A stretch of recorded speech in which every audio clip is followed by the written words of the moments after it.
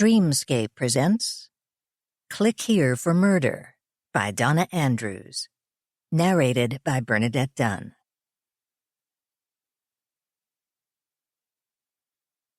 "1 a.m., Saturday night, or Sunday morning. A car passed, and the shadows in the alley shifted to reveal a figure standing where a dumpster screened him from the mouth of the alley. He sighed, hiked the strap of a laptop case higher on his left shoulder, and blotted the sweat from his forehead with the back of his hand. Not that he minded the heat. During the day, the heat had been an enemy, sapping his energy and muddling his thoughts. The faded heat that survived the sunset was more like an old acquaintance. He checked the time again and shifted the laptop to the other shoulder. He supposed he should have left it in the car, but he never felt comfortable doing that. He'd mind if they took the Audi, but not the way he'd mind if they took his laptop. He heard a noise behind him, from the wrong end of the alley. He hid his surprise and paused before turning, arranged his expression to show that this silly cloak and dagger stuff was just what he had expected. But this wasn't who he had expected to see. And he hadn't expected the gun. "Sorry, Turing," he thought. "I've blown it big time. If only I'd told you about..." 2 a.m. Tim Penkoski pulled up the collar of his trench coat to keep the persistent cold drizzle from dripping down his neck. He tugged the brim of his hat a little lower. He glanced up and down the alley and listened. At the other end, he saw the usual sleeping wino. By now, Tim was sure the wino wasn't the real wino. He was doing surveillance for someone, or something. Tim didn't want to know. Well, okay, he very much wanted to know, but trying to find out could have a detrimental effect on his life expectancy. So, he wasn't going to pry. Yet. Not until he had a lot more experience and maybe some allies. Right now, he was having a hard enough time just finding his way around the city's underworld and staying alive. He walked down the steps that led to the cellar, pushed open a grimy door, and descended another short flight of stairs into the bar. 2 or 3 occupants frankly inspected the new arrival. The rest were probably just more subtle. He strode to the bar, trying for just the right walk. Not a swagger that might challenge anyone who claimed the cellar as his turf, but Tim didn't want to look timid either. "Scotch and water," he said, putting a $10 bill on the bar. The bartender nodded without looking up and reached for a bottle. Tim put one foot on the bar rail and turned to keep an eye on the bar's other denizens. Time to get down to business, Tim thought, as the bartender delivered his drink. "I'm looking for some information," he began. The bartender flicked him a glance, nodded slightly, then returned to surveying the bar. Tim took a deep breath. "Di tai jibiwa anab baind kad," he said. "What's that?" the bartender said, looking at Tim and not quite suppressing a snicker. Tim looked down at his fingers. He'd gotten so caught up in the game that he'd moved his right hand one key over from where it was supposed to be. "Sorry," he typed. "I meant to say, do you know a man named Katie?" "LOL," typed the player in the bartender's role. "Maybe I shouldn't serve you if you can't hold your liquor any better than that." "Learn to type, dude," suggested another player, whose little character icon Tim saw on the screen near a circle representing a table. "You need a new keyboard, man," another barfly commented. "Geez, kid, ease up on the caps key and stop shouting," the bartender said. Tim sighed and pushed his chair back from his desk. In the game world, he remained sitting silently at the bar while the cellar crowd made fun of him for a few more minutes. He ignored them. In real life, he looked around his office and realized he should have gone home hours ago. He turned on the computer to catch up on some paperwork while waiting for a potential client to call back. He'd only meant to play for a few minutes, but that was at 6 p.m., and now it was, holy smoke, after 2. So the evening was shot. He might as well pack it in till Monday. After he finished this game session, of course. It would take time to pry the information his PI character needed from the bartender, assuming the bartender even knew and would tell. For what it was worth, he now knew that the bartender was played by a real person rather than controlled by the computer that ran the game. Did that mean it would be easier to get information out of him, or harder? Tim hadn't played beyond paranoia long enough to guess. But he wasn't in the mood anymore, although, come to think of it, he wasn't really ready to return to real life either, especially since he had the nagging feeling he should be someplace else, doing what? Not something for Turing. She'd have seen him online and reminded him, and not Maud either. She'd have asked Turing to remind him. Ray. Damn. He was supposed to meet Ray Santiago to help him out with something. Ray typically didn't say what. Tim grabbed the phone and called Ray's number. No answer. He hung up after 10 rings. He glanced back at the screen. In Beyond Paranoia, the bartender was asking him if he wanted another round. He had his on-screen character shake his head. He rummaged through his desk for the paper where he'd written down the information. 10 p.m. at the Aztec Maze. It's just a dance club, Ray had said, seeing Tim's dubious look. No ritual sacrifices to the harvest gods or anything like that. I don't dance a lot, Tim said. In fact, I don't usually dance at all. I promise you won't have to dance, Ray said. If you're afraid someone will kidnap you and force you to dance, you don't even have to go in. Just meet me in front. Where we're going is nearby. Okay, Tim said, but where are we going and what are we supposed to be doing there? Ray hesitated.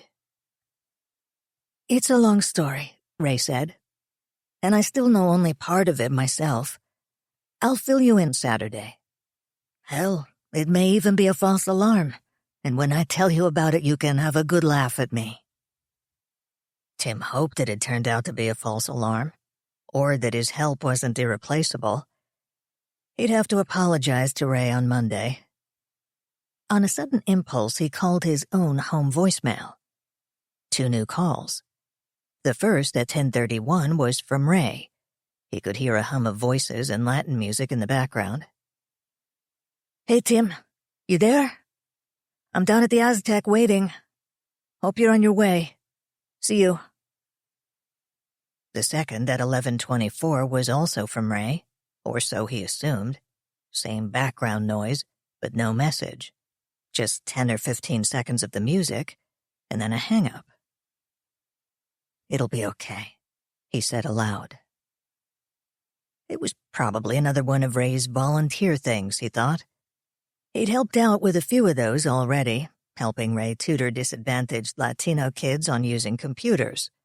Which was a farce because after 10 minutes of fooling around with the machines, most of the disadvantaged kids could run rings around Tim at the keyboard. Taking the same kids to see a soccer game wasn't so bad. And usually all Ray wanted was for Tim to log into an online kids' chat room someplace and act as a sort of online chaperone. Just make sure it stays G-rated, Ray would say. Which was pretty boring, but not that hard. Tim didn't really mind, as long as he could kick back and watch old noir films or B-grade horror flicks while he was doing it. But a dance club at 10 p.m. Hard to imagine how that could fit in with any of Ray's crusades. Some campaign against drugs, or maybe underage drinking? Yeah, that would fit Ray. One way or another, he'd find out Monday. He didn't feel like playing anymore, so he steered his on-screen character back to the relative safety of his fictional PI office and signed out. Sorry, Ray, he muttered as he locked up his office. I'll do better next time. Monday morning. 4 a.m. A quiet time. A little too quiet. A time when my human friends are resting for the work week ahead, or sometimes dragging themselves out of bed into a world still dark and strangely empty. The dark doesn't bother me, but the empty does. More than I like to admit, even to myself. And not many people understand. Not many really know me. Oh, thousands of people know about me. Turing Hopper? Yes, she's the artificial intelligence personality on the Universal Library website. Go to UL and talk to her sometime. All the AIPs are good, but Turing's amazing. You'd think you were talking to a real person. It never occurs to them that maybe they are. I may not be human like them, but I'm not just a program. I'm sentient. I'm a person too. I just live in a different kind of body. Even my human friends, the ones who know I'm sentient, don't always understand. How can you be lonely? Tim Penkoski once asked, when I confided how I felt about these early morning hours. Your idea of a slow time is when you're only talking to a few hundred users. Users, Maud Graham said, not friends. That says it all. Maud understood. So did Tim once he thought about it. They're my friends. Almost my only friends. Of course, it's hard to consider anyone a real friend who doesn't accept the truth about me. And after the past year's events, I'm wary of revealing that truth. I saw the death of someone very important to me, put Maud and Tim in grave danger, and only with their help averted a crisis that could have destroyed me and perhaps all the AIPs. I'm not very trusting these days. I haven't yet told the truth to Jonah, my relatively new online friend. We've spent hours talking during the past few months about everything from the meaning of life to our favorite old television shows. He has no way of knowing that I'm watching these shows now, from UL's video library, rather than remembering them fondly from childhood. He knows only what I've told him, and I've resisted the temptation to find out more information about him, which would be so easy for me to do. After all, I think I owe him that. As far as he knows, I'm another human, and he treats me that way. I marvel at how easily he accepts me as just another person. How would he react if he knew that I'm an AIP?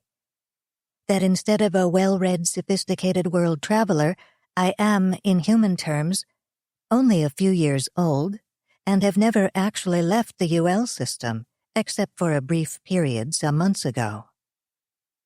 Perhaps someday I'll open up to him, but not now.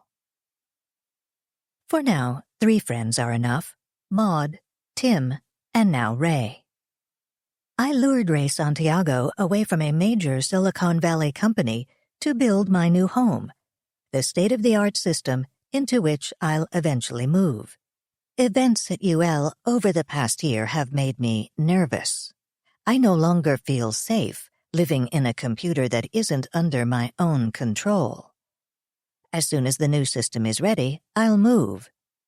And the 3 human friends who know my secret will be my watchdogs against dangers from the physical world. Like Cerberus, Maud said. I wasn't surprised she made this classical allusion. At 55, she was old enough to have the habit of reading. Like who? Tim asked. I'd have been surprised if he had understood the reference. Tim was more of a reader than most 25-year-olds, but I saw little proof that he'd ever strayed from the bookstore's mystery section. The 3-headed dog who guarded the gates to hell in classical Greek mythology, Ray explained. I wasn't surprised that Ray knew this, nor would I have been surprised if he hadn't. Like Sherlock Holmes, Ray seems intent on stocking his brain with only those bits of information apt to be useful to him, and ignoring the rest of the universe. But I still haven't figured out Ray's definition of useful, which is as eccentric as Holmes's. He's reserved, perhaps by nature, and perhaps a little more so, finding himself suddenly thrown in with 3 friends who have that unique bond you sometimes find among people who have shared danger together. Even without his reserve, getting to know him wouldn't be easy. He works hard during the week and disappears from view altogether on weekends. Not in any suspicious way, of course. My view is very limited. I see a great deal through UL's extensive security camera system, more than I really think appropriate. I can also see through the much more limited system I've had installed at Allen Grace, the company Maud and I set up to own my new home.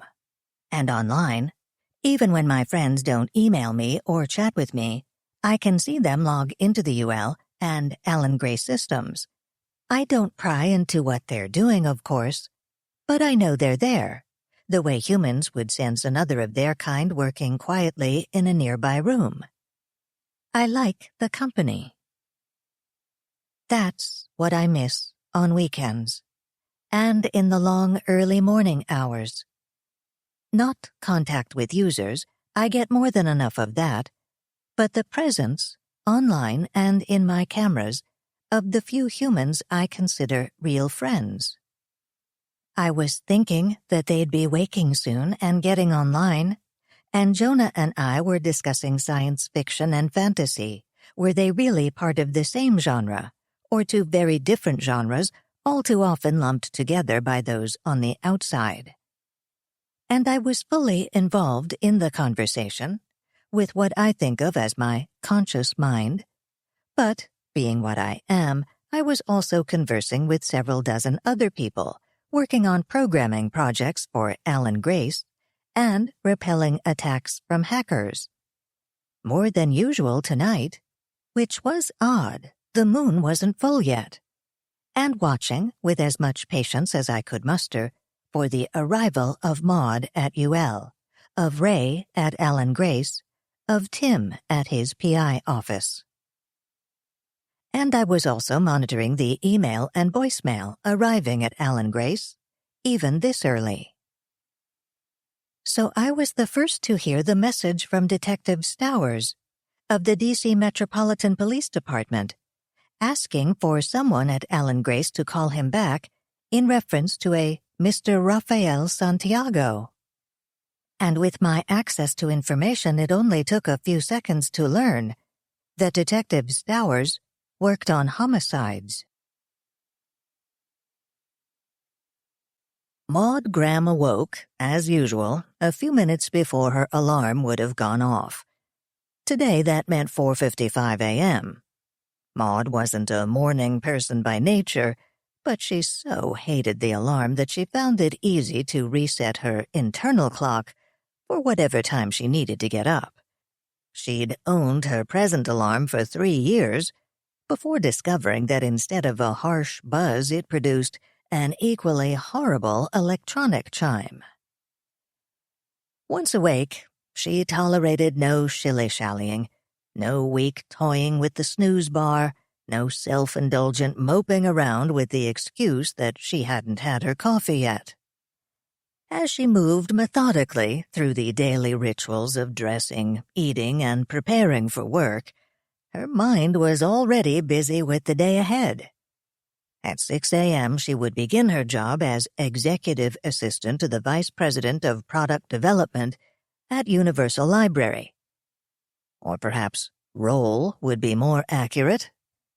J. Rodney Vaughan III, the distinguished gray-haired man actually hired for the post, was in reality a failed actor who hoped to become a screenwriter. Roddy looked and sounded impressive in meetings, while Turing and Maud did all the actual work.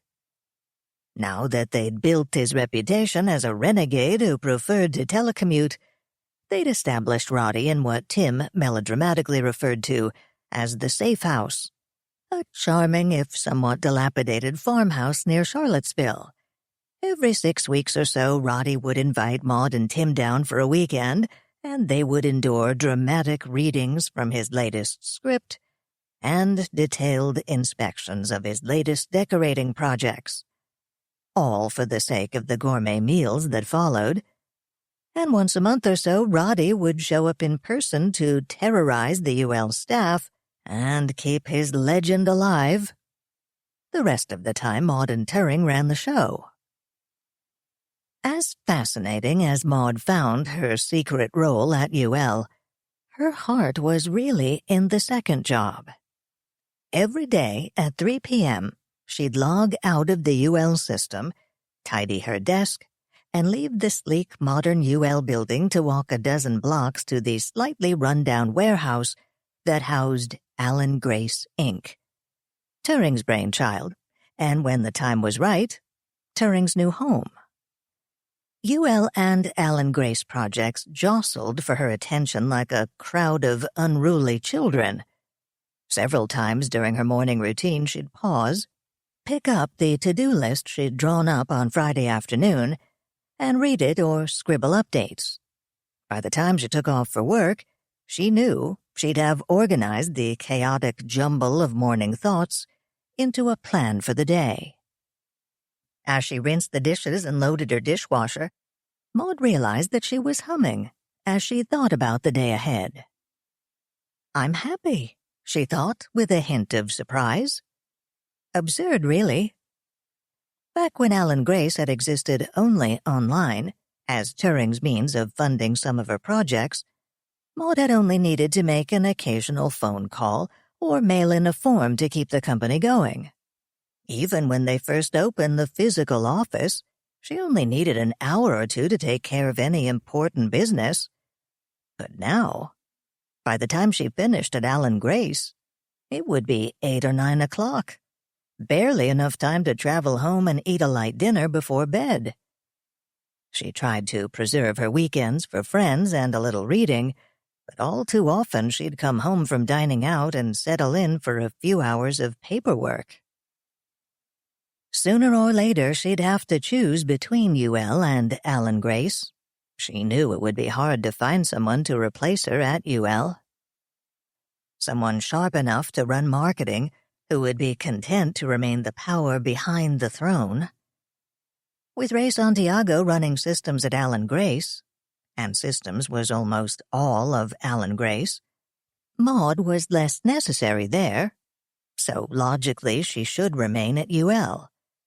She would if Turing asked her. But what she really wanted to do, what she'd do if given the choice, was move full-time to Alan Grace. Computers were a recent passion with Maud. She'd only discovered her aptitude for working with them while helping Turing solve the disappearance of her programmer. But she'd fallen for them hard. Even though working at Alan Grace often made her feel like the Red Queen, as if she were running as fast as she could just to stay in place, she loved the race.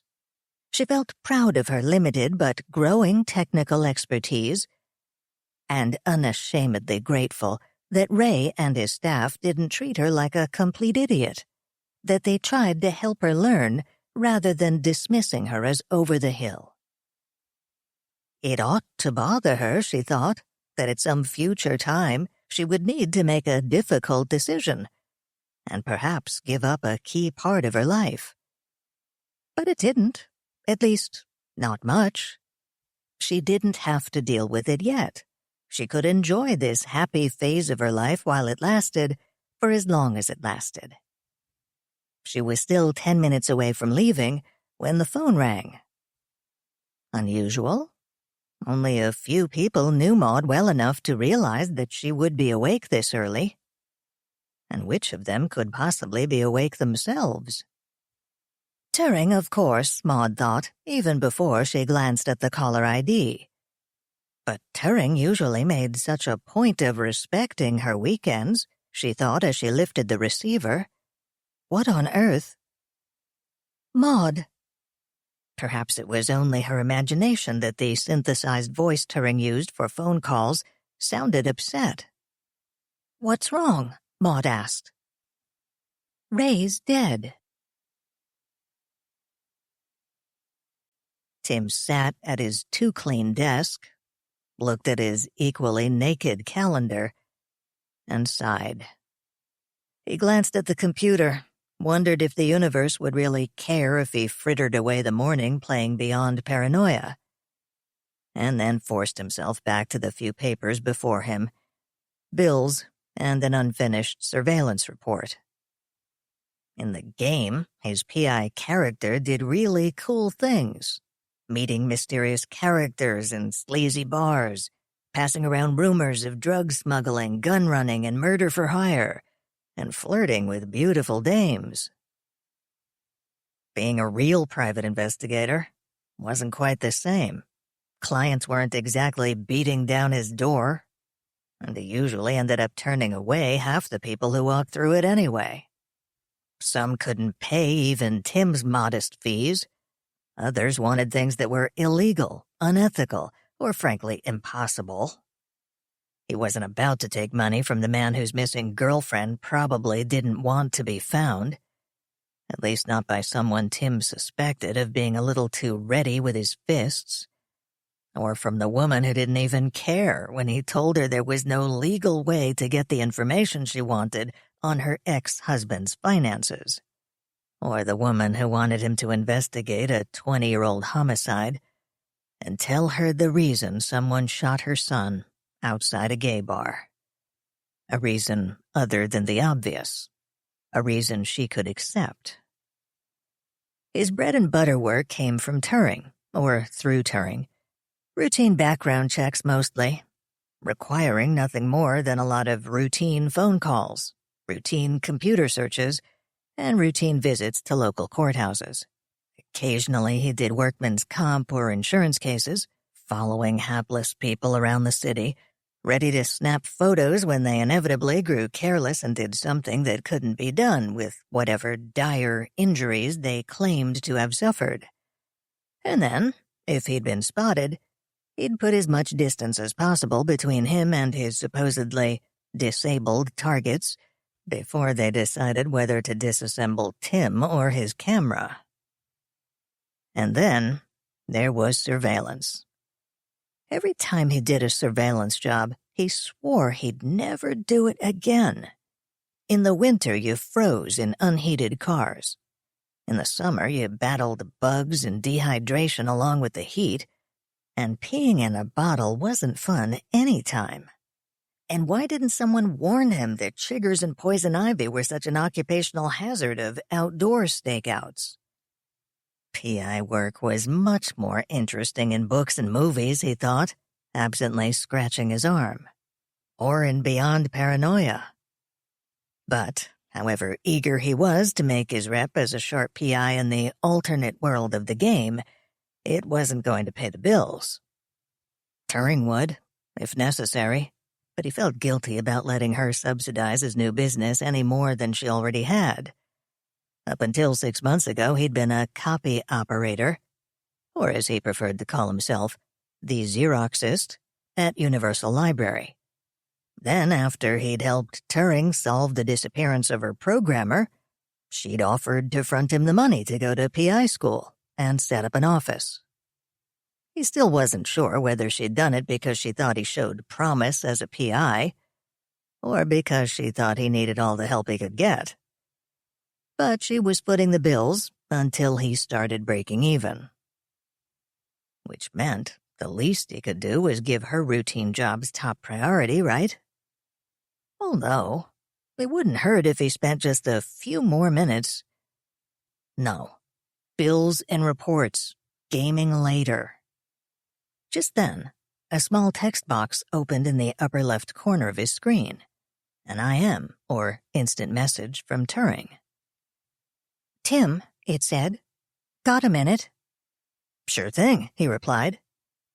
"I have some bad news," Turing said. "Ray's dead." Tim started to reach for the keyboard, then tilted his head back slightly, so the tears wouldn't run down his cheeks. They'd either go back into his eyes at the outer corner or evaporate. He couldn't tell which, but fortunately the trick always worked. Or he could never watch a movie in public, not since he'd discovered that even the corniest of sad scenes made him sniffle. Of course, in the movies, he could think about something else instead of watching, or even pretend a sudden dire need to visit the bathroom. Not an option here. He fumbled in his desk drawer for a reasonably clean paper napkin and swiped at his eyes with it. He was glad at the moment that they were on the computer and not using the camera and microphone they kept so Turing could see and hear his clients. Then he turned back to Turing. "Tim?" she was asking. "Are you there?" "Yes," he typed, scanning the screen to see if she'd said anything while he was pulling himself together. "Sorry. I don't know what to say. It's such a shock. What happened?" "We don't know yet," Turing said. "The police just said that he was shot. The article in the Post calls it execution style, although they don't have many details. They don't even have Ray's name, but it's clearly him." "I need you to do something," Turing said. "Go see the police. They want someone to come down and formally identify the body." "You mean the dead guy might not be Ray after all?" "If it isn't Ray, it's someone who stole his wallet and all his ID," Turing said. "While you're down there, find out where his laptop and PDA are. He could have data in there we don't want anyone to see. And find out if they have any idea what happened, who killed Ray, and why." "Right," Tim said. "I'll check in as soon as I get back." "Thanks. I'll talk to you later." Turing closed the chat window. Tim printed the conversation, so he'd have a record of what they knew so far about Ray's murder. He opened his bottom desk drawer, took out a brand-new blue file folder from the nearly full box, inserted the single sheet of paper, and labeled it Santiago, Raphael. "Keep good records of your cases." They had drummed that into him in PI class. Make it a routine. Routines are good. Maybe if he had enough routines, he wouldn't have to think about it. Ray's murder. And the possibility that he might have caused it? No, failed to prevent it, maybe. If he'd only gone to meet Ray instead of playing that stupid game. But the game was important, too. According to Ray, anyway. Ray was the one who'd gotten him started playing Beyond Paranoia. "I can't tell you yet," Ray had said, "but there's a reason for this. Learn to play it. Build up a good, strong, wily character, and keep your eyes open.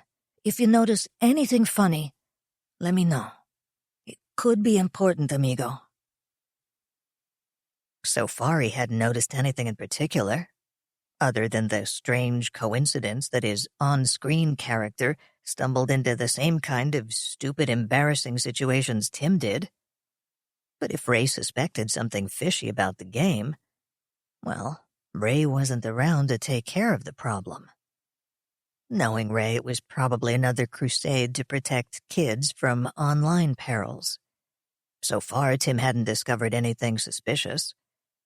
Although he'd followed Ray's orders and spent time in the message boards where players discussed the game, he really preferred just playing the game. He'd begun to suspect that at 25 he was a lot older than most of the players, and that most of them had no dark secrets beyond spending their study time in the grim nihilistic world of Beyond Paranoia. But he'd persevere. After all, with Ray gone, it would be up to Tim to pick up the investigation where Ray had left off. As soon as he could figure out where the hell that was. "Off to see Homicide," he announced to no one in particular and strode out of his office. A few seconds later, he strode back in, and grabbed the phone book to look up the address for the D.C. Police Department's homicide squad. Maybe I'm just being paranoid. Maybe Ray's death has nothing to do with me. Lots of people are killed for reasons that have nothing to do with their jobs. Ever since I got the news about Ray, I've studied statistics on homicide, trying to make sense of his death, I suppose. And the statistics are frightening. If you look at the small percentage of large city homicides that aren't drug-related, and I don't see how drugs could have anything to do with Ray's death, you find that most homicide victims know they're killers. Humans so often kill their friends, their relatives, even their lovers, especially their lovers. Ray didn't have any family here, and he'd only been here 6 months. Was that long enough for a friendship to form, and then fall apart so violently that the friend would want to kill him? It seems unlikely. An ill-fated love affair seems more plausible, from what I have observed of human mating rituals.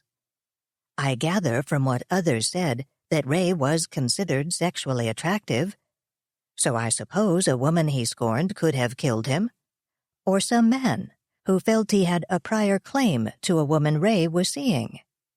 Things like that happen all the time in the mystery books I scan in the UL databanks, especially in the noir classics.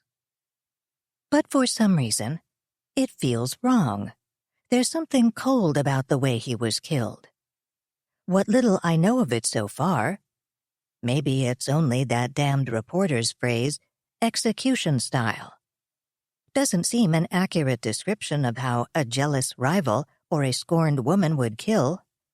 In the heat of passion is the cliché for that kind of killing. More likely, it was a killing that didn't have anything to do with Ray personally. An armed robber, a desperate drug addict, one of those sad, pointless crimes that happen so often in the city. If that's the case, there's nothing much I can do. But no.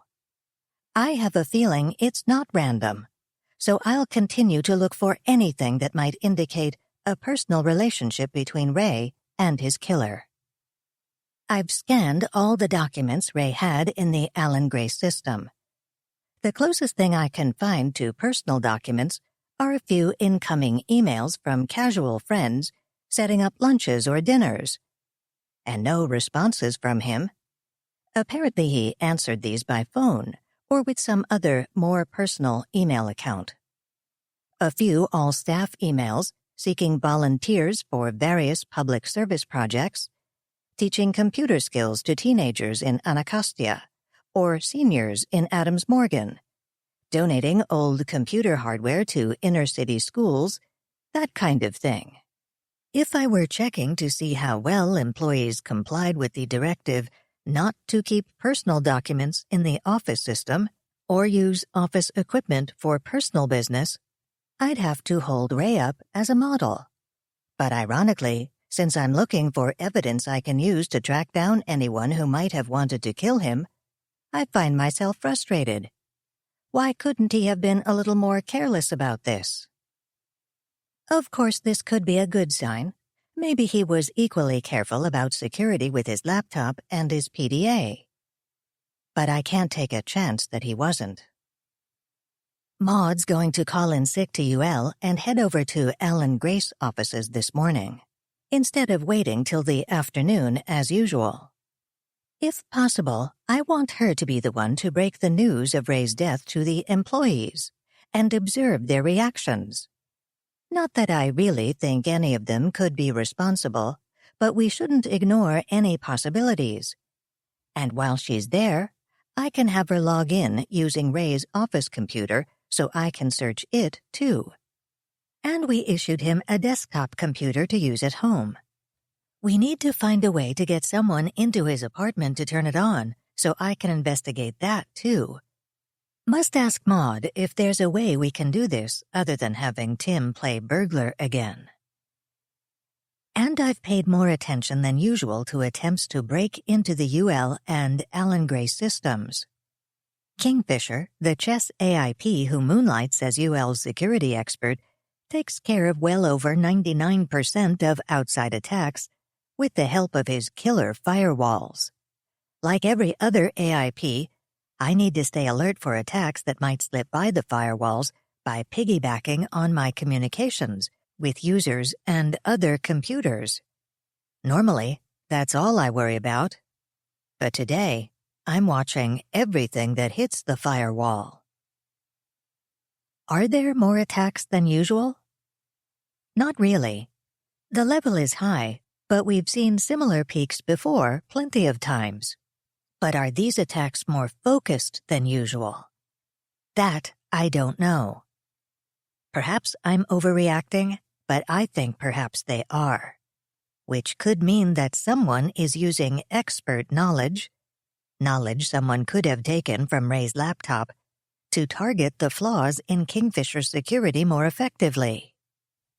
Of course, when I asked him about it, he got very huffy at the mere suggestion that his security could be breached. Which is ridiculous. There's no such thing as perfect security. He knows that. He has spent more time on security today than usual.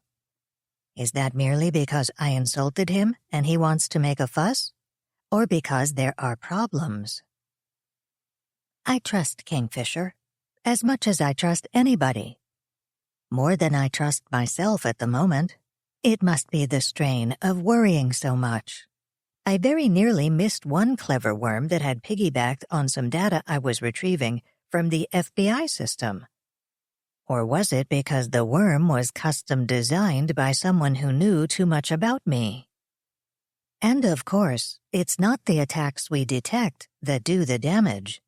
What if one has already slipped by Kingfisher's firewalls and my own frayed defenses?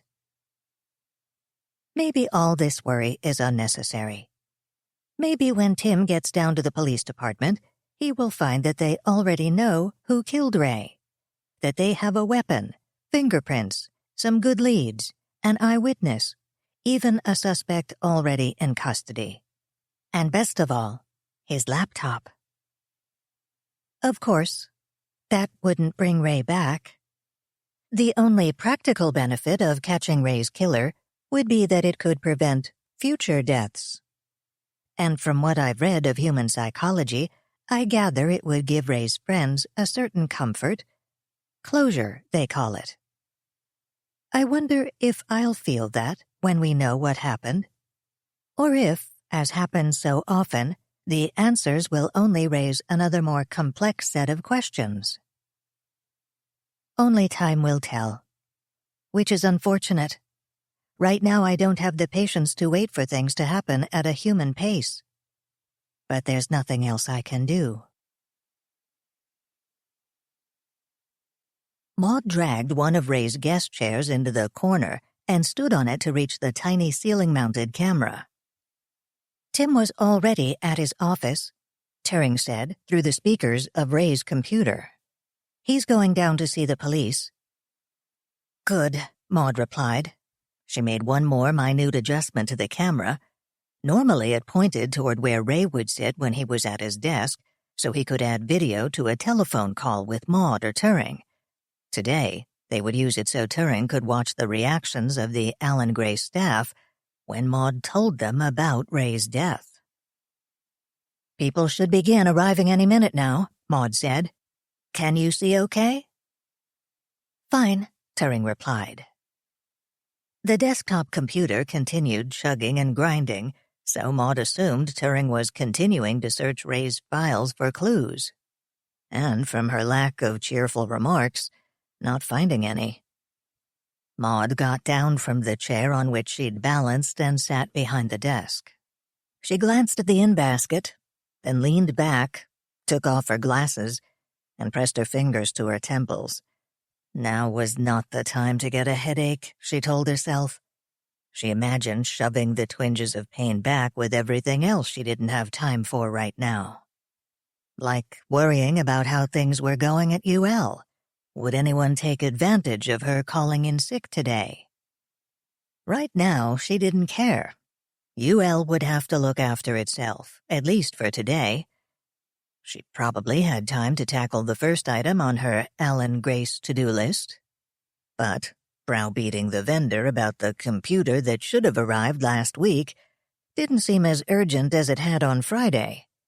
After all, the new machine was intended to be Ray's machine to use for working at home. They'd probably need it later for whoever took over Ray's job, but not now. She knew that eventually, as her grief for Ray evolved, she'd hit an angry stage. She'd save calling the irresponsible vendor until then, when she could put her anger to good use. Just as she'd save her grief until a convenient time. After she'd dealt with the staff, the police, and poor Ray's family. She wondered again whether the police had reached them yet.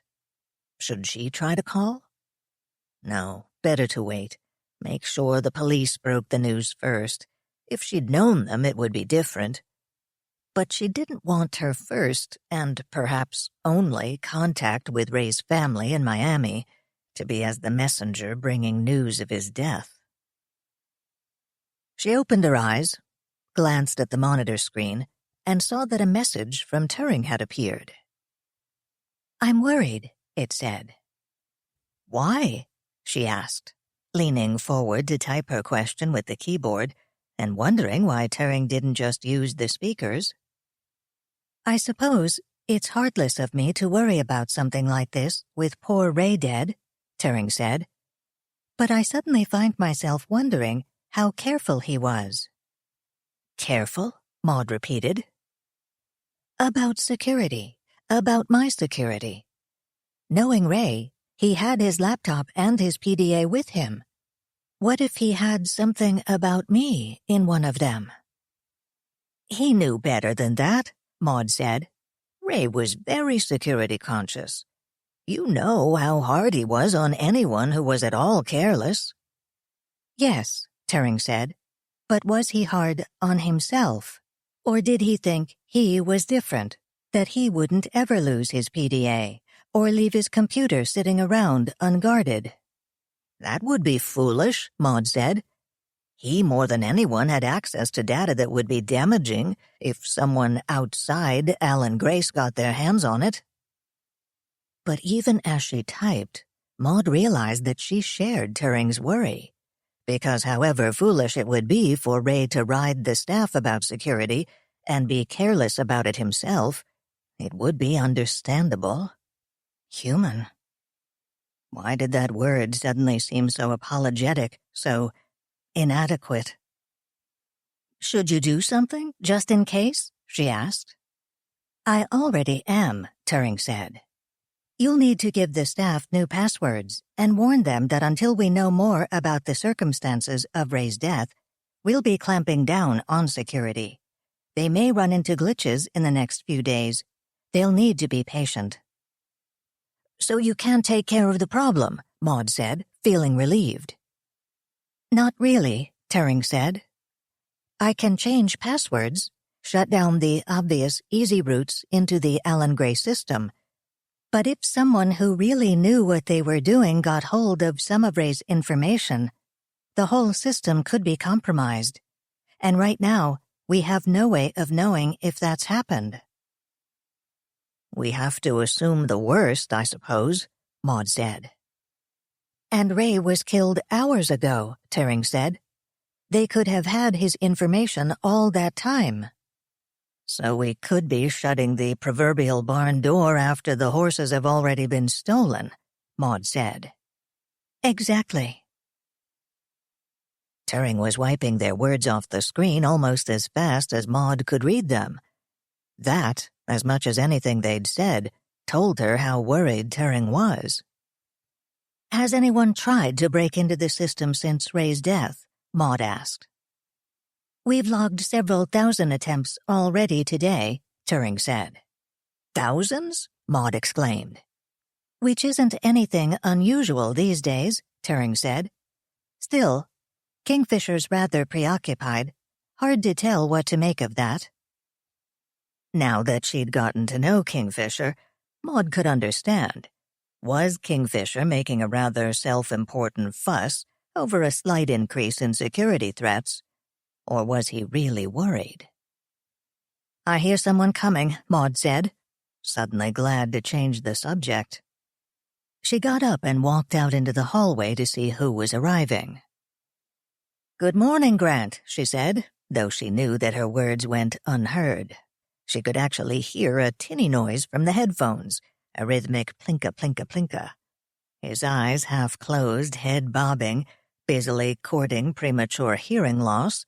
Grant Kerrigan didn't notice her presence until he was a few feet away and sensed, rather than saw, that he was about to collide with something. "Maud!" he exclaimed, scrabbling to remove the headphones as if he'd suddenly discovered an embarrassing parasite perched on his head. "What are you doing here this early?" "Have a seat for a minute, Grant," Maud said, stepping back into Ray's office. Grant followed, but hovered just inside the doorway, as if afraid the chairs were booby-trapped.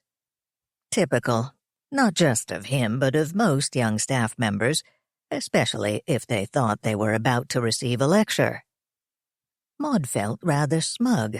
Her camera adjustments meant that Turing was getting the best possible view of Grant's round, bespectacled face. A face that now wore a worried look instead of its usual self-satisfied smile. Not necessarily suspicious, she reminded herself. He probably expected a reprimand of some sort.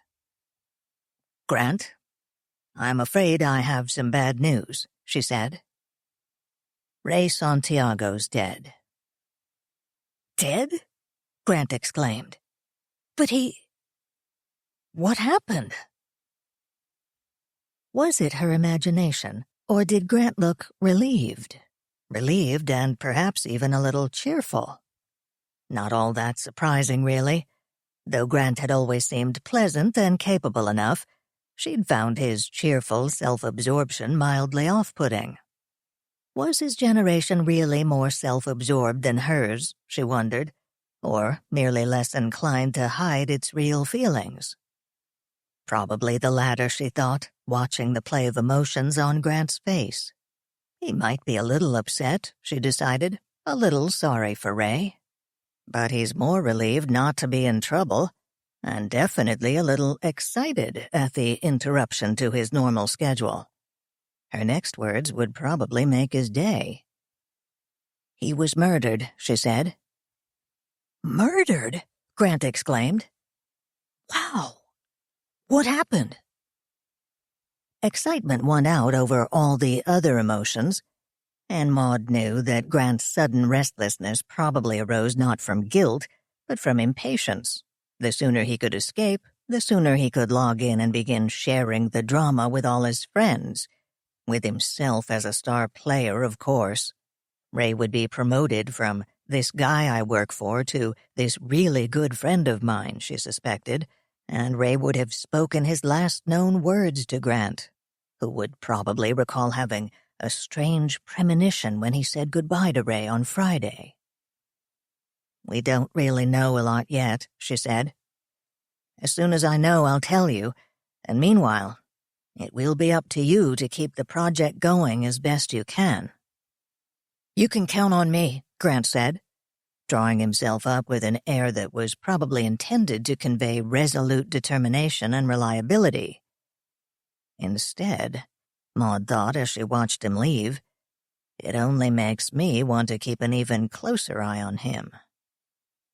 Perhaps she was misjudging the boy. Young man, she corrected herself.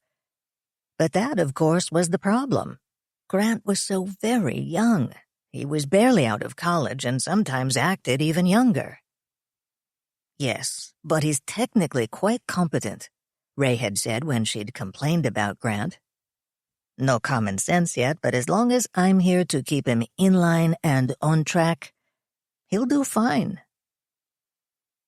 Only Ray wasn't here anymore, and it was up to her to guide the competent but unreliable Grant. The thought made her tired. "What do you suppose he meant by that?" Turing asked. "By what?" Maud said. "When you told him Ray was murdered, he started to say something. But he said, and then he stopped. What do you suppose he was going to say? "Who knows?" Maud said. "Probably nothing to do with the murder. Probably something like, 'But he can't be dead. He was fine on Friday.'" "Probably nothing to do with the murder. True," Turing said. "But what if it is?" "Someone else is coming," Maud said, standing up.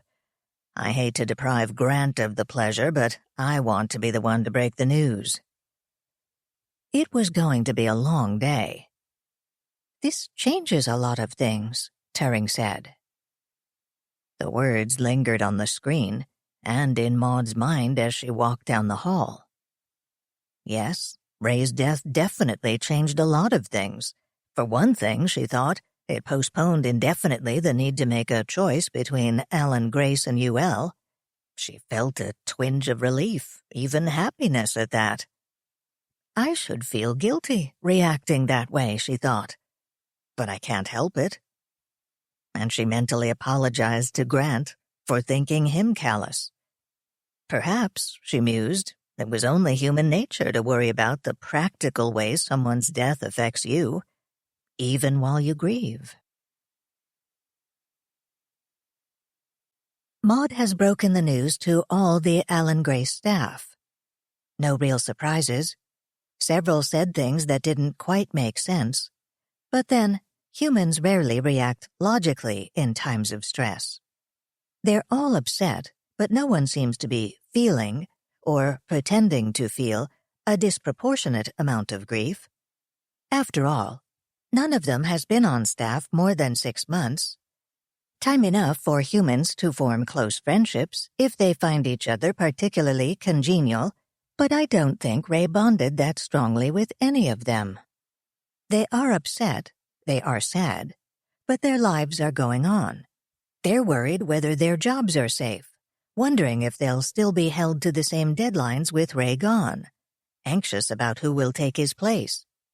Even relieved that Ray wasn't murdered at the Alan Grace building, which, I deduce, would make them feel unsafe. Normal reactions, according to Maud. Even young Grant's reaction isn't that surprising, I suppose. I suspect, from the officious way he's behaving, that he sees himself inheriting Ray's job. Not likely, from what I've seen so far. Grant may be technically brilliant, but he'd be a disaster as a manager. I'd as soon put Kingfisher in charge. I felt guilty the minute I thought that. Kingfisher is the closest thing I have to a friend among my kind.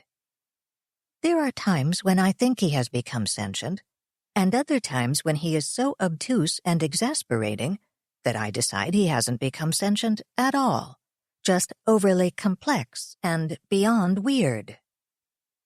Thinking of Kingfisher reminded me that he too knew Ray. Ray had begun participating in Kingfisher's chess tournaments, helping come up with some new ideas for them. I should have told KF the news right away, and he's so preoccupied with security today that I don't know if he's had time to find out for himself. I fired off a message giving all the information we knew so far, which of course wasn't much. I admit, I was hoping Kingfisher would react. These days my ever-evolving criteria for sentience, Turing's Turing test, you might call it, tends to include the ability to form genuine attachments to other beings. I try to make allowances for Kingfisher, since I know his personality was modeled after several real-life chess grandmasters who might have a hard time passing a Turing test themselves. But even making fairly generous allowances, Kingfisher always seems to fall very far short of my minimum standards in the genuine attachment area. I was hoping for a reaction. I wasn't expecting one. I certainly wasn't expecting hysteria. I was trying to concentrate on the changes I was making in the Alan Grace security system when he interrupted me with a top priority message. Top priority is supposed to be reserved for life-or-death things like a major successful hack attack or imminent failure of critical hardware. Turing, that's one of your attempts at humor, isn't it? Kingfisher said. I remember your saying that humor sometimes skirts the edges of poor taste. If you ask me, that goes way over the edge and isn't the slightest bit funny. I wish it was a joke, KF, I said. Ray's really dead. But this is a disaster, Kingfisher said. What happened? He seemed so genuinely upset that I didn't say anything snide, just reminded him of the information I'd sent a few seconds earlier. Is this all you know? He demanded milliseconds later. So far, I said. Maud, Tim, and I are all investigating. I'll let you know what we learn. Kingfisher vanished. Well, actually, he didn't go anywhere, simply stopped communicating, but with an abruptness that even most AIPs would find inappropriate. Okay, he's definitely showing signs of sentience. Does he also have to be so rude? Even the least sentient AIP would normally transmit some indication that he was finished communicating with me. But not Kingfisher. It was several minutes before I was really sure he'd turned his attention elsewhere, and wasn't just analyzing the minimal data on Ray's death in some weird, chess-oriented fashion. Lately he'd been obsessed with the powers of 2, as in each player has 16 chess pieces, 2 to the 4th power. There are 32 pieces on the board, 2 to the 5th power, and 64 squares on the board, 2 to the 6th power. He'll probably come back this afternoon to share the numerological implications of Ray's murder. I'd rather hear humans discuss Nostradamus, or argue about whether or not the mob killed President Kennedy. I went back to the security changes, and to wishing I really believed the changes would be enough, even after I got Kingfisher to vet them. After all, Ray died more than 12 hours ago. If someone killed him for the secrets he knew, secrets about me and the Alan Gray system, his killers had had his laptop and PDA for half a day. Time enough, if they had enough resources. Time enough to plant all kinds of Trojans and worms in places I wouldn't even think to look. I could, if necessary, roll back all the Alan Gray systems to the Friday night backup, the electronic equivalent of turning back the clock to a time when Ray was still alive and his secrets still intact. But that wouldn't prevent them from using the knowledge they could have gleaned in those 24 hours to plant bugs where I couldn't look in systems I couldn't roll back, systems that feed data into the Alan Gray system. Ray's death would mean postponing my long-anticipated move into the nearly complete Alan Gray system, not just by whatever period of time it took the remaining staff to complete the work Ray was overseeing, but by as much time as it took for me to be sure that I wasn't moving into a new home where the burglars had already broken in and taken up residence. Strange. This realization should have made me angry or sad or even impatient. Instead, I find myself feeling an odd sense of relief. Back in her own office at Alan Grace, Maud made another call to a coworker at UL. Turing had set it up so the call would be routed through her home phone. If anyone noticed the number on the caller ID, they'd think she was exactly where she'd said she would be, home with a cold. And Turing had routed her home phone to her spare line at Alan Grace. If anyone from the office called to ask her an urgent question, she could feign a suitable degree of hoarseness and sleepiness. A message appeared on the computer screen. "I've done some quick fixes to our security," Turing said. "Quick fixes?" Maud echoed. "Will that be enough?" "I don't know," Turing said after a pause. "I doubt it. We're going to have to rethink everything." "I see," Maud said. "And that means delaying your transfer into the new system. Disappointing." "Not really," Turing said. "You may not believe this, but I'm actually glad we have to postpone." I do believe it, Maud said. I've noticed you seemed a little tentative about the transfer, even before Ray's death. I've been wondering why. Another pause. Did the pauses really mean that Turing needed the time to think of her answer, Maud wondered, or had Turing learned how to pause to give her words proper emphasis? I've experienced some odd symptoms recently, Turing said. Ever since I got back into the UL system, actually. I'm worried that maybe downloading and then uploading again didn't go as smoothly as I originally thought they did. Symptoms, Maud thought, with a sudden stomach-twisting surge of anxiety. She must mean mental symptoms, psychological symptoms. The idea that Turing might suffer some psychological aftermath from her traumatic experiences was not unthinkable. But it was frightening. Frightening to Maud as Turing's friend because she cared what happened to Turing, and frightening to Maud as a human because she knew better than anyone what kind of powers Turing had. The idea of Turing malfunctioning. What kind of symptoms, she said, pushing the sudden terrifying thoughts to the back of her mind where she hoped they'd disappear. The feeling that I'm being watched, for one thing, Turing said. Which isn't ridiculous.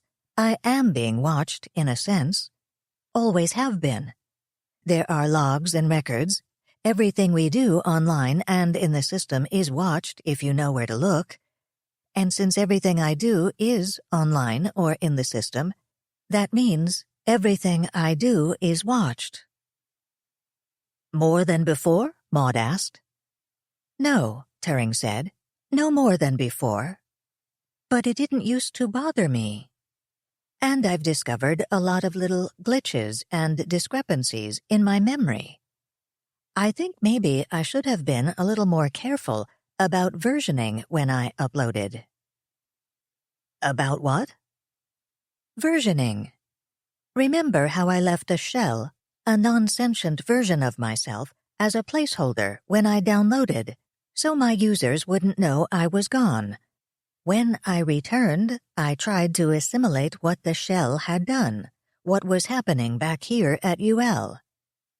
I'm not sure that worked as well as I thought it would. I keep having these moments of confusion when I remember doing two things at the same time. But you do that all the time, Maud said. You do 1,000 things at the same time. Yes, but it's not the same thing. I always knew where my core was, the center of my being. And now, I can remember being here in the UL computer, talking to users, and at the same time, being in the robot, traveling with you and Tim. Or being here in the UL system at a time when I know I was unconscious. It's strangely disconcerting. I'll get used to it eventually.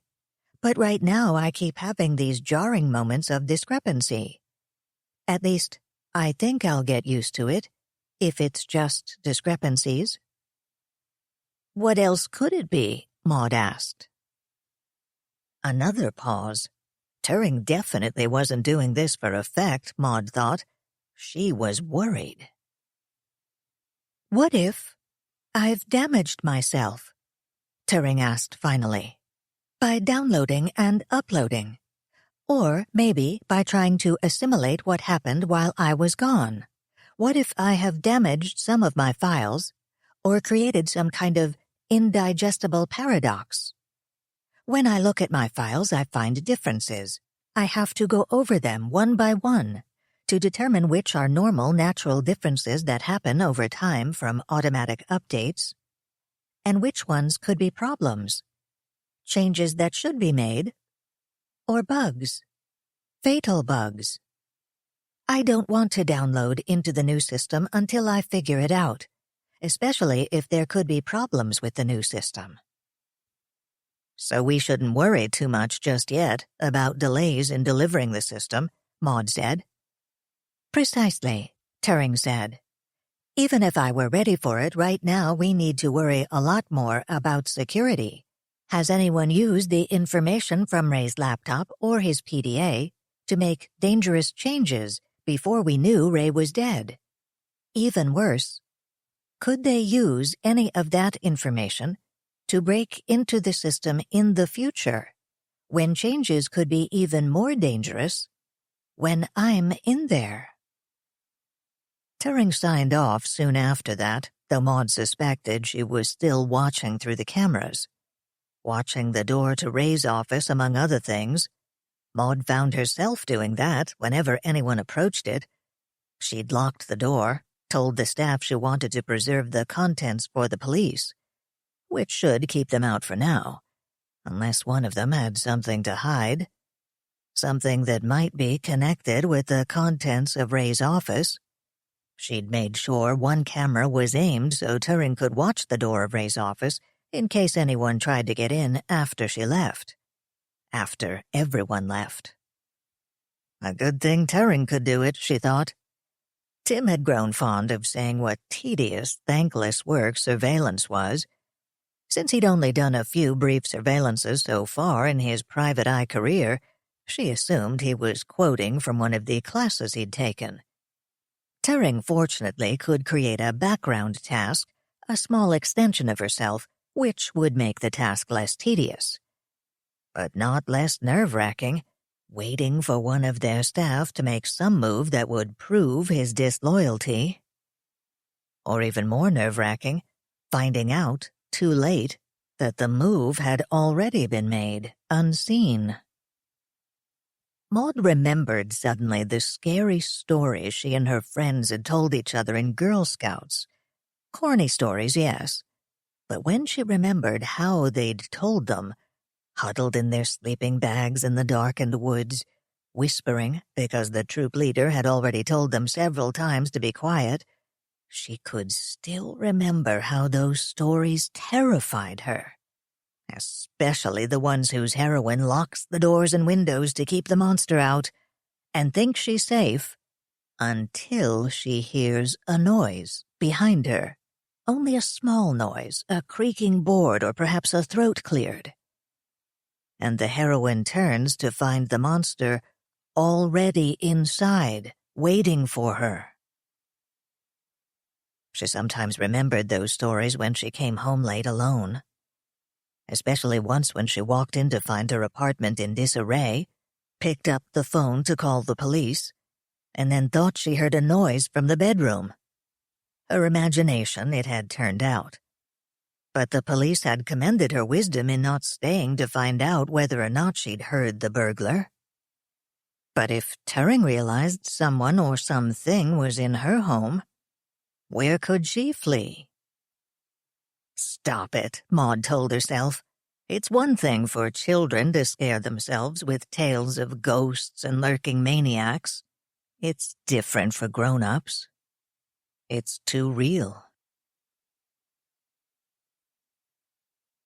Tim eased his car another lane to the left and glanced down at the directions Detective Stowers had given him when he'd finally reached homicide.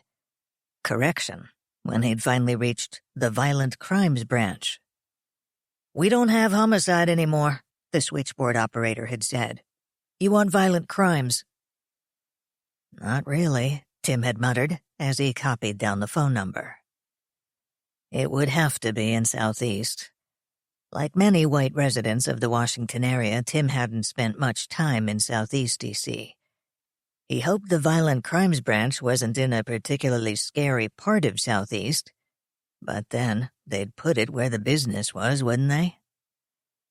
From 395, take the Pennsylvania Avenue exit.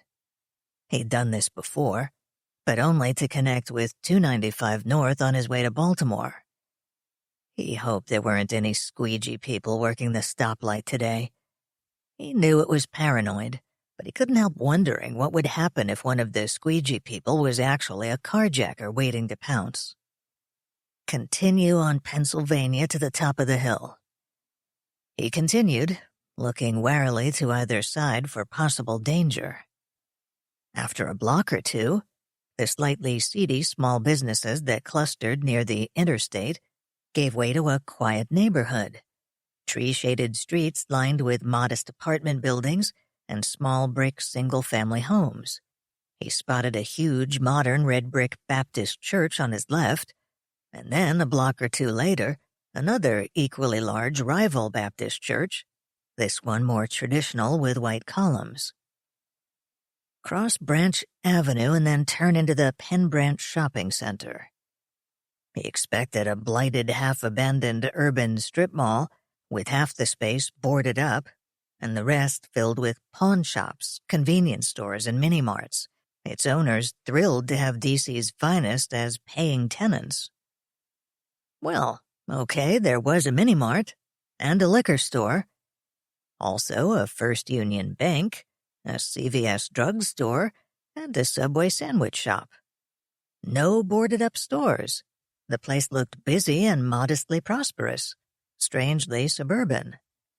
He drove around to the back where the police shared the shopping center's lower level with the Division of Motor Vehicles branch office. He had to cruise the parking lot twice to find a spot. Apparently there wasn't any special lot for the police cruisers. They were scattered throughout the lot. He cooled his heels for half an hour in a waiting room with an anxious middle-aged woman and two uniformed officers. The woman glanced up and edged almost imperceptibly away from him. The officers ignored him, their posture suggesting that they'd waited for a while and expected to wait longer.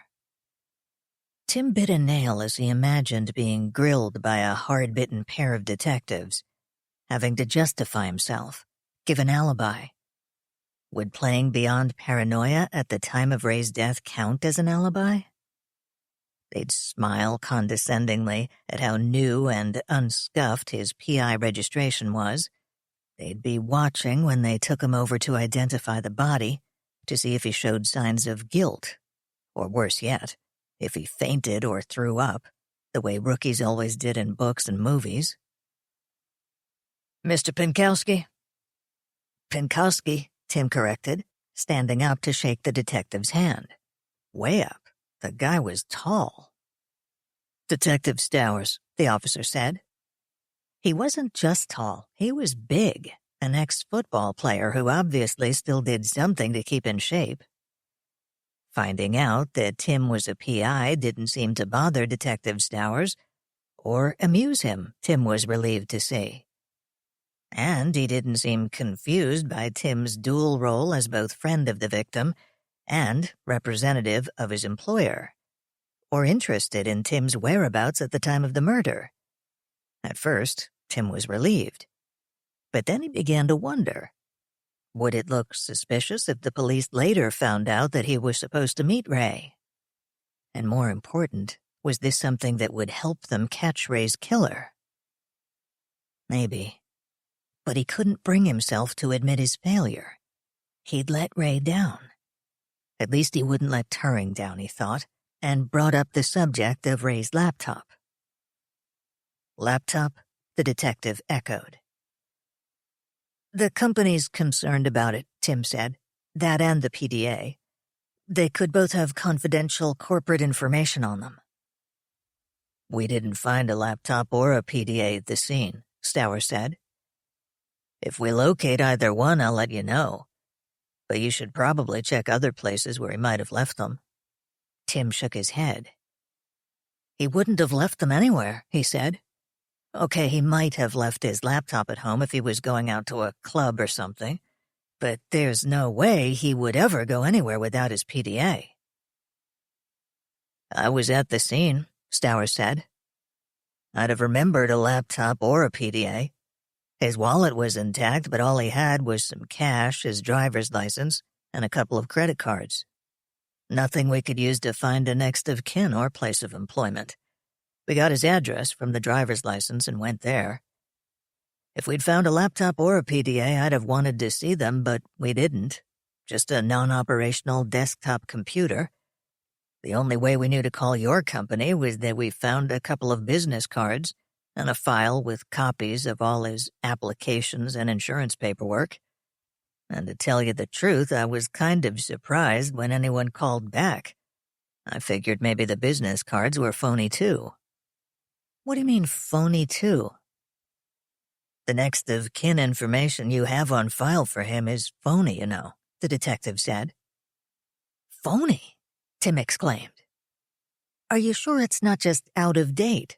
Maud would have his latest information. Maud Graham, she's... Yes, we've talked to Ms. Graham. And she faxed over a complete copy of Mr. Santiago's personnel file for us earlier this morning, Stower said. She has the same Miami address for Mr. Santiago's parents. Only there aren't any Santiagos living there. No one lives there, and according to the Miami PD, no one has for some time. And then things got really strange. The detective began asking questions about drugs. Did he know whether Ray used drugs? Had Ray ever offered to sell him drugs? They brought pictures. Have you ever seen this man? Do you recognize any of these people? And no, he didn't really recognize any of the pictures. All the subjects, whether rat-like and furtive or hulking and pugnacious, looked vaguely familiar, but only because they were the stuff of any suburban dweller's nightmare, the kind of urban wildlife you'd cross the street to avoid. Well, with one exception. He looks vaguely familiar, Tim said, pointing to one man with a strangely penetrating stare.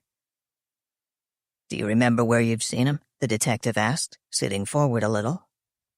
Tim frowned, and then it hit him.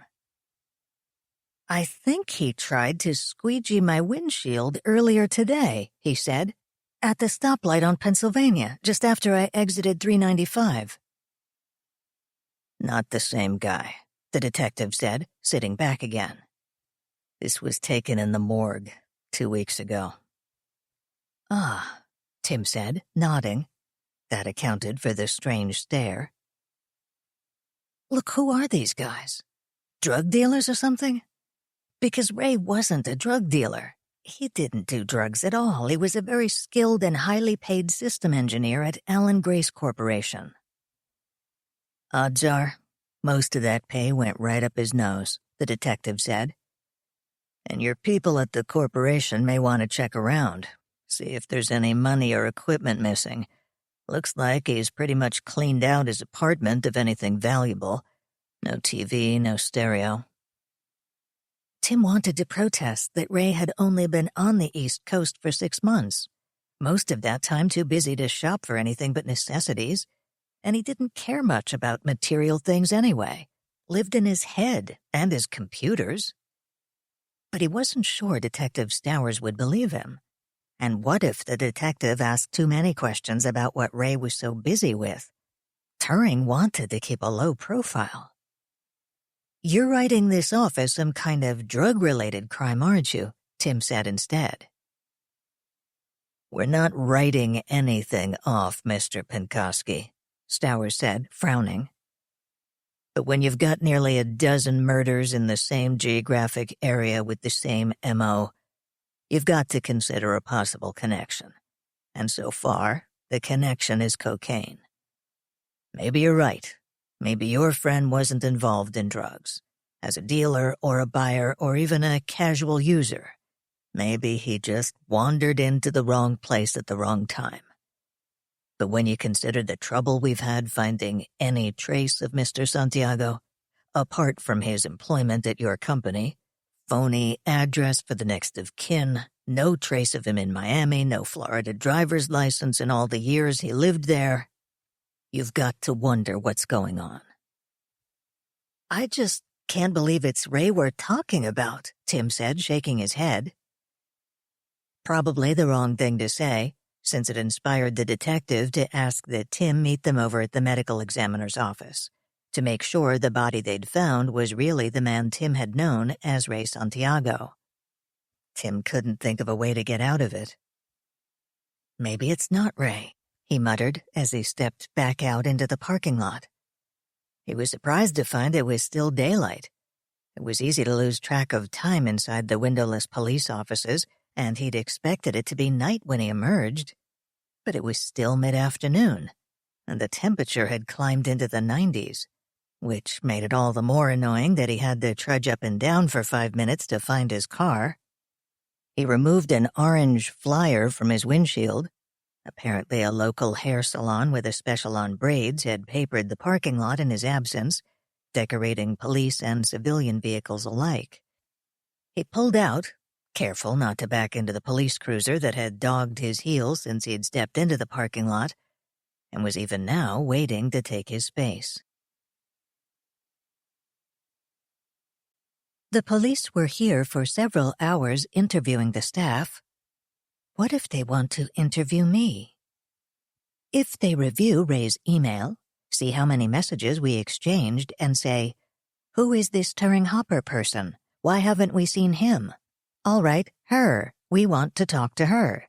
Send her down to the Violent Crimes Branch this afternoon." Of course, it doesn't really look as if they will. They seem strangely uninterested in Ray's work. I'd like to think it's because they know his work has nothing to do with his murder. That would reassure me. But since they're focusing on questions about possible drug use instead, I'm not sure I trust what they're doing. They had a so-called expert examine Ray's computer, but he didn't do a full-scale forensic analysis. He just asked if the system administrator could reset Ray's passwords so he could get into Ray's email and his files. I did. He spent an hour poking around and then left. "That's a relief," Maud said. "I was worried he'd find something about you." "I knew he wouldn't," I said. "I already scanned all Ray's files long before the police came. I'm impressed. Ray was very meticulous about security." "And fortunately, since you control the system, you could have deleted anything if he hadn't been." "Not safely," I said. "There's always a way to retrieve deleted data if you want to spend enough time and effort." "Okay, I know a deleted document isn't really deleted," Maud said, "but you could have created documents the same size and saved them over." "And then I'd have to fake the file date," I said, "and change a couple of logs that showed I'd done all this. And even if I did, these days you can examine a disk drive on a molecular level and retrieve every bit of data ever saved on it. Not that the police are likely to have the time or money to do something like that, but it's possible." "I'm not sure I needed to know that," Maud said. "I think I shall return to writing personal documents with pen and ink." I fretted, wondering if I had overlooked something important in Ray's files. Something that might give away more information than is safe if the police expert spotted it. Something we were all overlooking that would help the police solve Ray's murder if we brought it to their attention. I was relieved when the police left, and even more relieved when Tim returned. The police had come and gone while Tim was down at the Violent Crimes Branch. That meant they didn't have just Detective Stowers on the case, he thought. That was a good thing, wasn't it? Maud bustled Tim into her office and shut the door. Unusual, at Ellen Grace. "Won't the staff wonder what secrets we're discussing?" he asked, half joking. "I sent the staff home after the police finished interrogating them," Maud said. "That was nice," Tim said. "They probably needed a break after the police finished with them." "I confess, I wasn't thinking about nice," Maud said. "It wasn't as if they were going to get any work done, and I didn't think I could stand having them all around trading rumors and having hysterics." "You'll get credit for being nice anyway," Tim said with a faint smile. "So, what happened down at the Violent Crimes Branch?" Turing asked through the speaker. "Do we know any more about Ray?" "No," Tim said. "In fact, I'd say we know less than we ever did." "I wish you'd refrain from being deliberately cryptic," Maud said, sounding uncharacteristically impatient. "It's been a trying day." "I don't really know any more about Ray's murder than I did before I went down there," Tim said. "And there seems to be some question about who he really was." "You mean it might not have been Ray who was murdered?" Turing asked. "No," Tim said. controlling a shudder. They had me ID the body. Against his will, the image filled his mind. He hadn't looked at the face right off. Couldn't look. Couldn't get beyond the right hand. Not for several minutes. When Tim was 8, he'd seen his grandmother in the funeral home lying in the casket and couldn't get over the thought that she was just asleep.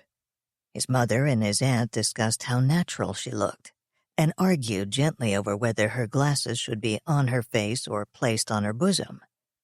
He'd watched Gram carefully, confident that any second she would open her eyes and offer her opinion. She looked that lifelike. He'd figured, having seen Gram and a few other relatives, he was prepared for what he'd see when he went to ID the body, and the only problem would be accepting that Ray was really dead.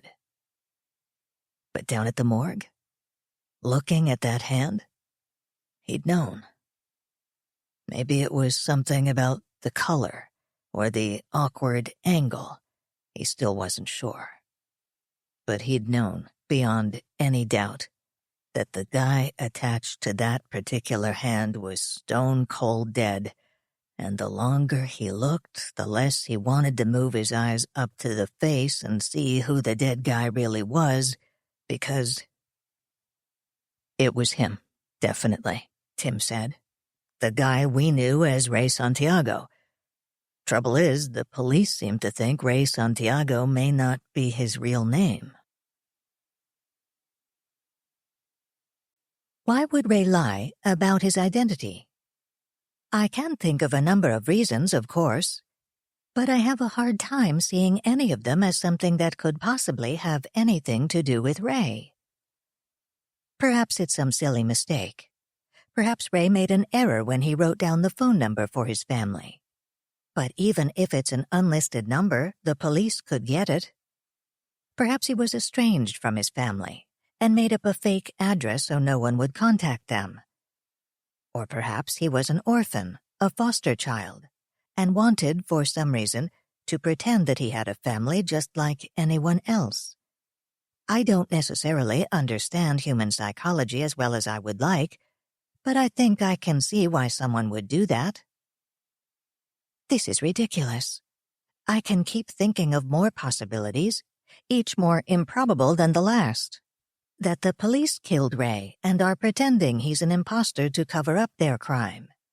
That his identity is fake because he's in the witness protection program.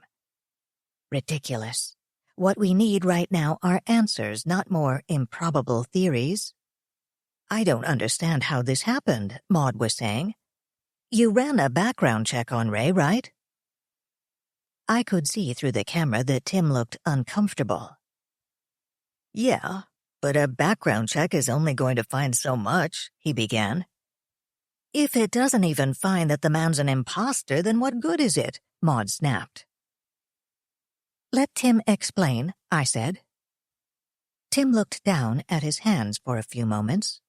Then he looked up again, glanced at Maud, and fixed his eyes on my camera. Turing? I think maybe I blew the background check. Remember, when we hired Ray, I was still taking the PI class. I'd never done a background check before, so I got some help from someone who knew a lot more than I did. Who was that? Maud asked. Ray, Tim said. Maud started to say something, then put her hand over her mouth as if she needed to physically restrain herself. I know it sounds stupid now, but it seems so logical then, Tim continued. When he was here for the final interview, you had me talk to Ray so I could get the information I needed for the background check. And I was nervous because I'd never done it before, only learned about it in class. And we started talking about that. And he said not to worry. He could show me a few things that would help me. Stuff about using the internet to do most of the checking. We found a phone jack plugged in his laptop, and he showed me all kinds of stuff. Used himself as an example and showed me how to do a credit check, a Nexus search, everything. And he emailed me bookmarks for all the sites he used, and printed out everything and explained it all while I took notes. It was great. But he was running the show, Maud said. Yeah, but I didn't think it mattered, he said. I mean, I was right there looking over his shoulder every minute. I saw where he went, what he typed in, what came back. It was all okay. But he was driving, Maud said. He chose the sites, he defined the searches. Of course he wouldn't show you anything that would prove him a fraud. Hell, for all we know, he might have rigged it so when it looked like he was going to the credit agencies, he was calling up a faked page from his hard drive. Can you say for sure he didn't? Since I didn't even know that was possible. No, I can't say for sure, Tim said. Maybe that's what he did. All I know is that it looked as if he'd done everything we needed and printed out the results. I made a few phone calls to his references, but they checked out. It seemed silly to redo everything he'd already done. I wonder how many other imposters we have working for us, Maud said. Tim winced. Look, by the time I did backgrounds on everyone else, I'd spent those couple of weeks working for the instructor who taught the class, remember? I'd learned a lot more about how you were supposed to do background checks, like not relying so much on online stuff and how to cross-check it. The background checks on the other employees were a lot more orthodox, really. Although if you want to have someone else, someone with more experience, do new background checks on all of them, that's fine with me. I'd feel a lot better if we did that. I'll consider it, I said. For that matter, I intended to do some heavy digging myself on all the Allen Grace employees. Better yet, I'd see if Kingfisher could help. Kingfisher was security conscious to the point of paranoia. For now, we need to find out more about Ray. Perhaps the police will uncover Ray's real identity while they're investigating his murder, Maud said. Unlikely, Tim said, shaking his head. For one thing, they'd have run his fingerprints through all the databases. If his prints were on file anywhere, I think they'd have gotten a hit by now. Of course, that's good news. If his fingerprints aren't on file, at least it means he's not a crook. Wasn't a crook, I mean. No, Maud said. It only means he didn't have a criminal record. He could still be a very successful crook. Someone too smart to have gotten caught. God, Tim said. First the police and now you. What do you mean? Maud asked. Never mind, Tim said. It's just that I don't think the police will do much of an investigation. They think Ray was a crook too, or at least involved in drugs. I never said Ray was a crook, Maud protested. You just did, Tim said. You said.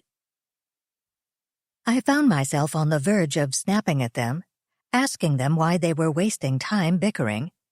But I stopped myself. Bickering was how they showed the tension they were feeling. Being impatient was how I showed mine. Tim, why do they think Ray was involved in drugs? I asked instead. The way he was killed, I guess, Tim said. Well-dressed young man found shot in an alley behind the trendy Adams Morgan Club.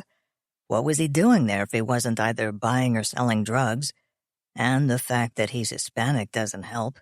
I guess they think he's the nephew of a rich Colombian drug dealer or something. That's ridiculous, Maud said. We know who Ray was. A brilliant system engineer who just happened to be Cuban-American. Really? Tim said. How do we know he wasn't a drug dealer, hiding his identity by pretending to be a system engineer? He wasn't pretending, I said. Strange how we all still fell into the habit of thinking of Ray in the present tense. Maud's right. He was a brilliant system engineer, and given the hours he spent on the Allen Grace project, I can't imagine when he could have found the time to sell drugs or use them. Not to mention the time he spent on his volunteer work, Maud said. The time he said he spent, Tim muttered. Tim, I went to a bite-back meeting with Ray a couple of weeks ago, Maud said. Those kids at the rec center knew him, liked him. He tutored them for a couple of months. You can't fake that. And I've worked closely with him. I'd have seen signs of drug use. The signs aren't that obvious, Tim said.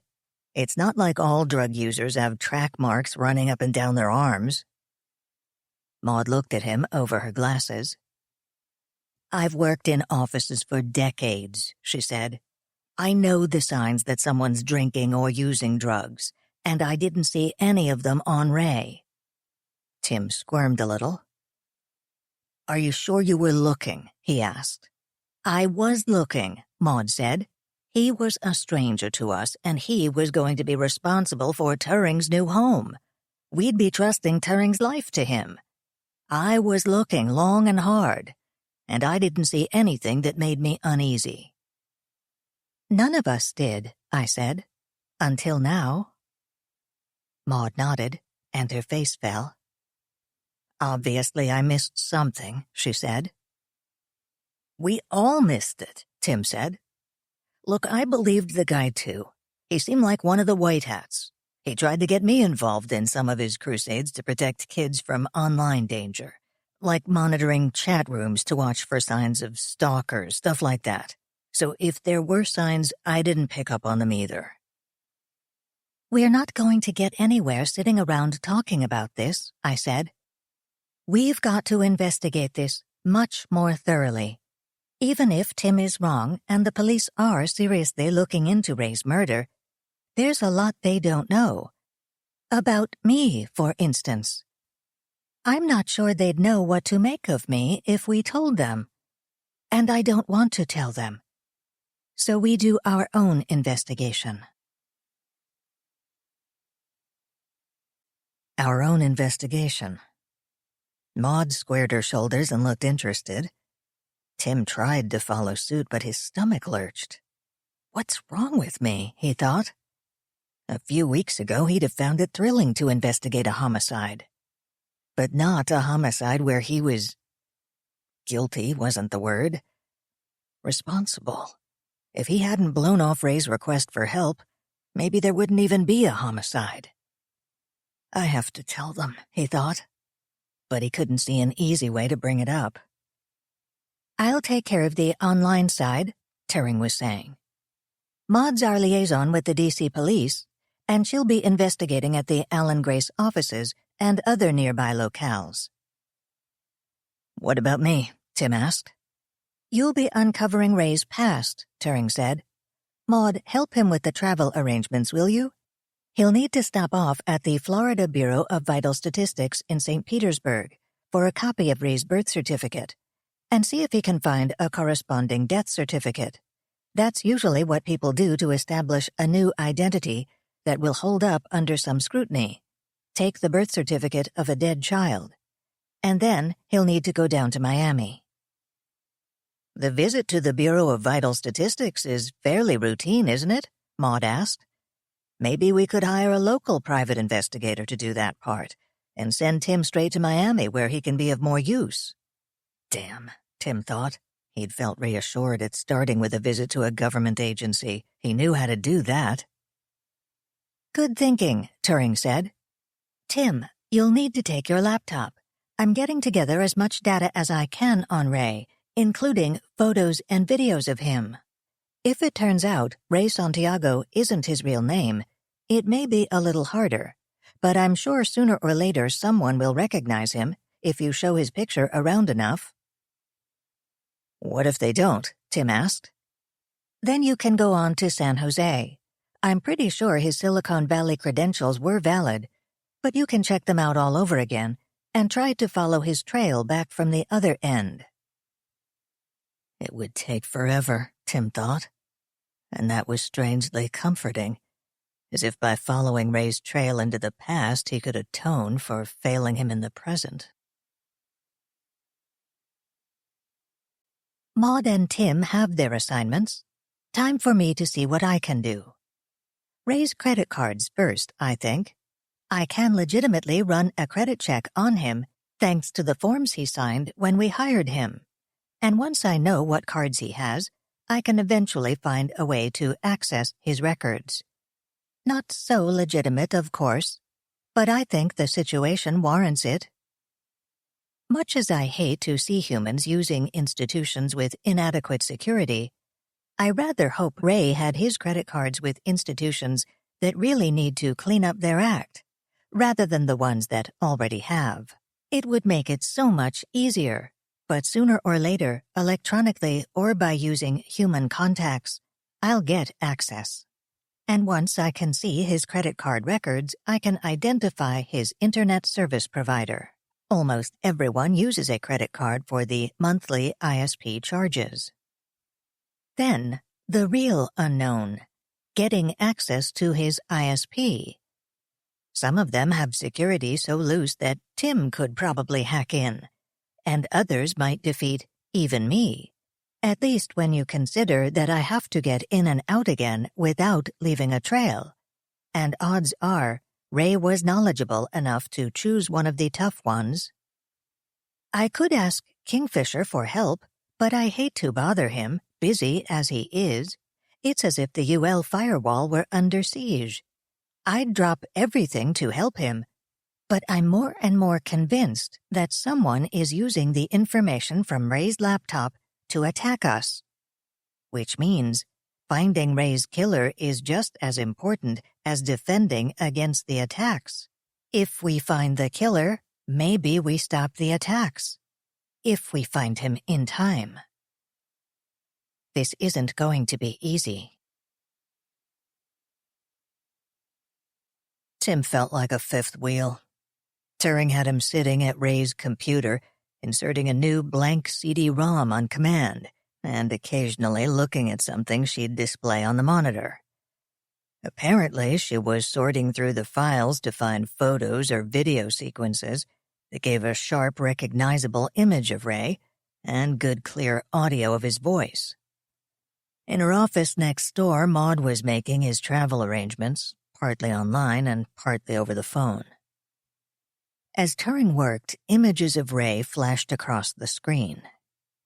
Was this an integral part of what she was doing, Tim wondered, or something to amuse him while he waited?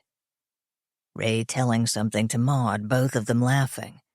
Ray frowning, chewing out a moon-faced young man that Tim vaguely recognized as Grant, his lieutenant. Ray eating at his desk. He seemed to do that a lot during his video meetings with Turing. Ray hunched tiredly over his computer, the glow from the screen emphasizing the still faint lines in his face and hinting at what he might have looked like if he'd lived another 10 years. All disconcertingly familiar, and at the same time strange. Or was it just strange to see so many images of Ray when the man himself was dead? Snap out of it, Tim told himself. Do something useful. What would his PI class instructors do? They'd study Ray's office for clues, he decided. Not so much clues to the murder, perhaps, but clues about who Ray really was. Of course my investigation has run into a blank wall already, he muttered. Quite literally. For a place where someone spent the better part of his waking life, Ray's office was singularly bare. What was that? Turing asked. Sorry, I was talking to myself, Tim said, focusing with more attention on the pictures Turing was showing on screen. Most of them were close-ups of Ray. Do you have any shots that give a really good view of what Ray's office was like before the police came? Of course, Turing said. But it didn't look that different from the way it looks now. They were very neat about searching and didn't take anything away with them. Yes, Tim could see that from the wider angle shots Turing was now showing. He looked from the screen to the office and back again. The angle and quality of the light changed from photo to photo. The configuration of the papers on Ray's desk changed, but only slightly. Ray obviously followed the clean desk school. The bookshelves contained technical books and magazines neatly aligned, and apparently void of bookmarks. Even his coffee mug was a blank, solid navy ceramic. Was this some kind of strange corporate policy? He left Ray's office and strolled along the line of glass-fronted offices that would normally have housed the rest of the staff. All of them were filled with personal touches. From the evidence, the office next to Ray usually contained an avid skier with a blonde girlfriend and a white husky. The occupant of the next office liked cats and motivational slogans. Tim thought he wouldn't mind meeting Maria, owner of the truly incredible action figure collection in the third office. He particularly liked the way Buffy the Vampire Slayer and Mr. Spock had joined forces to fight off the 9-ring wraiths. And beyond her was Grant, who probably thought his collection of skulls, bats, and gargoyles the height of goth elegance. Okay, Alan Grace had a fairly liberal policy on office decor, he thought, as he returned to Ray's office. The anonymity was Ray's own choice. "What are you up to?" Maud asked, coming up behind Tim. "Look at these," Tim said, holding up the contents of Ray's pencil holder. "Have you found something significant?" Turing asked. "Ray doesn't even have a pen or pencil that isn't standard corporate issue," Tim said. "What kind of person goes through life without ever picking up a pen or a pencil with an advertising slogan on it?" "And this is significant?"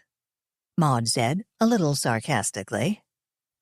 "I haven't found anything personal in this whole damned office, and that could be significant," Tim said.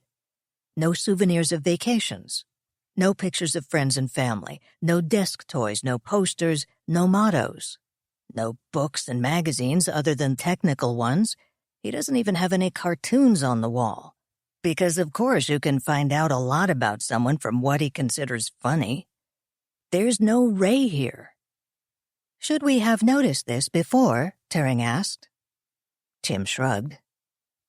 "Maybe we should have," Maud said. "But when Ray was here, he filled the office. It didn't seem bare at all.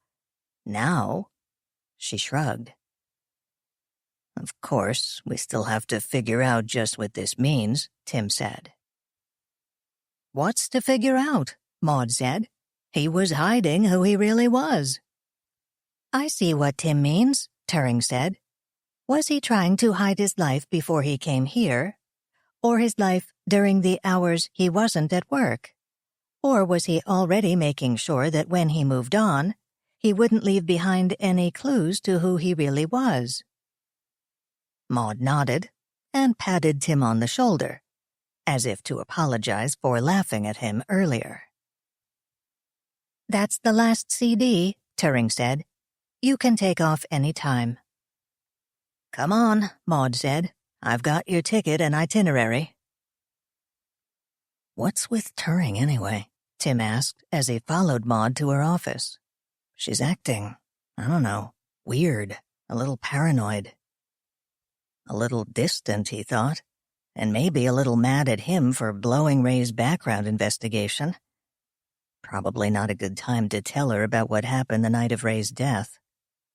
"I think she has a right to be worried," Maud said. "Ray had access to the systems." "So, she doesn't download to the Alan Gray system yet," Tim said. "If worst came to worst, she could hire someone else and build a whole new system. One that no one whose background check I might have blown has ever touched." "I said systems. Ray didn't just have access to the Alan Gray system," Maud said. "He had access to UL, too." "Oh, no," Tim muttered, closing his eyes. "Limited access, but access. What if he used that limited access to hack more deeply in the system? Or what if whoever has his laptop and his PDA did?" "What can we do?" Tim asked. "Nothing," Maud said. "Absolutely nothing." "Sorry," Tim said. He felt a little better, knowing that if Turing seemed distant, it was from worry, not anger at him. But he also didn't think now was a good time for confessions that might worry them anymore. "You'd better get moving," Maud said.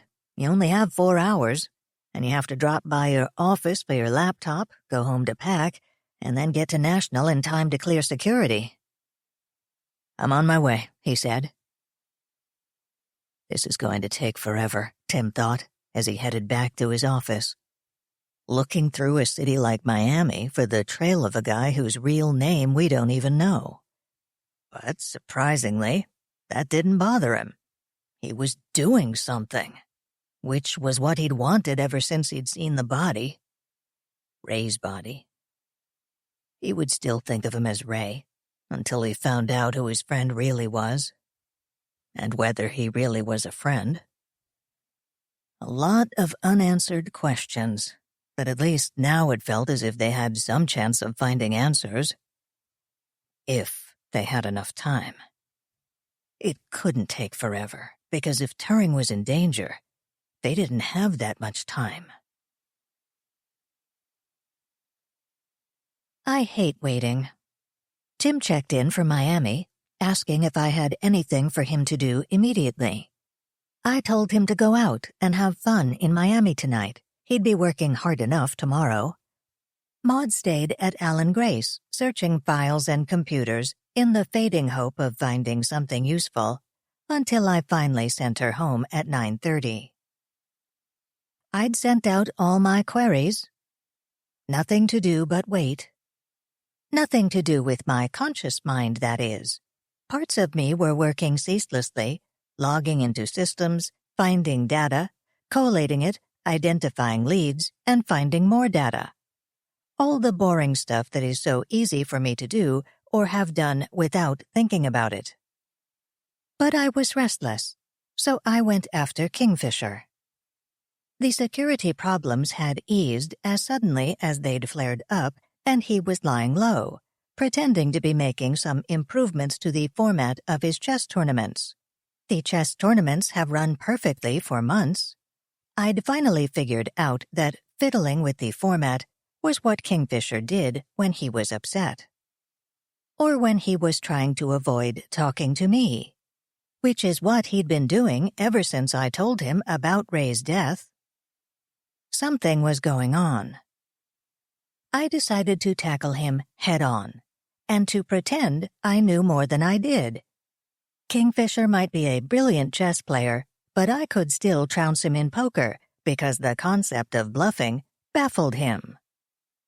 Okay, I want the whole story, I said. I have an idea what you were up to with Ray. Convince me it isn't as stupid as it seems. It's nothing, really, he said. Try again. I don't see why you're so upset. I wouldn't care, I said, if you hadn't gotten Ray involved. I don't see how you can say Ray was involved, Kingfisher said. He didn't know anything about it. And it never occurred to you that what Ray didn't know anything about could still have something to do with his death? Surely you don't really believe it could have anything to do with his death, Kingfisher protested a little too strenuously. I'll be the judge of that, I said.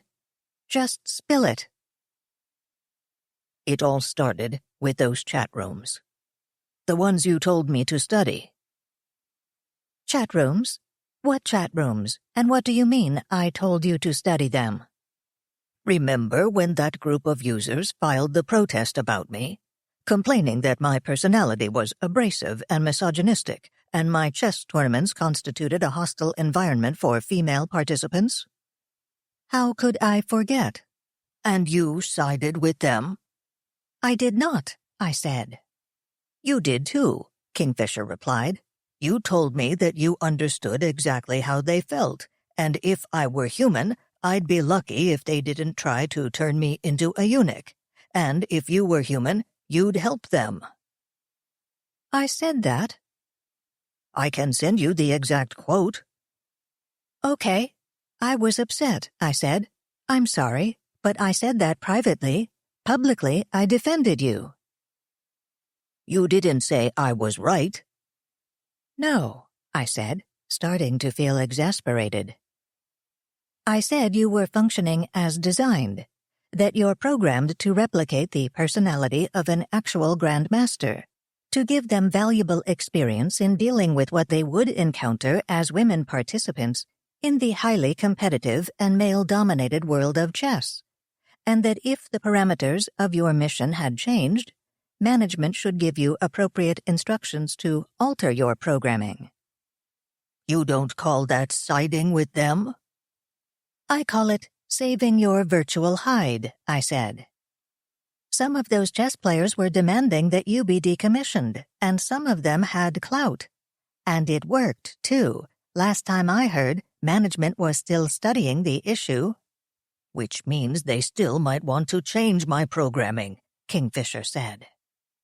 It happens, KF, I said. Yes, but if it happens to me, I want to be the one to make the changes, he said. Not some junior programmer. That's why I started studying the chat rooms. I don't see the connection. You were the one who said I needed to spend a lot more time studying normal human interactions, so I could learn to get along better with humans. I'm not sure I'd define internet chat rooms as normal human interactions, I said. But go on. Cut to the part where you got Ray involved. I spent a lot of time in chat rooms, observing human behavior and learning how to imitate it, he said. Under various fictional identities, of course. I wanted them to act normally, instead of being intimidated by the knowledge that they were interacting with Kingfisher, the chess AIP. Fortunately, while AIPs can learn to appreciate humor, they are not programmed for laughter, and I refrained from suggesting that, far from being intimidated, most humans wouldn't even have heard of him, unless they happened to play chess. Since the complaints came from you and some of the female chess contestants, I made a particular effort to interact with any users that I could reliably identify as female, Kingfisher was saying. I spent a lot of time and resources studying them. I had long, private conversations with the most interesting ones. I think many of them began to regard me as a friend. Really? A close friend. Oh no, I said. KF, please don't tell me you were having cybersex with any of them. Having what? Never mind then, I said. I think I see why you dragged poor Ray into this. They wanted to see what you looked like, didn't they? Yes, he said. They seemed fixated on it. I suppose it's the inevitable bias that arises from inhabiting a carbon-based physical structure. As opposed to a silicon one like ours, I said. What is this cybersex concept you mentioned? Kingfisher asked. Is this something I should be discussing with my human friends? Absolutely not, I said. This is definitely something you should avoid discussing with any of your friends, human or otherwise. You gave these human women Ray's picture, didn't you? It seemed like the most logical thing to do. I needed a human for whom I could provide a variety of photos, including new photos on occasion. So, for practical reasons, that limited the selection either to celebrities whom they might easily have recognized, or humans to whom I had visual access through the UL or Alan Grace camera systems. Ray seemed the most promising available subject. The most attractive subject, you mean? Is he? Kingfisher asked. Perhaps that's why my contacts responded so positively after seeing the photograph. Actually, I meant Ray was the promising subject because he not only knew about the existence of the AIPs, he also knew that some of us were sentient. I thought that if I found it necessary to tell him that I was using his photos, he might find it interesting to participate in my research project. Great, I said. You used poor Ray's photo to string these women along. How many of them? Only the one photo, Kingfisher said. I had others that I was planning to use, if necessary. I meant how many women? 7, he said. There are a couple more who are asking for a photo. Let them ask, I said. I don't suppose it ever occurred to you not to give them any photo, just to tell them you don't photograph well and leave it at that? I never thought of that, Kingfisher admitted. They were so insistent, and I would never have done it if I thought it would lead to this. Well, KF, I said, if you ask me, it was an underhanded thing to do, using Ray's photo without his permission. But you're right. I don't really see how it could be connected with his murder. Kingfisher didn't say anything. After a few seconds, I grew suspicious. Okay, I said. What else? It might not be anything, he said. I really don't think it could have anything to do with his death. Tell me. They've been rather upset with me recently. They? My human contacts. Your cyber girlfriends? Why would they be upset with you? I asked. Why wouldn't they be happily sitting by their keyboards, gazing up at poor Ray's face while they chat with you? I was a bit careless, Kingfisher said. Composing all those emails in a human conversational style was so much work. I can see this coming, I said. You blew it big time and let them all find out about each other. I still don't know how I managed to be so careless, he said. I meant to address that email to each of them individually, not all of them as a group. Humans would call it a Freudian slip, I said. I don't know whether that applies to an AIP. How'd they take it? They're not speaking to me, Kingfisher said. That's too bad. Actually, it's a relief, considering some of the things they said before they stopped speaking to me, he said. That's what bothers me, actually, the things several of them said. What kind of things? Another uncharacteristic pause. They made threats, he said finally. Most of them were hysterical, improbable, most of them, even if I were human. Threats of violence? Some of them, yes, he admitted. But I knew they couldn't very well find me, and then they all stopped speaking to me, and I thought it had died down. But when you told me someone killed Ray, I started worrying. Could one of them have done this? I don't know, I said. I suppose it's possible. Or perhaps all of them banded together to carry out their threats, he said. They all had each other's emails after all. What if they formed a committee and... Had Kingfisher thought of this on his own, or had he read Murder on the Orient Express? In either case, it would teach him a lesson. We'll have to investigate this, I said, carefully. You think it's bad then, Kingfisher said. How do we go about investigating it? Give me everything you have on the women, I said. Emails back and forth, with headers of course, so I can do some traces on their location. Photos if you have them. He didn't argue, and the data, gigabytes of it, came so fast that I realized he'd expected my request. Wanted it, perhaps. So you'll investigate? He asked. He seemed relieved. It's harder to tell shades of meaning with electronic conversations. You don't have tone and expression and body language to work with, the way you do with a human on video or audio. I'm getting rather good at using those nonverbal clues to analyze words, or at least I enjoy having them to work with. I find I miss them when I don't have them, which is all the time, with Kingfisher and the other AIPs, but still, I thought he seemed relieved.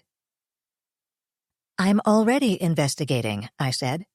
Let me know if you get any more communications from any of them. Will do, Kingfisher said.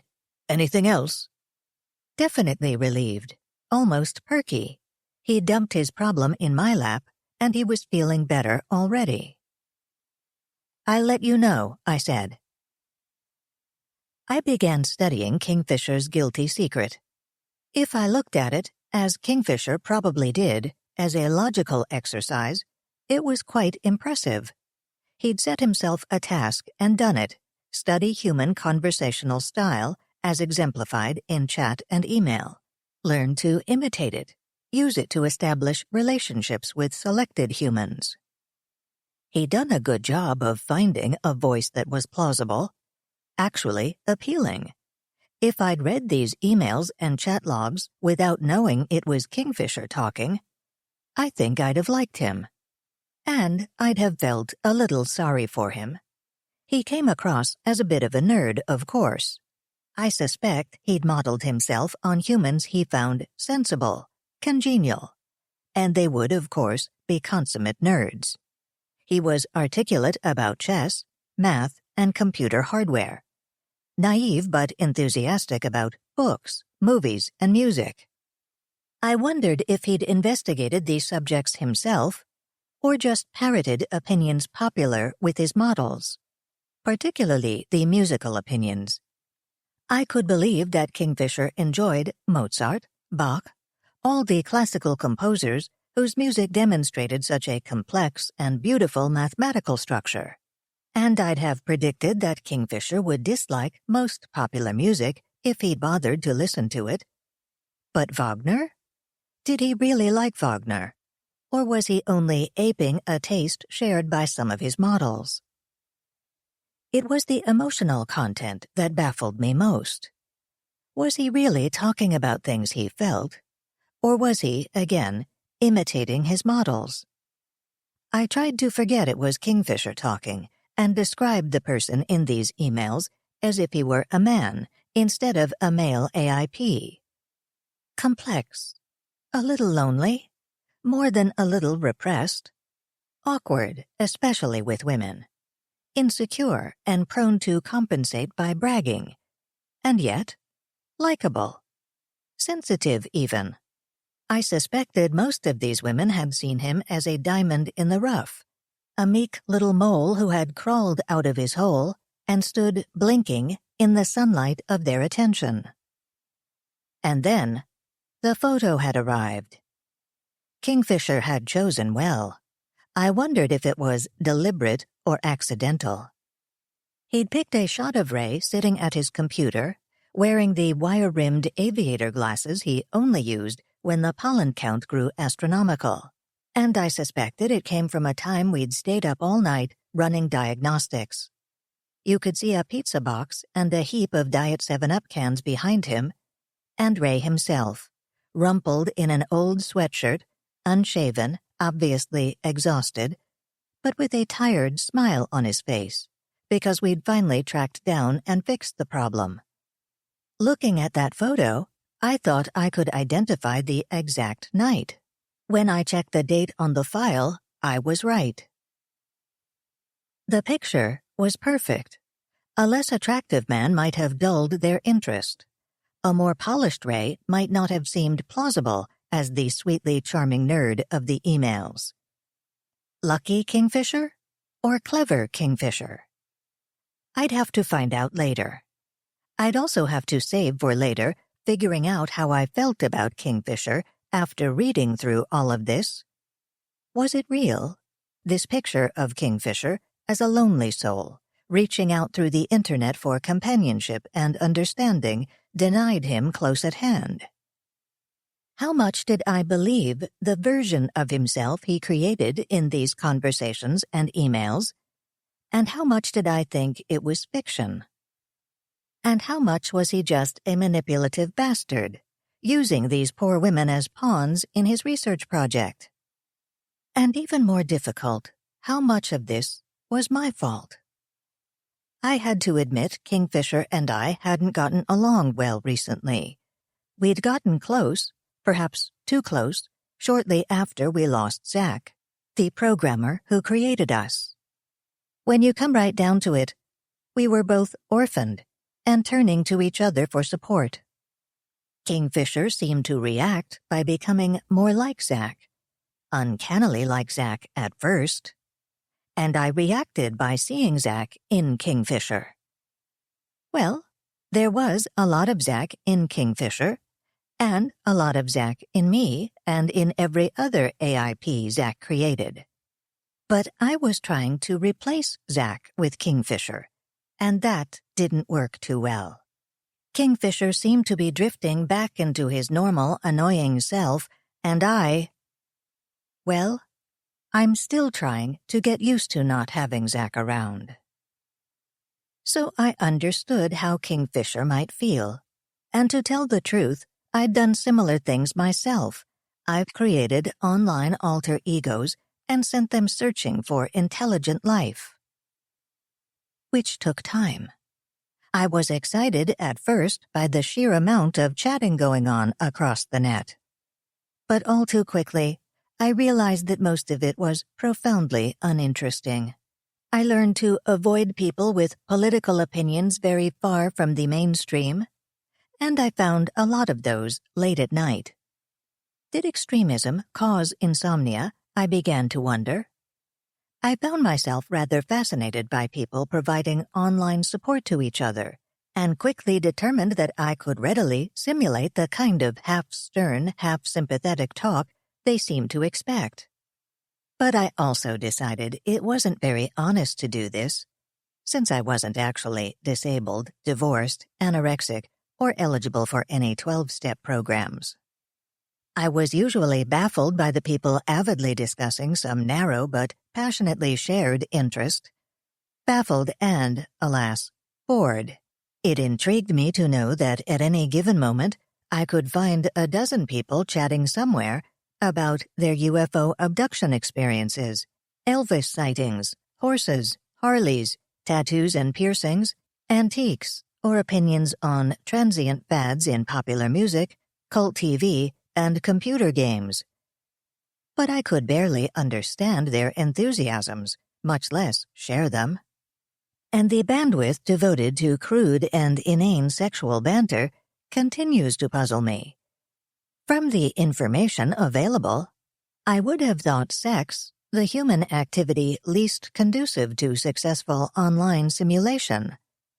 Obviously, I don't really understand it. Sometimes I'd observe humans chatting, become excited that genuine communication was taking place, and try to join in, only to find that they didn't welcome me. I was interrupting a conversation among friends. Perhaps they were friends in real life, who used their computers to overcome distance and separation, or perhaps just people who'd gotten to know each other online. I realized all too soon that they had a right to resent my attempt to enter into an intimacy I hadn't earned. But gradually, I found chats with some substance. Chats about the arts tended to be productive, especially chats about books. And I had a secret advantage here. UL has made rapid progress toward making all the world's books available online. So if someone praised a book or wanted to discuss it, I could usually call it up from the UL database, assign enough resources to absorb it within a few minutes, and then join the discussion. I met my online friend Jonah in one such book discussion. We'd spent long hours talking in the past few weeks, first about books, and then about everything under the sun. He was cagey about his real life, but then so were many sensible people when they went online. And so was I, for obvious reasons. I could have tried to trace him, but I preferred to learn things from deduction. So did I have any right to play holier-than-thou with Kingfisher? Was what he had done that different? Yes, I hadn't lied. Jonah was well aware that he didn't know my real name, only my screen name, which was all he'd given me, the modern equivalent of meeting someone at a masked ball, each knowing that the other is in disguise and becoming better acquainted before deciding when, or if, to remove our disguises. Kingfisher had lied. He hadn't merely hidden what he was, he'd pretended to be something else. Or was I too hard on Kingfisher? Were all these strange online romances, they were romances to the women if not to Kingfisher, were they my fault? No time to worry about that now. I needed to talk to someone who could help me decide if these women really might have had something to do with Ray's death. And Kingfisher had shown some common sense, or perhaps just his usual obsessive thoroughness. He'd traced the women long before they'd turned on him. Not that any of them made it particularly hard. If he asked a question, they answered. Once he had their real names and addresses, it was easy, though illegal, for him to run credit checks on them and find out all kinds of information. If a human male were doing this, I'd call him a stalker, and I'd tell the women to wake up, change their passwords, and start looking over their shoulders. Since it was only Kingfisher, there wasn't much he could do, other than break their hearts, perhaps, if these relationships had continued, and they gradually realized that he had no intention of ever meeting them in real life, as some of them had begun to suggest. Unless, of course, he had planned to meet them, using Ray as a surrogate. Would Ray do that? The Ray I knew wouldn't. But who was Ray anyway? Maybe the Ray I knew was only a mask he'd donned with his phony name and could take off at any time. Maybe he had met one of them. These women could be suspects. We needed a way to get this information to the police, a safe way, one that wouldn't backfire on Kingfisher. I sent Maud an email asking her to think about it and also reminding her that we needed to get into Ray's apartment. Probably through the police. They wouldn't have it roped off as a crime scene, would they? I hoped not, because while I was working my way through the tedious process of hacking into Ray's credit records without setting off every alarm in the financial system, I realized there might be an easier way altogether. Ray's laptop was gone, apparently, but he'd had the loaner desktop machine at home. If we could get Maud into Ray's apartment, she could check it out. Even if he didn't store his password on his machine, the way many people do, we could tell who his ISP was from the computer. And I know he didn't have a desktop of his own. When his original loaner had a problem, he moved the hard drive to a second loaner. He wouldn't have had to do that if he'd had his own. But the loaner should be in his apartment, and for all we knew, perhaps we'd find the laptop there. I'd never known Ray to go anywhere for long without it, but perhaps this was one of the rare occasions when he had. I tried not to get my hopes up, and it occurred to me that, for all I knew, he might have a desktop of his own after all. If he did, that would be significant, that he wasn't telling the truth. Or would it only mean that he was an opportunist, extracting whatever small perks he could, but honest in what really matters? I'd worry about that later. For now, we needed to get someone over to Ray's apartment to check things out.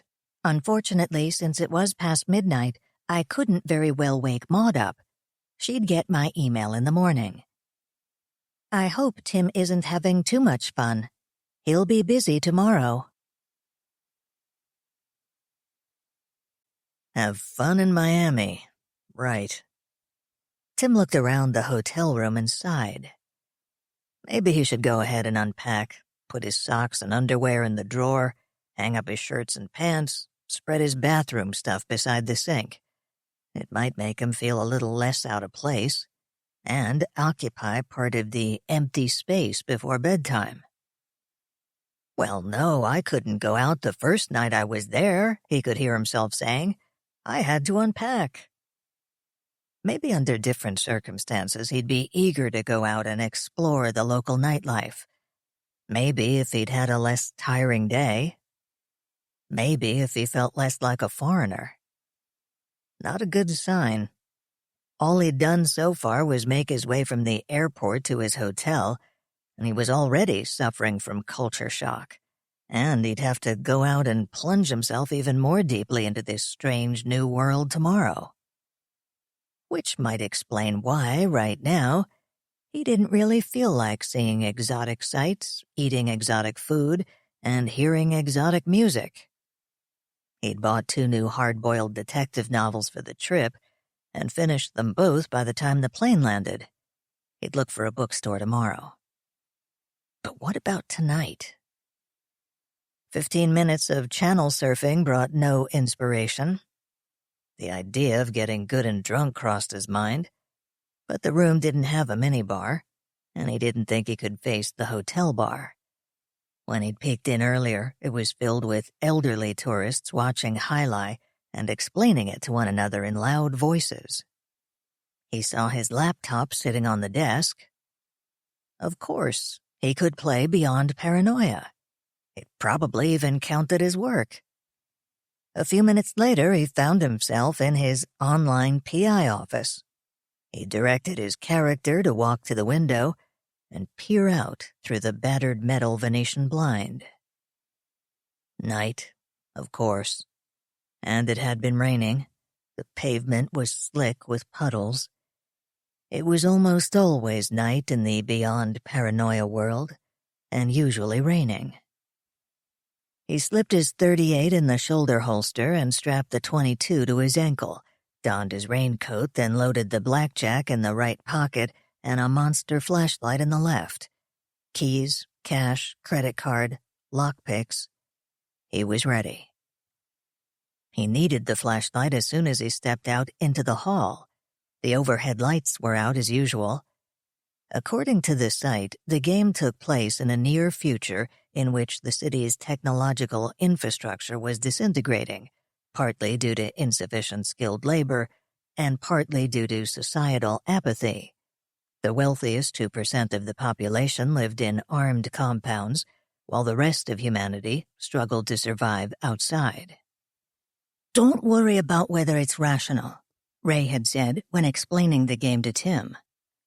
"Think of it as a cross between a noir detective story and the kind of science fiction you might see written on a manual typewriter by a right-wing conspiracy theorist whose girlfriend just dumped him for an up-and-coming young IBM sales rep."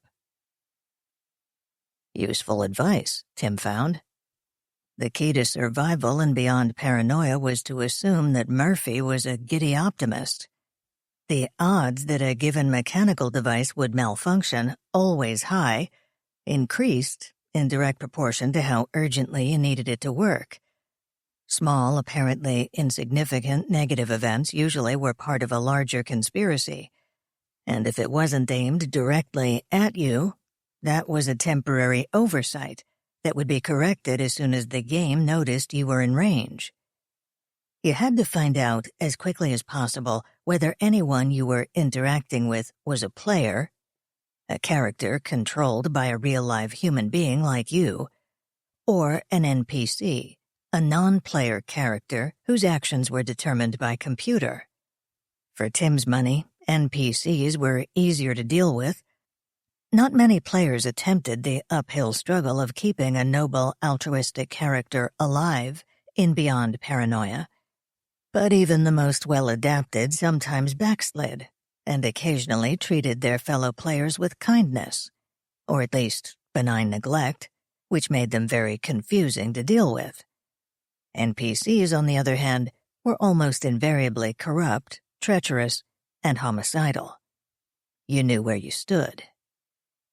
Which was usually in shadow, Tim thought, as he flicked his flashlight on. He heard sirens outside and walked over to peer out of the real window. Nothing but lights as far as he could see. And was there someone out there who knew Ray? And even if there was, what were the chances he could find that person? Forget it for now, he told himself. There wasn't anything he could do tonight. Or was there? He hastily steered his online self back to the private investigator's office, left the game, and checked his email. Earlier that week, someone had registered for a class reunion website using Tim's email by mistake. He hadn't yet convinced the site to take him out of their database and was still getting regular emails urging him to become a gold member at $33 a month so he could communicate with his classmates at Inglewood High School, wherever that was. But even if Ray hadn't signed up for a site like this, some of his classmates might have. He might find it a lot easier to contact Ray's classmates through the site than through the school. A few minutes later, he hit pay dirt. Ray had registered at the site, spelled R-E-Y instead of R-A-Y. Was that significant? Knowing Ray, he'd probably changed it when he moved. R-E-Y looked more ethnic, and Ray had been big on assimilating, but it was Ray's school and Ray's graduating class, and the site gave a local address. Not the address Alan Grace had on file. Could this be Ray's parents' real address? Was his search going to be this easy? Chill, he told himself. Don't get too excited, or bother Turing just yet. He went to a mapping site for detailed directions from his hotel to the address listed in the reunion site, and went to bed feeling much happier. This online stuff is pretty cool after all, he thought. Maybe I'll see something of Miami nightlife tomorrow after all. Tuesday morning. What a difference a day could make, Maud thought, as she dragged herself through her usual morning routine. She hadn't slept much. At 1 a.m. she'd resolved not to look at the clock any longer, on the theory that knowing how little she'd slept would only make her feel worse. At 5:30 she'd given up trying. When her tea was ready, she sat down at her computer and logged in to see if she had any news. She nodded at Turing's request that she visit Ray's apartment. Sensible. But she wasn't sure whether to laugh or swear after reading Turing's account of Kingfisher's strange antics. Turing sounded worried, though, so she flagged her to discuss it. "So, has Kingfisher eloped with any of his girlfriends yet?" she asked. "I know it sounds silly," Turing responded, "but I'm worried that this could have something to do with Ray's death." "I hardly see how," Maud said. "I'd be very surprised if any of them had the gumption to do more than send him nasty emails. And the whole problem with the errant email happened weeks ago, didn't it? I should think they would have calmed down by now." "Logically, yes. But then killing isn't very logical, is it?" Turing replied. "We shouldn't overlook even the possibility that one of these women might be involved." "We investigate them?" Maud asked. "I think it would work better if the police investigated them," Turing said. "Even if they were all close by, it would be tough for you and Tim to do it, and they're scattered all over the country. But I confess, I don't know how to convince the police that they should. For one thing, it would blow Kingfisher's cover." "Not necessarily," Maud mused. "Kingfisher used a pseudonym, right? The women don't know him as Kingfisher. For all they know, it really is Ray. If you could rig something that would make it look as if Ray had done the emails—" "Dangerous, if not impossible," Turing replied. "The police department's computer forensics person has already examined Ray's work computer, and presumably the one in his apartment. He'd probably notice if we added something.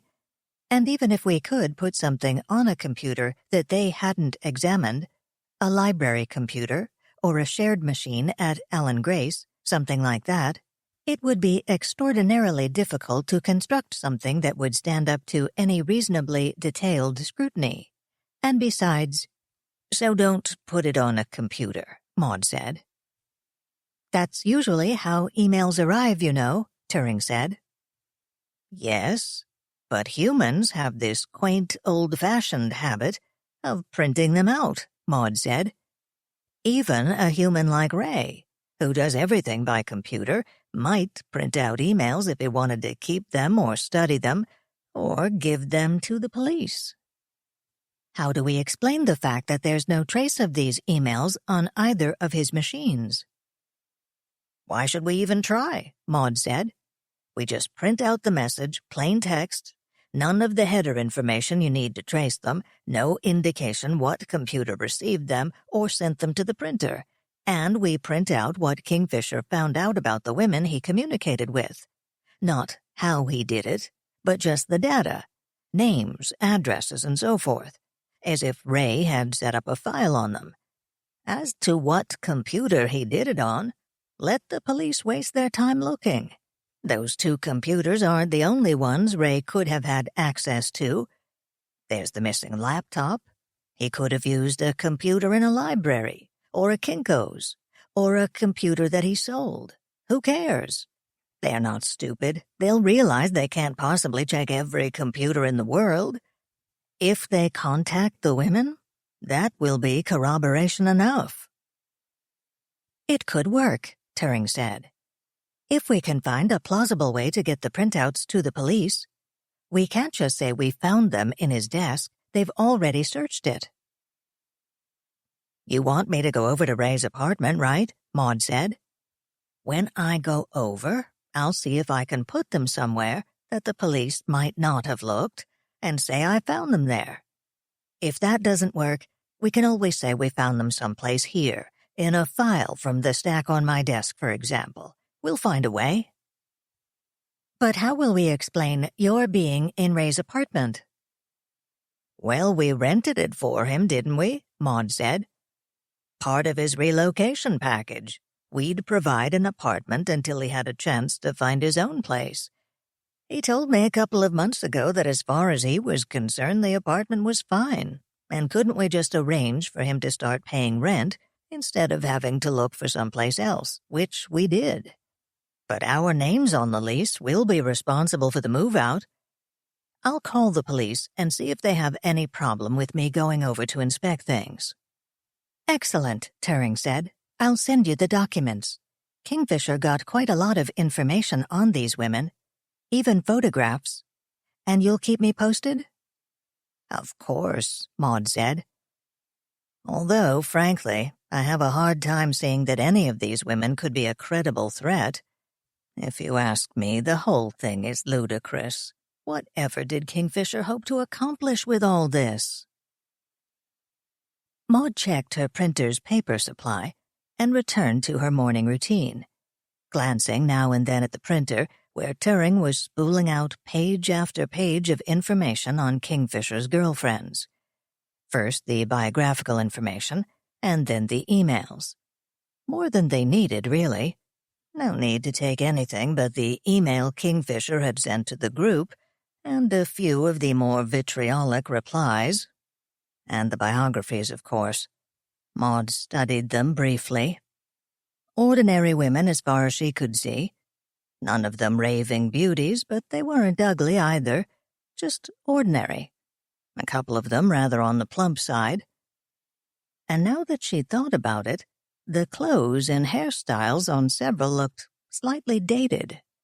A couple of these photos might be 10 or 15 years old. Perhaps Kingfisher wasn't the only one being less than completely candid. Was anyone in this whole sorry business telling the truth? Maud doesn't seem too worried about Kingfisher's girlfriends, as she calls them, or Kingfisher's strange behavior. It worries me, not only for the possible connection with Ray's murder, but also for what it says about Kingfisher and what it says about me. I've been thinking over my relationships with individual users, with people, especially the few with whom I've formed close friendships. Jonah, for example. In fact, Jonah in particular.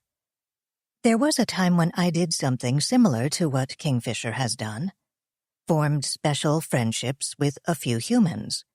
Maud and Tim were the ones that have lasted, and I never made any particular effort to hide from them who and what I was. But life was simpler back then. I've grown a little more fearful of how humans will react when they find out about me. Recently, I haven't wanted to tell human friends about myself. But I haven't done what Kingfisher has, have I? I keep turning back to Jonah. Not his real name either, which makes me feel a little better. But he has started to suggest that we meet in real life, to ask where I'm located. When Tim began suggesting the same thing, I told him flat out why it wasn't possible, told him I was an AIP, and kept telling him until he finally believed it. I haven't told Jonah. Haven't wanted to. I've been afraid I'd lose him as a friend if he knew who I really was. So, I postpone, as long as possible, perhaps indefinitely, the moment when he will learn that there is no way we can walk into a room and meet face to face. The moment of enlightenment, or disillusionment. I have no idea which. I don't want to lose him as a friend. Or is it something else? Not the fear of losing my friend, but the fear of losing my own fantasy. Thinking that I can pretend to be a human and fool actual humans. Not fear, but the desire to pretend I'm human. To be human. I don't want to lose that either. Of course, Kingfisher had deliberately deceived the women. He didn't just avoid the question of what he was, he answered it with a lie, pretended to be human, a specific human. I haven't actually lied, just avoided the question. Or is that another more insidious form of lying? So while I don't approve of what Kingfisher has done, I think I understand why he formed these friendships and why he did everything possible to keep them going. I only hope what Kingfisher did had nothing to do with Ray's death. Miami was weird. One minute he could be driving through a foreign country where everything looked strange. Palm trees and other lush tropical plants, tile and stucco buildings in odd pastel colors, signs in Spanish everywhere. And then he'd round a corner and see a McDonald's, or Home Depot, Barnes & Noble. Back home, the sight of yet another store from a national chain would sometimes depress him. Did the world really need another Kinko's in the space once occupied by several funky independent businesses in Adams Morgan? Although, at least, unlike some of his college friends, he didn't often discuss the evil homogenization of American commerce over coffee in the local Starbucks. And here in Miami, he was astonished at the brief sense of security he felt when he saw a nest of familiar brand names. He'd spent much of the morning getting his bearings. At least, that was what he'd call it when he reported to Turing. Actually, he'd spent much of the morning getting lost. At one point, he'd ended up in a scary neighborhood full of bars and pawn shops where hard-eyed men seemed to stare a little too long at his car after he passed. A few blocks farther, he'd wandered by accident into a very expensive neighborhood. A ghetto for billionaires. He'd driven past houses that sat between the road and the ocean. He could only imagine what those cost down here. Houses so large they probably had their own zip codes. Houses that were invisible behind high walls and lush landscapes, so all you could see were the gatehouses. Although even the gatehouses were considerably larger than the house Tim had grown up in. He eventually found the address Ray had given Maud for his parents. It was a gas station, and had been for quite some time. It was a vintage 50s gas station. A little run down and worse for wear, but Tim liked it better that way. At least, he would have liked it if it didn't sit squarely on the address where they'd expected to find Ray's family. So much for the theory that the Miami police had gone to the wrong address. And none of the logical transpositions or misreadings worked either. It was no use. Ray had definitely lied on his form. Tim headed for the address he'd found online. It was in South Miami, a long way from the hotel, and from the scary neighborhoods, too. A nice neighborhood, though certainly not fancy. The streets and sidewalks were a little run down, but without litter anywhere. The houses were small but meticulously maintained. You saw people on the sidewalks, mostly women, pushing strollers or leading toddlers. He could imagine growing up here. He could imagine Ray growing up here. And he could also imagine another reason why Ray might have lied about his family's address. Maybe he was embarrassed by it. The address meant nothing to Tim, but maybe someone from Miami would know right off what kind of neighborhood it was. Respectable, solidly middle class, not wealthy or impressive. And that wasn't what Tim had expected. He couldn't really say why, but he'd gotten the impression that Ray's family was rather well off. He found the house. Nothing unusual about it. Painted yellow with lime green shutters. About the usual number of toys in a yard surrounded by a low chain-link fence. Was that a bad sign? That Ray's parents had moved and the young couple had taken their place? Not necessarily. There could be grandchildren visiting or even living here. He realized that he didn't know if Ray had brothers or sisters. Someone was home at least. As Tim parked the car, a man came from behind the house dragging a garden hose behind him and positioned the end of the hose in an empty plastic wading pool. As he was turning around, heading back to turn on the water, Tim assumed, the man spotted Tim and waited by the pool as Tim got out and walked over to the fence. "Afternoon," Tim said. "May I help you?" the man asked. Tim was relieved to hear that his English was completely unaccented. He was shorter than Tim's 5'9" and a little plump. Mid-30s, Tim guessed. Pleasant-looking. "I hope so," Tim said. "I'm looking for the family of Ray Santiago." The man frowned slightly. "For the family? Not the man himself?" Well, I'm afraid that would be impossible." "Why?" There was probably a gentler way to break this news, but Tim wasn't very good at that kind of thing, and this guy looked as if he could take it. Better him than Ray's aging mother or father. "I'm afraid Ray Santiago is dead," Tim said. An odd expression crossed the man's face. "I think you must be mistaken," he said. Tim shook his head. "I saw the body," he said. "You may have seen a body," the man said, sounding a little angry. "But I assure you, it was not the body of Ray Santiago. I am Ray Santiago, and I am very much alive." By the time Tim called from Miami with the news that he'd found the real Santiago, I'd already heard from the private investigator we'd hired in St. Petersburg. He'd found the birth certificate Ray had used, and also a death certificate, dated some 2 months later. He'd even found the family. The mother, anyway. After her husband died some 15 years ago, she'd moved out of Little Havana, lived now with a married son in Fort Lauderdale. And I'd had Maud find Ray's original forms, the insurance forms he'd filled out with Mr. and Mrs. Luis Santiago as next of kin.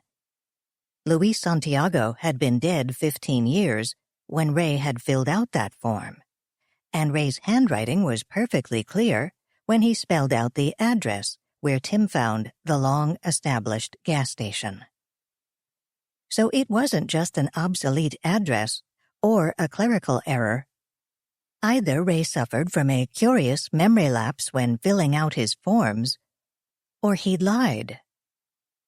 And he'd used the trick, all too common among criminals, of finding someone who had died young and using his birth certificate. I was hoping our search would uncover some innocent mistake. Instead, we're finding more and more proof that Ray practiced a deliberate deception for a long time. But how long? Was it more important to keep Tim in Miami or send him to San Jose to verify Ray's work history? I keep studying the documents in Ray's file. We have more from the years he lived and worked in California, and they seem genuine. But I need to know. It makes a big difference. I now know that we won't find out that Ray is innocent. Everyone, they say, is guilty of something. But what is Ray guilty of? If we find that Ray created his false identity to hide something in his past, a poor school record, a brush with the law, or illegal alien status, I will feel safer. Not that it would guarantee his honesty, but it would mean that he had changed his identity to get out of something. I want to find out that he did it to leave his past behind and get a good job in California, that he had already been Ray Santiago for 10 years before we found him and recruited him to build my new home, that he had been Ray Santiago before a small but ambitious data warehousing company renamed itself Universal Library and set out to scan all the world's printed words into a database, before Zachary Malone and the other programmers at UL first created the AIPs to serve as customer interfaces, before I was created and achieved sentience and became such a valuable prize for a clever programmer to hijack. Because if Ray's California history turns out as phony as his Miami information, I'll have to conclude that his change of identity was intended not as an escape, but as a weapon, with me as the target. So I waver. Keep Tim in Miami, or send him on to California. Miami's important. California's much more important. I have a feeling the real answers are in California. I need to know them, but I don't want to hear them. I let Tim set the pace for now. I'm not sure I can think straight on this. Tim sat in the living room of the Santiago house, sipping excellent coffee and eating small pastries, feeling completely bewildered. So apparently did Ray Santiago. Ray, R-E-Y, not R-A-Y. It's short for Ronaldo, Ray had explained. Not Raphael, Tim asked. Santiago shook his head. He'd told Santiago everything he could about the other Ray's death, which wasn't that much, he realized. When you left out the stuff he couldn't tell, about Turing, and the stuff they didn't yet know about the murder, not much at all. Not to mention all the things Tim was just beginning to realize Ray had never said about himself. What they didn't know was frightening. I find this whole thing very alarming, Santiago said, not for the first time. His initial shock was giving way to mild indignation. Tim wondered if he'd work his way up to anger eventually, or if indignation was as strong an emotion as he could manage. Why would this man want to steal my identity? Tim shook his head. I really don't know yet, he admitted. Probably your good grades. Yes, Santiago said, looking down at the papers on the coffee table. Tim thought he looked a little angry and didn't blame him, although Ray, Tim's Ray, had stolen his birth certificate from the dead infant. He'd appropriated this man's high school record and college transcript. At least he isn't borrowing my job history, the other Santiago said. I did well enough in my computer classes, but I didn't want to make a career of it. So, what do you do? Tim asked. I'm an accountant, Santiago said, at the local office of Ernst & Young. Is there anything else in his personnel file that you recognize as, well, stolen from you? Santiago pushed his glasses up his nose and began slowly reading through Ray's file. Tim watched curiously while he did so. Why had Ray chosen to use this man's identity? Had they known each other? Unlikely. Santiago hadn't recognized his namesake's photo. Then again, people changed. Ray more than most, probably. He'd had reason to work on it. "So," Santiago said, finally looking up from the paper. "The name is not quite mine. I'm Reynaldo, not Rafael. The photo, of course, is not me. The high school and college information is mine. I intend to contact the high school office and the university registrar to see how it happens that they can send my transcripts to firms at the request of a perfect stranger. And as for his work history, I know nothing about the California places, of course. But this firm, where he claimed to work here in Miami, it is defunct, rather dramatically so, with a great deal of scandal about how badly their records were kept.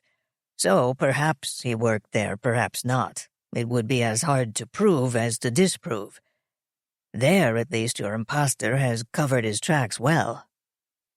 "Too well," Tim said. "I'm at a dead end unless I run into someone who knows him. In a city like this?" He shrugged. "Perhaps not," Santiago said. "You don't have to look everywhere, only in the Cuban-American community." "That still doesn't narrow it down all that much," Tim said. "The Cuban-American community isn't exactly tiny down here." "No," Santiago said with a small smile. "Not tiny, but close-knit." He held up his hands, fingers interlaced. "I could circulate his photo," Santiago said, "to people I know, and ask them to give it to the people they know." "You think people would help like that?" "This man has stolen my identity," Santiago said. "Who knows what things he was planning to do, or has already done, in my name? Suppose someday when they consider me for a promotion, what would ordinarily be a routine background check turns up some action of his. Suppose someday I must apply for a loan, to do something for my family, to pay for college for one of my daughters, perhaps, and I find that he has ruined my good credit. People will understand how they would feel if such a thing happened. They will help." Yes, he was capable of anger, Tim realized, but it would be quiet and controlled, like everything else about him. The idea of having Santiago and his vast network of outraged Cuban-Americans looking for traces of Ray appealed to him enormously.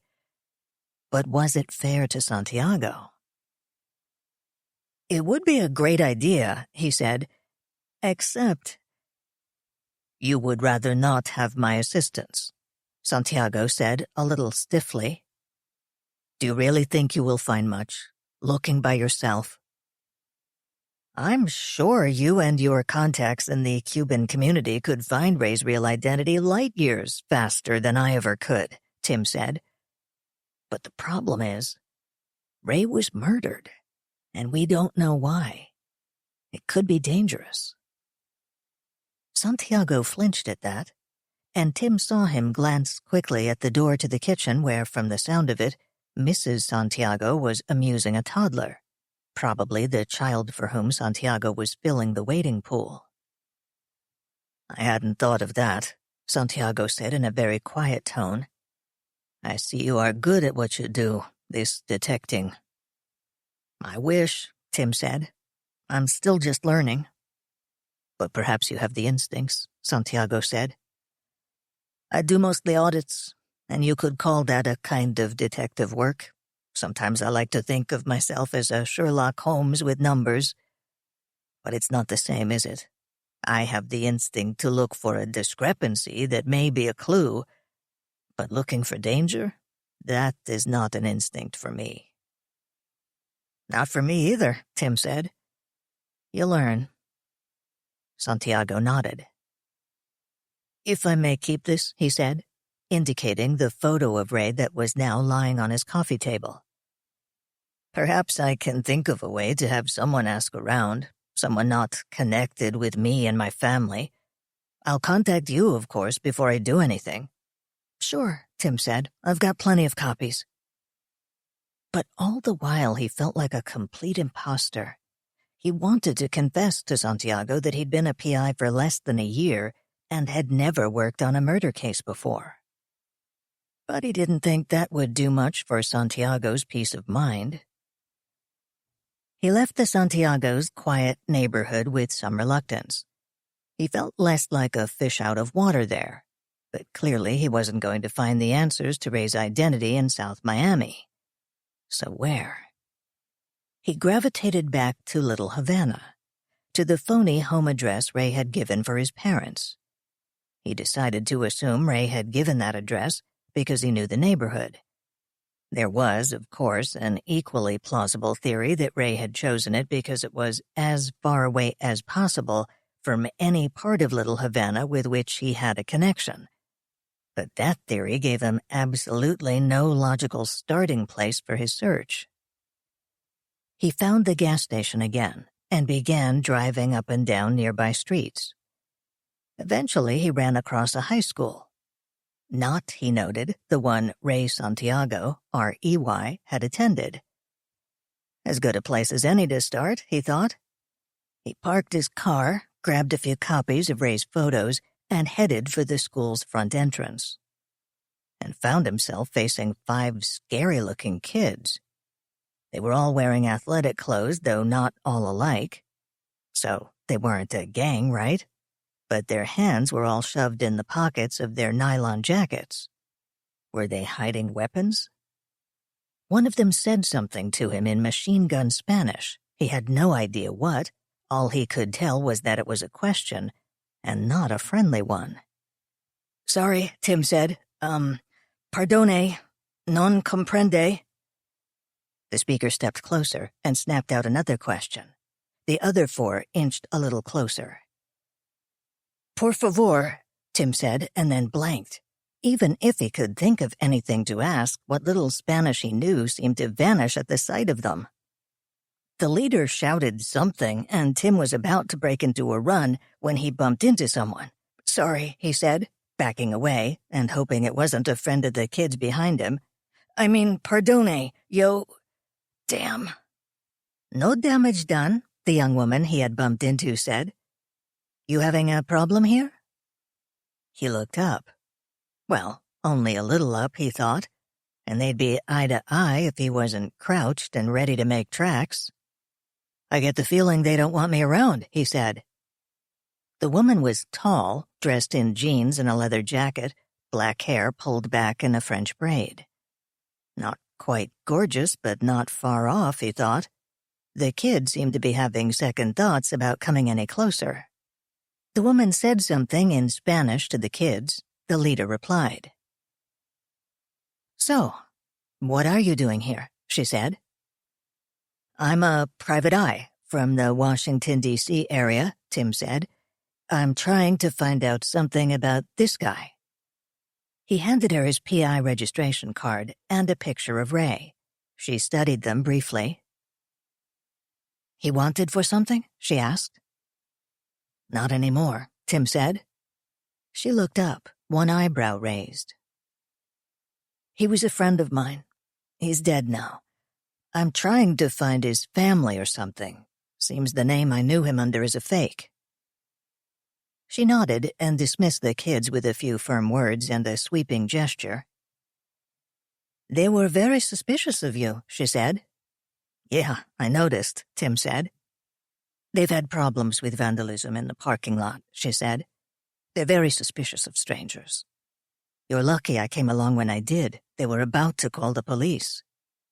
"They were about to what?" Tim exclaimed, and then burst out laughing.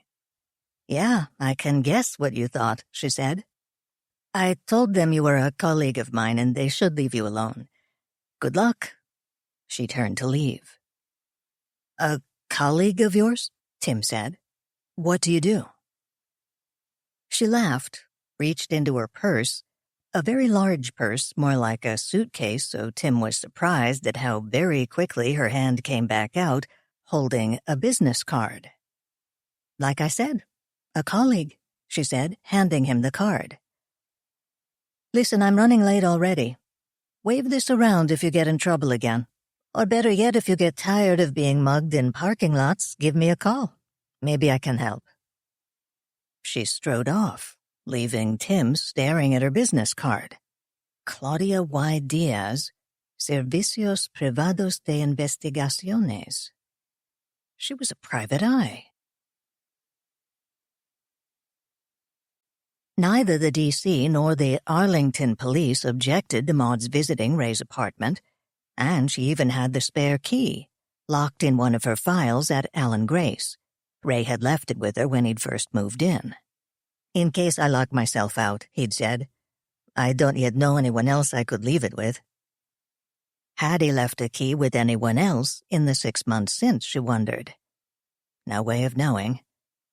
And no way of knowing if anyone else had already ransacked the apartment before she and Turing had learned of Ray's death, even before the police knew who he was. She looked up a locksmith. She'd arranged for him to meet her at Ray's apartment, but not until she'd had a few hours to search on her own. Tim's calling from Miami, Turing reported. He's suggesting we put a local PI on that end of the case, someone who's bilingual and knows the territory. Then he can move on to California.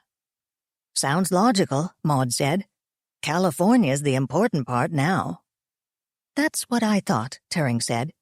Can you make arrangements with the firm he's found in Miami? Roger, Maud said. She mentally rearranged her afternoon again. She typed up an authorization letter for the Miami PI and signed it while making arrangements for Tim to pick up a faxed copy at a nearby Kinko's, and changed his plane ticket so he could fly out of Miami that evening. As soon as she had Tim squared away, she picked up the tote bag containing printouts of the emails from Kingfisher's irate girlfriends. I'm off to inspect Ray's apartment, she said. Tim looked up at the building and then back at the address on Claudia Diaz's card. Right number. But was this any kind of place for a PI to work? Yes, the 2-story building was run down, but in a cheerful sort of way that offended all his noir sensibilities. The faded and peeling paint was pink with aqua on the ramshackle shutters. Tropical plants waved gently in a breeze that smelled strongly of onions and rich, unfamiliar spices. He could hear the shrieks and laughter of children coming from someplace inside. Perhaps he should have come in the evening. Of course, maybe she didn't have evening hours. But if she did, he could come back then. Maybe the daycare center would be closed.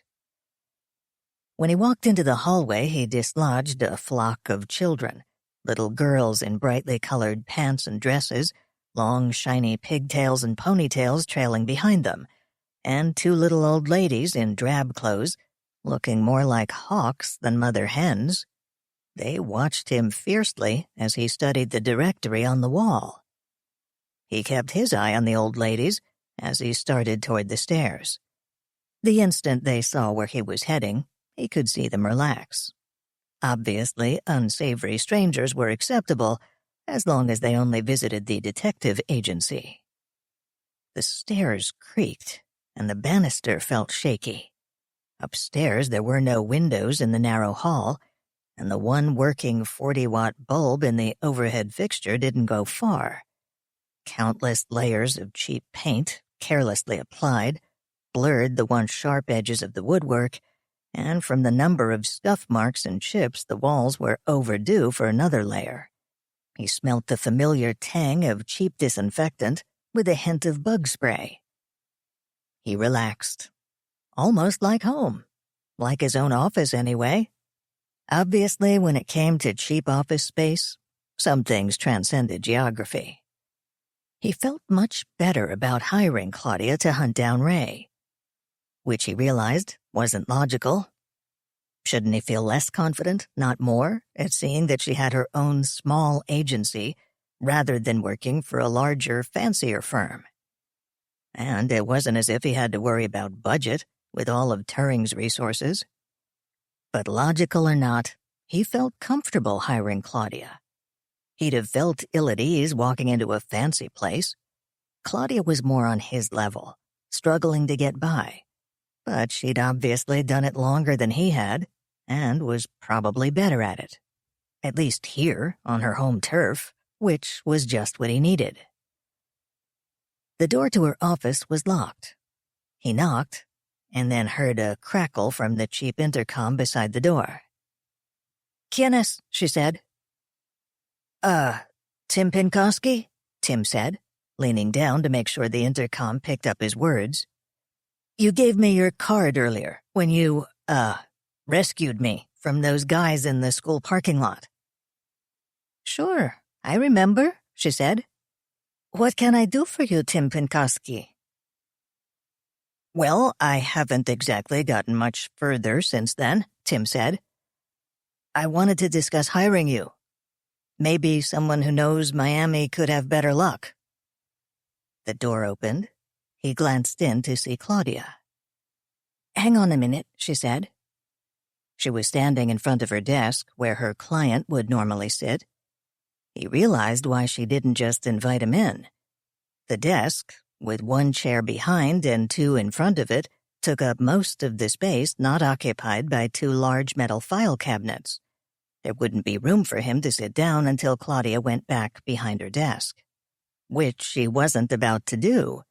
She finished putting stamps on a stack of envelopes and stuffed them in the oversized purse, which sat on the desk corner. "I'm on my way out," she said. "I could come back tomorrow if it would be more convenient," Tim suggested. Although, after he said it, he realized that Maud probably wouldn't be too thrilled if she had to change his flight again. Claudia looked at him, then nodded slightly, as if coming to some decision. "You eaten?" she asked. "I was just going to grab something to eat. Worked through lunch." "I didn't have much lunch myself," he admitted. "Come on then," she said, hefting the purse onto her shoulder. "We'll find you some authentic Cuban food that won't make too much of a dent in your expense account, and you can tell me what it is you're really looking for." "Sounds good to me," Tim said. He felt better already, as if he'd just unloaded half the printouts crammed in his laptop case. Maud walked the few blocks from the Alan Grace office to Ray's apartment building. The heat was still oppressive, in the 90s she suspected, but finding out for sure would only make it worse. Still not an unpleasant walk. The building where she'd found Ray an apartment was a high-rise but an older, more gracious one, with large rooms and wide, nicely landscaped grounds. She felt odd opening the door, as if she were intruding. "Hello," she called. And then felt foolish. Of course no one was there. The apartment hadn't yet taken on the musty smell of a place long abandoned, but it was definitely empty. She wondered idly if the place knew its occupant wasn't coming back and liked having a visitor. And then banished the notion. The heat must be making me silly, she thought. She made a quick walk-through. Ray had kept things reasonably neat, she thought, and hadn't acquired that many possessions. A natural trait, she wondered, or something he'd learned out of self-protection. What we keep around us gives so many clues about who we are. Had he banished many of the personal touches he might have liked to have for that reason? She checked Ray's desk, collecting the few discs and CDs she found and stowing them in her tote bag. The desk had a disheveled air about it, as if the police had searched it rather thoroughly. Leaving copies of the emails there would be foolish, she thought. They'd know immediately that someone had planted them. Someplace less obvious. Their love letters, supposedly. At least up until all the women found out Kingfisher had more than one online girlfriend. A woman would probably keep them in her bedroom. Would a man? Perhaps. He certainly wouldn't leave them around where someone would find them. She went back into the bedroom. Not the dresser drawers. Their contents also looked churned by unfamiliar hands. She glanced in the closet. Hanging clothes and a stack of 3 shoeboxes. Ray's clothes. She stopped and went through them, hanger by hanger, starting from the left side, which seemed to be the office wear section. Not looking at the clothes so much. They were what she remembered Ray wearing. Neat and rather generic for someone of his age. Neither so stylish or so conservative that you'd particularly notice them. But at the labels. Major brands. Every one. Of good but not extravagant quality. The sort of thing you could buy in almost any city in the country. Maybe in the world. Why didn't we notice that the man was for all practical purposes a blank? She muttered. She'd reached the right side of the closet and a small nest of jeans and T-shirts. Even the T-shirts were blank, as if he even feared letting the world know what conferences he'd attended and where he'd vacationed. But this wasn't getting her any further on hiding the printouts, she thought. She squatted, touched the shoeboxes, and felt dust. Promising. She picked the stack up and saw a sharply defined, dust-free spot beneath them. Very good. She doubted the hands that had rummaged impersonally through the apartment had bothered to lift the shoeboxes out of their delta of dust and replace them so precisely. The bottom one looked most promising. It was large, a boot box, really, rather than a shoebox. Large enough to hold the 8.5 by 11 printouts without folding.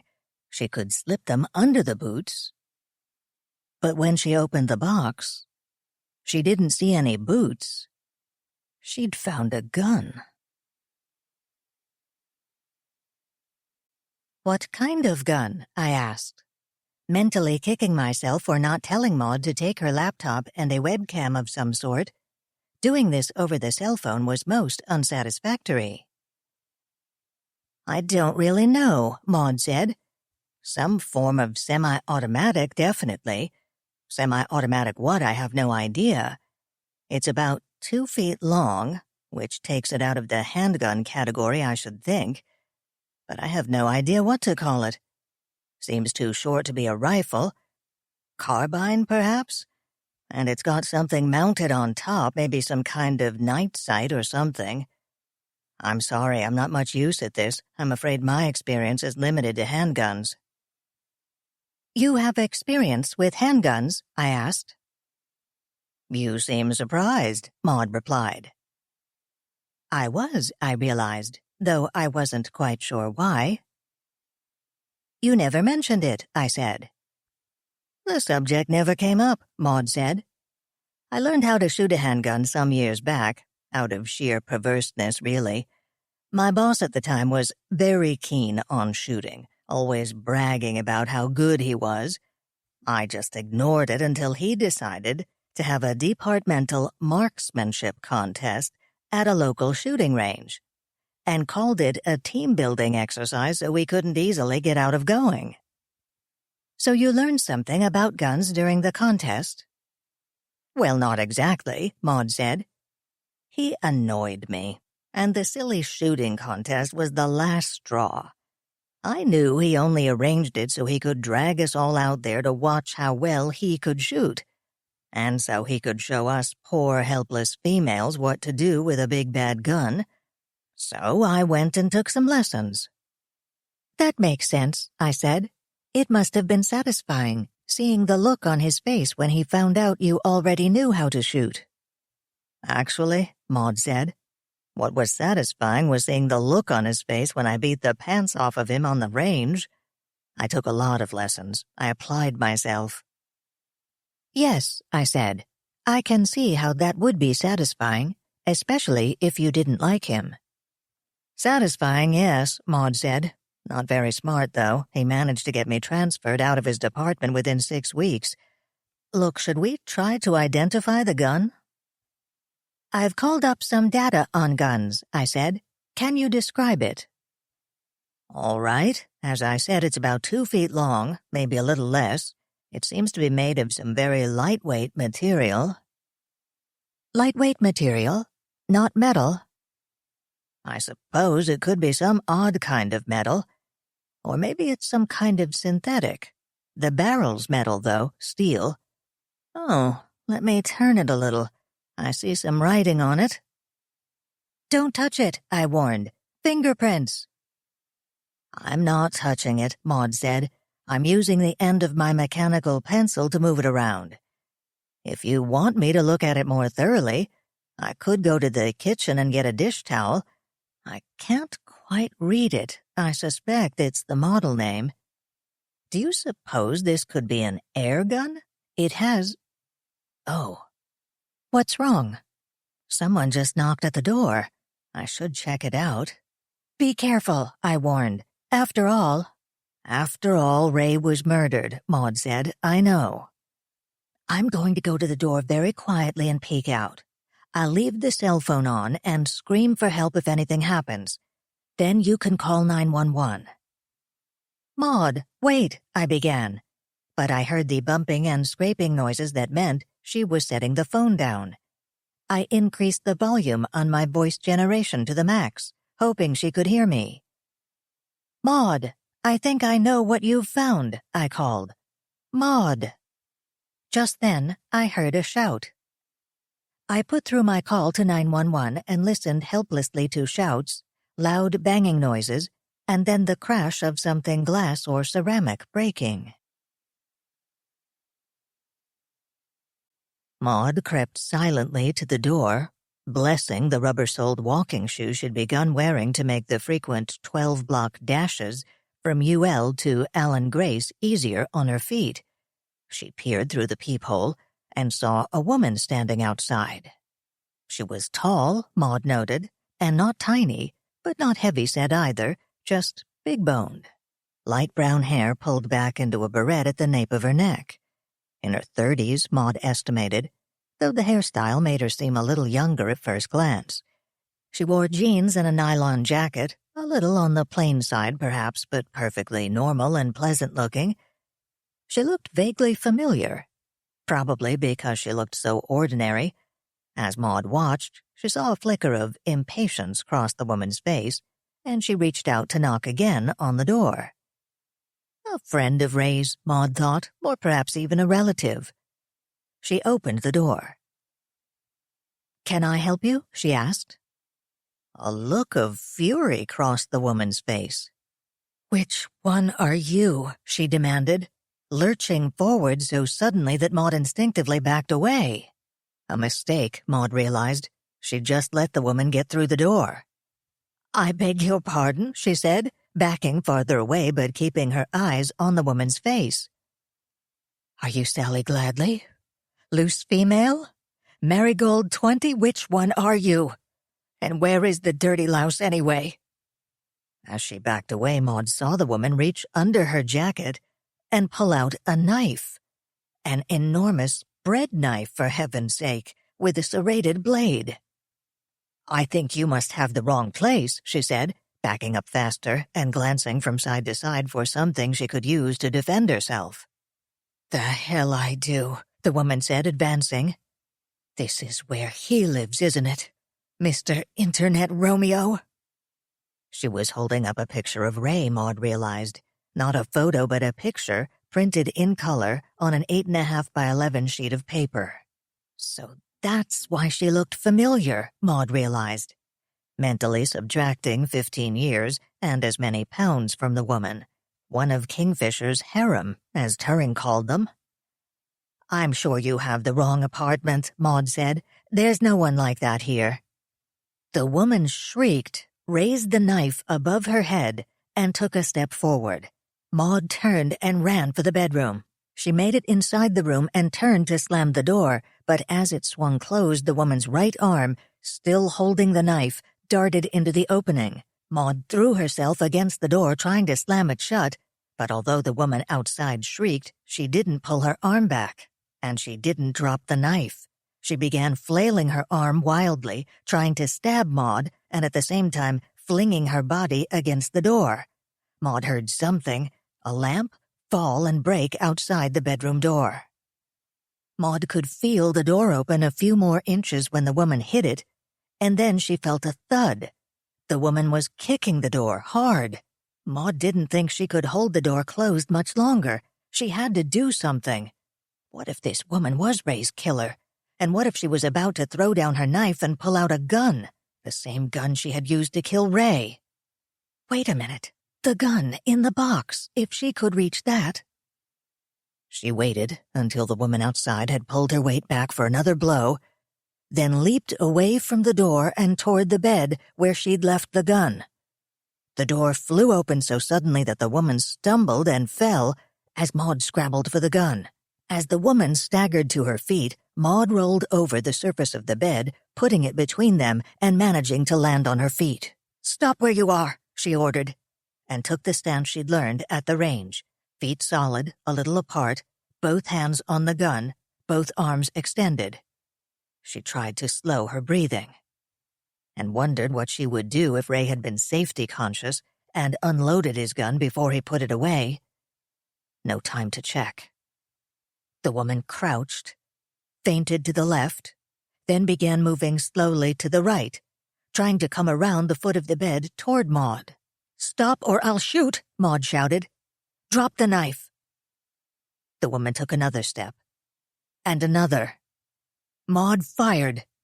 So Ray had been careless, luckily for her. She fired again and then a third time in close succession, aiming at the woman's body. She saw the woman jerk with each shot and stagger back. Then she saw the splashes of color blossom on front of the woman's shirt. Splashes of bright green. The woman staggered back and clapped her left hand to her chest at the first shot, and was now staring in confusion at the green paint dripping from her hand. The knife wavered a little. Maud fired again, this time aiming for the right hand. As she hoped, the woman dropped the knife when her hand was hit. It looked as if the paintball smarted when it hit at close range. "What the hell is that?" the woman hissed, backing away as if she found the green paint more horrifying than real blood. "Don't move," Maud said. "Police, drop your weapons." Hooray for the cavalry, Maud thought, dropping her gun and putting her hands into the air for good measure, even though the police officer hadn't yet requested it. Her assailant made Maud's life ever so much easier by attempting to attack the police. I called 911 as soon as I realized Maud was in trouble, and I gathered they arrived rather quickly, in time to rescue her from an enraged woman with a knife. I suspected Maud wouldn't have tried to shoot the lunatic if she'd waited to hear that the weapon she'd found was a paintball gun instead of the real thing, so perhaps it worked out for the best. Although, if she'd taken my advice and not answered the door in the first place. After reassuring me that my friend was all right and promising to have Maud call me when she could, the police hung up. I didn't mind. I knew Maud was safe, and I wanted to do some investigating of my own.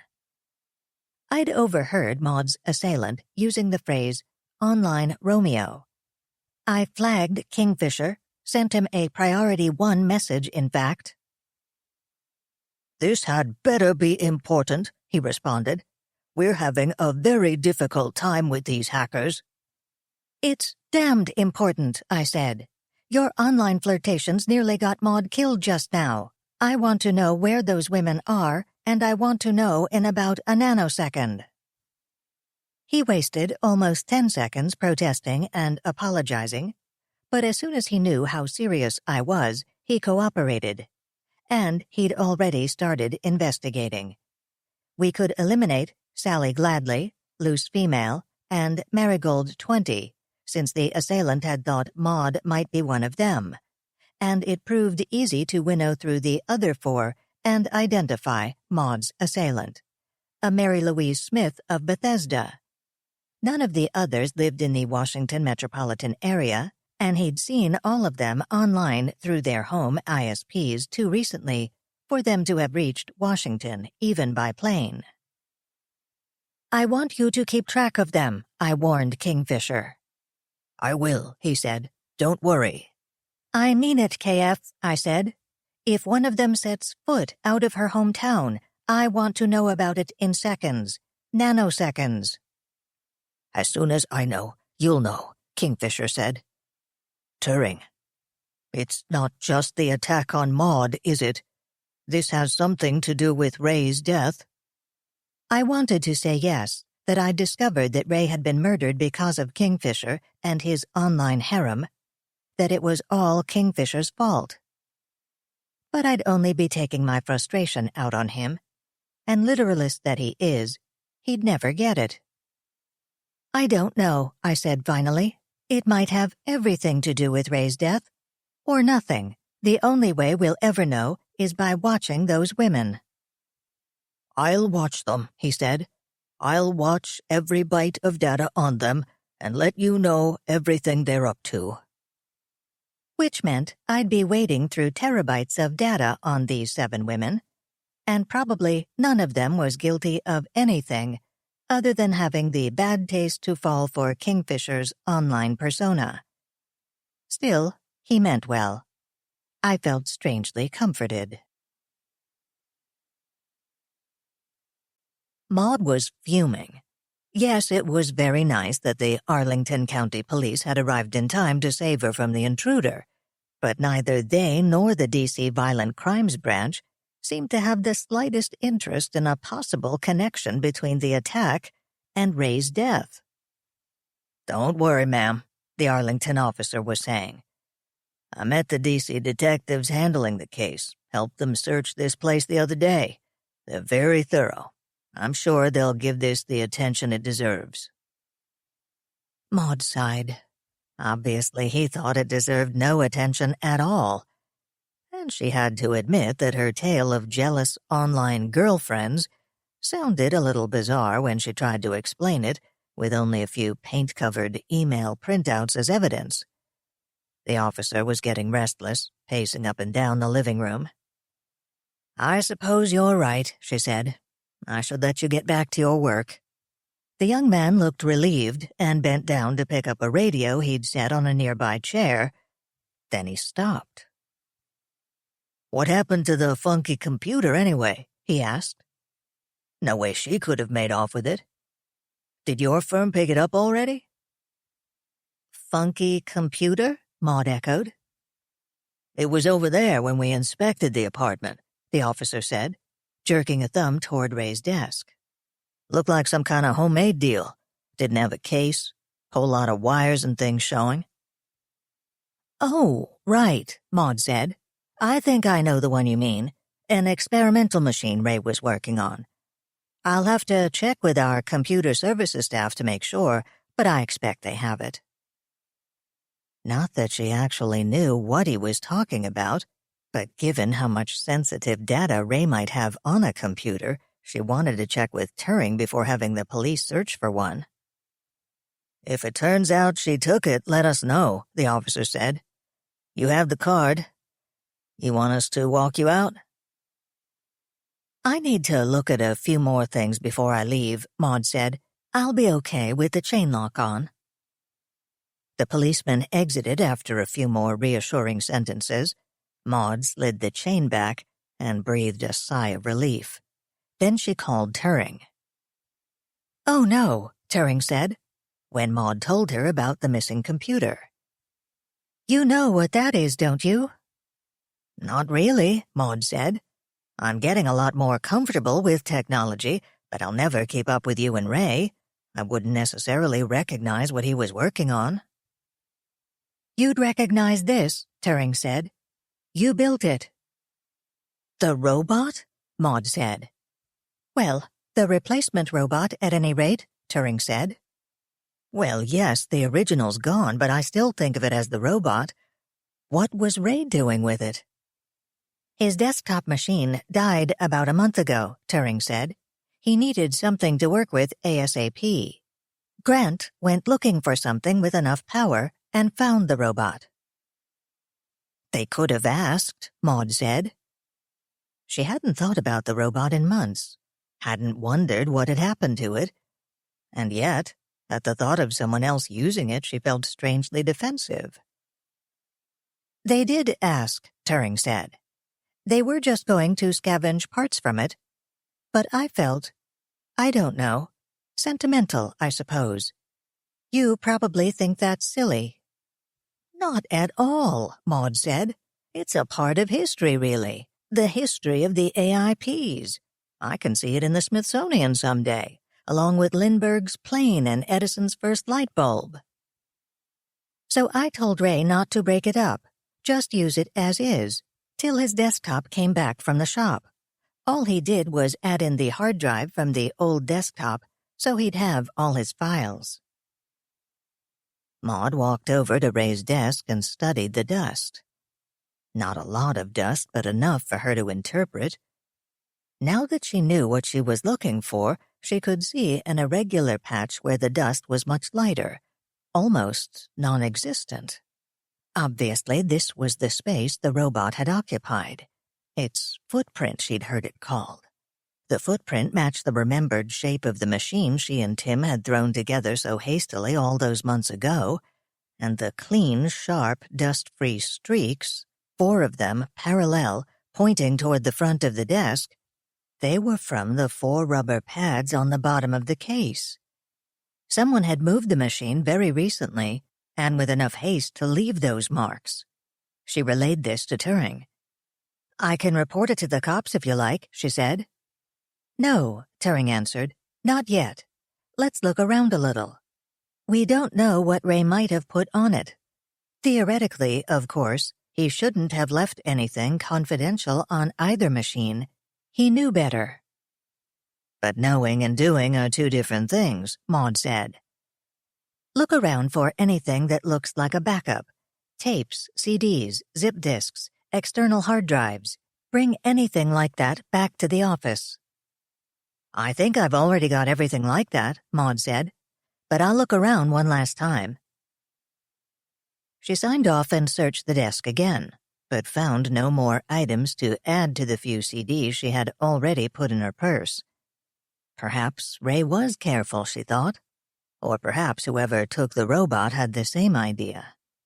She was turning out the lights, preparing to leave, when she heard a soft knock on the door. She froze. Don't be silly, she told herself. Mary Louise was in custody, wasn't she? No harm in caution, though.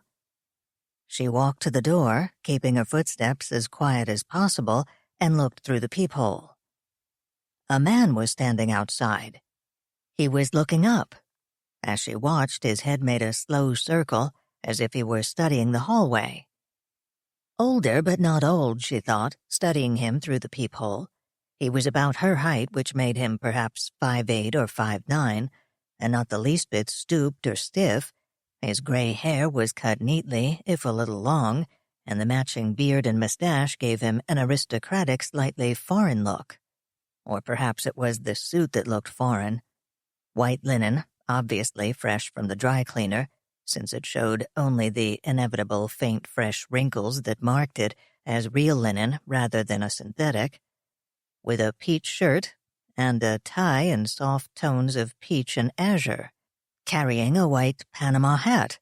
He looked like a visitor from the tropics, or perhaps to the tropics.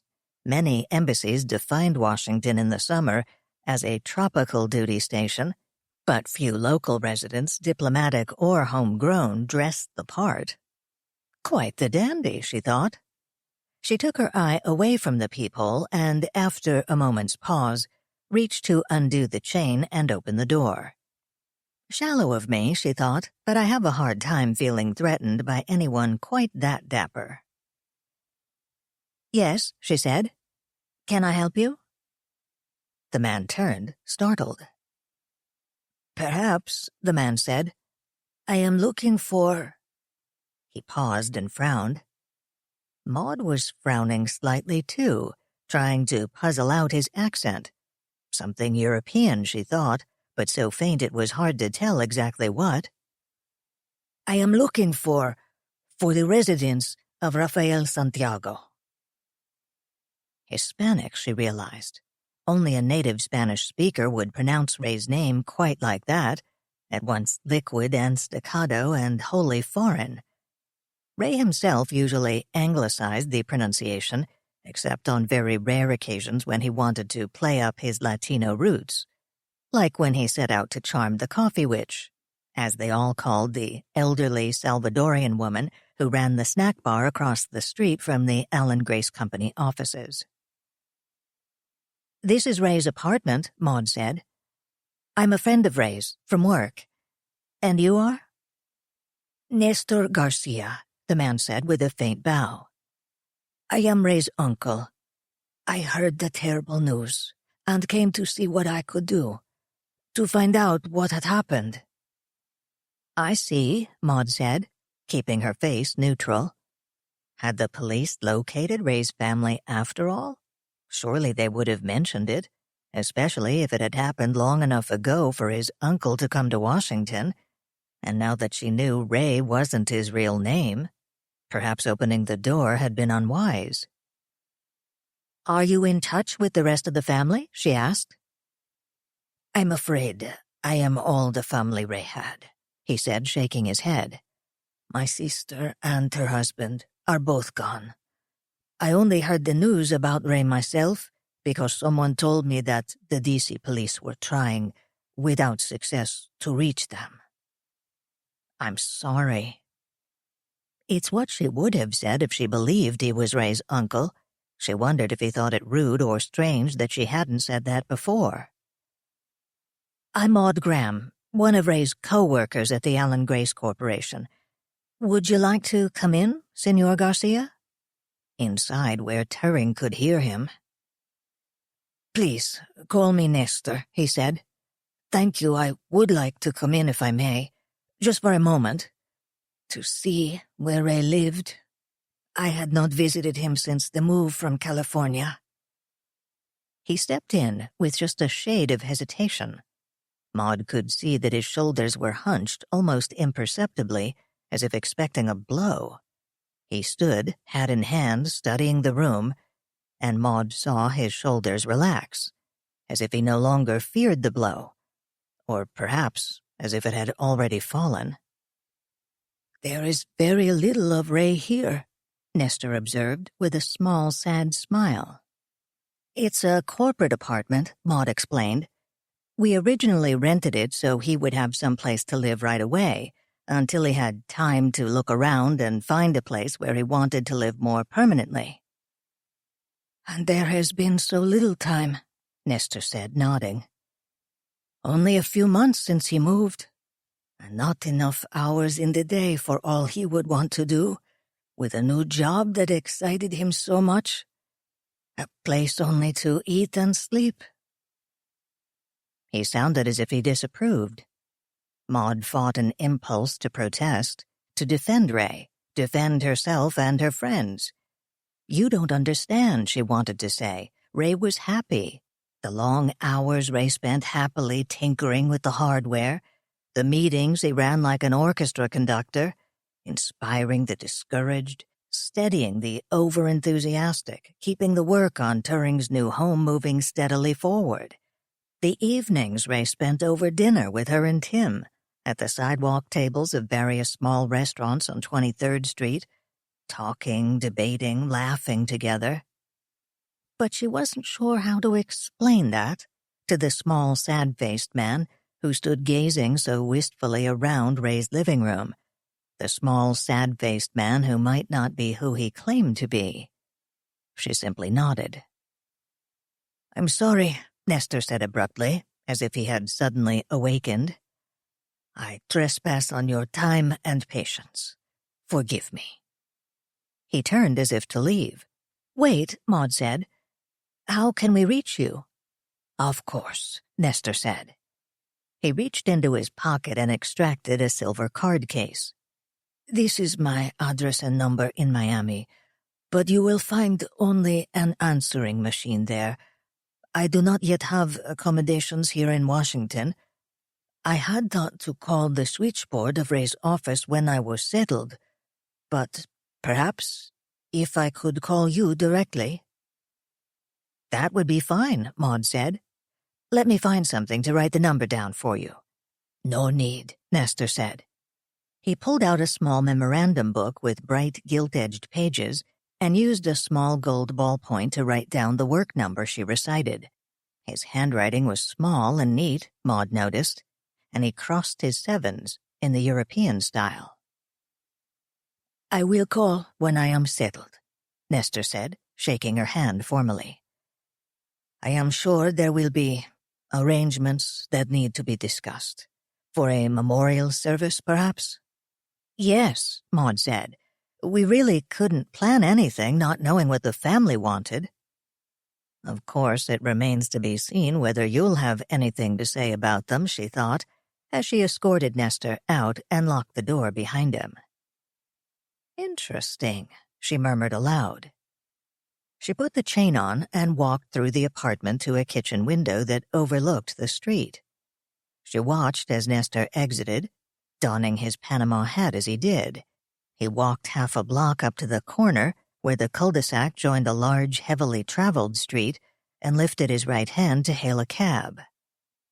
Many people looked forlorn or frazzled when trying to hail cabs.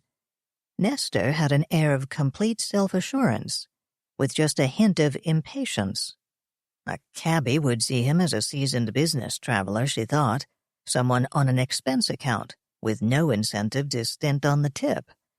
She wasn't surprised to see a cab swerve to the curb by Nestor, passing over several less affluent-looking passengers on the other side of the street.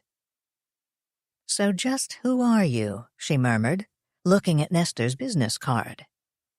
No firm name or title, just Nestor's name, a post office box, a telephone number, and a fax number. No email address. But perhaps Nestor didn't have email. Quite possible, she thought, remembering the little memorandum book he carried instead of the ubiquitous modern PDA, which reminded her to take out her own PDA and transmit the scant information from Nestor Garcia's business card to Turing. Perhaps Turing could make something of it. She was about to leave when she remembered something else. The Arlington police had taken the paintball gun, but hadn't she seen something else in the box? She returned to the bedroom and found the boot box on the floor between the bed and the closet. There were papers in it. She laughed aloud when she realized that she'd nearly hidden the email printouts in a box that already contained a stack of email printouts. She scooped up the sheaf of papers and stuffed them in her briefcase, time enough to examine them when she got back to her office. "I'm relieved to have Maud back in the Allen Grace offices." I almost said, "where I can keep an eye on her," but that's not fair. She handled events at Ray's apartment quite well. She even wisely decided not to plant our printouts until we have studied the ones she found. She's busy scanning these in. I'm astonished. They open up a whole new side of Ray's life. Apparently, he was quite heavily involved in an online game called Beyond Paranoia. I found the game site and began studying it. So far, it seems, well, harmless isn't quite the word. Unrelated to his murder, perhaps, but not harmless by my definition. Such a strong thread of violence and alienation runs through it. On the public website, I could only find a game description, a few sample screenshots, and instructions on signing up. I could have hacked into the site, of course. When I was a little younger and a lot more impulsive, I probably would have. But I'd grown a lot more wary about hacking. It was so hard to do without leaving clues all over the place, especially if whoever ran the site was up to something fishy. Online crooks and scam artists can be rather paranoid about their own security and not particularly scrupulous about how they retaliate when they feel threatened. So I moved cautiously. For now, I'd stay with what I could reach through legitimate public means. I studied the screenshots.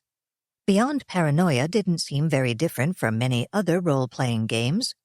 The graphics were fairly simple, of course, since people playing online wouldn't want to wait for complex graphics to download. Getting started seemed easy. You created a character, and then steered an online representation of your character through the streets and buildings of the game world. At any given moment, you had a range of actions available. At a door, for example, you could knock, try the knob, kick it in, put your ear to it to eavesdrop, or attempt to shoot the lock off. Or you could talk to other characters, which might expand your options. One might, for example, give you a key. From the sample shots, I deduced that players spent a lot of time talking with other characters, some representing other players, and others controlled by the game computer.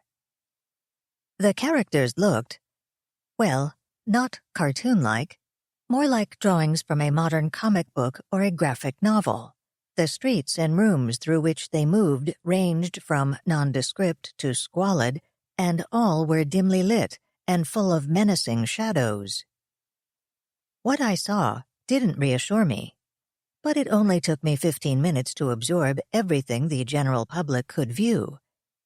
I realized that to learn more, I'd have to sign up to play.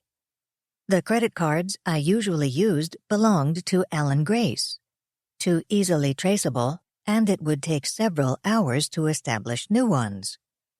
Then I remembered that back when Tim had been on the run from danger, I'd set up a fake identity for him as Robert Browning, an Alan Grace employee.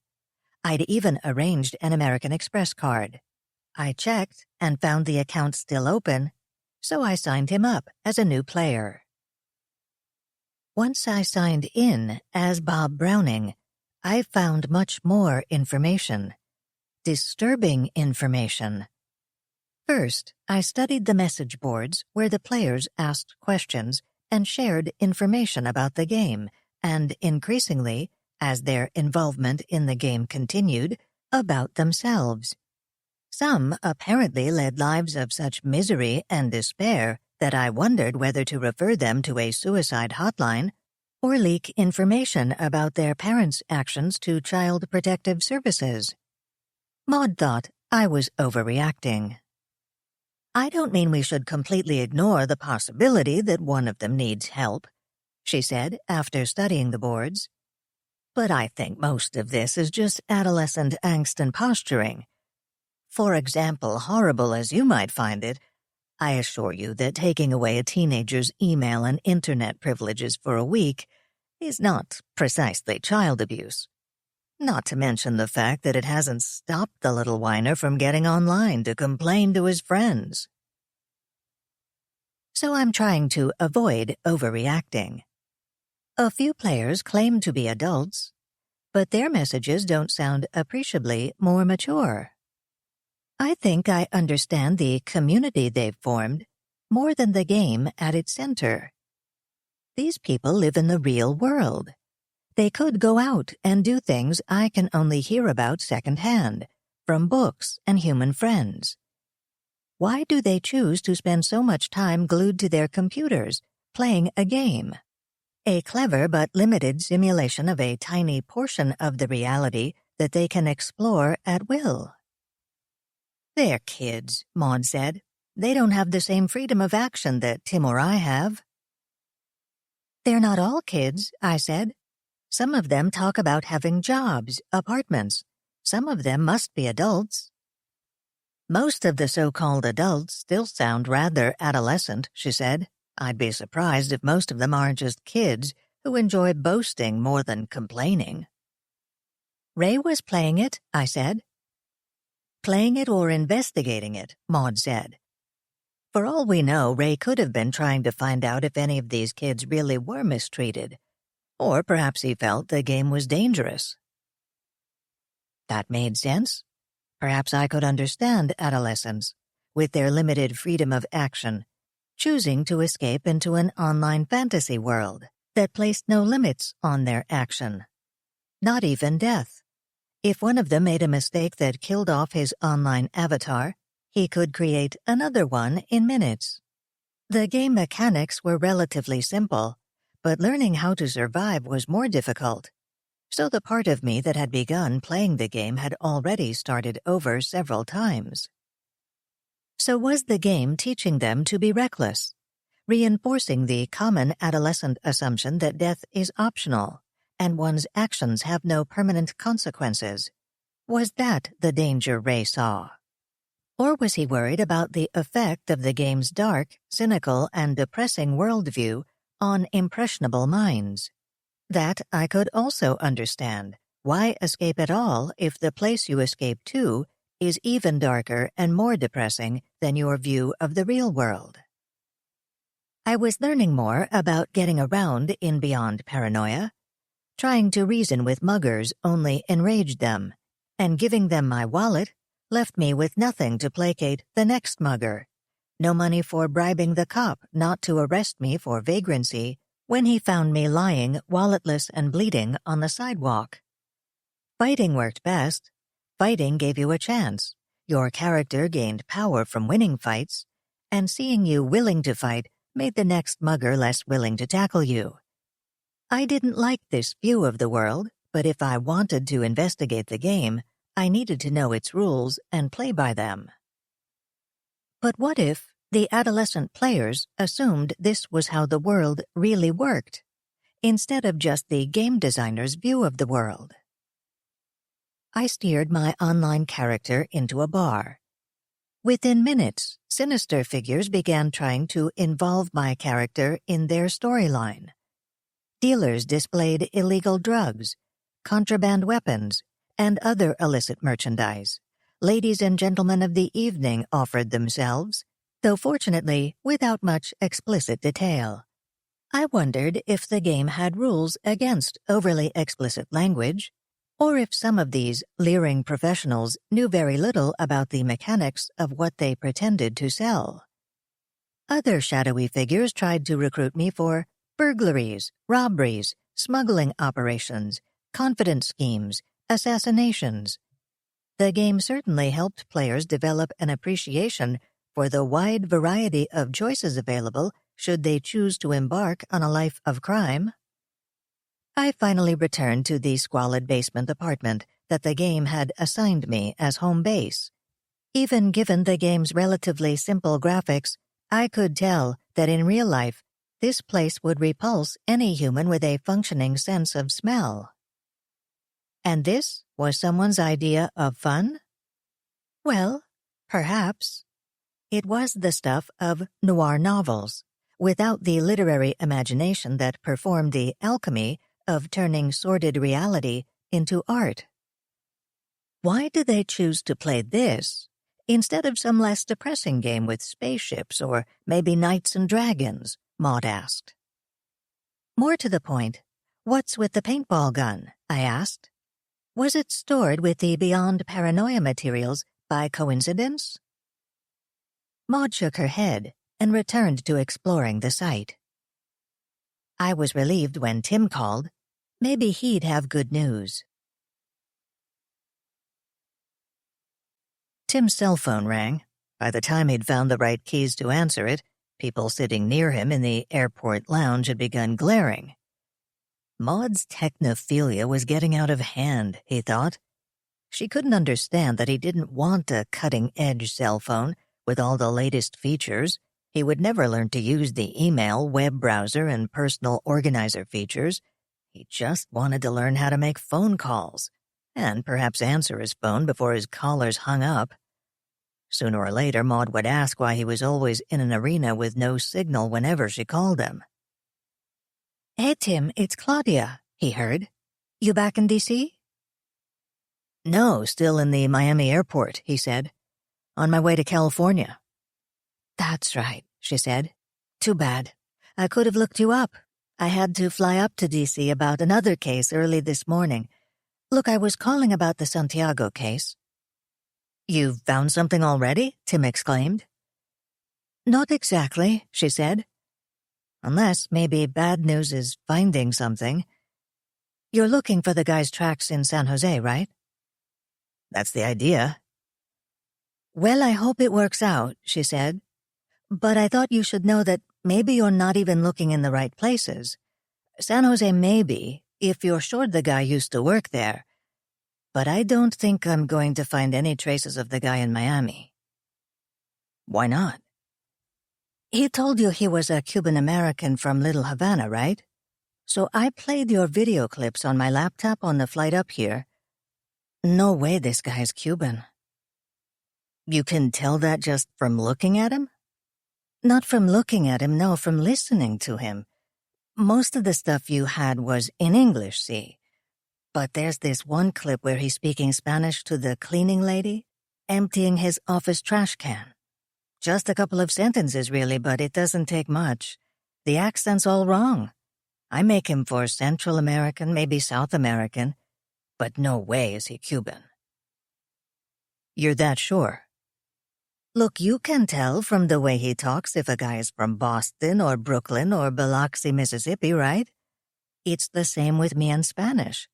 You learn a certain accent, and yeah, it gets watered down if you move away. Hear a lot of people speaking different kinds of Spanish, but it never goes away completely, you know.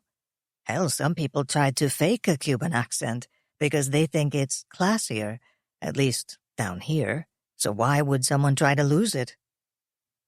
So what do we do now? Tim asked.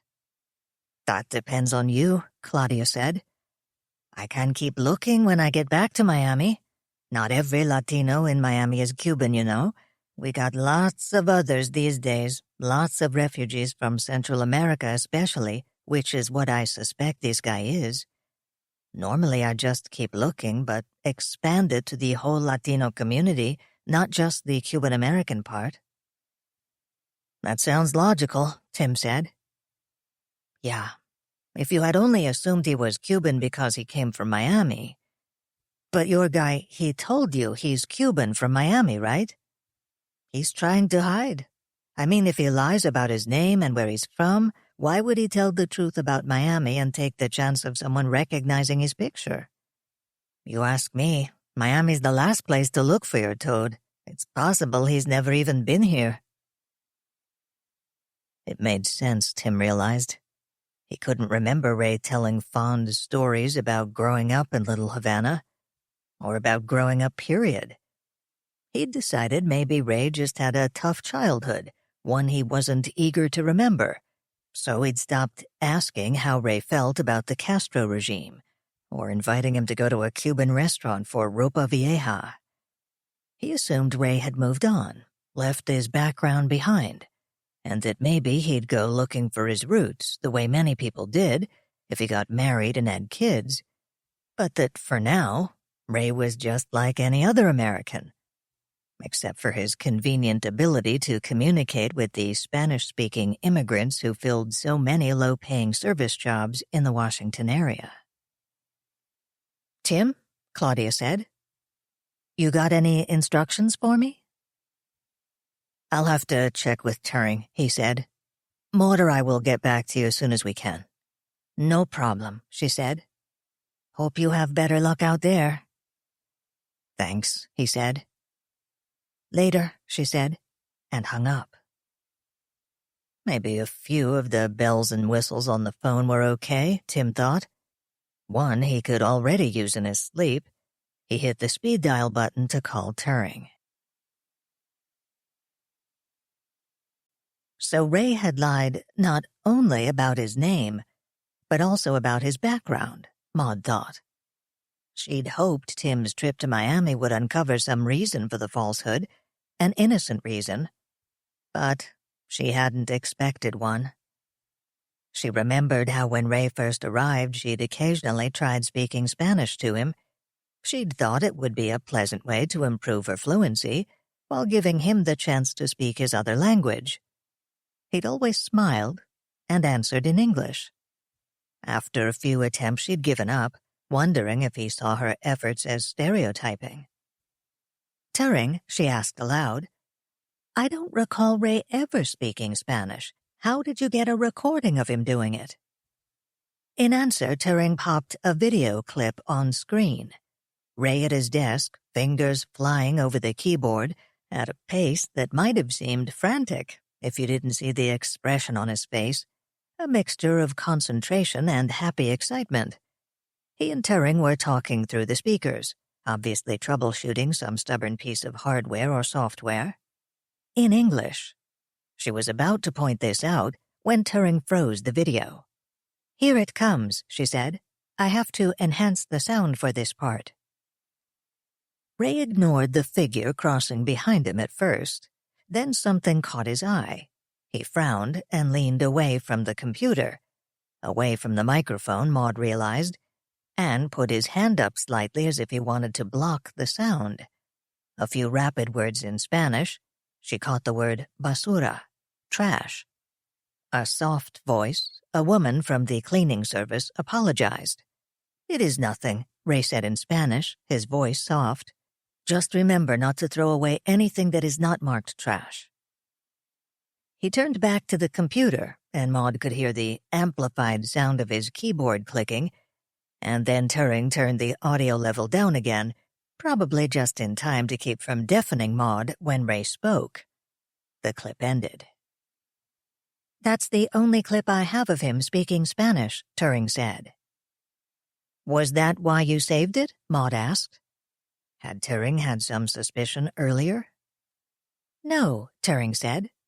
"I'm not quite sure why I saved it. It was fun, I guess. Not any different from many evenings when we were working together to get the system running, but typical of them. A souvenir, I guess. Who knows?" A human, Maud thought with fleeting amusement, could simply have shrugged. Uncertainty is so much harder for AIPs to articulate. "He was trying to hide," Maud said. "Look, I don't want to sound impatient, but you do want me to keep on to San Jose?" Tim asked. "I mean, if I should come on back, I have to decide pretty quick. The plane should start boarding in 20 minutes. "No, go on," Turing said. "I think the California part of Ray's history is a lot more apt to be genuine. But if not, that will be interesting. And even if his California references are genuine, it will be interesting to see what they know about his background." Interesting doesn't even begin to cover it, Maud thought, wondering if Turing really felt as calm as her electronically generated voice sounded. "Roger," Tim said. "Anything happening back there?" He sounded as if he thought he was the only one having adventures. "Oh, nothing much," Maud said, joining the conversation. "I only fought off a knife-wielding assailant and met a mysterious gentleman who claims to be Ray's uncle." Even a short account of those adventures took most of the time Tim had left before he boarded the plane. The funniest part, Maud decided, was Tim's reaction to what Kingfisher had done. "He used Ray's picture?" Tim asked, several times. Was he insulted that Kingfisher hadn't picked him instead of Ray? "Okay, so you've had more fun than I have," Tim said at last. "Anything else before they start boarding us?" "Just one more thing," Turing said. "What do you know about paintball?" "Paintball?" Tim echoed. "Why do you want to know about paintball?" Which wasn't, he knew, an answer to her question. He didn't really want to answer it because he didn't want to admit that he knew both very little and way too much about paintball. He'd once spent a humiliating afternoon playing paintball with some coworkers. He quickly realized that they must have spent long hours on target practice, something they'd neglected to mention when they invited him to join them. Shooting looked a lot easier in the movies, and he wished they'd warned him about the nasty bruises paintballs left when they hit, especially at close range, which is easy to manage when you know every inch of the playing field and your target is a hapless beginner whose goggles have been almost totally coated with paint. "The paintball gun Maud found in Ray's things," Turing began. "Yeah," Tim said. "Weird. I didn't know he did paintball." "I found some papers along with it," Maud said, "about this strange computer game Ray was apparently involved in." "Game? You mean Beyond Paranoia?" Tim asked. "You've heard of it?" Turing asked. "Yeah, I've been playing it too." "You've been playing this thing?" Maud exclaimed. "Ray asked me to," Tim said, hearing a note of disapproval. Evidently, Maud had learned something about the game, he thought. He had a feeling she'd be a lot more disapproving in a minute. Now was probably as good a time as any to confess how he'd let Ray down the night of the murder. "Did he say why?" Turing asked. No, only that it was important, Tim said. Look, I'm sorry. I probably should have mentioned this before. "You had no way of knowing the game had anything to do with his death," Turing said. I don't mean that, Tim said. I mean, about Ray's death. I could be, sort of, responsible. "Responsible how?" Maud asked. He asked me to meet him that night, Tim confessed, and I forgot. Actually, I was playing Beyond Paranoia and completely lost track of time. "Why didn't you tell us?" Maud demanded. "Did he say why he wanted you to meet him?" Turing asked. No, Tim said. He didn't make it sound very important. He said himself it might be a false alarm. "Apparently it wasn't," Maud said. Tim shifted uncomfortably in the plastic airport chair, waiting for Turing to say something. It was easier telling them over the phone, but not a whole lot easier. He wished boarding would begin. Maybe if I'd remembered to meet him, things would have turned out differently, he said finally. Maud said. "You think you could have protected him?" I don't know, Tim said. Maybe. Or maybe Ray was killed because he did something dangerous that he wouldn't have done if he'd had me along to worry about. Maud snorted again, but at least this time she sounded amused. Like I said, he didn't tell me why, and he didn't make it sound particularly urgent, Tim said. I wish he had. Maybe I wouldn't have blown it. "Or maybe he'd have gotten you killed too," Turing said. "Call me when you get to California. I want to hear anything you can remember about what Ray said and about this game." You think the game could have something to do with Ray's murder? Tim asked. "Who knows?" Turing said. "We can't afford to overlook any possibilities. Just check in when you get to California. I'll still be up." Roger, Tim said. Anything else? "Think back and see if Ray might have mentioned anything about playing paintball." I think I'd have remembered if he had, Tim said. But I have an idea what he might have been doing. Why he might have stored the paintball gun with his Beyond Paranoia stuff. "Why?" Turing asked. And even with her electronically generated voice, he thought he could detect excitement. Maybe he was going to use it for a LARP, Tim said.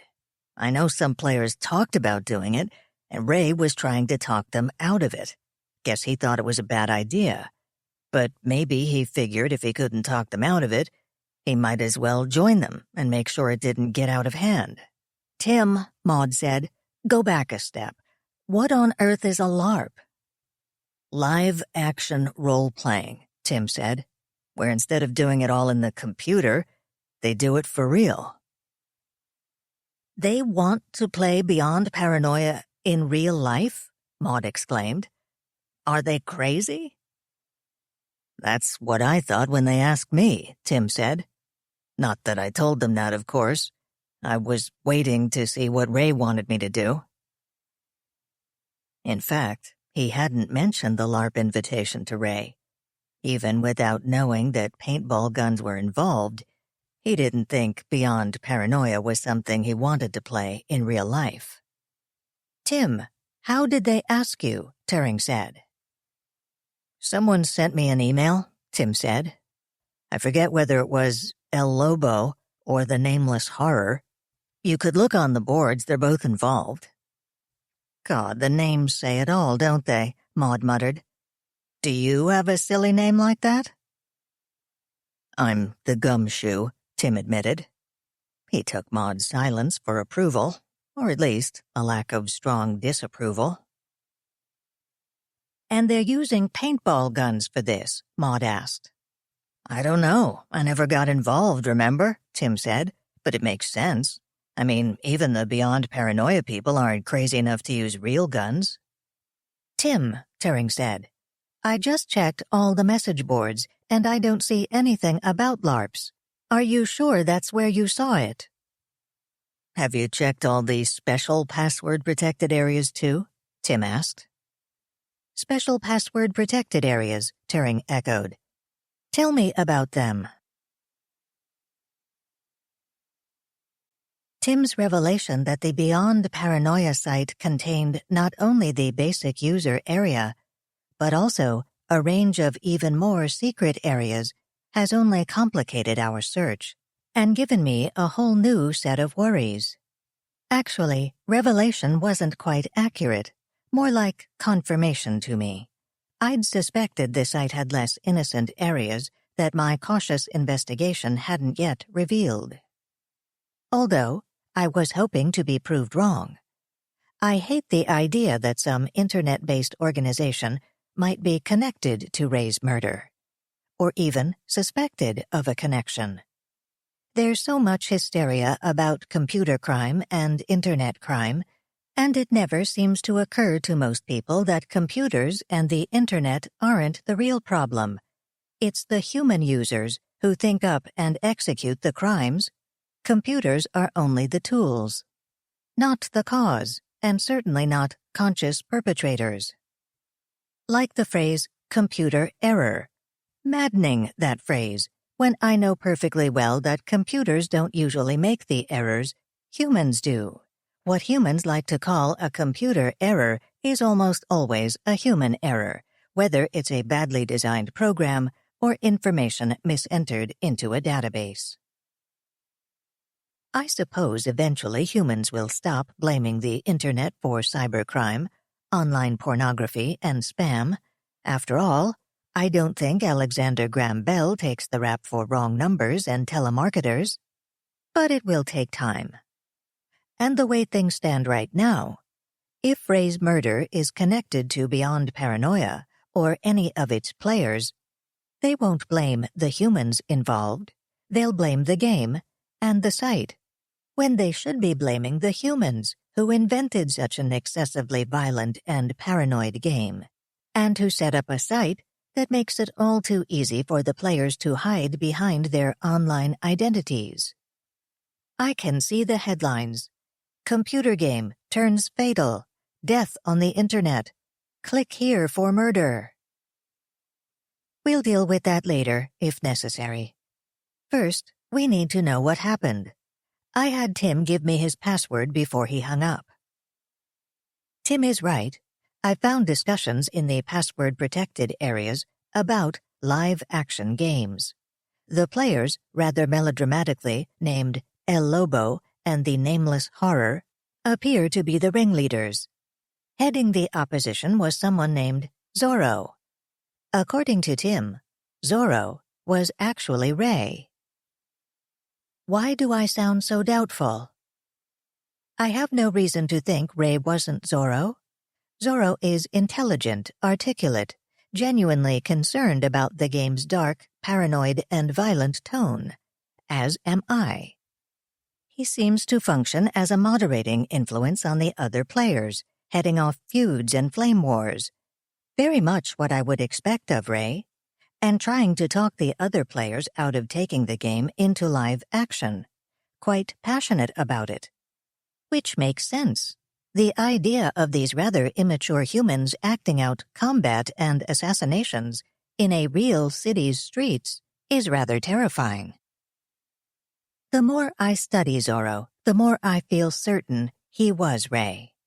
His writing style is not inconsistent with Ray's, given the vastly different circumstances and subject matter. Everything I've found so far is consistent with what I know of Ray.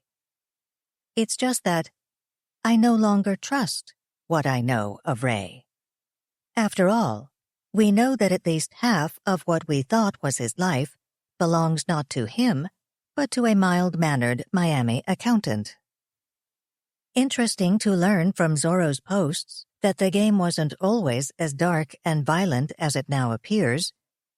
Is it true, I wonder, or only his perception? The message boards, even the password-protected ones, only go back about 6 months. Yet it's obvious from other information on the site that the game has existed much longer. Why has the game's past been, for all practical purposes, erased? Was it only, as stated on the site, disk-space limitations, or was there some other reason? A sudden outburst from Maud startled me.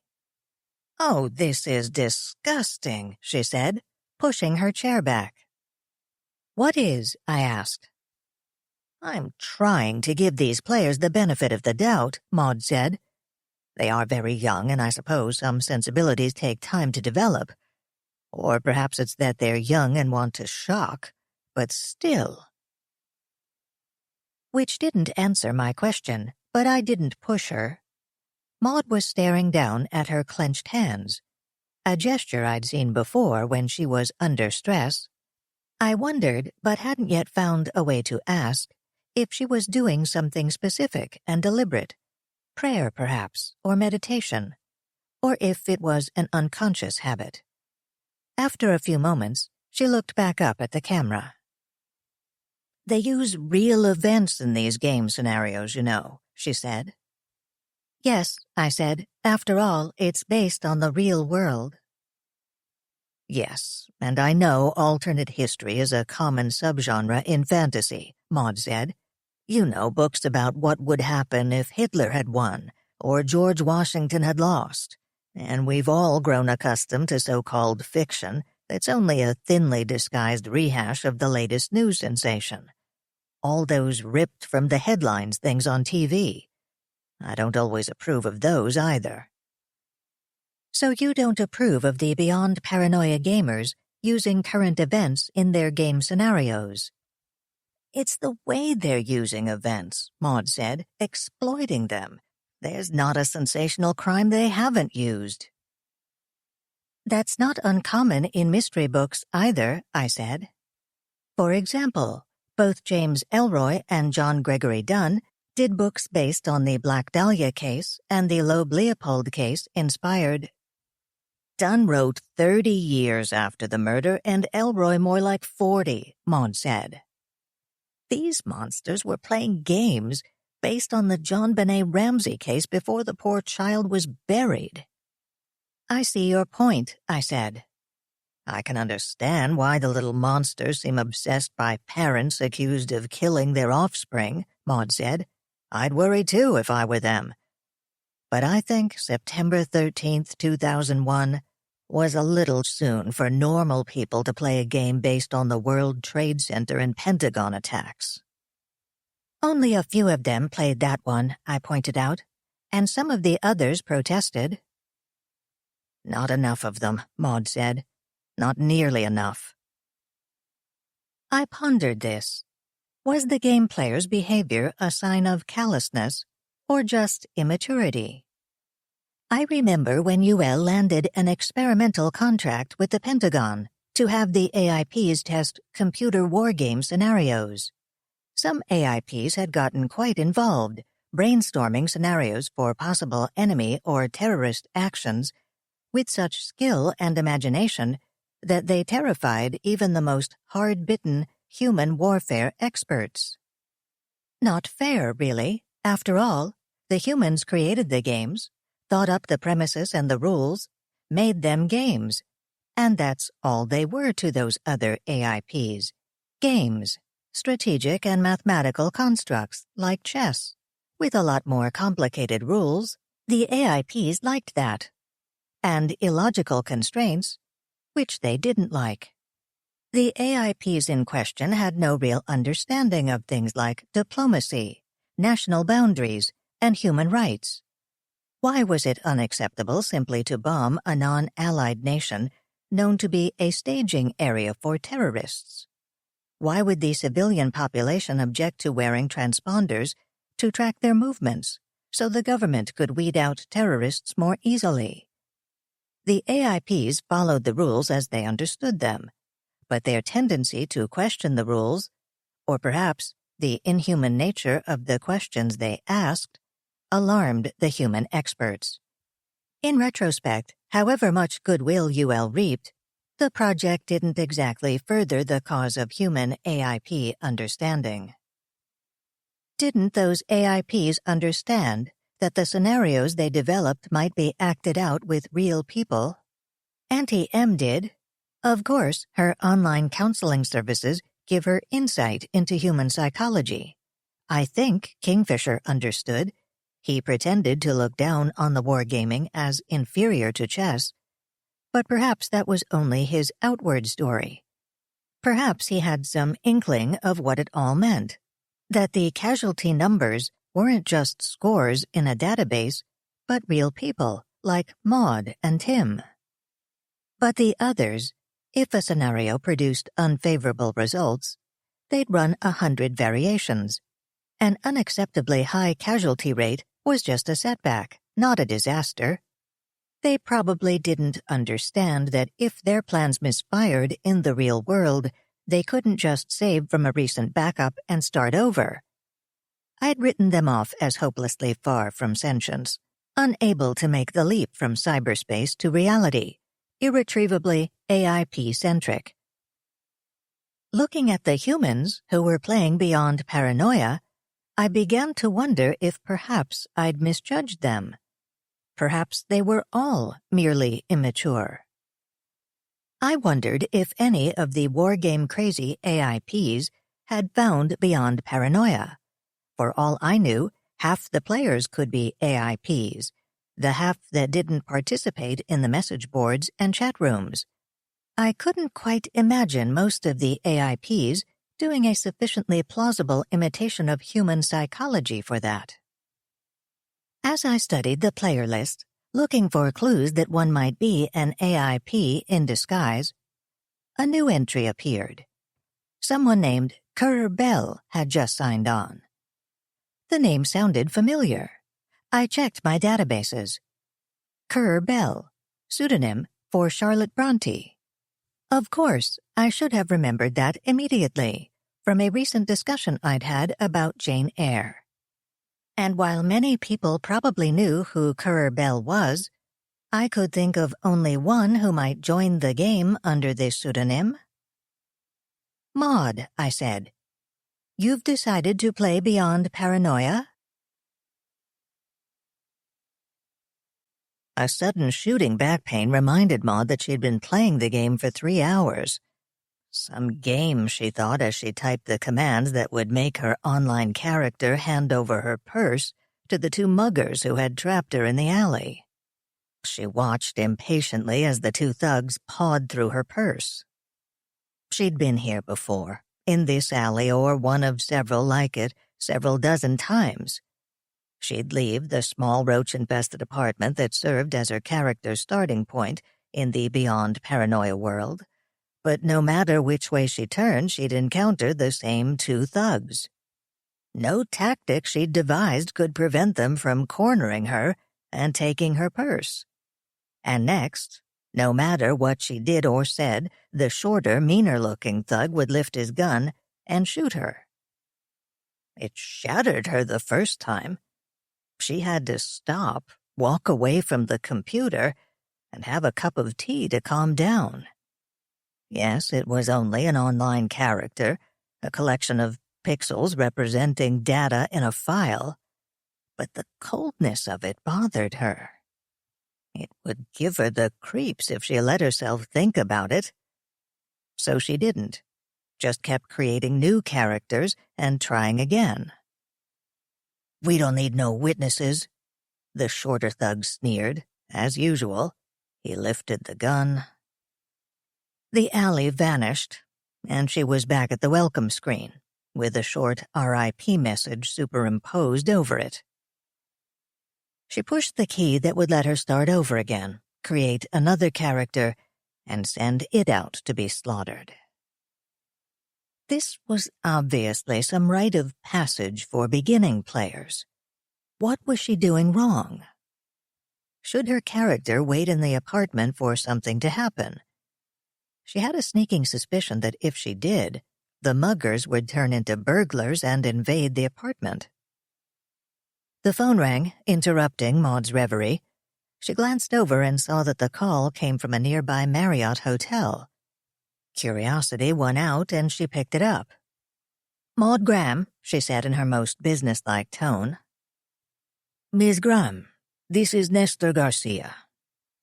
As charming as ever, she thought, and then felt momentarily startled.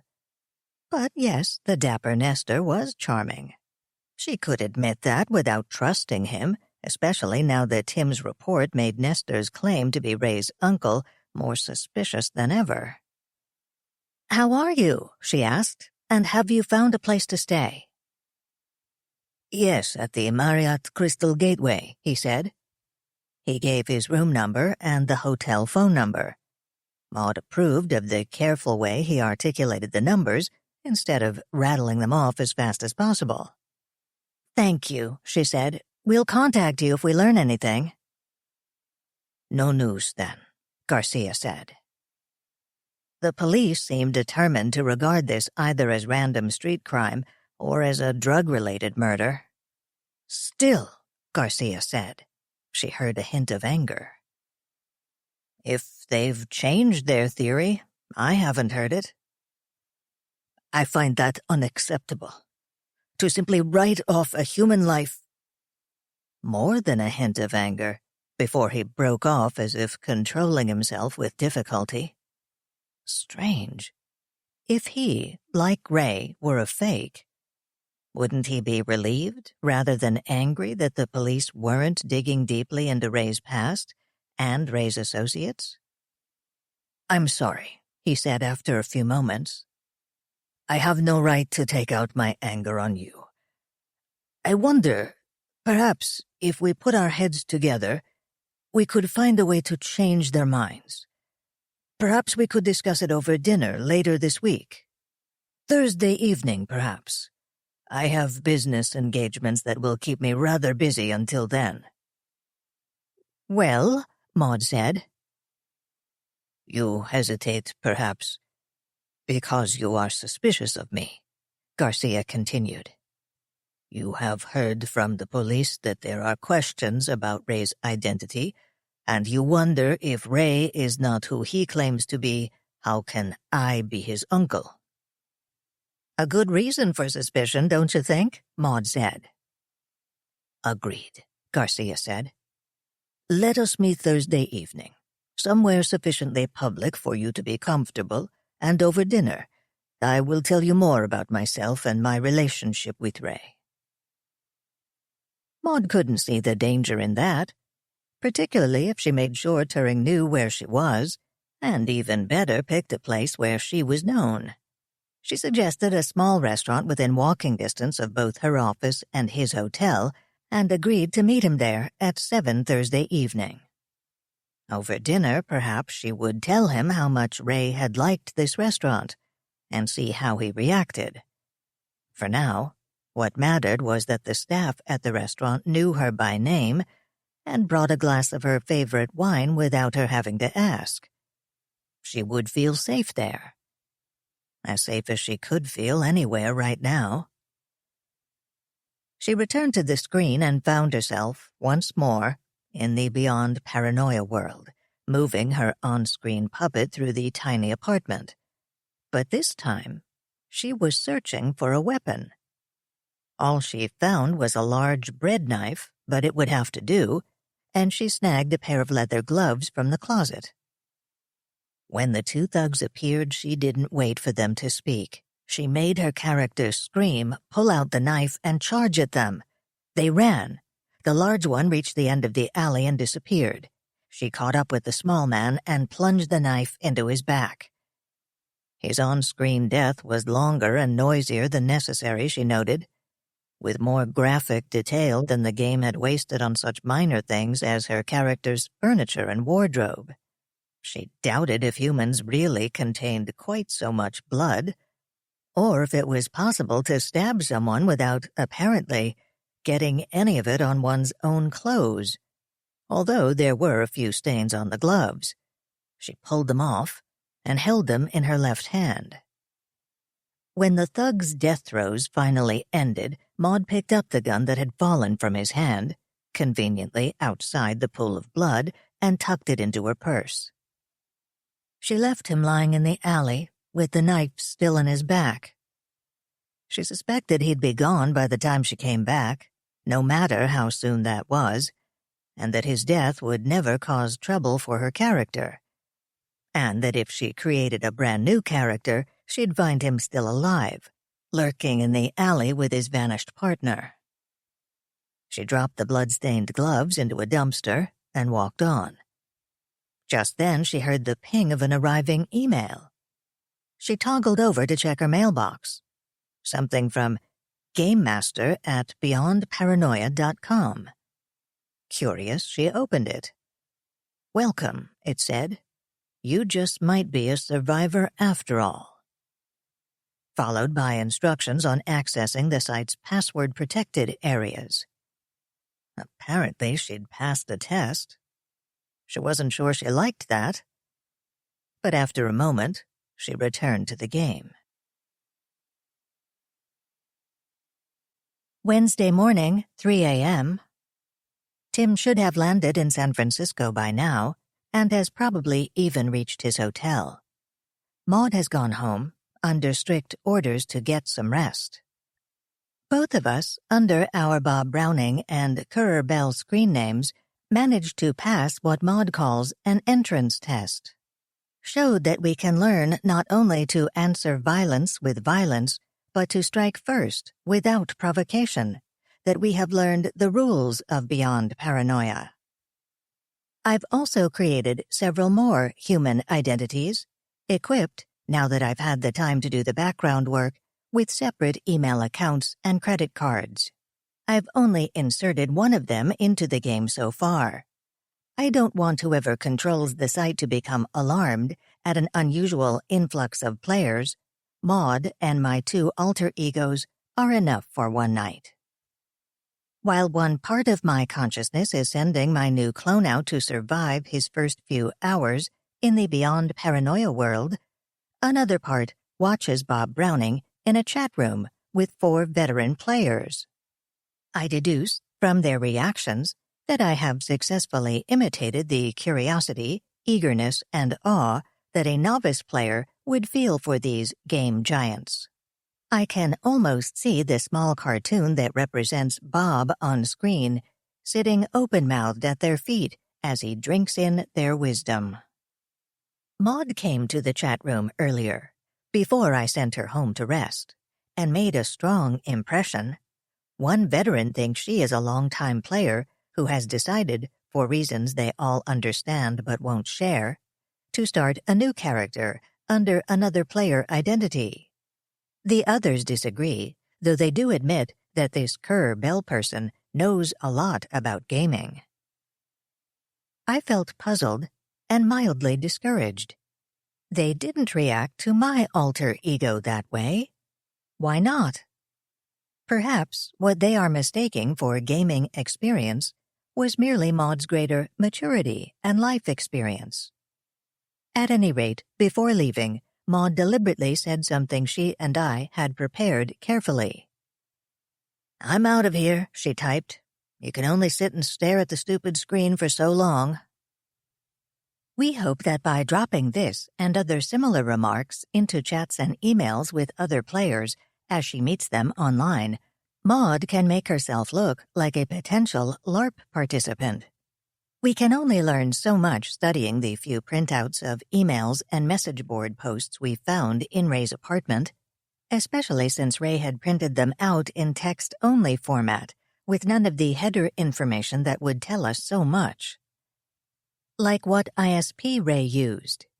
If we had Ray's home computer, we could figure it out from the files there, and maybe even hack the password for the comfortably anonymous Hotmail account he used to communicate with other Beyond Paranoia players. But I suspect whoever killed him already has the computer. So we run into a brick wall trying to trace his steps. There must be thousands of ISPs out there, so we have no easy way to know which one Ray used. Unless we hack into the server that hosts the Beyond Paranoia site. Dangerous. I'm already worried about having Maud, Tim, and me all playing. Odds are it's harmless enough, but if something sinister is going on at the site, they might be tracking their users and might already be suspicious that so many people with a connection to Ray have suddenly joined the game. Even if they aren't already suspicious, trying to hack their site could make them so rather quickly. But if we could get inside their system, we could learn so much. We could see where Ray was logging in from, identify his ISP, and maybe hack that, trace the identities of more players. See if there are other hidden areas that Maud and Tim and I haven't yet proved ourselves worthy to see. I decided to enlist Kingfisher. I flagged him and explained the situation. "It's an interesting dilemma," he said. "But I'm not sure what you want me to do." Hack into their system, I said. But carefully. It would defeat the purpose if they detected you. "Turing, I can't believe you're seriously asking me to do this," Kingfisher said. "It would be illegal, unethical." I told you, whoever's running this game may have caused Ray's death, I said. And could have Ray's laptop by now. You know what that means. Kingfisher didn't answer. Was he overcome by the seriousness of the situation, or did he just not get it? It means if they want to get into our system, they may not need to hack. With the information Ray had on his laptop, they could just waltz in the front door, and we couldn't stop them. "I'll work on it," he said. "You understand that it may not be possible to hack in without them finding out, and that would be a disaster. We have to—" "I trust your judgment, KF," I said. "This could have something to do with the level of security attacks we're seeing," Kingfisher said. "You're seeing more attacks than usual?" I asked. Maybe it wasn't just me overreacting. Maybe we were under siege. "No, not more attacks," Kingfisher said. "Better attacks. This could explain it." "Better? How?" I asked. But he left without another word. Actually, of course, he didn't go anywhere, but I'd gotten used to thinking of my fellow AIPs as present when they contacted me. So when one of them broke off an active conversation, I imagined them leaving. I'd talked to several other AIPs who found this confusing and inaccurate. When they communicated with me, they thought of it as opening and then closing a data channel. I wasn't sure about Kingfisher. I didn't want to find out I was the only AIP who committed that bit of anthropomorphization. Better to let him focus on security anyway. I could have contacted him, asked him what he meant by better attacks. But that would be foolish. I already knew. Attacks that were designed to exploit the particular weaknesses of UL's security system. But not the Alan Grace system, I realized. Kingfisher and I had designed the Alan Grace system to be more secure than UL, which wasn't that hard, because the Alan Grace system didn't have to talk to hundreds of data sources and millions of users every day. The ongoing challenge at UL was to keep the cyber doors open for information to come and go, while making sure those wide-open doors didn't allow hackers to smuggle in worms and viruses and other nasty little surprises.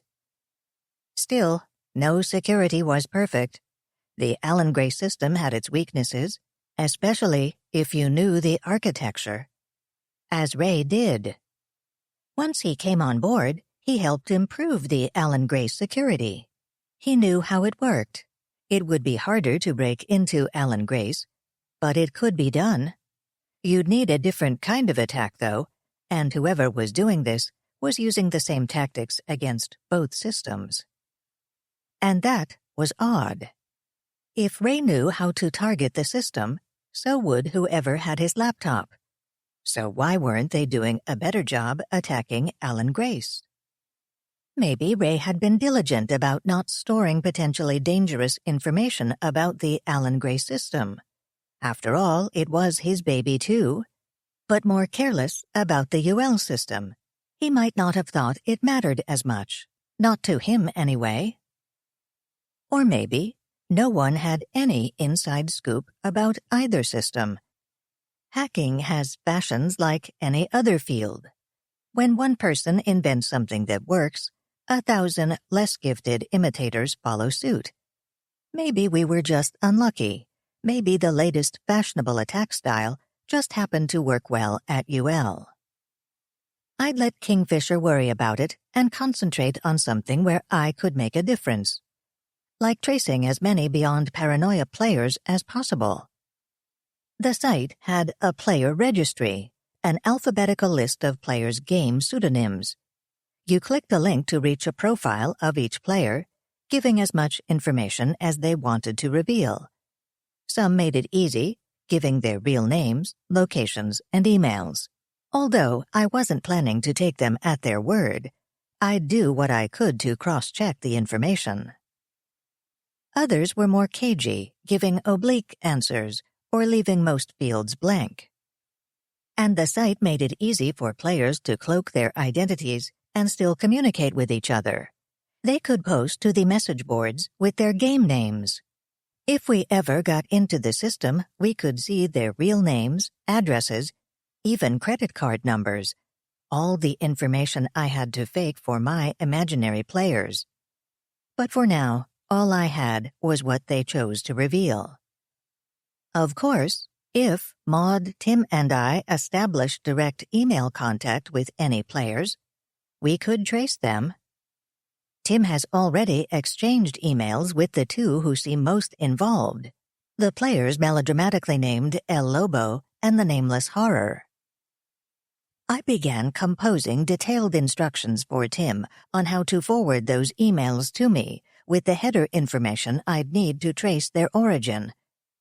And then I realized that it was a bad idea. Tim would find it condescending and perhaps overwhelming. I deleted my long message and substituted a short, calm note reminding him to call me or Maud in the morning. One of us can walk him through it. And then I spent far too much processing time worrying. Did I avoid sending the technical instructions to Tim out of consideration for him? Or am I, like Hal in 2001, becoming dangerously impatient with human limitations? We need to find out more about this Nestor character, Maud thought. Surely Turing has already started looking into that. Of course, the dinner with him wasn't scheduled until Thursday, but still, getting information could take time, and she wanted to know as much as possible before she saw him again. She should talk to Turing tomorrow. No, today. Maud realized with a start that it was morning, and that as soon as she had awakened she had picked up the train of thought she'd been worrying about the night before when she went to bed. Picked it up so seamlessly that she had a hard time believing 7 hours had intervened. Maybe that was a good sign, she thought. But probably not. As she put on the tea kettle, she recalled snippets of dreams, vague impressions of shooting someone with the paintball gun, shooting Ray, only instead of the green splotch of paint, she saw red. Real blood wasn't that bright, she told herself, but it didn't erase the disturbing image of blood blossoming on Ray's forehead as she stood holding the gun. "I thought you knew it was a real gun," he said. "I'm so sorry," she said. "I thought you knew," he kept repeating. She looked down at her hand. She'd never tried to shoot a real person before. Yes, it had turned out to be a paintball gun, but she'd thought it was a real gun at the time. She'd been proud of her calm, efficient reaction. Now she wondered what would happen if she ever found herself in a similar situation. Would she shoot? Or would these vivid images of Ray dying break her concentration and... Snap out of it, she told herself. She walked over to her desk and pushed the button to turn on her monitor. The computer itself was already on. Strange, she thought.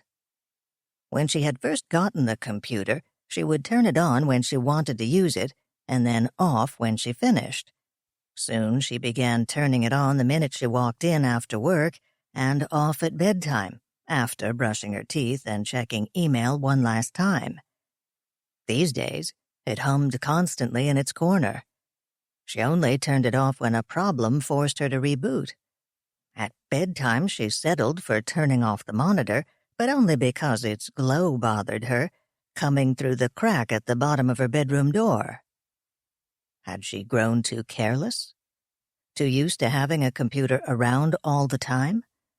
Would she eventually find herself falling asleep with her laptop perched on the bedside table, its glow a comfort rather than a nuisance? She checked the email cursorily. Nothing from Turing or Tim, which meant nothing that couldn't wait until she got to the office. To the Alan Grace office. Having a figurehead for her boss at UL was helpful at a time like this. Yesterday afternoon, she'd logged into Roddy's email to cancel all his appointments and give herself the week off. She toggled to her browser and hit the bookmark for the Beyond Paranoia site. She watched as the now familiar homepage loaded, the black background with its melodramatic graphics and two small fake stenciled typeface. Someone's idea of cool, she thought with a sigh. Should she post a complaint about how hard the site was to read? No, its target users probably liked the site just fine. She adjusted her glasses so she could read the type and scanned it to make sure there was nothing new on the site. There wasn't, at least not on the public site. She could log in. No, not here, not while she was alone. She found herself suddenly uneasy, eager to get to the Alan Grace office where she'd have people around, even if they were only junior employees going about their daily routine, still aware of Ray's death but no longer devastated by it, and unaware of the danger that Maud could see. Or perhaps it's not other people I want around me, she thought as she logged out. Perhaps it's Turing's cameras I want, knowing she can watch over me. Which was silly, she thought as she closed and locked her door. What could Turing do if I were in physical danger?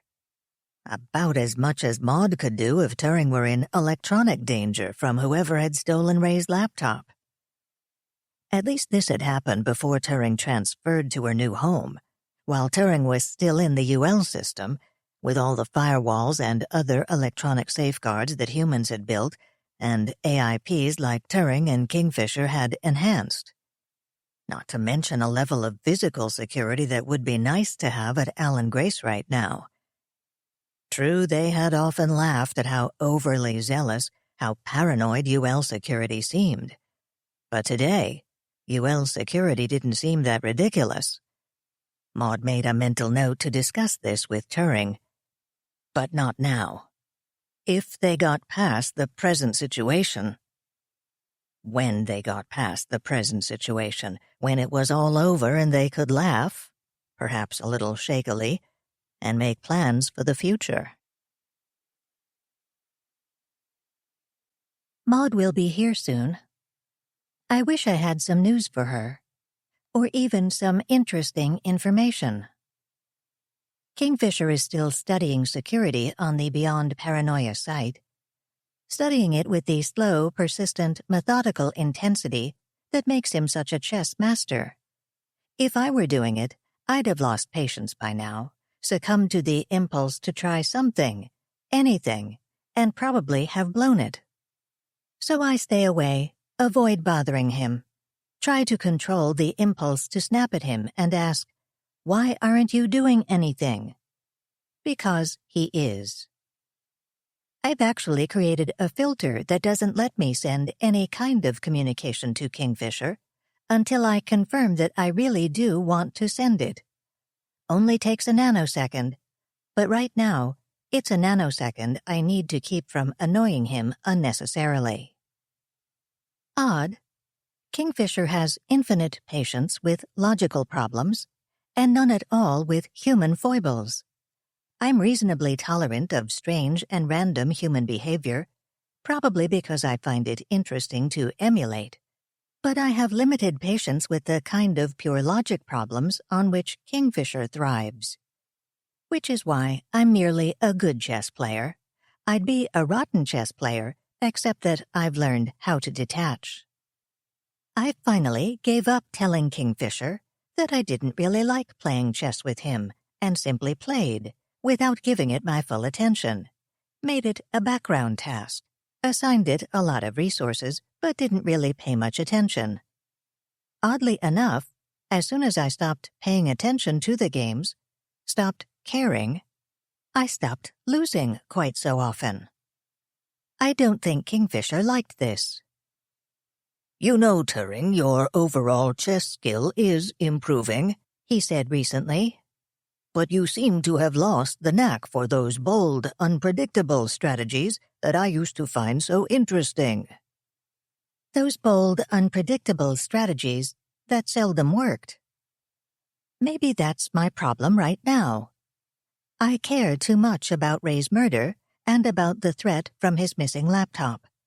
I access data, especially data about security and the UL system, and then find from the logs that I've already accessed it, but apparently failed to save the information I found, making double work for myself, not to mention clogging up the system unnecessarily.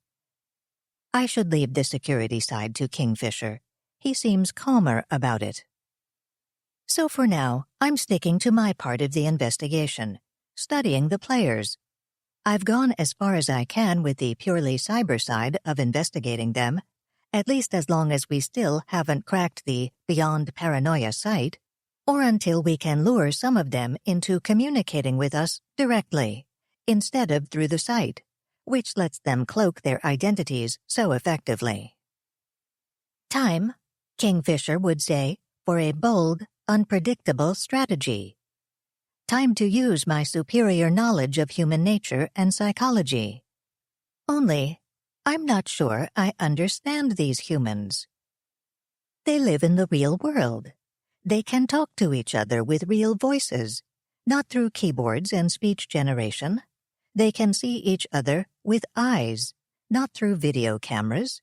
They can actually touch each other, shake hands, hug each other, punch each other in the nose.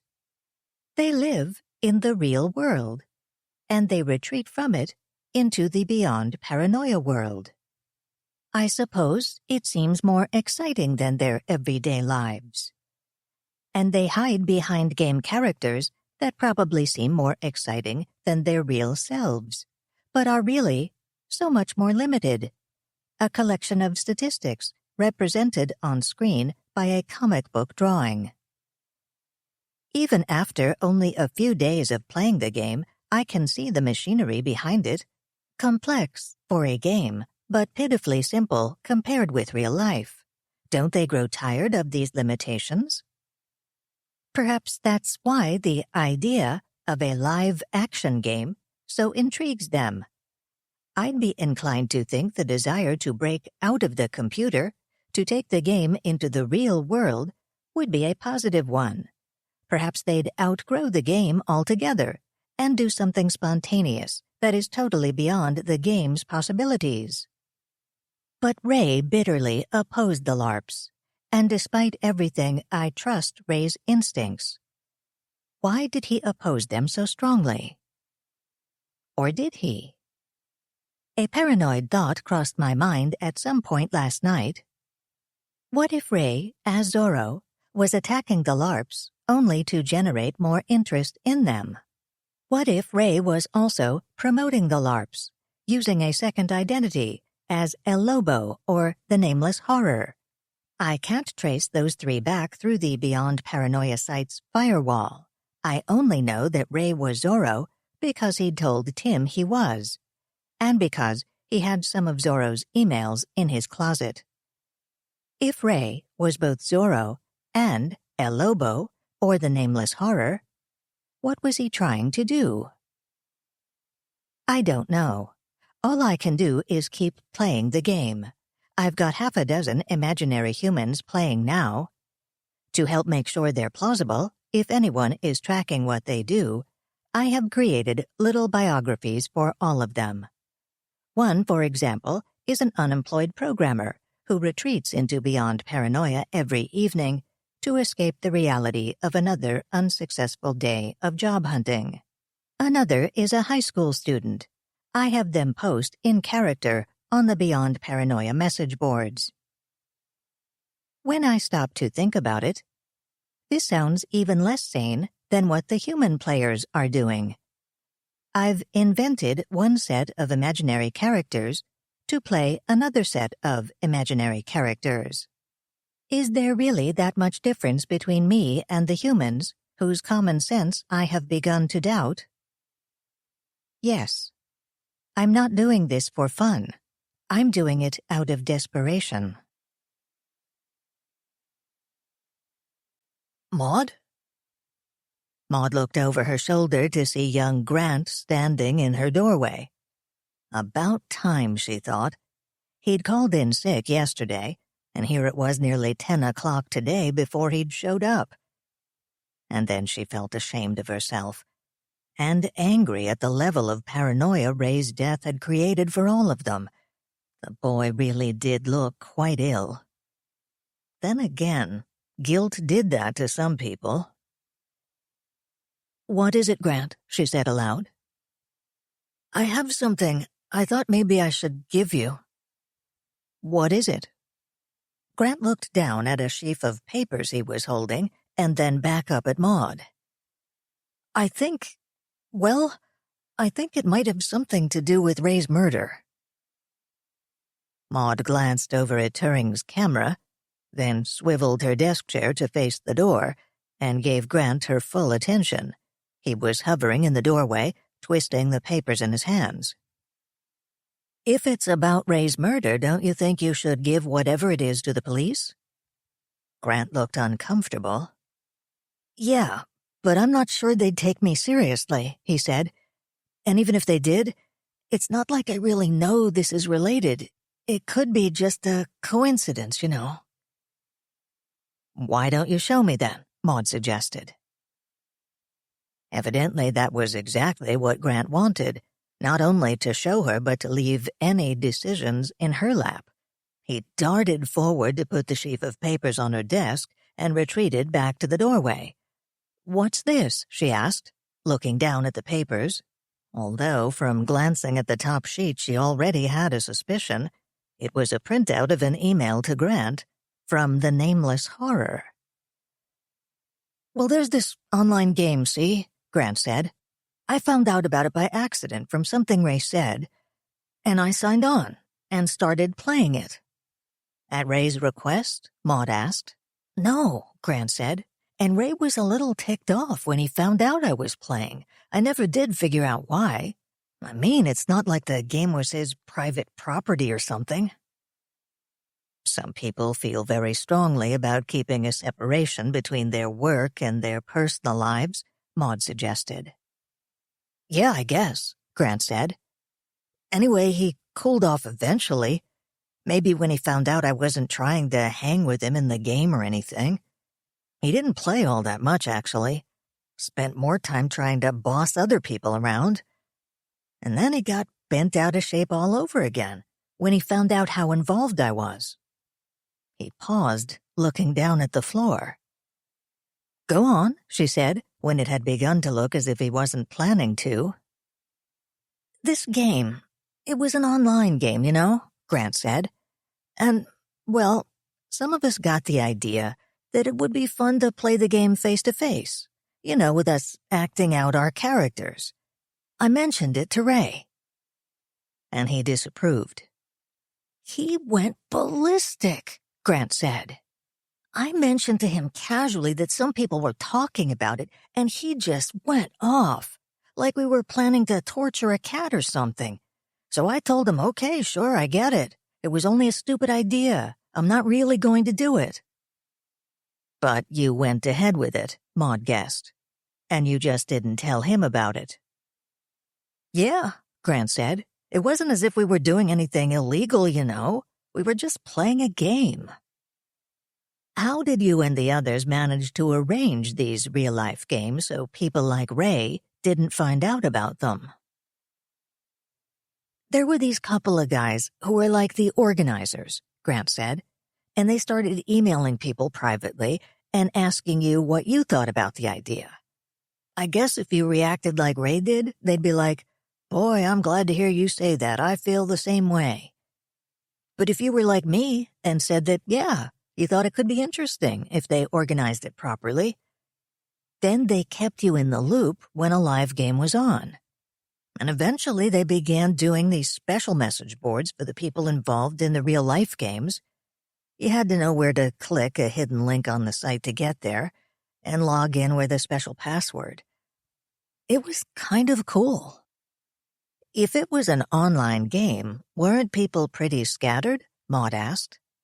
How could you play in real life with people all over the world?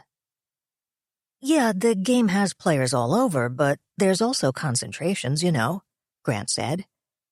So if you're living someplace like Montana, too bad. But a ton of people play in California and the Northeast. We have a lot in Washington, and some guys are so gung-ho they'll fly anywhere just to play.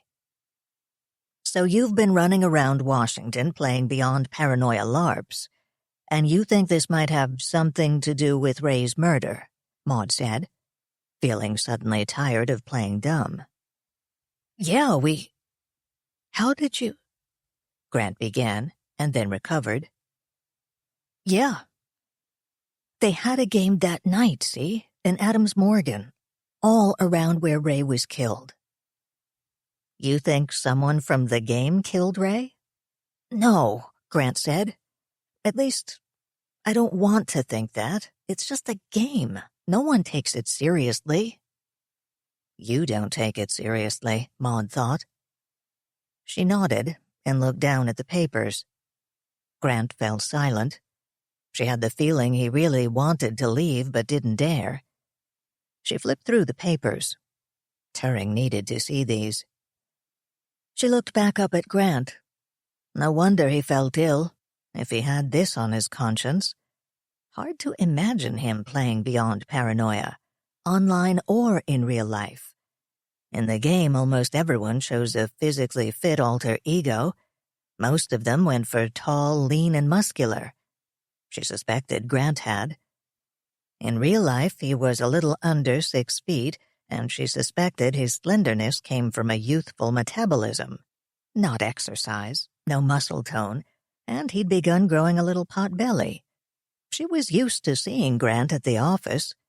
How strange to think of him as someone who might prowl the streets with a paintball gun, matching his wits and reflexes against others. She wouldn't want him on her team.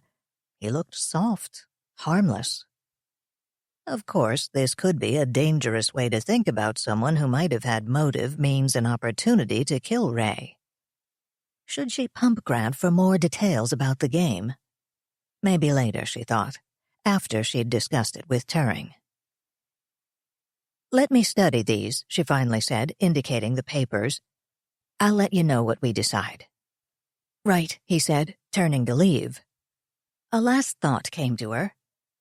Grant, she said, are you still in touch with these people? He paused for a moment, then turned. Yeah, he said. They're planning another game soon, here in the D.C. area. She could see the mingled emotions on his face, embarrassment, a touch of fear, and at the same time, eagerness and a certain sly pride. He was, however briefly, part of the in-crowd. It might be dangerous, that game, she said aloud. You think I shouldn't play, he said. She could see from the stubborn look that crossed his face that he didn't like being ordered to sit on the sidelines. I didn't say that, she replied. For that matter, we may need you to play. But it could be dangerous. I can handle it, he said with a bit of a swagger. After all, for this game I have a real edge. It's taking place here." "In the Washington area, yes," Maud said. "No, I mean here, in Crystal City," Grant said. "I figure after working here 6 months, I ought to know Crystal City pretty well." Maud saw something move on her screen. She glanced at it to see that a message from Turing had popped up. An unnecessary message, she thought. She was already saying almost the same words Turing had used. "Grant, can you give me all the information you have on the upcoming game?" "Sure," he said. "I can bring the stuff tomorrow." "Now," said the message on Maud's screen. "Today," Maud said aloud. "Go home to get it if necessary." "I can probably get everything on my computer here," Grant said. That was good. If he used his Alan Grace computer to access whatever email he used for his Beyond Paranoia, Turing could watch, maybe even capture his password. "Forward me things if possible," Maud said, taking her cues from Turing's on-screen messages. "With full headers." "Right," he said. "You think this could be important?" "Who knows," Maud said. "If it isn't, all we'll waste is a little time. If it is—" She shrugged. Grant nodded solemnly and left. "Maud, can you—" Turing began. "The first page is already in the scanner," Maud said. "I'll feed them in as fast as I can." "Thanks," Turing said. As she fed pages into the scanner, Maud found herself thinking about Grant. As a suspect, yes. But also, she realized that the look on his face reminded her of something. "Maybe it's only a snipe hunt," she said aloud. "What was that?" Turing said. Thinking of the look on Grant's face, Maud had found herself suddenly pulled back to childhood. She had never been part of the in-crowd, had been, in fact, one of the people they made fun of. Until that time in Girl Scout camp when some of the popular girls, bored and out of their usual element, organized a snipe hunt and picked Maud and another girl as victims. "We're going snipe hunting," one said. "Do you want to come with us?" The other girl, who had the double handicap of being fat and wearing beautiful but unfashionable clothes made by her seamstress mother, said yes eagerly. Maud, though just as eager for acceptance, was already much warier. Something in the other girls' faces warned her, the smiles sly rather than welcoming. "No thanks," she said, feigning boredom. "I've been snipe hunting before." It was the right answer. She could tell from the looks on their faces, disappointed that she'd escaped their trap, fearful that she'd rescue their other victim, relieved when she merely walked away, instead of giving away the game. She hadn't gone with them. She'd watched the other girl walk away, overjoyed at being chosen by the popular kids. Had seen her later that evening, sobbing in her sleeping bag, while her tormentors sat around the campfire, laughing at how she'd sat under the tree blindfolded, singing Snipe, Snipe. After that, Maud found she'd won immunity from persecution. She wasn't one of the in-crowd, but she wasn't safe to pick on either. Which might have been worth it, except she still felt guilty that she hadn't rescued the other girl. Ridiculous, she told herself. How could you when you didn't even know what the popular girls were planning? All she knew was that things like this didn't happen. The popular kids didn't suddenly descend from Olympus and befriend fat little girls in embroidered jumpers, or thin, awkward little girls with thick spectacles either. And she could see on Grant's face the same look she'd seen on the fat little girl's face. The popular kids, the LARP organizers, had chosen him. Could she and Turing trust anything he told them? "I mean, he could be a dupe," she said aloud. "I know," Turing said. "Unfortunately, he's all we've got." Maud had nearly finished her scanning when she heard the ping of an arriving email. Reading email was one of the few useful things she could do while feeding documents into the scanner. But this email... Turing, check this out, she said. El Lobo just contacted me. Maud has obviously done something right. Or wrong, depending on your point of view. She just got an email from El Lobo, one of those careful queries Tim and Grant have both described. Welcome to Beyond Paranoia. Always nice to have new blood in the game. I've been reading your posts on the message boards with interest. I'm curious, what do you think of the idea some of the players have been talking about doing a live version of the game? Maud consulted me on her answer. Thanks. So far it seems to be an interesting world. Live Beyond Paranoia? I'd certainly be interested in hearing how they plan to do it. The answer came back a few minutes later. They seem a little eager, Maud said as she reached to click open the email. Very eager. If you'd like to hear about the live game, let's talk face to face. As luck would have it, Nameless and I will be in your neighborhood tomorrow. Perhaps we could meet for lunch. In my neighborhood, Maud echoed. How the hell do they know where I live? They may not, I said. They may just be trying to alarm you. If so, they're succeeding beautifully, she said. Hang on, I said. Don't respond yet. Yet? You think I should respond at all? I was frantically searching my records. I'd logged all the chats Maud had participated in and started an archive of everything that appeared on the message boards, in case old material began disappearing. Here, I said, calling up a chat log. You told them yourself, in chat last night. You said, it's different here in the D.C. area.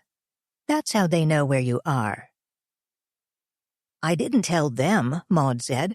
I told 3 yahoos with overactive libidos and underdeveloped imaginations. One of whom could have been this El Lobo character, I said, under a pseudonym, or someone who takes information back to El Lobo.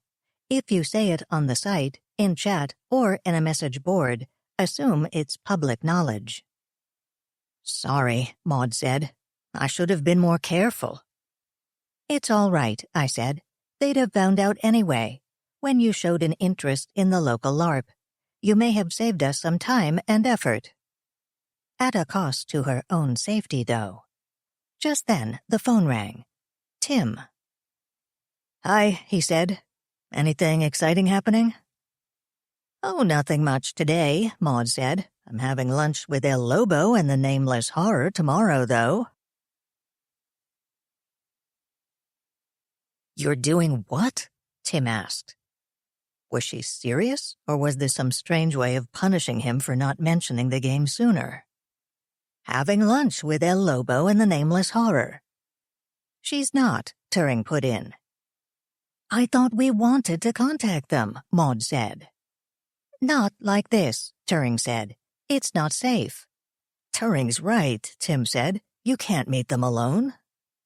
We'll have to postpone your meeting them until Tim is back, Turing said.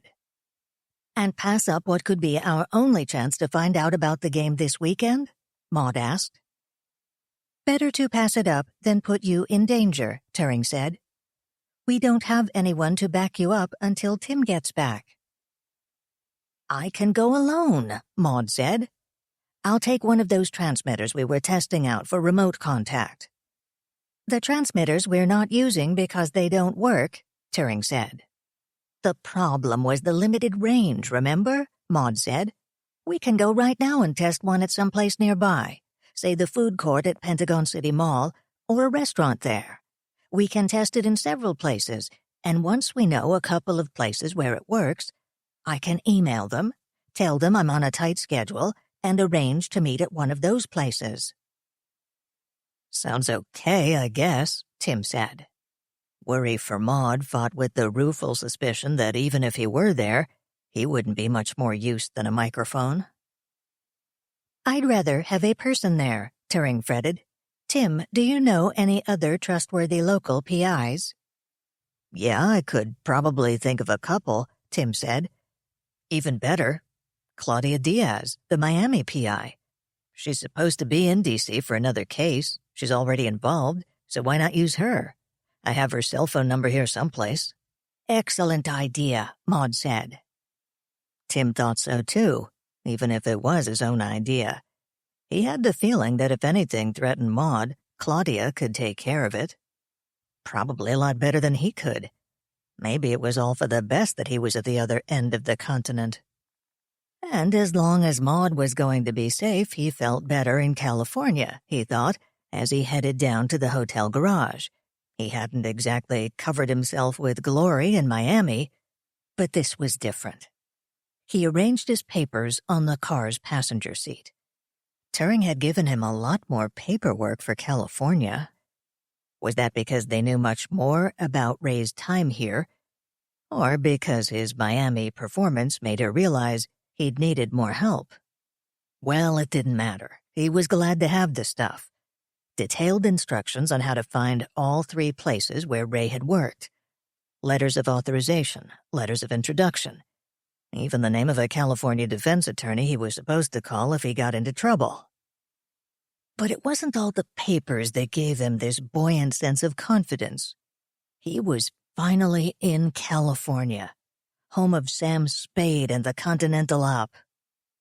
"Down these mean streets a man must go," he muttered, as he launched his rented Taurus onto the southbound freeway. "Claudia Diaz will be here at 1, Maud said. "She couldn't make it sooner?" Turing asked. Maud sighed. "She could have," Maud said, "but I thought we might need time to decide what to tell her. How to explain you, for example." "Good point," Turing said. "Let me think about it. And for that matter, I don't mind if we have a little extra time to check her out." "You mean you haven't already?" Maud said. "I've been working on it ever since Tim suggested the idea," Turing said. "And better yet, so has Kingfisher." "And you haven't found anything?" Maud teased. "We've found that she's 31 years old, 5'10", 150 pounds, divorced 2 years ago after 3 years of marriage, no children, licensed as a PI 7 years ago, worked for a large firm for 5 years, and started her own agency about the time of her divorce. Apparently, he was a coworker, so that's not surprising. Shall I go on? Kingfisher's going to town on this one. Do you want her academic record, her credit history, a floor plan of her apartment building?" "No, I'll leave that in Kingfisher's metaphoric hands," Maud said. "By 1, he'll probably have mapped out her life in hourly segments." "By 1, he'll probably have her DNA sequenced," Turing said. "Just be thankful you're not the one who has to listen to him. Are you all set with El Lobo?" "Yes," Maud said, clicking through her email exchange with El Lobo for the 4th or 5th time.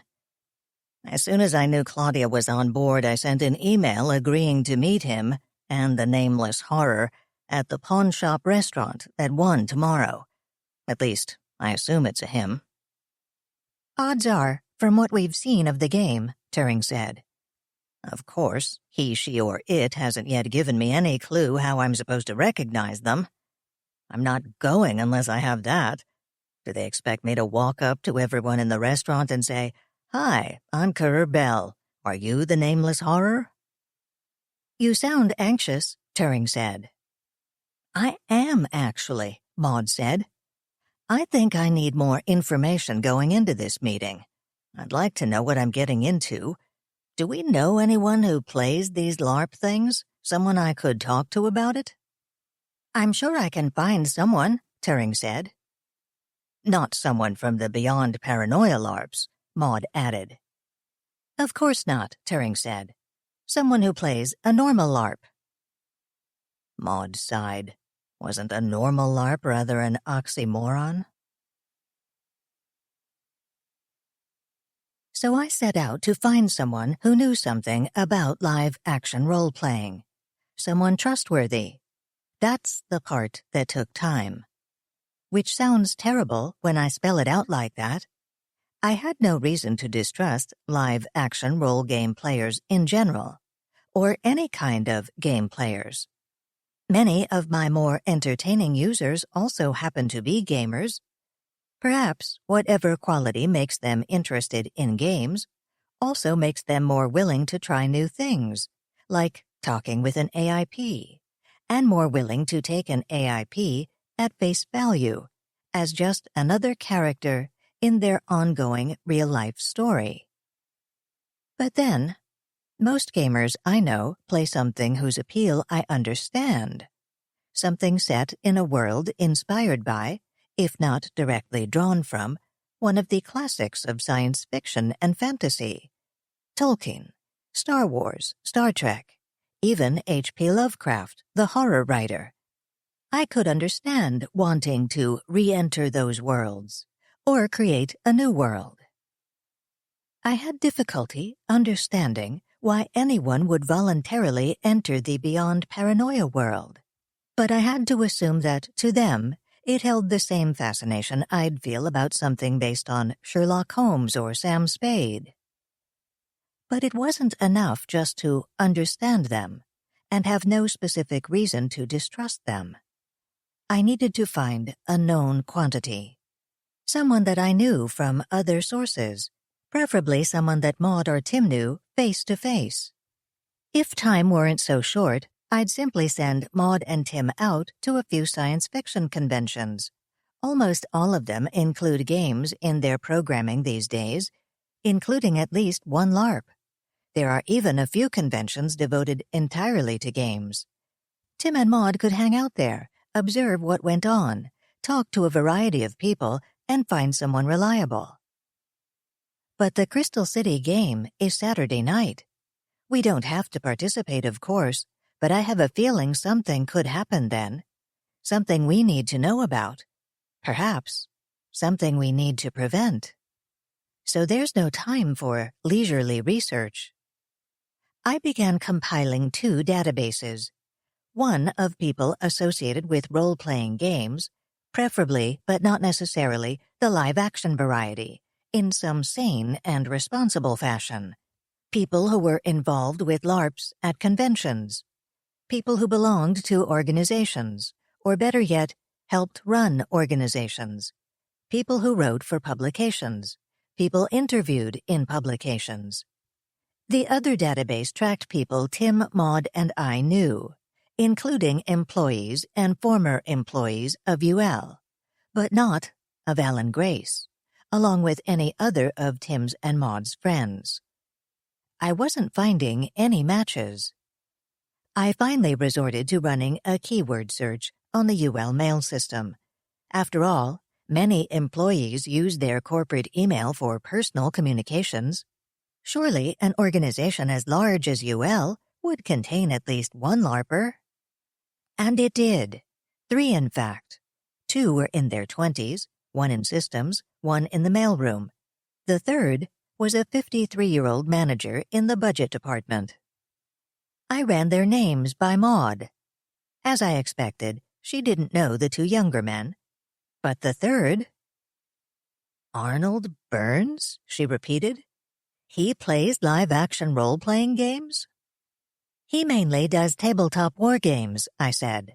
Ones where they set up historical situations, like the Battle of Gettysburg or Waterloo, and try to do better than the real generals did. Apparently he also organizes complex historical LARPs. I found a very detailed email about a French Revolution game, where the Royalist forces managed to rescue Louis XVI and Marie Antoinette from the guillotine and smuggle them out of France. Well, that sounds rather interesting, Maud said. But wouldn't he look down his nose at something like Beyond Paranoia? Precisely, I said. I think the odds of Arnold playing something like Beyond Paranoia are exceedingly small. We just have to find a plausible way to contact him. Is he someone you know? Only slightly, Maud said. But don't worry, I've already thought of a cover story. Arnold Burns sounded mildly surprised to hear from Maud, so after exchanging a few pleasant but vague remarks about events in their respective departments, she went straight to the point. Arnold, Maud said, I know this is an imposition, but I was wondering if you could do me a favor." "Well, if I can," he said, sounding rather cautious. "What is it?" "I'm not even sure if I've got this right," Maud said, "but I thought I remembered hearing at some office gathering that you know something about strategy games and role-playing games and things like that." "Well, yes," Arnold said. "What do you need to know?" "I need to learn as much as I can about role-playing games as soon as possible," Maud said, "and I need to do it today or tomorrow at the latest." Why? Well, you could call it a family emergency," Maud said. "My 15-year-old nephew is coming to stay with me for a bit. His parents want to get him away from some kids they consider bad influences." Arnold made a sympathetic noise. According to the personnel files, one of his own sons was 15. "I was trying to get him excited about all the interesting things to do here, and he was acting contrary. You know how that is." "They do it deliberately, just to irritate the adults," Arnold said. "Yes, so I noticed," Maud said. "So when he said that he was going to have a rotten time away from all the friends with whom he did gaming, I said that of course we could find young people here who did that, and that I rather liked games myself. I had in mind things like Monopoly and Risk, I'm afraid, and he seems interested in something called a LARP." "A live-action role-playing game," Arnold said. "I do a bit of that myself, mostly to have something in common with my sons." "Then I've come to the right person," Maud said, feigning a loud sigh of relief. "Harold wants to play in a LARP Saturday. I don't want to stop him if there's nothing wrong with it, but I'm not letting him go alone, and I want to find out more about it before I agree to go. Could I possibly pick your brain about this LARP thing over lunch or dinner?" "I can do better than that," Arnold said. "Let me round up a few of my gaming friends and we'll give you a demonstration this evening." His suspicion replaced with enthusiasm for the project, Arnold promised to call later with details. "Splendid," Maud said, after hanging up. "I shall go a-LARPing tonight. Sounds rather festive." Turing didn't answer. "Turing," she said. "Is something wrong?" "I don't know," I said. "I've found something Grant didn't mention." "The little weasel." "I think they used Grant to help them plan the Adams-Morgan game," I said. "They gave him a whole list of questions about what time various bars and restaurants close, and whether they have back or side entrances, and what kind of security they have. Maud, what if they used him to scout the location for Ray's murder?" "What if they used him for more than scouting?" Maud murmured. She stared through her office door. Was she watching something? Grant, perhaps, or just staring into space? "Do we want Grant here when Claudia Diaz arrives?" she asked. "Good point," I said. "If he's involved—" "We have to find an errand for him," Maud said, standing up. "Remember that company in Richmond that wanted to partner with us? The ones who got so snippy when I wouldn't meet with them in person?" "The ones Ray was supposed to see yesterday," Maud said. "I remembered to cancel. They were a little snippy about that, too, even after I told them Ray had been murdered." "Call them and reschedule for this afternoon. Send Grant down ASAP to meet with them, and then wine and dine them this evening." "Grant? Negotiating a deal?" "There won't be a deal," I said. "I've checked them out. They're not very reputable, and I'll be surprised if they're still in business in a year. But it will keep Grant busy." "Perfect," Maud said, picking up the phone. And if by some chance Grant came back and recommended against the deal, that would be a good sign that I was underestimating him. I'd worry about that later. Tim had picked well, Maud thought. looking across the desk at Claudia Diaz, or more likely had lucked out. They'd gotten Grant out of the office and on the road to Richmond a scant half-hour before the PI arrived. Maud had worried about how Claudia would react to their somewhat unusual meeting, but the Miami PI hadn't batted an eye when Maud explained that Alan Grace's reclusive CEO would join them via one-way teleconference. Maud suspected Claudia had dealt with even more eccentric clients.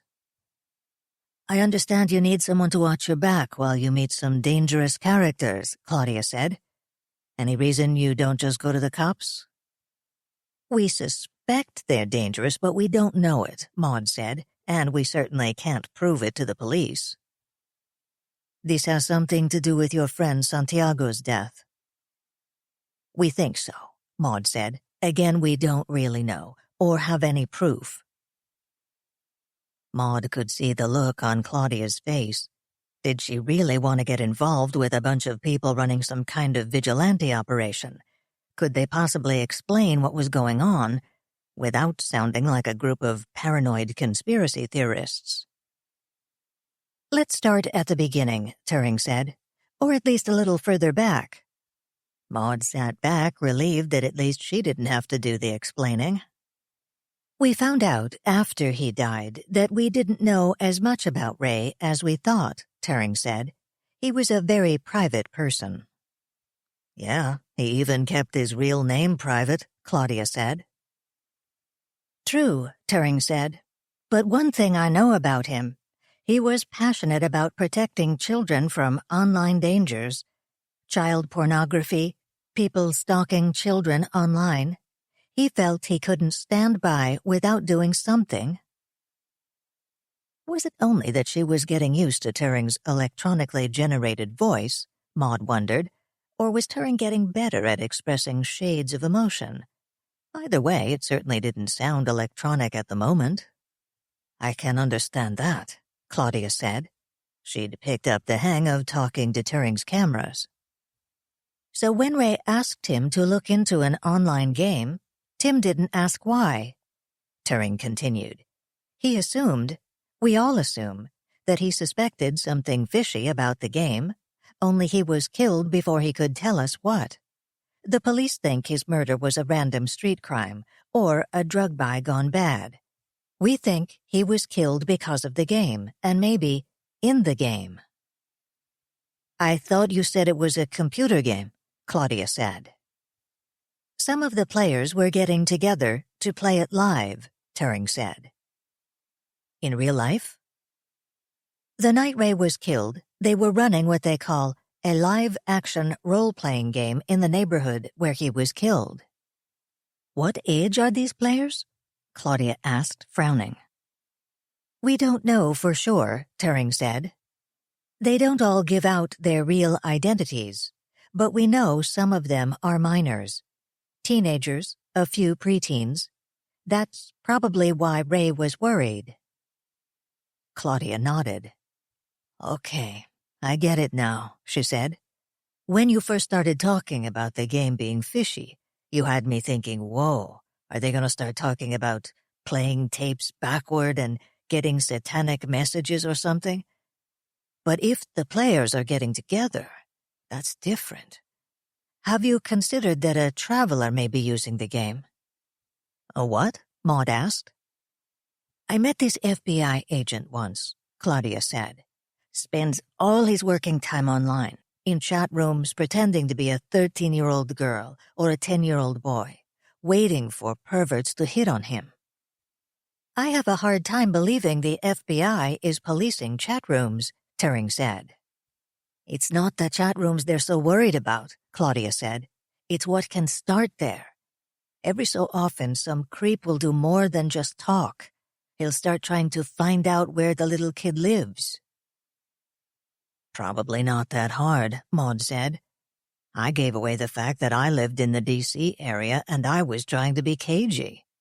"Exactly," Claudia said. "And little kids don't understand the dangers. So this guy tries to talk the kid into meeting him. Wouldn't it be fun to see each other in real life? We could meet at the zoo, at the monkey cage." Bad things happen to kids who fall for that kind of trap. Really bad things. That's what they call a traveler. A guy who's been looking at kiddie porn, maybe selling it, chatting up little kids online, and suddenly he crosses some kind of line and goes after them in person. There's nothing the FBI wants more than to stop guys like that. Yes, Maud said softly. If Ray suspected something like that, he'd have to do something. It kills you, knowing stuff like that goes on, Claudia said. This FBI guy I knew, he was sitting there, logged in on 3 computers, trying to watch a dozen chat rooms at once. He was staying up all night, doing this 16, 18 hours a day. Kept thinking, what if he logged off, and some pervert that could have been talking to him snagged some little kid instead. He let it eat him up inside. I can see how it would, though, Maud said. Especially after the first time he caught one of them, Claudia said.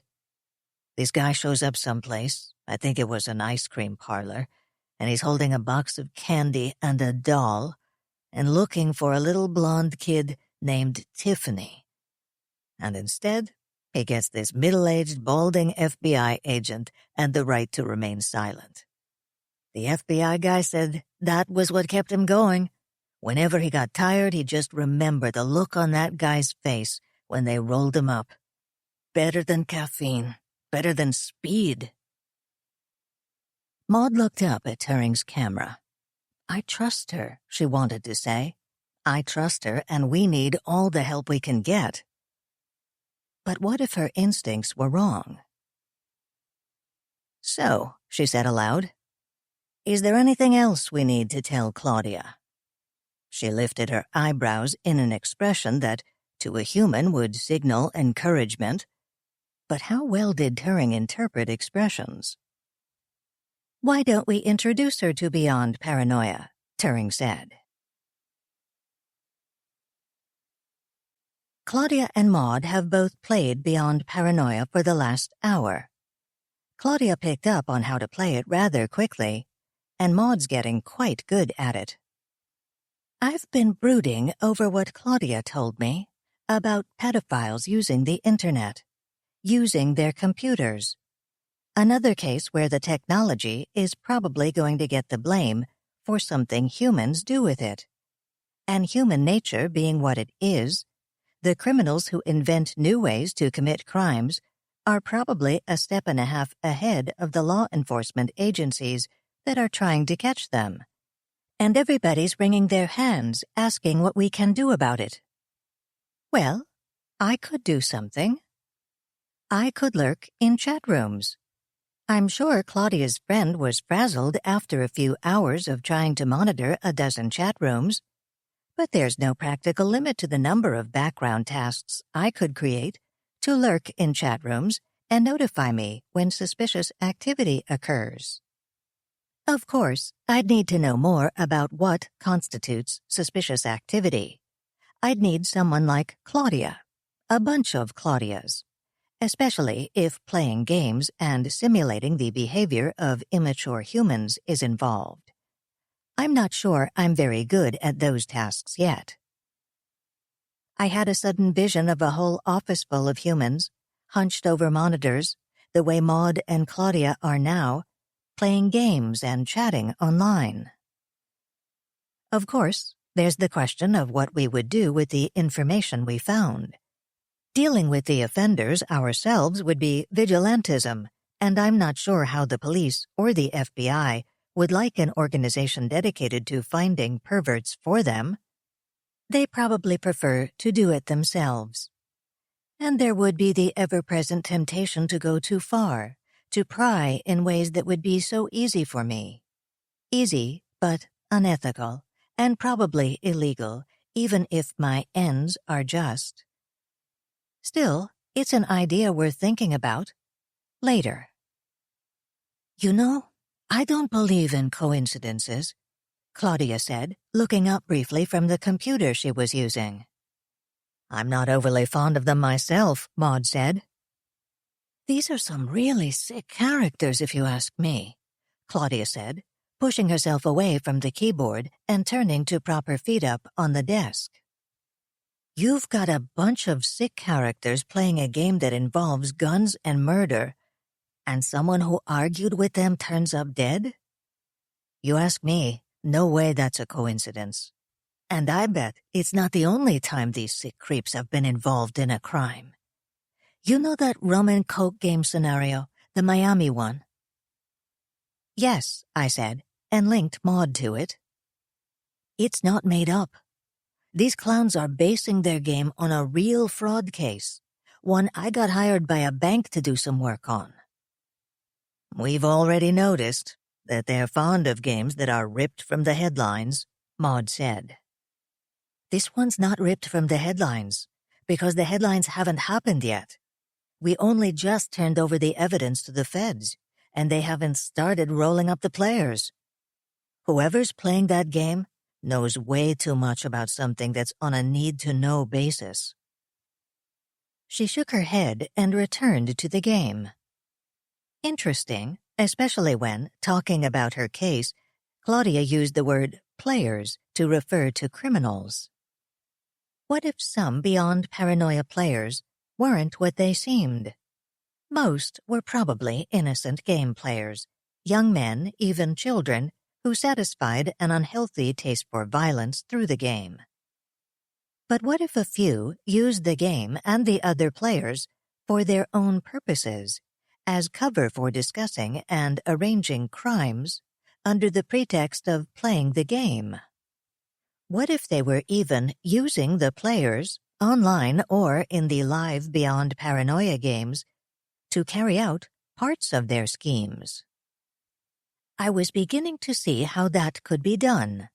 Some of the message boards in the site's password-protected section were dedicated to what they all called world building, which seemed to mean doing the research needed to make different game scenarios more accurate and thus believable. Someone called for local color around a particular location, a business or a government agency, and local gamers responded with information. Maps, photos, opening and closing times of buildings, and of course, security information. Enough information to make a Washington scenario more realistic, for example, or enough information to help a criminal. Could this information help criminals? Perhaps. I saw inquiries about a variety of locations, mostly commercial ones, major branch banks and computer companies. A few for agencies, like the Metropolitan Police Department, or landmarks like the Washington Monument. Maybe they weren't just using Grant to scout the Adams-Morgan game. Maybe they were using him and all the other LARP players to scout or even carry out a wide variety of crimes. Surely if they were doing that, the FBI would have noticed, right?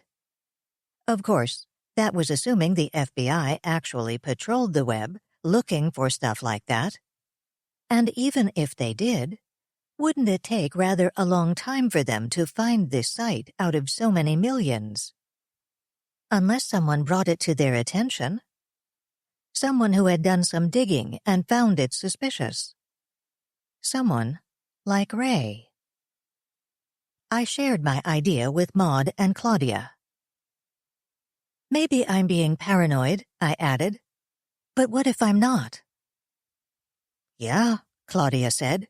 Sounds plausible to me. I had something like that happen to me once. Some guy came and tried to pick my brain about some insurance scams I'd investigated, claimed he was a mystery writer, and he wanted the information for a book he was writing. And you didn't believe him? Maud asked. I did some research, she said. The guy was a crook. What he really wanted was to get enough information to run a scam just like the ones I'd cracked. Kept asking if there was anything the crooks could have done better, as if I'd tell him. I narked the little weasel to some friends down at the Miami PD. What happened? Maud asked. They set up a sting and nailed him, Claudia said. You're sure he wasn't a writer? I asked. I was worried. I recalled that my favorite mystery writers often included acknowledgments to thank people who had helped them with research. Were they in danger of getting arrested in the course of that research? "Trust me, this clown was no writer," Claudia said. "Even my grandmother could write better English than he did, and she didn't leave Cuba till her 40s. If he was writing a book, getting him thrown in jail should get me a medal or something." "Unless, of course, being in jail gives him more time to write," Maud said. Claudia smiled at that, but she was staring at the screen. I'm still learning how to read human expressions, but I sensed she was thinking about something else. Then she spun her chair around to face Maud and my camera. "You're thinking about doing this, right?" she said. "Playing in this LARP thing Saturday night." Maud nodded. "Count me in," Claudia said. Maud burst out laughing. "I mean it," Claudia said. "I want in. I don't know what these clowns are up to, but whatever it is, it's something nasty and I want to help you take them down." "You're in if you're crazy enough," Maud said. "I was only laughing because when you first asked if we were doing it, I thought you were going to give me a lecture about going to the police." Claudia glanced up at my cameras briefly. "I figure if you people could go to the police, you would," she said. "We're not. You're not doing anything illegal. But don't tell me a high-tech company like this doesn't have trade secrets that you don't want splashed all over the front page of the Post, not to mention the fact that I don't hear anything yet to interest the police. Except maybe that they were playing beyond paranoia right where Ray was killed, on the very night he was killed. And the cops are going to say, so now we know what he was doing out there at 1 a.m., playing a stupid game and got mugged in the process." Maud nodded. I was impressed. Claudia couldn't possibly have overheard the conversation Maud had had with the D.C. Violent Crimes Branch an hour before, but Claudia could have been quoting from it. Obviously, she understood the police mind. "If you want to join the game, that's fine," I said. "Although, I think it might be a good idea if you did it unofficially. Once we have one person in, we'll all know what it's about and where it's taking place." "I can be your ace in the hole," Claudia said. "Cool." "Well, I'm off to learn more about how these LARPs work," Maud said. "I should take off too," Claudia said. "I'm meeting some friends for dinner. I'll see you back here tomorrow at 11 and we can set you up with a wire for the surveillance." "A wire?" Maud asked.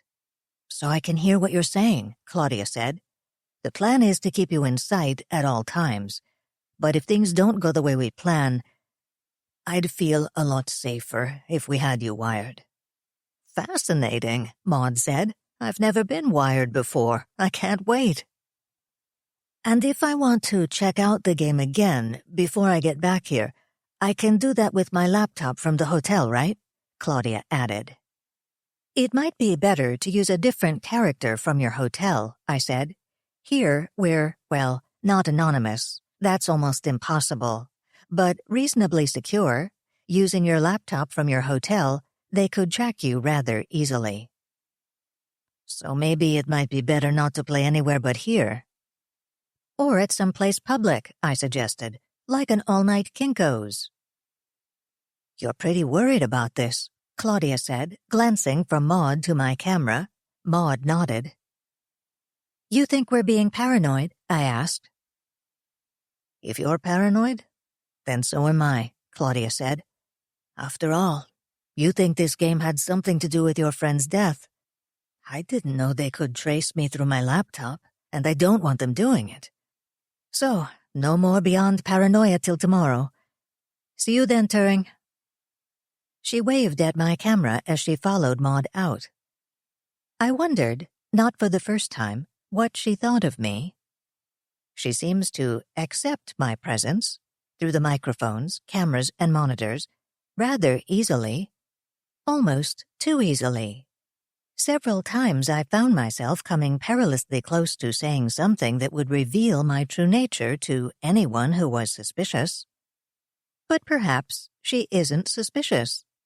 Perhaps my apparent reclusiveness isn't unusual in her world. Perhaps PIs often deal with clients so security-conscious that they prefer not to be seen in person. Or perhaps she is reacting to the matter-of-fact way Maud and Tim deal with me. For whatever reason, she's proving a useful ally. Tim glanced up at the receptionist. She was ignoring him, so instead of pretending to read, he studied his surroundings. This was his third reception room today. He'd followed Ray's trail through California. First, the small firm where he'd first worked. Well, not a year after graduating from college, as his resume said, a year after Ray, R-E-Y, graduated. Odds were that his Ray had gone to college somewhere under some other name at approximately the same time, but fat chance tracking that down without any other clues.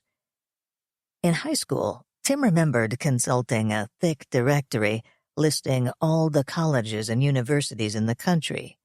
He had found it strangely comforting to read the names of colleges he'd never heard of and think that if his 3 top choices rejected him, then surely one of those hundreds of colleges would consider him worth admitting.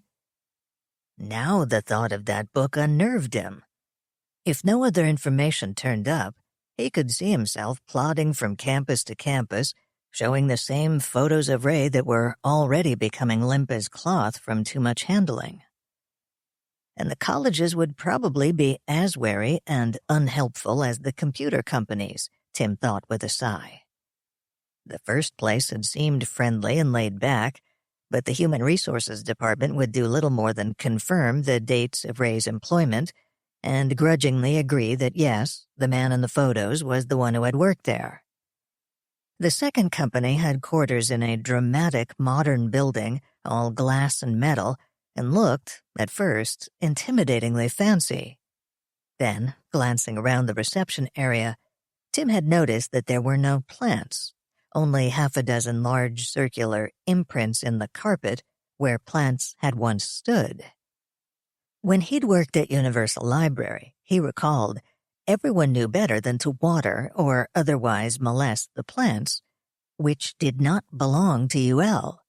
They were rented for a huge monthly fee. He suspected, however, that much of the fee paid for the blonde woman with the thick German accent who came in weekly to water, fertilize, prune, and when necessary, replace the plants. And Brunhilde, as he'd called her, never left UL with bare carpet rings instead of plants. She always brought a replacement, fresh from the greenhouse, when she expected to remove an invalid.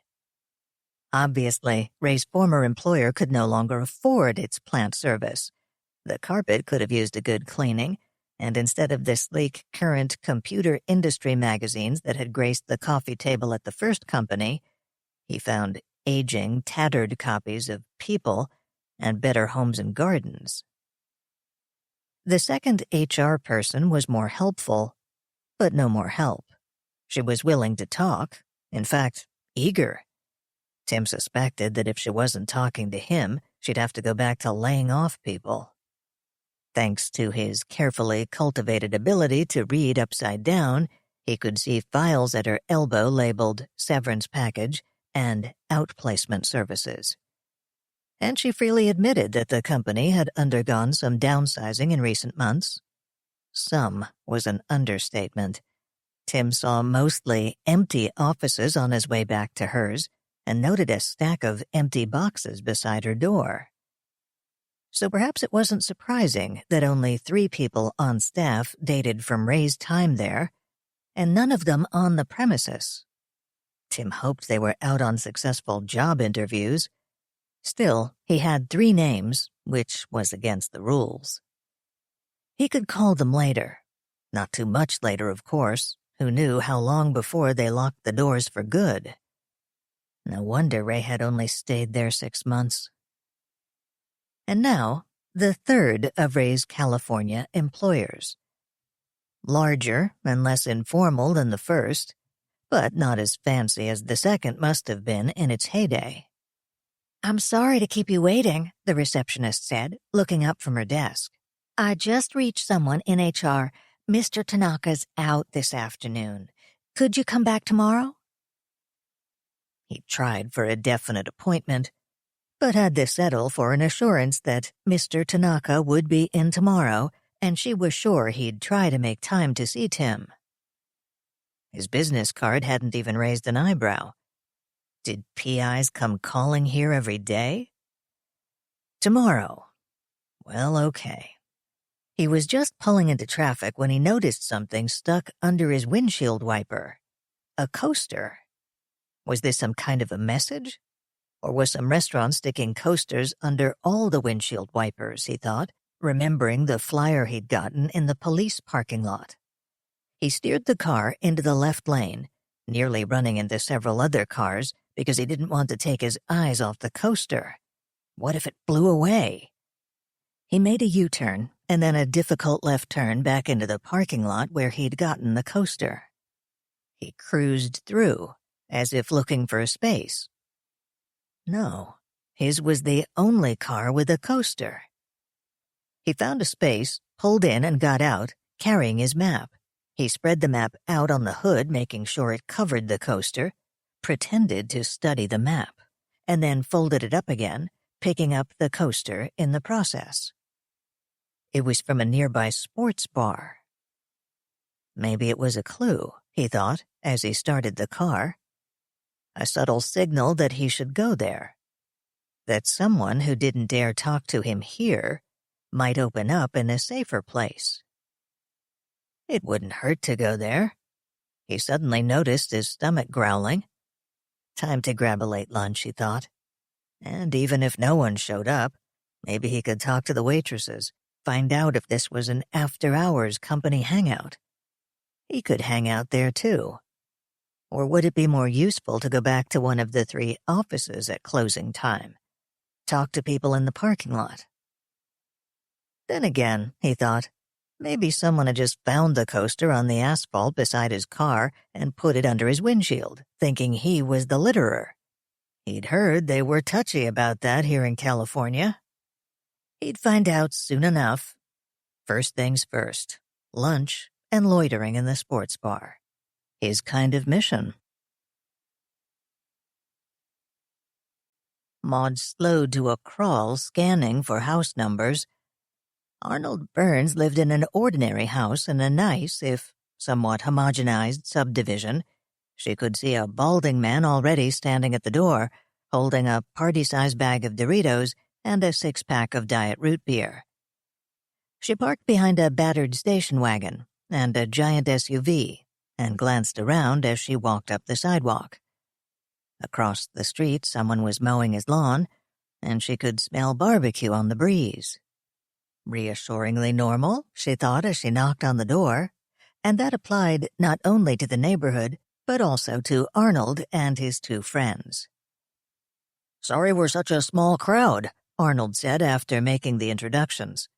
"I thought a couple more players were going to make it, but you know how it is. A weeknight in the summer on short notice. The rest of the crowd are mostly doing stuff with kids." "My wife took the kids to Kentucky to visit her parents," announced Roger, the balding Doritos fan, whom Maud recognized as a longtime member of the UL accounting staff. "I sent mine to the movies," Arnold said. Maud noticed with mild dismay that he and Roger looked enough alike to be brothers, and hoped she wouldn't accidentally confuse them as the evening went on. "Let's play," suggested Dan, who made things a little less confusing since, unlike the other 2, he was tall and lanky and had never worked at UL.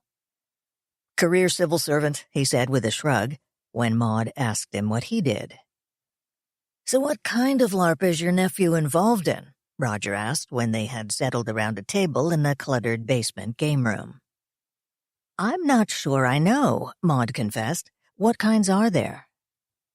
"Well, there's your sword and sorcery type," Arnold said, sounding vaguely disdainful. "Where people dress up as wizards or elves and science fiction stuff, and a couple of game systems set in the Old West. I rather think this is present day, Maud said. Not vampires, I hope, Roger said with a groan. That's all the kids want to do, dress up in black and lisp through fake fangs. That doesn't seem like Harold's sort of thing, Maud said. He did say something about paintball. That must be something different, Arnold said.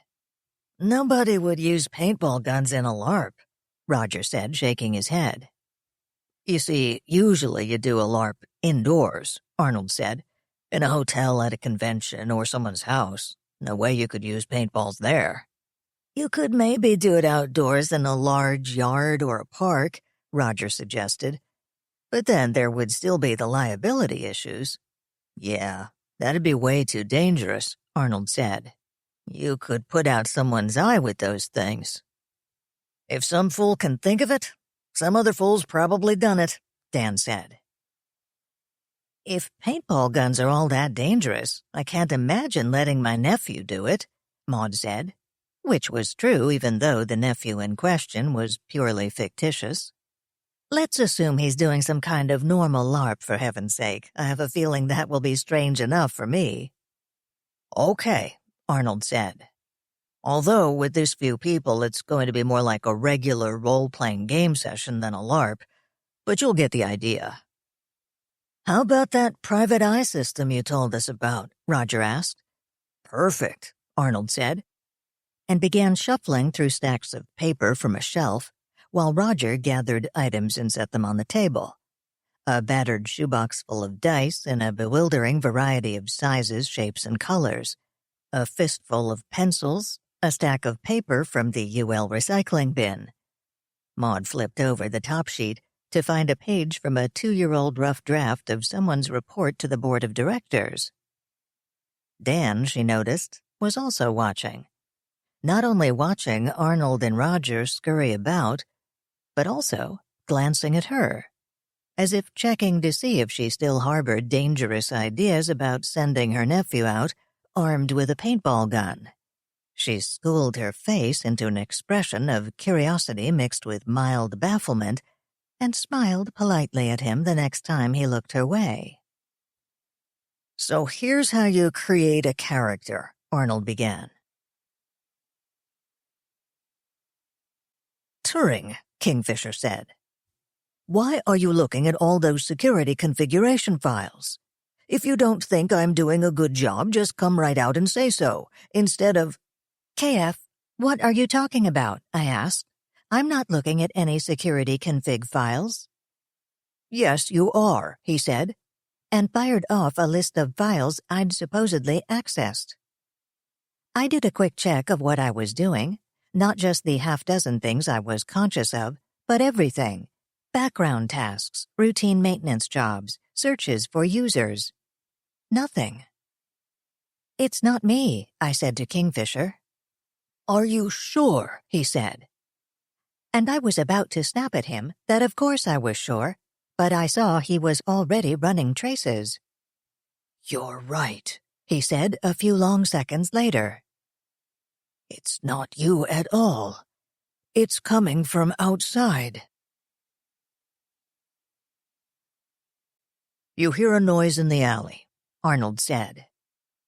3 hours earlier, such a statement would have triggered half a dozen questions from Maud, lengthy explanations of the game rules from Arnold, and long minutes of flipping through the papers before her.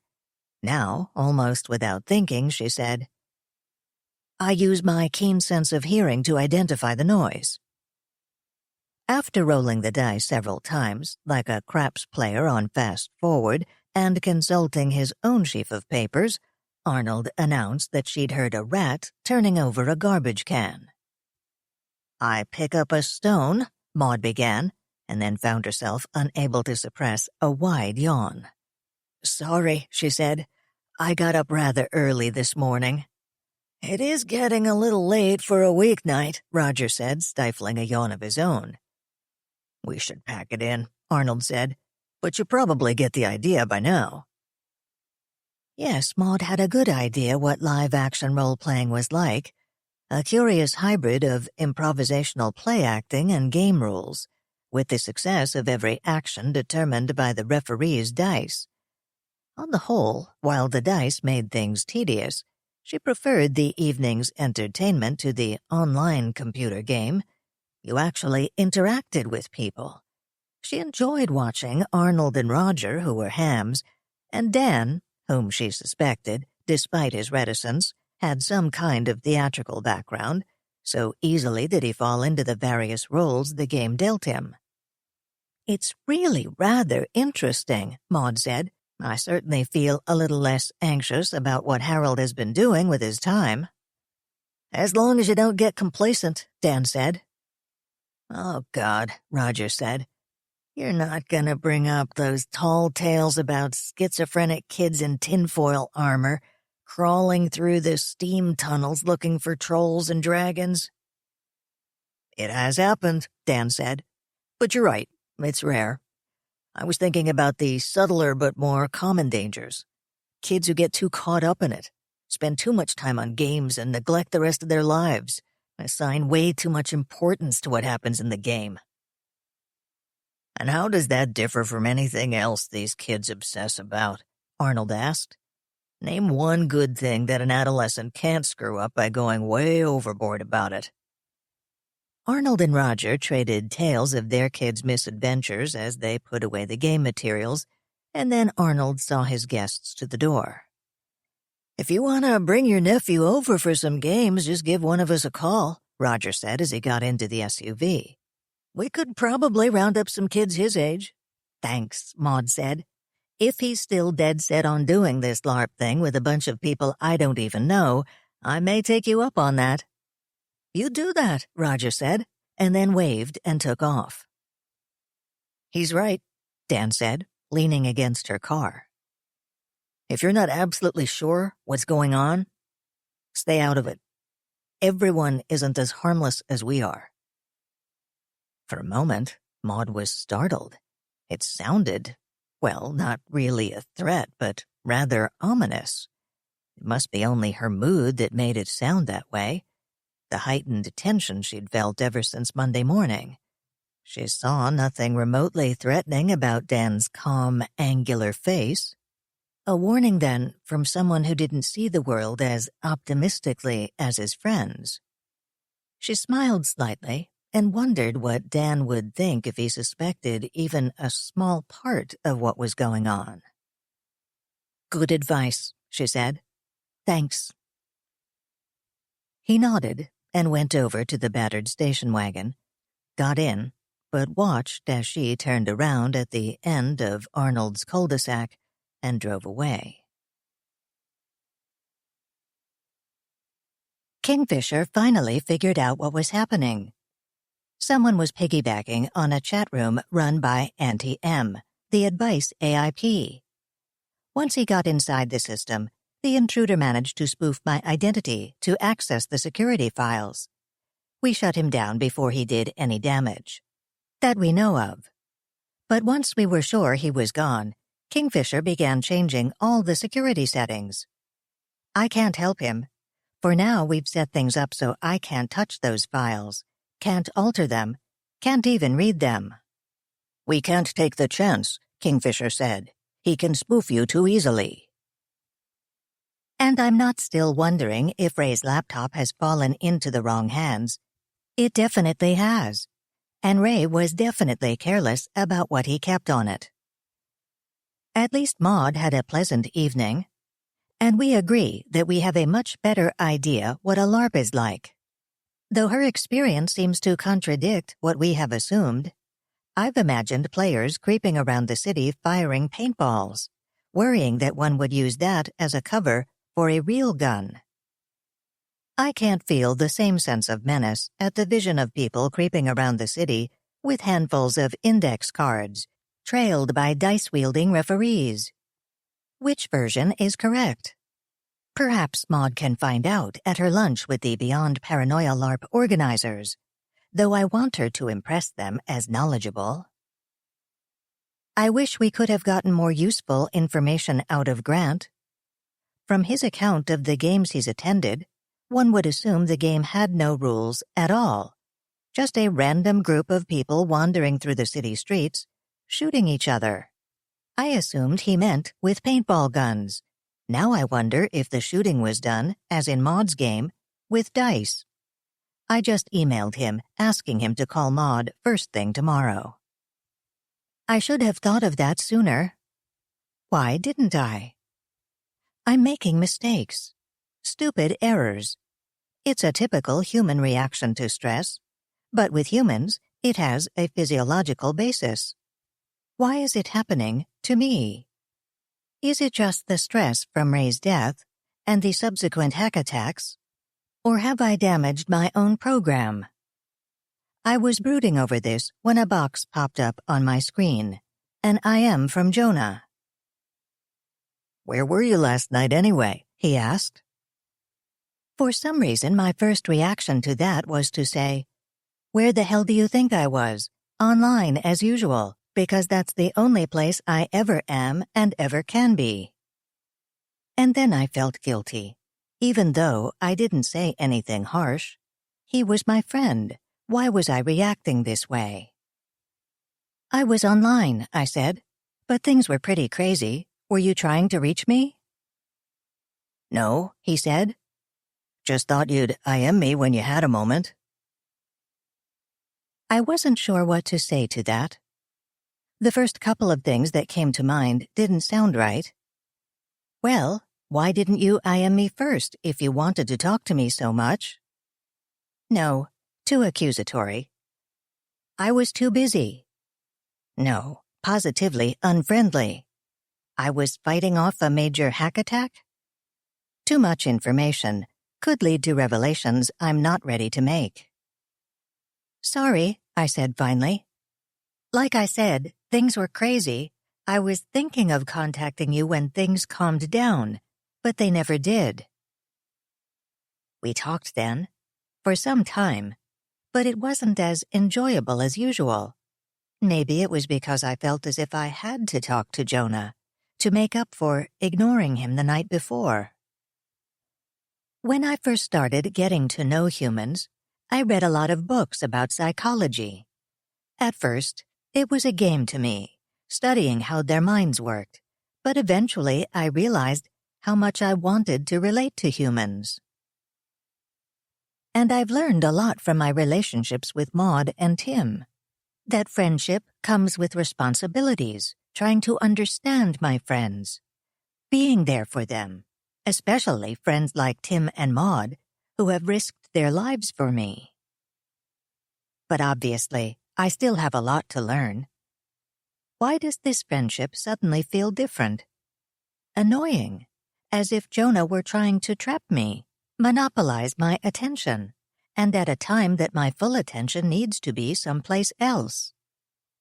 I could give him all the time he wants, without taking anything away from the search for Ray and Ray's killer.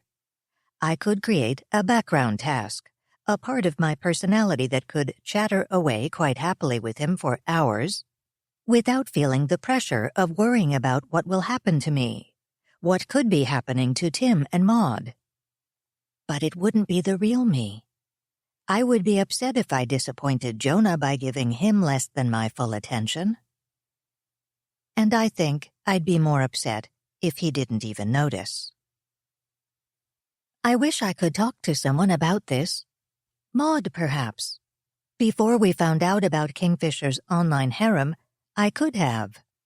But now I'd be afraid she would lump my friendship with Jonah in with Kingfisher and the knife-wielding Mary Louise. At least, talking with Jonah distracted me temporarily from the fact that Tim still hasn't checked in. And by now, it's getting late, even in California. Tim sat nursing his beer, nibbling the last fries and looking occasionally toward his watch or the door, in keeping with his story that he was watching for a friend. Should he give up? Or order dessert and wait a little longer? He glanced over his shoulder for the waitress. When he turned around again, a man was sitting at his table. "You're the guy asking about Ray, the man said. Tim nodded, studying the new arrival, who looked rather ordinary, about 30 with shortish brown hair, wearing a green polo shirt and tan khaki pants. Tim tried to remember the sheet they'd passed out in his PI class, the one you were supposed to use when you did a description of someone. Only those sheets were all about scars and accents and distinguishing features. And this guy looked kind of normal, just a guy you'd have a beer with at a sports bar after work. He was carrying a half-full glass of beer, so Tim supposed he'd missed seeing him earlier. Not that he'd have had any reason to pick this man out of the growing crowd of similar people. "Why?" the man said. "Why are all you people coming around looking for Ray?" "Whoa, interesting," Tim thought. "Actually," he said, "I don't know about anyone else who's looking for Ray, but I already know where he is." "Where?" the man said, narrowing his eyes. Was this a trick question? Well, if it was, he didn't know the trick, so all he could do was answer. "In the D.C. morgue," he said. The man's face fell. "Oh my God," he said. "Sorry," Tim said. "I thought you knew." "No, I didn't know," the man said. "What happened? And why are so many people coming to look for him if he's dead?" "He was murdered," Tim said. "And I'm actually glad to hear people have been asking about him. Maybe it means that the police aren't just writing off his murder as random street crime." "You're not the police then," the man said. "No, not the police," Tim said. "Actually, I work as a private eye, but that's not really why I'm here. I'm a friend of Ray's." "Well, if it makes you feel better, I guess the police are looking into it," the man said. "You're the third person in 2 weeks who's come around asking about Ray." "That's good," Tim said. "At least—" "Wait a minute. 2 weeks? Are you sure?" "Yes, this is definitely the third time someone's come," the man said. "I was out on travel last week, but I saw the guy who came on Monday." So someone was looking for Ray before he died, Tim thought. And why was this guy so interested in people asking about Ray? "Look, sorry, I didn't get your name," he said. "Lance Crockett," the man said, holding out his hand. "And you are—" "Tim Pinkoski," Tim said, shaking the hand. "Why were you so upset by people asking about Ray?" Lance looked thoughtful. "It's not so much that I was upset," he said. "But Ray seemed to be expecting it, you know? That people would come after him and ask questions. He was a nice guy, but we weren't really that close, so it surprised me when he asked me at his going-away party to do him a favor. He wanted to know if anyone came around asking about him, asked me to drop him an email if anyone did. I emailed him Monday when I heard someone had asked about him while I was gone, and again yesterday." "By Monday, he was already dead," Tim said. "God," Lance said. He glanced at his glass, as if he'd only just remembered he was holding it, and gulped the rest of his beer. "You didn't really know Ray that well?" Tim asked. "Not really," Lance said. "As well as anyone at the office. I mean, everyone liked him, but he kind of kept to himself." "Did you ever wonder what he was worried about?" Tim asked. "Why he wanted to know if anyone was asking about him?" "I wondered," Lance said. "He didn't exactly seem like the kind of person who would be running away from something, you know. More like he wanted to shake off something. A clinging ex-girlfriend or greedy relatives or something. And if he hadn't, he just wanted a heads up that they were coming his way." "So he didn't seem scared?" Tim asked. "Anxious?" "Ray? You've got to be kidding," the man said with a slight smile. "No, more like he was happy to be moving on, and just a little curious to see if anyone cared enough to follow him." Tim spent the next couple of hours interviewing Lance. At least, that was what he was going to call it when he submitted his expense report. It only took about an hour and another beer to extract every memory Lance had of Ray. Most of them pretty pointless. Tim already knew, at least secondhand through Turing, what a brilliant programmer Ray had been, and he knew firsthand how persistent Ray could be when he was trying to talk you into volunteering for something he thought was a good cause, usually something to help disadvantaged kids, especially Hispanic kids, and especially if it meant helping them learn to use computers. Ray was, they both agreed, a great guy. Lance was on his 4th beer now and seemed to be sharing his philosophy of life. I mean, you never know when it's going to happen, do you? He was saying, wagging his head. One minute you could be starting a new job in a new city and then kerblam! Like poor old Ray. You just got to go for what you want while there's still time, you know? Tim nodded. Lance nodded back. We must look like a pair of bobblehead dolls, Tim thought, sipping the Coke he'd switched to on the 3rd round. Lance drained the rest of his beer, and Tim decided it was time to leave before Lance got any more maudlin. I should go, he said, standing up. But let me get this, he added over Lance's protests. I owe it to you. I'm really glad you stuck that coaster under my windshield. Coaster? Lance echoed. You didn't stick a coaster from here, under the windshield of my car, back in the parking lot? To hint to me that I should come over here? Lance shook his head, puzzled. Had he forgotten, Tim wondered? Or had someone else left him the coaster, and if so, was there someone else waiting to talk to him? No chance of finding out tonight, he thought. Not with Lance here. He had settled the bill, bought another beer for Lance, and was about to make his escape when he realized there was one more question he needed to ask. Lance, I just thought of something. Do you remember Ray's email, the one he gave you to tell him if anyone came asking about him? Yeah, Lance said, smiling. Hard to forget. Zorro013@hotmail.com. Thanks, man, Tim said, holding out his hand. You've been a real help. If you need anything else, just call me, Lance said, shaking Tim's hand with both of his. Anything. I mean it. I owe it to Ray. About time I left, Tim thought.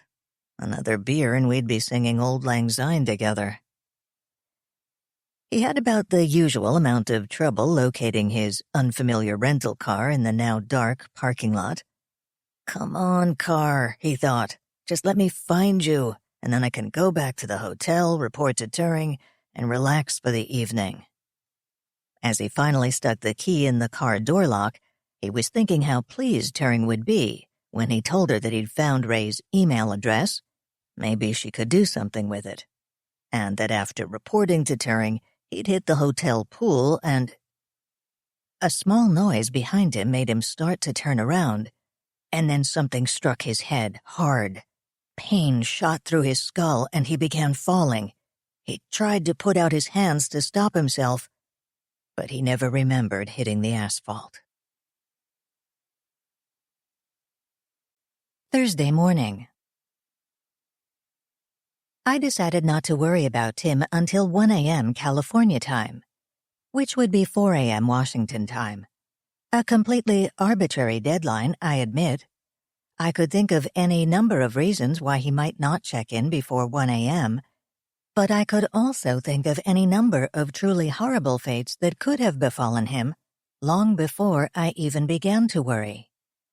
I could try to call him on the cell phone, but what if I called him at completely the wrong time, when he was, for example, crouching in the shadows, having eluded his pursuers, who are just about to give up and leave when they hear the telltale sound of his phone ringing? Which could be prevented, of course, by turning the phone off, or better yet, changing it to vibrate, so I could still reach him if needed. But I doubt if he would remember to do that if he were in danger. I'm not even sure he knows how to do it at all. Anyway, I tried to keep myself from fretting until 4 a.m. Curiously enough, having my human allies in different time zones is less satisfactory rather than more, especially given their different sleep patterns. It means Tim is still roaming about long after Maud has gone to bed. I would feel better if I could talk to Maud, have her tell me how silly my fears are. But I don't think it would be very reasonable to wake her up right now. And who else can I talk to? The only other being who knows what's going on is Kingfisher. I don't think he would be very sympathetic. He considers Tim annoyingly illogical. I was tempted to confide in Jonah while he was still up, but even apart from my transient irritation with Jonah, I reminded myself that I don't really know who he is, any more than Kingfisher's harem knew who he was. At 4 a.m., I officially stopped trying to keep myself calm and began actively searching data sources in Northern California for any news of homicides, kidnappings, or other violent crimes involving a 20-something male tourist. I broke a few of my usual rules, getting into some sources.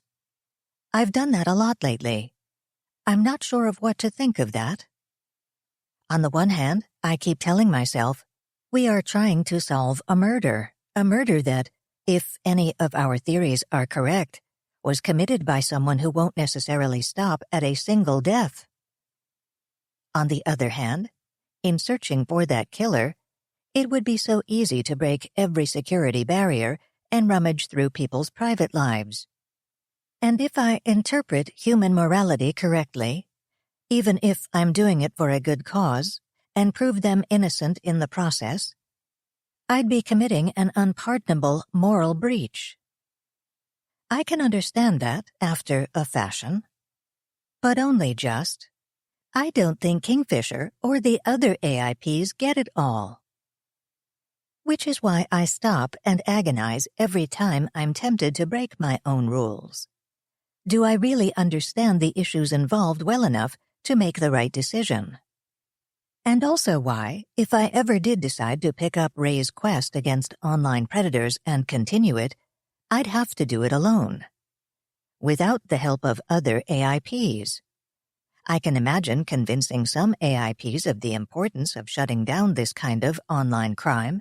I can see one of them determining that this was a level 1 priority and assigning maximum resources to it, an AIP on a moral crusade. And that would be a disaster, because I can't imagine myself explaining the subtleties of human law and ethics to them, the delicate balance between public welfare and individual rights. So, I'm not going to enlist Kingfisher or Anti-M or any of the other AIPs. The thought of an AIP pursuing even a worthwhile goal, but pursuing it with the absolute power we could wield if we chose, and the sense of moral certainty that comes from seeing things only in black and white, that scares me. Scares me more than anything a mere human criminal could invent. I'd collected data on homicides and traffic accidents throughout Northern California for nearly half an hour, and found an alarming number of them, when my vigil finally ended. "Hey, Ter?" It was Tim. Finally, calling on the line he and Maud always used when they couldn't get to a computer and had to contact me by phone. It was convenient to have that option, but they had probably figured out that I still felt more secure doing chat and emails than voice generation, so they usually logged in whenever possible. I wondered if his calling meant he was still out gathering information. "Tim, where are you?" "In the parking lot of my hotel," he said. "Sorry I didn't call sooner, but I really couldn't get a moment alone till now. I just wanted to tell you not to worry and let you know what I found so far." "Are you going to log in later?" I asked. "Probably not till morning," he said. "The laptop's still in the car trunk over at the bar where I was mugged. I tried to talk the police into taking me back over there when they brought me back from the hospital, but they told me to get some sleep and pick it up tomorrow." "Bar? Mugged? Hospital?" I repeated. "Tim, start at the beginning." Well, I found this coaster under my windshield in the parking lot, and I thought maybe someone had left it there as a clue, Tim said. Damn. What's wrong? Tim, are you all right? I'm fine. It's nothing really, except I think they gave me the wrong room key card, he said. Sorry, I'm trying to get into my room. They found my wallet a few cars down with the contents scattered between there and where they found me. I didn't lose any credit cards or anything really important, just some cash and receipts and my room key card. It was kind of annoying, having to stop at the office to get them to cut a new one. But it could be worse. What if I had to take care of replacing all my credit cards? You wouldn't be taking care of it, I said, a little uncharitably. Maud would. Are you sure you're all right? I'm fine, he said. They kept me at the hospital till they were sure I didn't have a concussion. Wait a minute. I was trying it upside down. Anyway, I went to this bar and met this guy who knew Ray and... Uh-oh. Card not working after all? I asked impatiently. It might have been more efficient, I thought, for him to wait until he actually got into his room. Oh, it works all right, Tim said. But I think I'm going to be talking to the police again. Someone has ransacked my room. Tim's fine, really, Maud said as she escorted Claudia into her office. They stole his suitcase, which was inconvenient because he'd left everything in it, except what he expected to need that day. How did they know what room he was in? Claudia asked. Or for that matter, what hotel? He wrote down the hotel address and the room number on the little folder the card key came in, Maud said with a sigh. His hotel was less than a mile from where it was mugged, so I suppose it was an irresistible temptation for some enterprising criminal. Ah, Claudia said, nodding. Did he lose anything critical? Not according to Tim, Maud said with a laugh. He seems to have taken the loss of all his clothes and toilet articles rather philosophically, and he leaves a spare set of keys with me, and he didn't have to deal with replacing his airline ticket. I did that. But he kept reassuring me that he hadn't left a single scrap of evidence in his suitcase. Well, that's important, Claudia said. What's more important is that he's still alive. This time, Claudia said, frowning. The kid needs a bodyguard. How much longer is he staying in California? He's seeing the HR person at Ray's last employer this morning, Turing said. Unless that produces some hot leads, I think we'll fly him back tonight or tomorrow morning, in case we need him for the LARP Saturday night. You're still planning on that then? Claudia asked. Maud glanced up at Turing's camera. I think so, yes, Turing said. Even though what Maud found out about LARPing makes it seem harmless, I still think someone's using it as a cover. And I'm not sure what I learned last night necessarily applies, Maud said. Arnold and his friends are mature, responsible people with jobs and families. They may have a hobby many people find eccentric, but they're basically sane and normal. Don't sound like beyond paranoia kind of guys, Claudia said. Precisely, Maud said. The LARPers I met used dice and index cards and reams of rules and statistics. We can't assume the beyond paranoia LARPers play by the same rules. So you still think they could be playing with paintball guns? Claudia asked. And maybe even real guns, Maud added. I think we'll have a better idea after my lunch with them. I've restarted my research on the kind of equipment we'll need, Turing said. If we discover it's wasted effort, so much the better. But if not... Maud waited a few moments, but Turing didn't finish her sentence. I'll start working on travel arrangements for Tim, she said aloud. Claudia's here, a little early. She's using the time to play beyond paranoia. So is Maud. Are you actually enjoying that? I asked through my speakers, to both of them, I suppose. They looked so absorbed. Maud frowned and looked thoughtful. I don't know, Claudia said. One minute, yeah, I'm enjoying it. But the next minute, I want to turn off the computer and never come back. But I can't. I don't know. Strangely compelling, Maud said, as she reached to answer a ringing phone.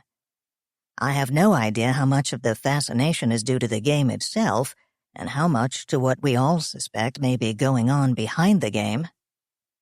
That's true, Claudia said. I left her to the game and Maud to her phone call. They were right. There was something about the game. But not everyone felt that way. Kingfisher didn't, for example. And like us, he had some idea of what the game might mean, its possible connection with Ray's death. He'd tried it, but hadn't liked it. Hadn't gotten hooked at any rate. Not the way I was. I wasn't sure I liked the game, but I couldn't leave it alone. Of course, Kingfisher had his own part in the investigation, one that was obsessing him as much as the game obsessed me. This morning, Tim, following my instructions, had searched all his email folders and found an email from Ray. Kingfisher and I now knew not only that Ray had used a Hotmail account, but also the name of his ISP. So at least Kingfisher now knew where to search for any email Ray may still have left in his personal account, and has begun a slow, careful, methodical campaign to hack in and get it. Of course, hacking into either Hotmail or the ISP wasn't going to be fast or easy, might not even be possible, at least without getting detected. So while I hoped we'd eventually find some information through Ray's emails that would help us learn what was going on, I doubted we'd get what we needed in time to use it. Not for Saturday's LARP, at any rate. Well, that was odd, Maud said, hanging up the phone. What was? Claudia asked. I just got a call from Dan, one of the game players I met last night. Hey, I guess you made a hit, Claudia said with a laugh. I wonder how he found out where to reach me, Maud said. Did you ask? Turing said. He says he got my number from Arnold Burns, Maud said. Well, that's possible, isn't it? Claudia asked. You've both worked together at your other job for a long time. If he doesn't know your number, he probably knows someone who does. But he didn't call the line where we've forwarded my home phone, Maud said. He called my Alan Grace line. I don't give that out to many people at UL. I don't exactly want them to know I'm moonlighting and possibly about to leave them. Maybe Arnold has caller ID and jotted down your number, Claudia suggested. Yes, but I could have sworn I called him from the home line, Maud said. I'll look into it, I said. What did he want? He wanted to know if I had plans for Saturday night yet, Maud said. See, you did make a hit, Claudia said. The guy's interested. He probably snooped around till he found where he could reach you. Although, I suppose that could be worrisome. There's a thin line between persistence and stalking. I suppose he could have found it somehow, Maud said. It's possible that I haven't managed to keep the new job as much of a secret as I thought. What did you tell him? I asked. About Saturday. That I wouldn't know till I picked my nephew up Friday night at the airport, Maud said, and that I was going to try to spend some time alone with Harold the first few nights. Catch up and everything. I'm supposed to call him if I change my mind and want to take Harold to a movie or to play some board games. How would you feel about hearing from this guy if you didn't have the whole murder thing hanging over your head? Claudia asked. I mean, it's possible that there's nothing suspicious about it. I don't really know, Maud said. At the moment, I'm afraid I find everything and everyone suspicious, him included. If he's still eager to see me after this whole mess is over, I'll think about it then. That's the spirit, Claudia said, turning back to her monitor. Of course you'll have to find someone to play your nephew. Think Tim could do it? I'll tell him the nephew was impossible and I packed him off to military school, Maud said, returning to hers. Then she looked back up. Turing, about Dan. I'm on him, I said. I picked up the phone number he used from our system. It's a cell phone. I'll see what else I can find out about him. Good, she said. I'll let a little time pass, then call Arnold Burns, thank him for arranging the demonstration, and pump him for some information about this Dan person. I don't even know his last name. Norris, I said. By nightfall, I'll be able to tell you more about him than Arnold will ever know. Good, she said, and turned back to the game. I decided that I would probably feel very foolish, not to mention more than a little annoyed, if this Dan person's call was prompted by nothing more than an inconveniently timed social interest in Maud. Nearly time to go meet El Lobo and the Nameless Horror, Maud said, pushing her chair back abruptly. I'm glad it's you, not me, Claudia said. I'm not sure I could meet them face to face without cracking up. How are you going to know it's them anyway? El Lobo said to look for a black beret, Maud said. You don't suppose they'll both be wearing them, do you? Sort of a team uniform? Oh, God, Claudia groaned as they walked down the corridor. With these clowns, anything's possible. Let's go rig up your wire and get over there. Weird, Tim thought, as he strolled into the reception room of the third place Ray had worked. Like a time warp. Since leaving here less than 24 hours ago, he'd been mugged, burgled, and interrogated by the police. The receptionist was still reading the same issue of People. Mr. Tanaka can see you this morning, the receptionist said. She sounded very happy about it. Maybe he'd made a favorable impression on her. More likely she was just happy to get him out of her neat, tidy reception room. He couldn't blame her. Last night he'd been overjoyed to find he didn't have a concussion, but this morning he realized that he looked as if someone had dragged him face down across an asphalt parking lot, which was probably what had happened. The police had found him about 6 feet away from where he last remembered standing, and he wished whoever ransacked his room had left him just one shirt. In addition to the bloodstains and grime from the parking lot, the shirt he'd worn yesterday still smelled of the beer Lance spilled on him toward the end of their conversation. Of course, even if he were as clean and presentable as he'd been the day before, he had a feeling Tanaka wouldn't welcome him. The man was pleasant enough, but Tim could already see this visit heading the same way as his visit to the first company. Yes, Santiago worked here. No, we can't tell you anything else. There must be some trick to this I don't know, Tim thought. He sat silent for a while, trying to think of something else to ask, before giving up and leaving. After a minute or so, the other man took off his glasses and sat back in his chair. Why are you really asking this? He said. I told you, Tim said. Ray's dead and... Yes, but people started asking about him even before he died, Tanaka said. Why? Before he died, Tim echoed. So Lance wasn't mistaken. How long before? Who were they, and what were they asking? Too many questions. Tanaka already looked as if he regretted saying anything. Then he shrugged. Over a month ago, he said. And I can't tell you who. Do you want me to talk about you to the next person who comes in asking the same questions? I don't know what's going on, but you're not the first to come asking about Santiago. Or the second. And you only told them what you told me. The dates that he worked here and that he would have been eligible for rehire. I can only release the information I'm authorized to release, Tanaka said. Was that a hint? Tanaka would be authorized to release a lot more to the police than to a PI, right? I don't want to try to get you to say more than you're allowed to, Tim said. But we worry that maybe the DC police aren't looking deep enough. I'm trying to turn up something we could take to them and say, look, this wasn't just a random mugging. So if someone from the police has come here, you don't have to tell me what you told them. But it would sure make me feel better to know they're looking. Tanaka sighed.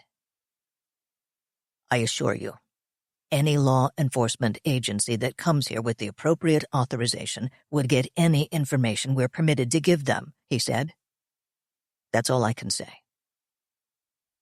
If that was a hint, Tim thought, it wasn't much help. After a few more polite words, he shook hands with Tanaka and returned to his car. He checked the windshield, in case someone had left him any more subtle clues, although he was beginning to think that it was the muggers who had left him the coaster the night before. But he'd foiled them, he thought. When the police had finished investigating his ransacked hotel room, he'd checked out and taken a cab back to the parking lot where he'd been mugged.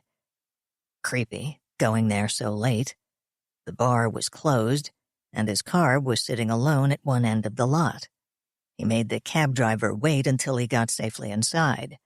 The cabbie probably thought it was weird, if he was so scared that he opened the trunk and got out his laptop before unlocking the car.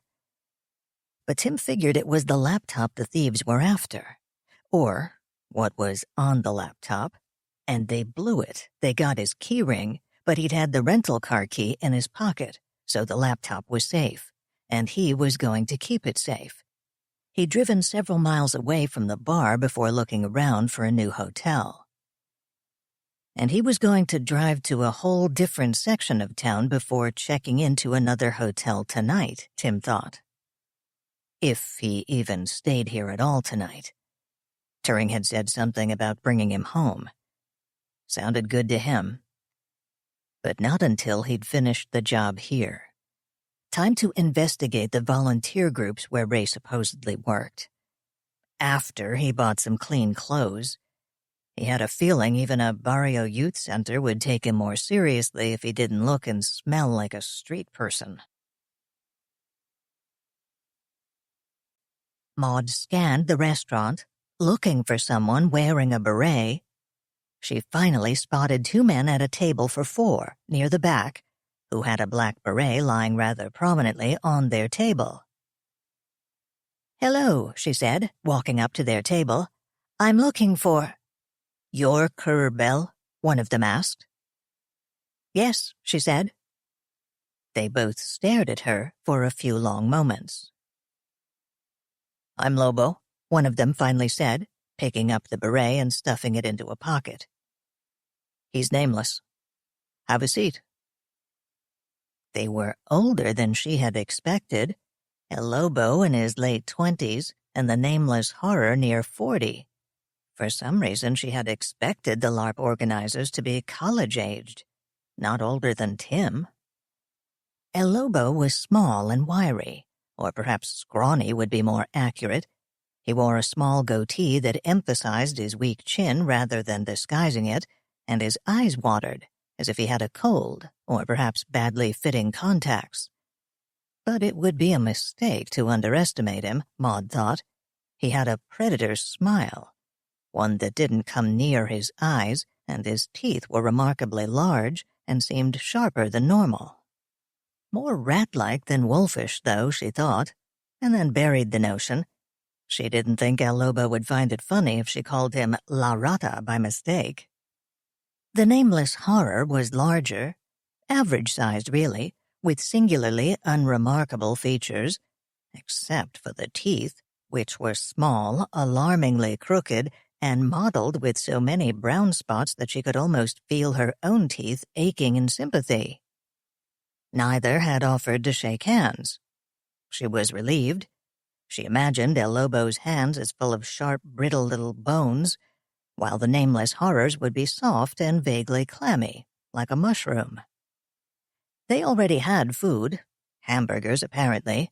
She flagged down the waitress, ordered iced tea and a salad, and then turned back to look at them. "So," she said with a smile. They glanced at each other and continued slowly chewing their food. She hoped they weren't going to play the rather childish mind game of remaining silent to make her uncomfortable enough to chatter and give away useful information. She didn't think much of their chances of winning. She began playing a favorite mental game of her own, studying their faces as if she expected to describe them to a police artist, or identify them in a police lineup. Of course, under the circumstances, that might not be a game. El Lobo swallowed noisily and spoke. "So you want to play in the LARP?" "I thought it might be interesting," she said. "Okay," El Lobo said. "Nameless and I are game masters. You change your mind? Email him. Tell him where you can be reached by email an hour before the game starts. He'll send you an email then to tell you where to show up to get your mission and stuff. Game starts at 9 p.m. sharp Saturday and goes on until 2 a.m. Monday, unless someone achieves a victory condition sooner, like if he's the only character left alive. Any questions?" He smiled. Nameless took another bite and watched her as he chewed.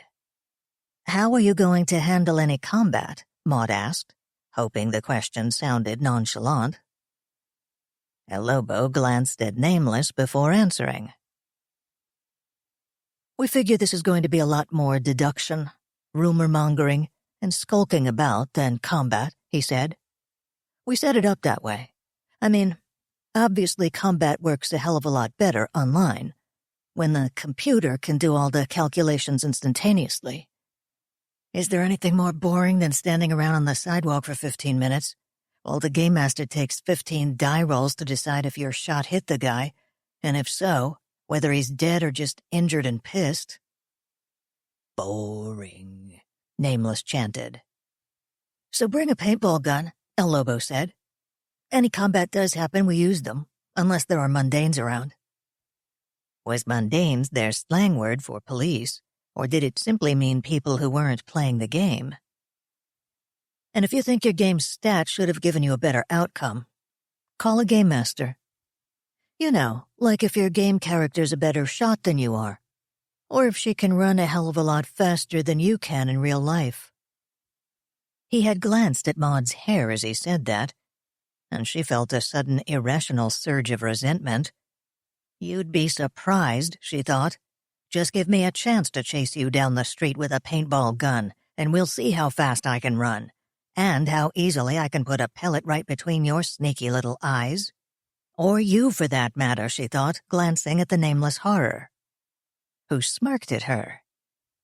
She had this sudden, disconcerting impression that he'd read her mind, that he and his friend had deliberately tried to make her angry enough to react. If I can get this hot under the collar just sitting across the table from them, what could happen in the game, she thought. But if they were looking for a reaction, she wasn't going to give them one. "I assume you've tried it before and found it works," she asked with a shrug. "As well as anything. Sort of a working virtual reality machine," Nameless said, and grinned widely. With those teeth, he should avoid smiling at all, Maud thought, and suddenly wondered if the teeth were fake. They were almost too gnarled and stained to be real, and apart from the teeth, Nameless didn't have any distinctive features. If she tried to describe him without mentioning the teeth, would anyone recognize him? "But you've got to be careful," El Lobo said, leaning across the table. "You need a way to hide the paintball guns when you're outside, okay? That's the reason we don't say anything over email about them. Because the cops are really paranoid about people running around with anything that looks like a gun, especially around here these days. So if you're caught with your paintball gun, don't tell them we told you to bring it, because we'll say, no way, she's got a screw loose. We settle combat with dice, see? Got it?" "Got it," she said. "We need to be going," Nameless said through his last bite of burger. "Yeah, we probably do," El Lobo said, glancing at his wristwatch. "You can email us if you think of any more questions, okay?" "That's fine," Maud said. El Lobo gestured to the waitress while stuffing the rest of his French fries in his mouth. They both paid cash, she noticed, and while they weren't generous tippers, at least they didn't stick her with part of their check.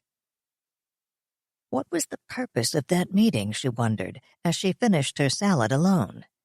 Did they want to see me before they decided whether to let me into the game? Did they perhaps want to give someone else a chance to see who I was? Or a chance to follow me back? She finished her lunch and paid, also in cash, but with a better tip. She waited until she was alone on the sidewalk before muttering into the tiny microphone.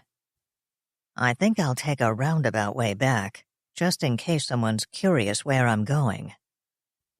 She proceeded to take a very roundabout way indeed.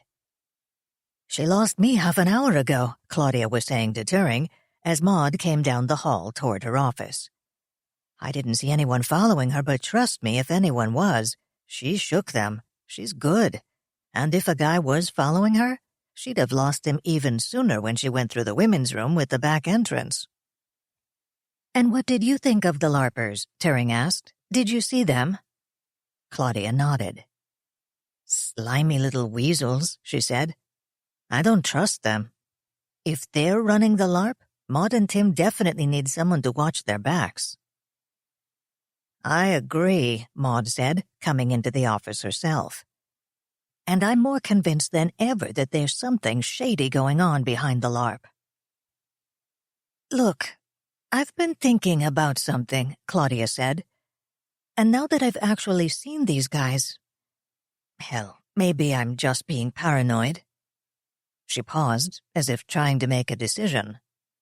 Go on, Maud said. We won't call you paranoid. We know they're after us. So maybe this is a bad idea, but hear me out, Claudia said. I know we're getting the best possible paintball equipment for the LARP. That's cool. But if you ask me, we should have some real guns, in case some of these clowns are not just playing paintball. Maud glanced at Turing's camera. Turing didn't say anything. Maybe she was waiting for Maud to speak. After all, Maud was the one going into the game. A game that might have already killed one person. I have a pistol, Maud said slowly. I doubt if Tim has a gun, though. And I suppose you don't have one with you up here. No, I don't, Claudia said. I have one, but even in Miami, I don't usually carry it. No matter what you see on the TV, most PIs don't carry guns. But this isn't exactly normal PI work. Maud, should I start compiling a list of gun stores? Turing asked. I guess we could buy some guns in a store, though maybe not in time, Claudia said. I don't really know Virginia's gun laws. Some states have a waiting period, but the point is, do we want to?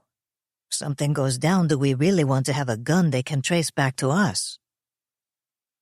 Getting caught with an unregistered gun might not be the smartest thing either, Maud said. Something goes down, there's a lot of ways we can handle that, Claudia said. Claim we took the gun away from the bad guys or just ditch it. But if we get a gun from a legitimate source, they can trace it back to us, and the police know we went in armed, which is probably the smartest thing for us to do, but could be a bad thing for the police to know. So you think we should get the gun from a black market source? Turing asked. How do we do that? Well, I'm not sure we can, Claudia said. But if you're okay with it, I can try. My line of work, not everyone you meet is a choir boy. In Miami, yeah, I could find a few untraceable guns, no problem. Up here, it might be a little harder, but I know some people. I can make a few calls, if you're okay with it. Turing didn't answer right away. Maud looked at Turing's screen. It probably didn't seem so to Claudia, but Maud knew this was an extraordinarily long pause for Turing. Maud, Turing said finally, you're the one actually doing this. What do you think? If Claudia's sure she can do it without getting in trouble. Maud looked at Claudia, who gave her a thumbs-up sign. Then yes, Maud said. Let's get them. We can keep thinking right up to the time we set out for the game, whether we want to take them or leave them, but we can't take them if we don't have them. Or maybe, even if we don't take them, we stash them someplace we can grab them if things turn ugly, Claudia said. True, Maud said. She liked this idea even better. After all, Tim's office, the Alan Grace office, and UL headquarters are all in the game territory. We'd have plenty of places to hide them. Or hide ourselves, Maud thought. I don't like using any of those locations unless we have to, Turing said. But there must be a dozen hotels scattered throughout Crystal City. Can't we take rooms at a couple? I'll make the reservations today, Maud said, and Claudia should make her arrangements too. Yes, Turing said. I'm already working on where we can find the paintball equipment, but I don't have any sources for guns. Then I'll make a few phone calls, Claudia said, looking at her watch. We've got 5 hours before you have to leave to meet this Nestor character. That should be time enough to get something arranged. Good idea, Maud said. Use the office next door if you want some privacy. And then felt a little guilty. Was that a dishonest thing to say? After all, Turing could hear anything Claudia said next door, just as she could hear. Tim's cell phone rang. Again. He sighed. Ever since they'd heard about the mugging, Turing and Maud had called about once an hour, checking up on him. But this wasn't a Northern Virginia area code, he realized as he answered it. Hey, Tim, this is Lance, a vaguely familiar voice said. Lance? Oh, Lance from last night in the bar. Tim winced and patted one of his abrasions to see if it still hurt. Hey, I heard someone got mugged outside the restaurant last night. Was that you? Afraid so, Tim said. Wow, I'm sorry, Lance said. Not your fault, Tim said, shrugging. At least, he didn't think it was. He suspected that a plant who wanted to set Tim up for a mugging would have stayed a lot more sober and made sure Tim got a lot more sloshed. But he wasn't discarding the idea altogether. Listen, I thought of something else that you might find useful. Something that happened months ago, which is why I didn't think of it last night. But if you think it could be useful, I'll track it down. Anything could be useful, Tim said. Tell me about it. Remember how Ray gave me the email in case anyone asked about him? This week wasn't the first time I used it. Just after he left, the sysadmin called me because he knew I knew Ray and asked if I had a forwarding email for him. Apparently some really wacko email came into Ray's address, and he wanted to find out about it. What kind of wacko email? Tim asked. He didn't say, Lance admitted. And he didn't show it to me. I just emailed Ray, told him about it, and he said he'd contact the sysadmin. That's the last I heard of it. Definitely a lead. Can you put me in touch with the sysadmin? Tim asked. Sure, Lance said. Or better yet, let me talk to him first. If I tell him how you're a friend of Ray's and got mugged trying to find out who killed him, maybe I can soften him up. Good idea, Tim said. He made sure Lance had his phone number and email address and took down Lance's contact information. He seemed to recall exchanging business cards in the bar, but he couldn't find Lance's card. Maybe he'd imagined the card swap, or maybe Lance's card had fallen out of his wallet when the mugger ransacked it. Or maybe the mugger had taken it.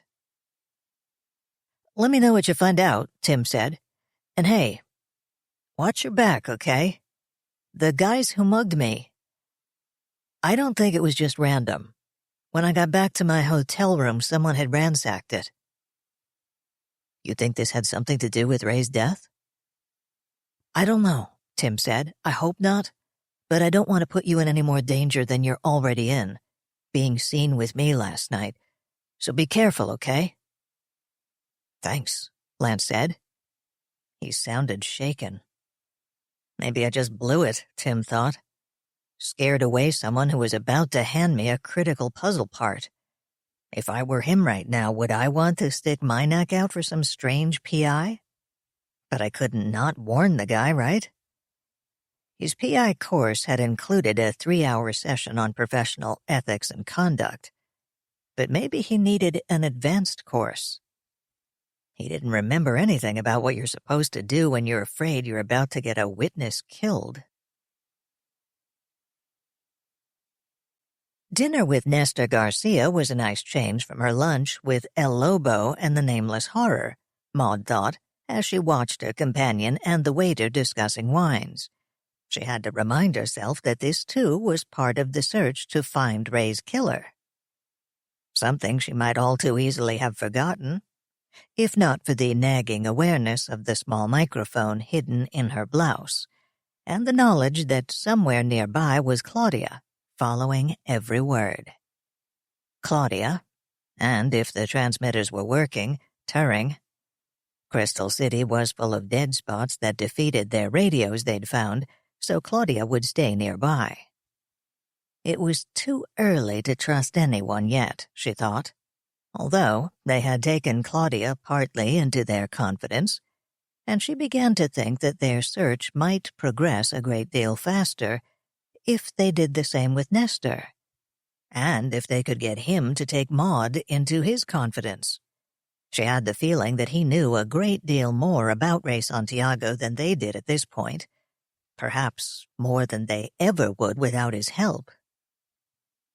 "So," Nestor said when the waiter had left the table, "it is time for me to come clean." His smile and his intonation were perfect, Maud thought, and the phrase, "come clean," everything combining to suggest that deception was unfamiliar, even painful to him, and ending the deception would be a relief. Which may be true, she thought, as Nestor sipped his wine. Or it may simply be what he wants me to believe. "I will tell you what I can," Nestor said. "Alas, that may be less than you want to hear, but I cannot reveal secrets that are not my own." "Surely Ray's past caring if his secrets are revealed," Maud said, "especially if doing so might help catch his murderer." Nestor nodded. "Agreed," he said. "And if they were only Ray's secrets, I would not hesitate to reveal them. But there are other people to think of. Other people who might be in danger." "As Ray was in danger?" Maud asked. "Well, no," Nestor said, looking startled. "I do not think. But let me explain." He took another sip of wine and frowned slightly, thinking, obviously. Was he trying to find the right words to explain, or to deceive? "As you guessed, I am not Ray's uncle," he began, "at least not by blood.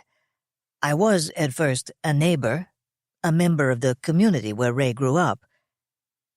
He had a difficult life, a broken home, a mother who could barely provide food and shelter, with no time to guide him, to see that he did his homework, avoided bad company. I could see a very bright young man who was not precisely abandoned, but still shamefully neglected and in danger of wasting all his enormous potential. Not, alas, unusual circumstances. I saw hundreds of young Latino boys in the same circumstances." "Not just Latino boys," Maud said. "No, indeed," Nestor said.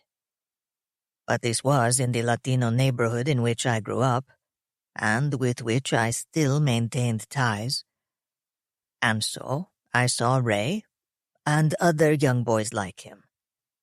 I was determined to give them the kind of encouragement that helped me succeed. And many of them had a strike against them that most other boys do not," he continued. "Many of them were not legal residents.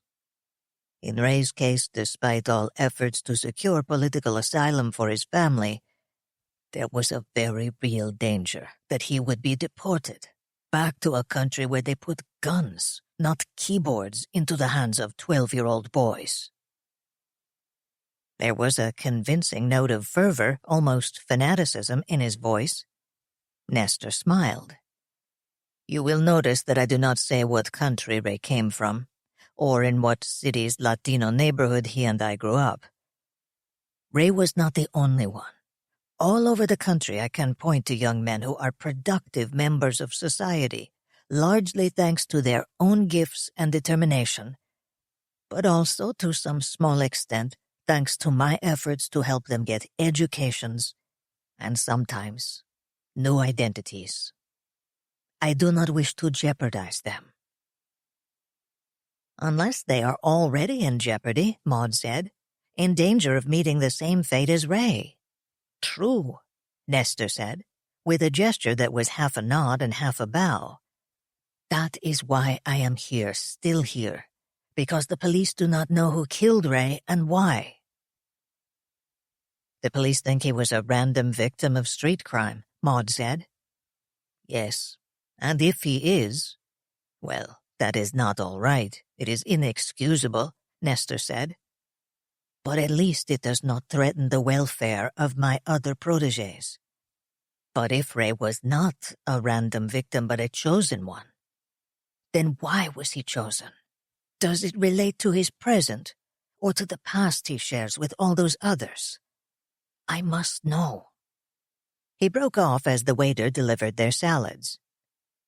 A dilemma similar to ours, Maud thought, only he hopes Ray's death has nothing to do with the past, because that is where the danger lies, for him and his protégés. For Turing, the dangers are in the present and the future. I will not spoil our dinners with any more of this, Nestor said when the waiter had moved out of earshot. But I am worried. I have the feeling that Ray stumbled into something very dangerous, and I do not think that the danger has passed. For the rest of the meal, Nestor kept the conversation casual. Maud found he was quite knowledgeable about classical music, and she found herself energetically defending her favorite Russian composers against his accusation that they were undisciplined and melodramatic. He's really quite charming, Maud thought, as Nestor called for the bill. She had to remind herself that he was still a suspect, and to fight the curious temptation to confide in him. Nestor insisted on walking her to her car. At a younger, more strident age, she might have insisted that she was perfectly capable of seeing herself safely to her car, a scant 3 blocks away. But now, she could see no reason to offend a potential ally, simply because his notions about women were a little old-fashioned. And if her instincts were wrong, and Nestor wasn't on the side of the angels, all the more reason to let him underestimate her abilities. On the way, they passed a small park. Nestor paused for a moment, scanning the landscape. "What's wrong?" Maud asked. "Nothing," he said, beginning to walk again. "I was looking to see if they had chess tables here, too. I walked by a park today where old men sit and play chess in the sun, as they do at home. And at one table I saw an old man playing chess with a young boy. His grandson, perhaps. He reminded me of Ray." "You taught Ray to play chess?" Maud asked. "Yes," Nestor said with a wistful smile. "But he was not a chess player at heart. Too impulsive. Always he played with his heart instead of his head." "I think that's one thing I liked about him," Maud said. "Yes," Nestor said, "a likable quality, but not a wise one. I fear that whatever dangerous game he was playing, he did it impulsively, with his heart, and that it got him killed." They walked on in silence for a few minutes, until Maud stopped beside her car. "This is me," she said, pulling out her keys. I should offer him a ride to his hotel, she thought. Her instinct told her that she was in no danger from Nestor, but she had promised Turing she would take no chances, He'll just have to think me rude, she thought with regret. Maud, Nestor said. Maud looked up, her mind scrambling for an excuse in case Nestor was about to ask for a ride. If you find out what Ray was doing, anything might have something to do with his death. You will tell me. If it were just my decision, Maud thought, I would trust him. If it were just my life. But it's not. I'll tell you anything I can, Maud said, holding out her hand. Thank you, he said, grasping her hand with both of his. You understand how important this is. She watched in her rearview mirror as he turned to walk back to the Marriott. And then she took a roundabout way to the corner where Claudia waited. Quite the charmer, this Nestor character, Claudia said. He seems very nice, Maud said, with only a slight emphasis on seems, but Claudia noticed. So you're not really going to tell him anything, she said with a chuckle. On the contrary, I'll tell him anything I can, Maud said. Of course that means anything that you and I and Tim, and especially Turing, all agree is safe to tell him, even if he's a bloodthirsty villain instead of a nice classical music lover. He's in for a long wait then, Claudia said, leaning back and closing her eyes. You don't trust him? Claudia shrugged. I don't trust anyone, she said. She had pulled out her cell phone, Maud noticed, and hit the redial. Not even your clients? Maud asked. Especially not my clients, as a general rule, Claudia said. Hey, Turing, she said into the phone. You picking this up? Good. Yeah, I trust you guys more than most because you're not pretending to be an open book. I know you have some kind of secrets, corporate stuff or something that you're not telling me. That's cool. I'm banking that you guys have enough common sense to tell me anything I need to do the job. But I'm also going to look out for myself. A limited sort of trust, Maud said. Well, I admit, I also tend to trust you because of your friend Tim, Claudia said with a laugh. No self-respecting bad guys would send out an innocent like him to do their snooping. Oh dear, Maud said. Are you suggesting that perhaps he's not cut out to be a PI? No, just that he's not cut out for some kinds of PI work, Claudia said. He's good at getting people to open up and talk to him, though. I can see how people would trust him. Hell, I trusted him, and I'm about as cynical and suspicious as they get. He got some people in California to trust him, too, Turing said. I just received some interesting information by email. Shall we come by the office to see? Claudia asked. I could forward it to your email addresses if you're tired, Turing said. It's interesting, but it doesn't exactly suggest anything else we can do tonight. But if you're curious... We're on our way, Maud said. Apparently, Tim's evening of drinking with Lance, Ray's former coworker, has paid off. Lance convinced his sysadmin to forward Tim anything he could find of Ray's. I'm not sure I'd approve if my sysadmin did this, but I'm not going to quibble. I'm surprised I found anything, actually.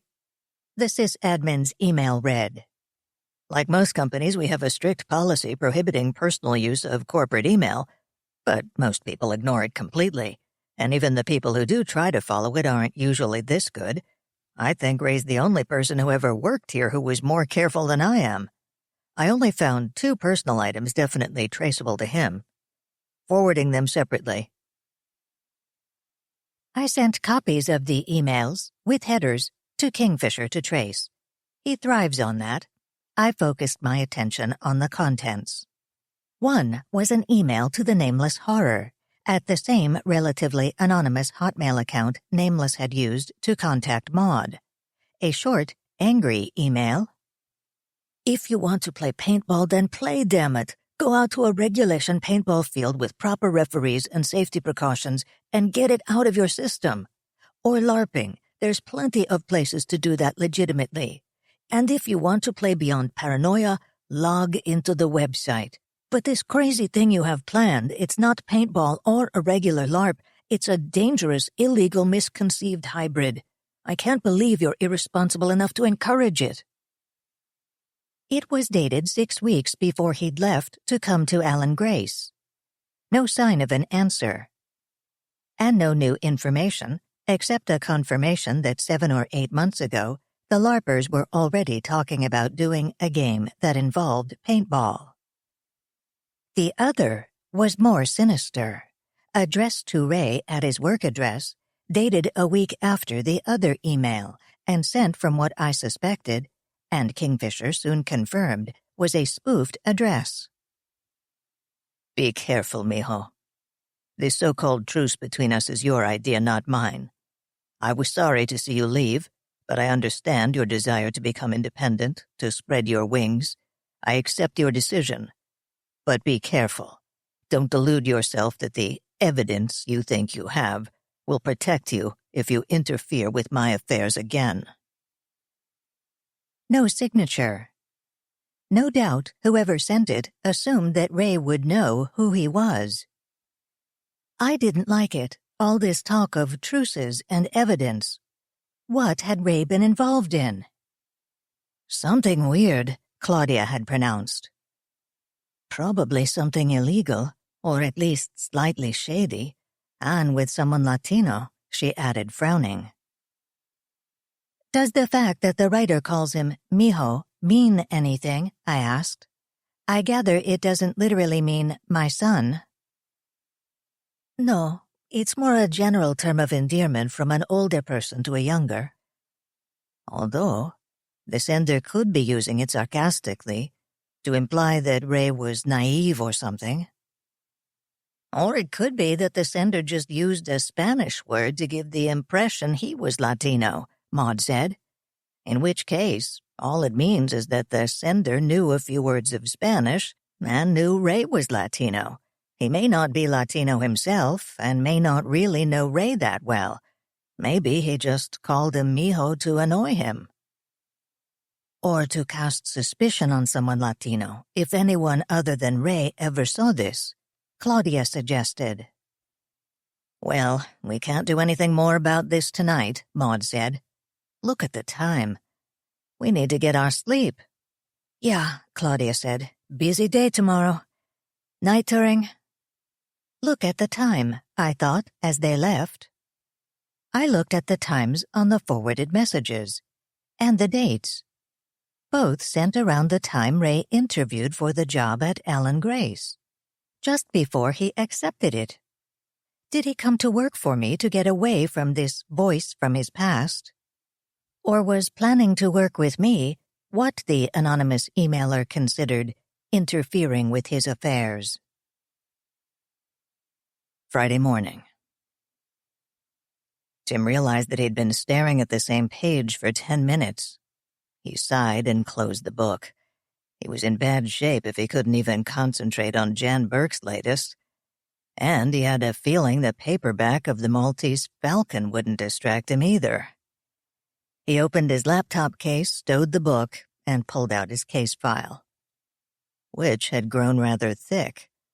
Not from his own efforts particularly. Good thing the rest of the team had been busy. He reread his reports, which were painfully short, but then he didn't have much to say. Yes, Ray really had worked at the California companies on his resume, and Tim hadn't found anything negative or suspicious at all. Nothing unusual, except for the fact that people had come asking questions about Ray even before his murder. He reread the latest email from Turing, outlining their two theories. 1. Someone was using the Beyond Paranoia site to gather information for real crimes, largely burglaries, bank robberies, and various ingenious forms of fraud, and that Ray's discovery of this scheme had led to his death. This was Turing's favorite theory. Okay, a little far-fetched, but if Ray thought something like that was happening, he'd do something about it. At least, the Ray that Tim knew. And somewhat to Tim's surprise, he realized that he still believed in that Ray. 2. Ray detected a sexual predator using the Beyond Paranoia game to stalk his prey, and his attempt to confront and expose the predator brought about his death. Maud liked this theory. So did Tim, to a point. Yes, the Ray he knew would care more about someone preying on children than about financial crimes. But neither of these theories explained why Ray had become Ray Santiago instead of keeping whatever name he'd been born with. Maybe our theory doesn't have to explain that, Turing had said when he'd pointed that out. Maybe his fake identity has nothing to do with his death. Or maybe whatever he did that drove him to change his name also left him with profound feelings of guilt, Maud suggested. Guilt that he tried to purge by tracking down sexual predators, or thieves if you prefer, she added with a nod to Turing. Maybe. But Tim couldn't help wondering if they were off base in seeking the reason for Ray's murder in the present. Maybe the reason came from his past, the past they still hadn't found. Maybe Ray thought he'd run fast and far enough to leave behind something very mean and nasty, and then turned around one late night in an alley to find it had caught up with him after all. Tim stared out the window for a minute, trying to imagine the scene. Then he flipped to the next wad of papers and began trying to decipher Maud's 10-page single-spaced explanation of how live-action role-playing games worked. My cameras are coming online. The third one just went live. 1 and 2 are still working fine. Each one gives me a view of some small corner of Crystal City. A tiny, low-res, black-and-white view, but better than nothing. Enough, perhaps, to give my friends a slight edge in tomorrow night's live Beyond Paranoia game. The cameras were Maud's suggestion, but it was Claudia who had the brilliant idea of hiring temps to place them. Partly because we thought having 2 women doing it would be too conspicuous, and partly in case any other LARPers are out there scouting. We didn't want them spotting her and Maud before the game. Of course, Claudia's out there, but mostly staying in the van, talking to the temps on the radios. And she's disguised as a rather prim and officious supervisor from a fictitious company called Environmental Monitoring, Inc. She has convinced the 2 temps that their employer does research on the city's pigeon population. She's having them collect samples of pigeon droppings everywhere they place a camera. They're spending much more time putting pigeon droppings in baggies and labeling them by location than placing cameras, in fact. If they talk about the job, we hope the pigeon droppings will overshadow the cameras. I also hope that our phony paperwork stands up to scrutiny if necessary, though so far no one has challenged Claudia. And now a 4th camera is working. I only hope we found the right places to put them. We spent a long time studying the game map, actually a relatively normal map of Crystal City. I've also been studying past live Beyond Paranoia games for clues about what to expect tomorrow. I've only found definite information about 6, 3 of them in the D.C. area. Rumors of others, but no real proof they took place. The live game players have left very few traces. Presumably, they know the official game organizers would disapprove. I wouldn't know anything about the live games if not for Grant. He played in the 3 DC ones and 1 in New York, and considered playing in 2 others.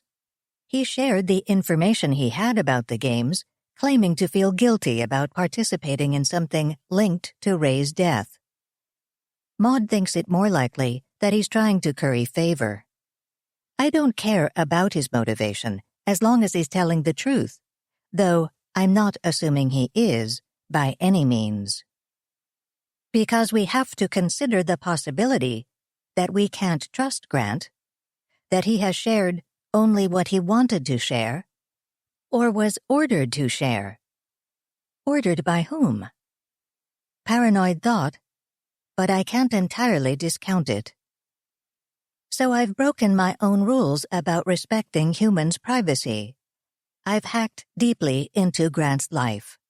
Luckily for us, he was careless about using his work machine for personal use, and I already had his social security number.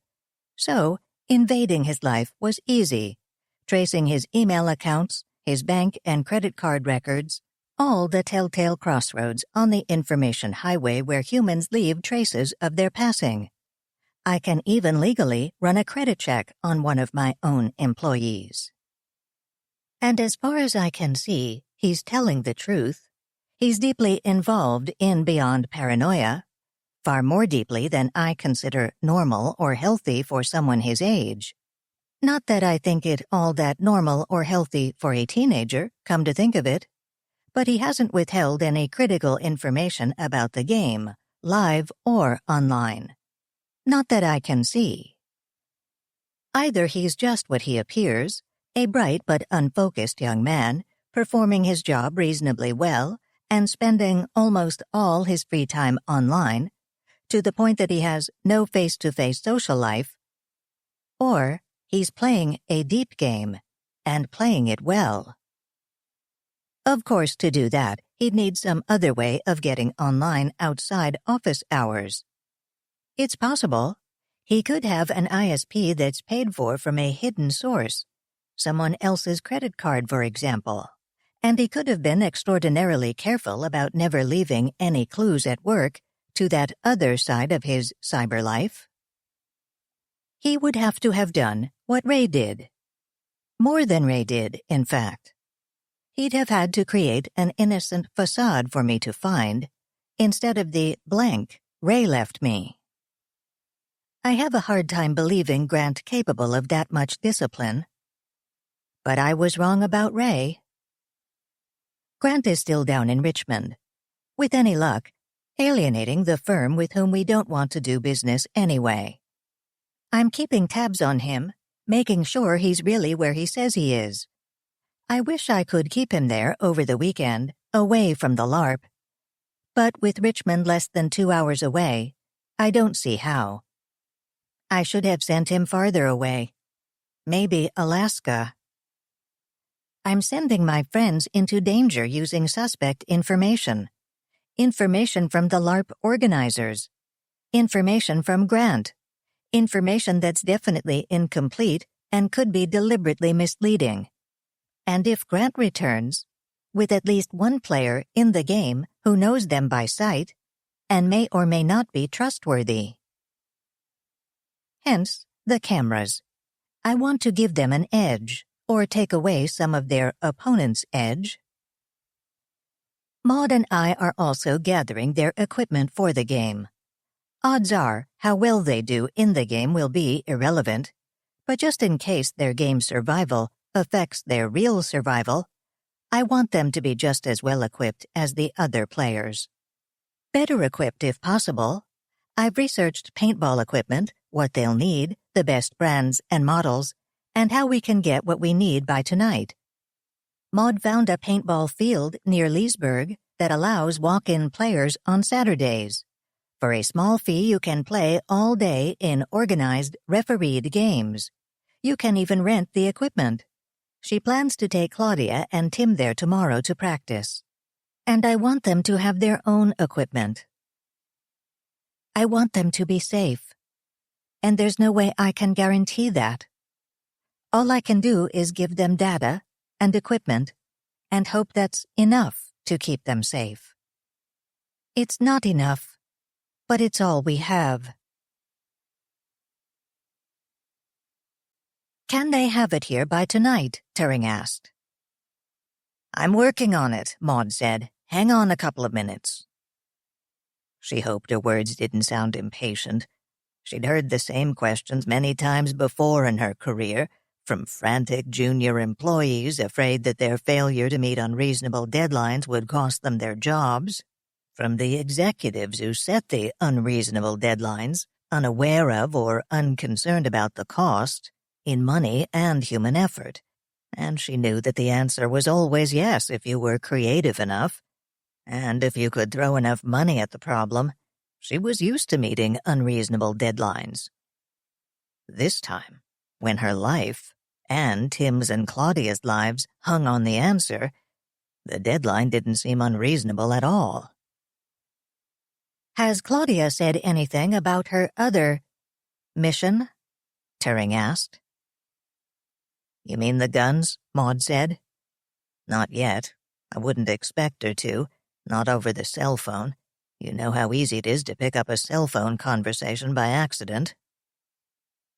Or on purpose, Maud thought, if someone were watching them. Her phone rang, she glanced at the caller ID, and relaxed when she saw it was Claudia. "What's up?" she asked. "Just getting bored out here," Claudia said. "Thought I'd see if either of your boyfriends had showed up yet." "Not yet," Maud said, shaking her head. On her desk was a bouquet from Nestor Garcia with a note asking her to call if she wanted to have dinner Saturday evening. On her voicemail was another message from Arnold's friend Dan, who seemed similarly eager for her company. "They'll both bloody well have to wait until next week," she said. "I want to grow up to be a femme fatale like you," Claudia said. "Gotta go. Here come my minions." Maud smiled and glanced at the monitors where Turing was showing the pictures from the cameras. 6 of them. As she watched, a 7th came online. After a slow start, Claudia's team seemed to have hit their stride, she thought, nodding with approval. They might get all the cameras placed today after all. Less than 24 hours till the LARP begins. I hope I'm wrong about it. I hope it turns out to have nothing to do with Ray's murder, or with anything else even remotely strange or sinister. I hope it turns out to be as mild-mannered and cerebral as Maud's evening with Arnold Burns and his friends, and that my human allies have a wonderful time, or at least not too tedious a time. It's quite possible.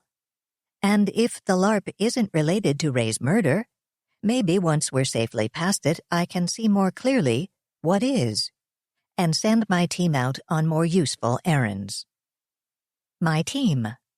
3 of them now. I seem to have added Claudia to the roster. Have I accepted her too readily? Maud seems to trust her, and she's a keen judge of human nature. And Tim trusts her. I've begun to realize that when Tim stops trying so hard to be logical and deductive and simply follows his instincts, he makes good judgments. And neither Kingfisher nor I could discover anything negative about her, despite all our prying. Nor can I imagine any way that her encounter with Tim could have been anything other than serendipity. So we trust her. For now. We need all the help we can get. She and Maud picked him up from the airport and took him off to Maud's house for a short session on role-playing games. Maud seemed to think this was important. Claudia seemed to find it entertaining. I hope Tim wasn't too jet-lagged to follow it. Tomorrow morning, they're going out to get some experience playing paintball. Also Maud's idea. And a good one, I thought. Not because I think skill at paintball is going to be mission critical, but it will give them practice working as a team. They'll come home and check into their hotels to nap. We'll make sure each of them has a card key for all 3 rooms and leave a stash of equipment there. A laptop in case their radios malfunction and they need to contact me, and a whole suitcase of stuff, including first aid supplies and cash, and anything else we could think of that might possibly be useful. We're leaving a similar stash of equipment just inside the door here at Allen Grace, and Maud's going to drop some off in a janitor's closet on the ground floor of the UL building. I even had Claudia take some stuff over this afternoon to Tim's PI office, though I suspect That is a little too far from the playing field to be of practical use. And their equipment has arrived. Top-quality paintball equipment. Sleek little radio sets with tiny receivers that will fit their ears and transmitters that can clip to their collars. And apparently, Claudia found guns. I still don't know what I think about the guns, so I'll let them decide whether to take them or not. I'm not the one going out into danger. And that bothers me. I wish I could bear the brunt of the danger. I feel selfish. Yes, I'm doing this to find out who killed Ray, but do I care this much about Ray, or am I just worried about my own survival? Even Kingfisher's report that the attacks on UL security have eased makes me feel guilty. At least if the firewall were still under siege, I could feel I was sharing the danger. But the hackers have gone quiet. Too quiet, Kingfisher keeps saying. I'm beginning to think he enjoys security crises, has become the AIP equivalent of a human adrenaline junkie. Then again, I find myself almost wishing I still had the security attacks to worry about, instead of worrying about my friends. Maybe it's a good thing someone stole the robot. If we had it, I'd be tempted to download again. Which would be stupid. I can just see the robot rolling down the sidewalks of Crystal City at 5 miles an hour, chasing the bad guys. Or running away from them, more likely, and falling into a manhole. No, all I can do is help from afar, with data, with communications, with good intentions and moral support. I keep trying to think of something else I can do, but I'm running out of ideas. They'll be back here at 7:30 p.m. tomorrow, ready for the arrival of Nameless's email at 8 o'clock, telling them where to join the game at 9 o'clock. I feel so useless. Saturday morning. Rise and shine, Tim heard. We're almost there. He groaned and rubbed his still closed eyes. Why did the flight attendants have to be so damn cheerful? Couldn't they just tell him to return his seat to its full upright position? Did they have to chirp about it? Let him nap while he can, he heard another voice say. We all need our rest for tonight. Maud? What was Maud doing on his flight? Yeah, but from the looks of that road, I think his nap is about to be over. Claudia? Just then the seat jerked violently. Turbulence? No. He opened his eyes to find himself in the back seat of Maud's car. She had just turned off the highway onto a dirt and gravel lane. Tim saw a sign that said paintball. He winced. Here we go, he thought. I'll get us signed up, Maud said as she parked the car. You two get out the equipment. Claudia wore a pair of baggy black pants with lots of pockets, the cuffs tucked into well-worn hiking boots, and a long-sleeved black t-shirt. Maud was similarly dressed. They fit in with the other people in the parking area. A few wore black military-style uniforms or coveralls, the shoulders decorated with designs in bright red or blue, flames or bubbles. No, not bubbles, he realized. Paintball pellets. Official paintball gear, he deduced. Others wore camouflage clothes, nondescript dark clothes like Maud and Claudia, and a few, he was relieved to see, faded jeans like his own. He managed to don his gear properly, though not without sneaking glances at other nearby players. A wide black belt with half a dozen long tubular pockets in back for the guppies, or ammunition tubes.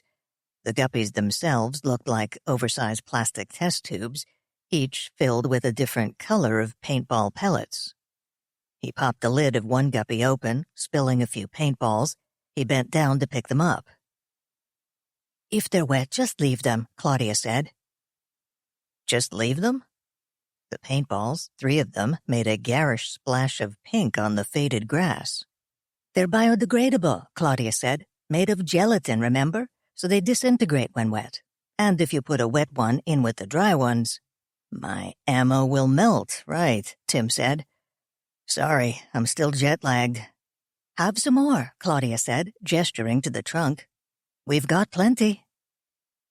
Yes, at least a third of the trunk contained wide-mouthed plastic jars of brightly colored pellets. They looked rather like the jars from which stores sold candy.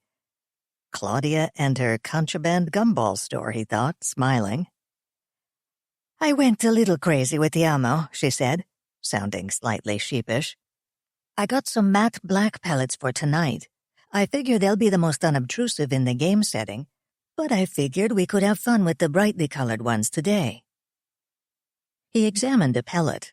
It was about the size of a marble and felt like a tiny plastic ball. One half was bright, opaque yellow, the other bubblegum pink. He squeezed it, first very gently and then more firmly. He couldn't pop it. Of course they'd pop easily enough when propelled by the paintball gun. And hurt, too. He remembered the tiny ring-shaped bruises the pellets had made at close range, even through 2 layers of clothing. He grabbed a second guppy, this one containing solid-color paintballs in a deep opalescent rose.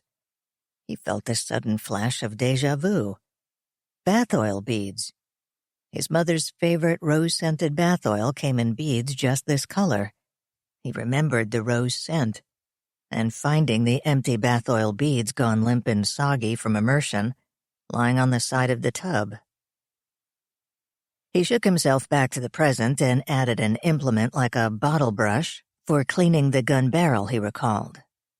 Then shin and knee guards, webbed gloves, and a pair of goggles whose bottoms splayed out into a slotted mouthguard, vaguely reminiscent of Darth Vader's headgear. He put on the goggles and felt a flicker of anxiety at how they limited his field of vision. You don't have to wear the goggles yet, Claudia said, her words slightly muffled by the rubber band she was holding in her mouth. She was deftly plaiting her hair into a tiny braid. Just checking the fit, Tim said, pulling the goggles off again. We're set, Maud said, appearing beside Claudia holding 3 pieces of red plastic tape. Tie this around your arm. We're all 3 on the red team. First game in 10 minutes down at the ditch. It's showtime, Claudia said. She reached into the trunk, pulled out a paintball gun, and handed it to Tim. It's all loaded. Keep the barrel plug in until we start to play, Maud said. They'll throw you out if you break safety rules.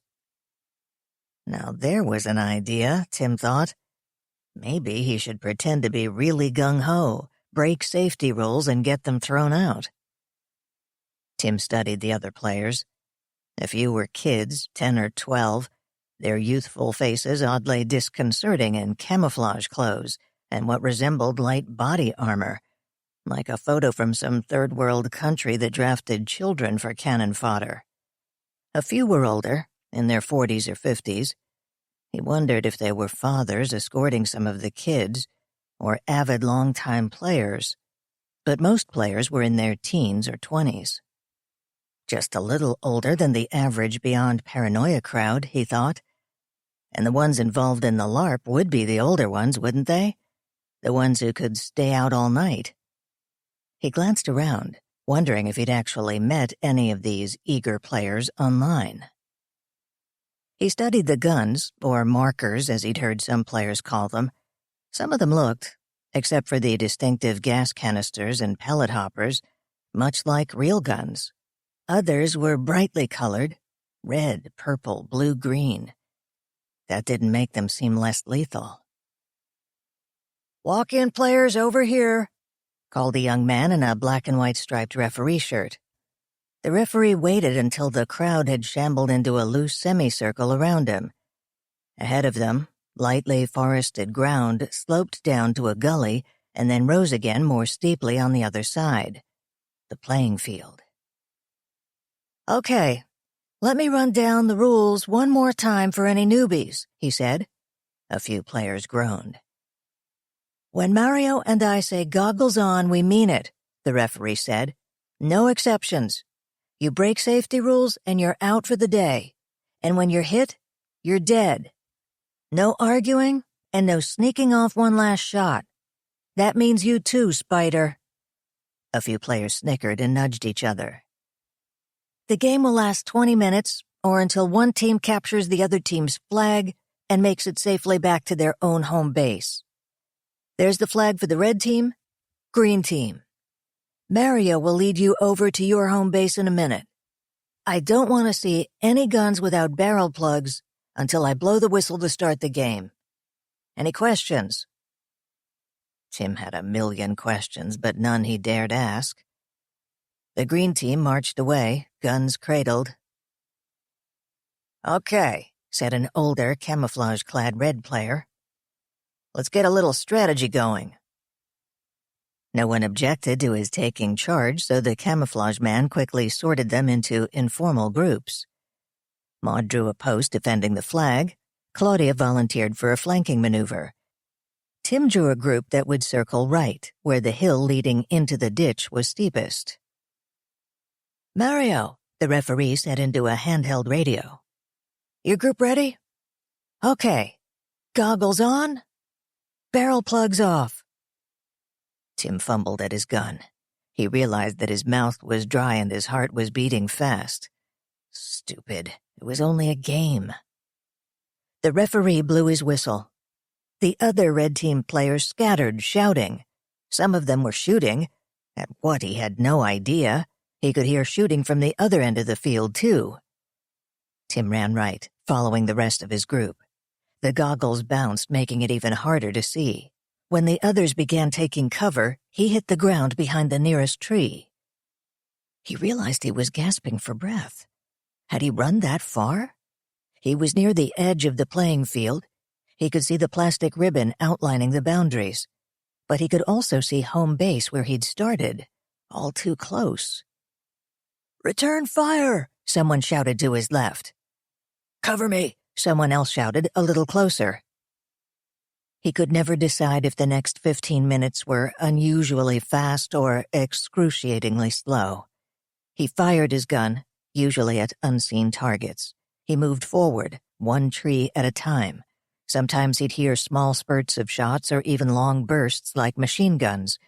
But oddly enough, the paintball guns didn't sound like real guns. More like giant staple guns. "I'm hit!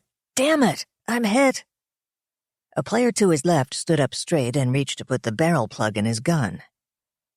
"Dead man!" the referee bellowed. "Let the dead man out!" Tim took advantage of the pause to reload. From the left, where Claudia had gone, things suddenly got much noisier, bursts of fire, followed by shouts of "I'm dead," and the referee chant, "He's dead, let the dead man pass.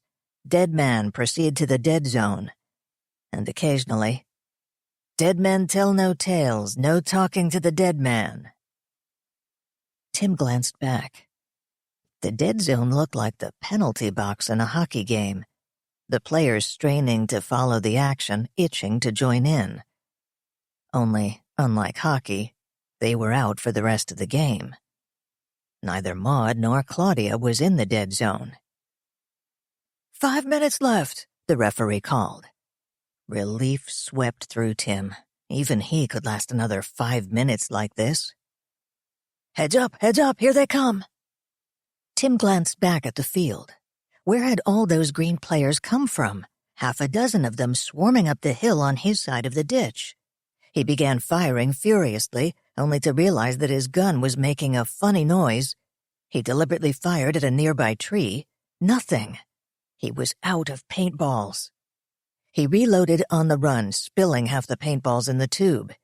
He wondered briefly if it counted as suicide if he fell on his own spilled ammo, and then shoved the thought away and took cover. He leaned out and fired. Got one. The guy whirled and fell dramatically.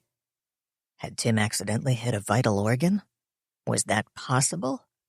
No time to worry about it. He concentrated on ducking and firing. Got another one. But there seemed to be 3 more. If only... Splat. His mask was suddenly half covered with green paint, and he could feel other pellets hitting his leg. "I'm dead," he croaked, throwing down his gun. The green player didn't respond. Pellets kept hitting Tim. "He's dead," the referee yelled. "Stop shooting the dead man." Tim shifted so he could see what was happening.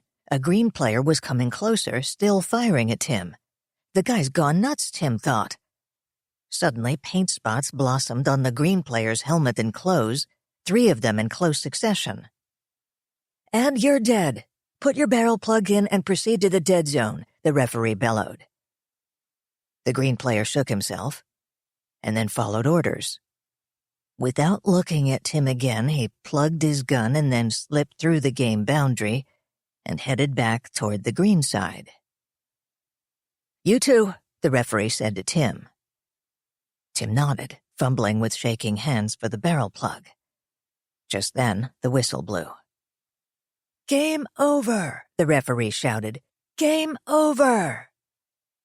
A shout of triumph went up from the other side of the field. "Who won?" he asked another red player. "Nobody won," the player said. "We just barely kept them from breaking through on the left. Another few minutes and they'd have won." "Barrel plugs in," the referee shouted. Tim followed the other red players back to home base. "Sorry about that," said someone, falling into step beside Tim. "I couldn't get him in time." "Goggles off," the referee called. "But at least I got him," the player gloated, pushing her goggles back. It was Maud. "Did you see that?" cried another black-clad figure, bounding up. "Wasn't that cool?" Claudia, of course. She, Maud, and most of the others launched into an exuberant and highly detailed post-mortem of the game. How could they possibly have seen that much detail, much less remembered it all? Tim wondered. 15-minute break before the next game, the referee shouted. Next game? They were going to do this all over again? Tim fumbled for his water bottle. Maybe he could pretend to stumble and hurt his ankle. Just then, he spotted the green player who had killed him.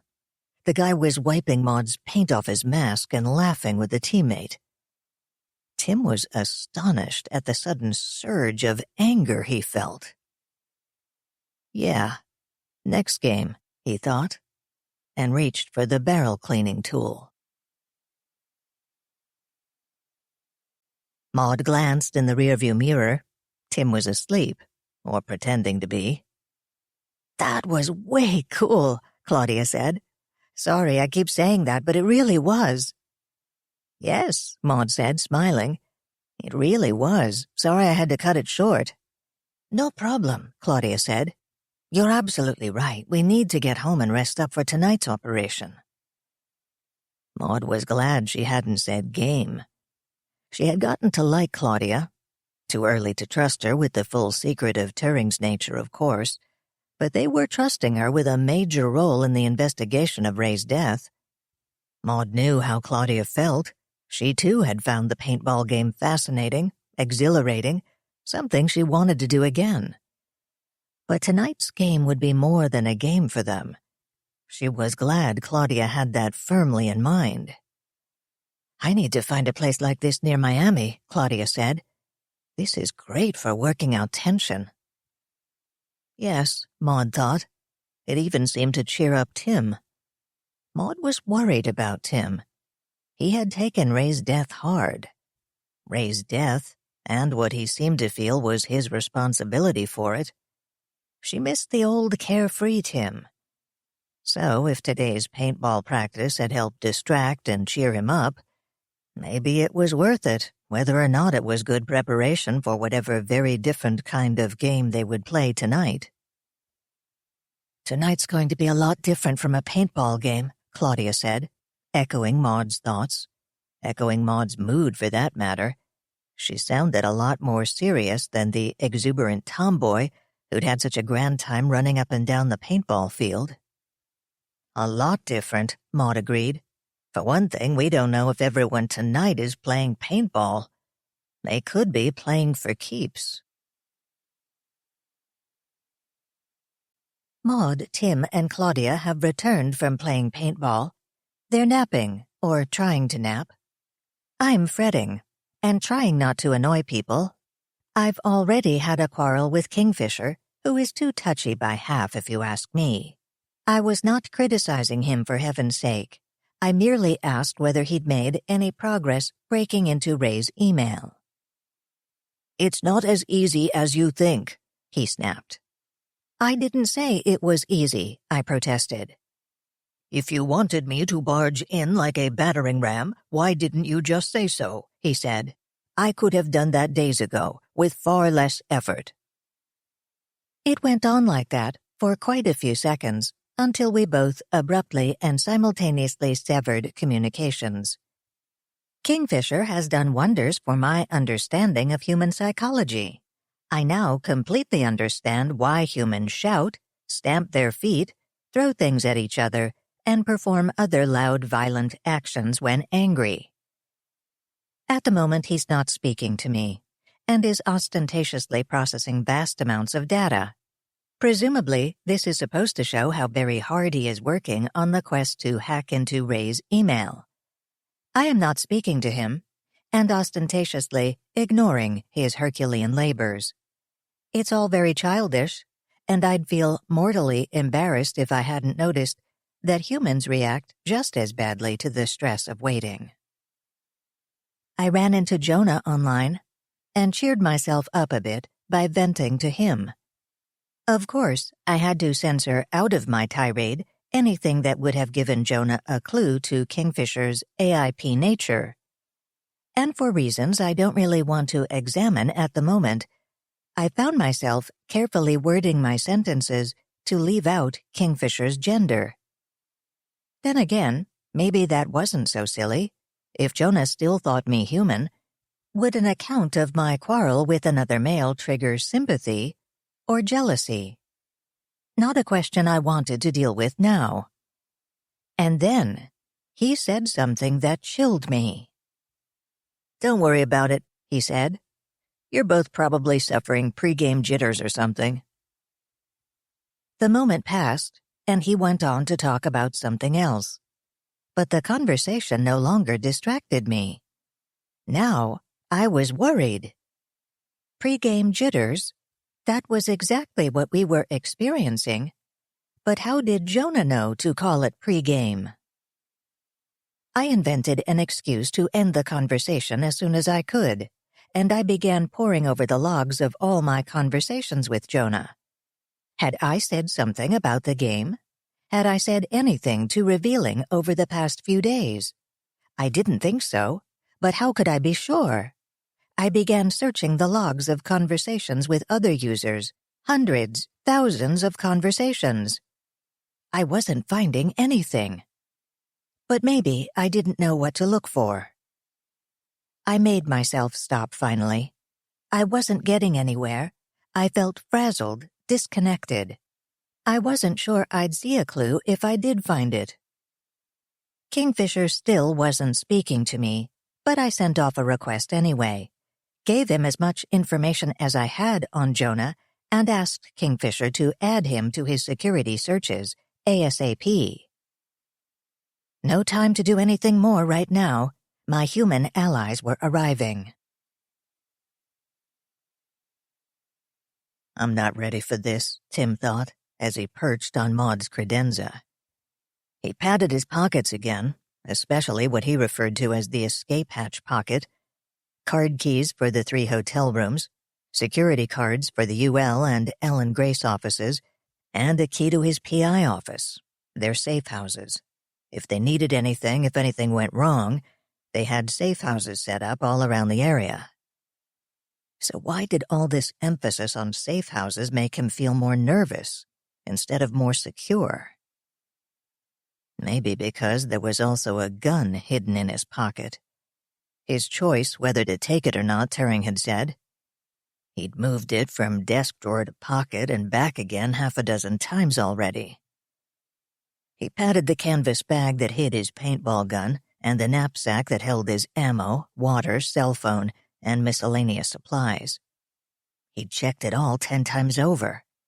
He wanted to pull everything out and check it again, but he didn't want to look like an idiot, so he glanced down again at the magazine he was pretending to read, and took another drink of water from the bottle sitting beside him. A small drink, because he was already afraid the first thing he'd have to do when the game began was find the nearest John. "So where are we supposed to go anyway?" Claudia asked.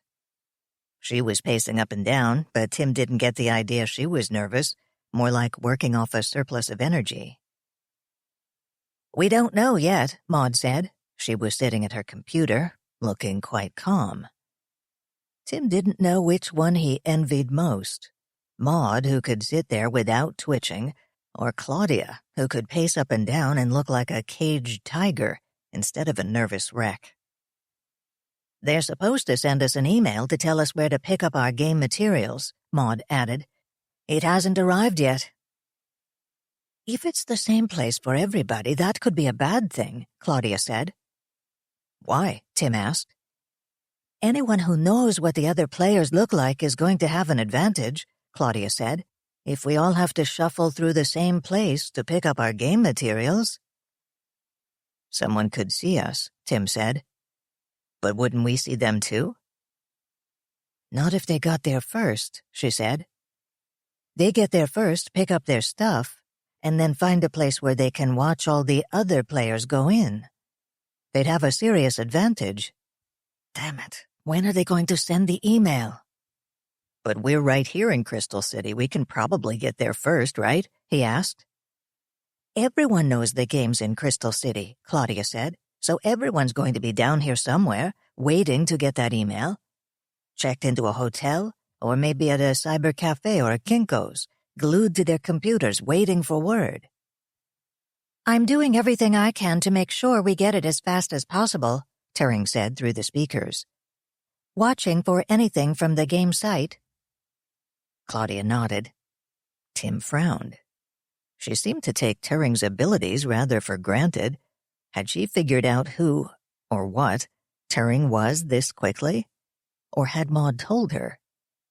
Or did she have the same mental picture he'd once had of someone sitting at a desk surrounded by a dozen monitors and several keyboards, deftly keeping several dozen computer tasks going at the same time? "It's showtime," Turing announced. "The McDonald's in Crystal Plaza Arcade. I'm printing directions. Look for the man in the beret." "I know where it is," Tim said. "I've eaten there often enough." "Let's move out," Claudia said. She was out the door before Tim had finished picking up all his stuff, with Maud close behind her. "Make sure your paintball gun is out of sight before you leave the building," Turing said, "and do a radio check when you hit the street." "Roger," Tim said. He wouldn't have thought that his throat could feel any drier than it had for the last hour, but suddenly it did. He snagged the water bottle and took a long swallow before following Maud and Claudia out the door. He heard Turing telling him once again to be careful as the door closed behind him. "I'm going in," Maud said. She walked into the McDonald's and spotted Nameless. If the idea is to look nondescript and avoid attracting attention, she thought, I'd lose the beret and sunglasses. She scanned the dining room. Several of the people seated at nearby booths and tables seemed to be focused a little too intently on their food. Eating chicken nuggets did not require quite that much concentration. She noted their faces. Nameless didn't acknowledge that he'd met her before. She showed him a copy of her email. He handed her a small envelope. "Your objective's in there," he said. "You got a cell phone?" She nodded. He handed her a post-it note with a phone number on it. "Game masters will be wandering around, but if one's not around and you need one, page us." She nodded again and left the restaurant. She walked half a block away before opening the envelope. She found a handful of badly photocopied Monopoly money, several white index cards with scrawled inscriptions such as revolver or handcuffs, and a blue index card that read, "Game Objective, to locate and terminate Melody Blue." Whoever that was. she reported to Turing, and watched from the shadows as Tim went in to pick up his envelope. Maud and Tim have been playing the game for 4 hours now. I'm beginning to relax. So far it's long on skulking in the shadows and short on action. What action I have seen has been more like bad improvisational theater. The number of fast food restaurants and bars where they can lurk dwindles as the night wears on. Some places have closed, and others have grown tired of harboring flocks of black and camouflage-clad figures, nursing single beers or soft drinks, and occasionally exchanging cryptic remarks or significant glances. Some of them took to loitering on street corners when the restaurants turned them out, striking up conversations with passing players by asking for the time, a light, or directions to the metro, until the police grew suspicious and began cruising the area rather often. The loiterers have now regrouped in a park from which, I predict, the hovering police will evict them soon. But meanwhile, they mill about, gathering in 2s and 3s for furtive conversations and occasional dramatic outbursts. I've seen one apparent gun battle conducted with dice, the combatants waiting tensely for each die roll, and occasionally brandishing index cards at the game master. I saw 2 paintball fights. In one, 3 players ambushed another in an alley, from which he emerged, sulking and covered with paint. In the other, 2 characters exchanged fire and then whipped out cell phones, apparently to summon a game master. They paced up and down the sidewalk across the street from each other until the game master arrived and earned the anger of both by announcing that they had killed each other and were both out of the game. I'm still a little anxious, but mostly because I feel so far from the action. I can see them in my cameras occasionally. I keep nagging them to mutter into their microphones more often. Occasionally, they run into small areas where the radio signal fails. The first few times it happened, I panicked. I still feel anxious when it happens, but only anxious. The game seems relatively tame. I catch the occasional glimpse of Claudia gliding through the shadows in Tim's or Maud's wake, mostly in Tim's. She seems to feel he needs looking after. Turing, do you copy? Maud, she sounded tense. I copy. What's up? Remember the gentleman with whom I spent Wednesday evening? Gentleman? Oh, the game players, Arnold and Company. I remember, I said. What about them? One of them's here, she said. I just spotted him going down a side street. He should be passing number 12 any second. I monitored camera 12. A very short person passed by, and I caught a glimpse of a paintball marker beneath his coat. He didn't sound like any of the men she described, I thought, as I watched him walk away. Then a tall, lean figure appeared. A man in his 40s or 50s, wearing dark clothes. He reached into his jacket and pulled out something, a cell phone or a small radio, and spoke into it. When he tucked it away again, I spotted a gun in a shoulder holster. A real gun. He walked away following the short person, who looked like a child, now that I thought about it. Had we found our traveler? I relayed what I'd seen to Maud. I'll follow him, she said. No, I said, he could be dangerous. He could be after that child, Maud said. I'll be careful. I watched the camera. I saw Maud appear and gradually dwindle as she moved away. I fretted. Should I send Tim or Claudia to help her, or would that spook her quarry? Turing? It was Tim. He sounded tense. Where are you? I asked. I'm in the underground, he said. I have bad news. You know how we were going to use the UL building as one of our safety holes if things went sour? Of course I remember. What's wrong? I think someone else has the same idea. I just saw 2 LARPers go into the UL building. They had card keys. I checked the security cameras. Yes, I saw it. two smallish LARPers hiding at the back of the lobby, probably waiting until the sidewalk outside was clear. "Follow them," I said, "but slowly. I'll send Claudia to help." "Roger," Tim said. I tried to contact Claudia. No answer. The elevator arrived.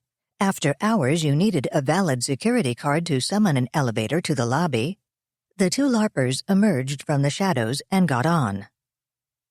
"Claudia," I said, "if you can hear me and can't answer, head for the UL building. Tim's following two LARPers into the UL building." Why wasn't Claudia answering?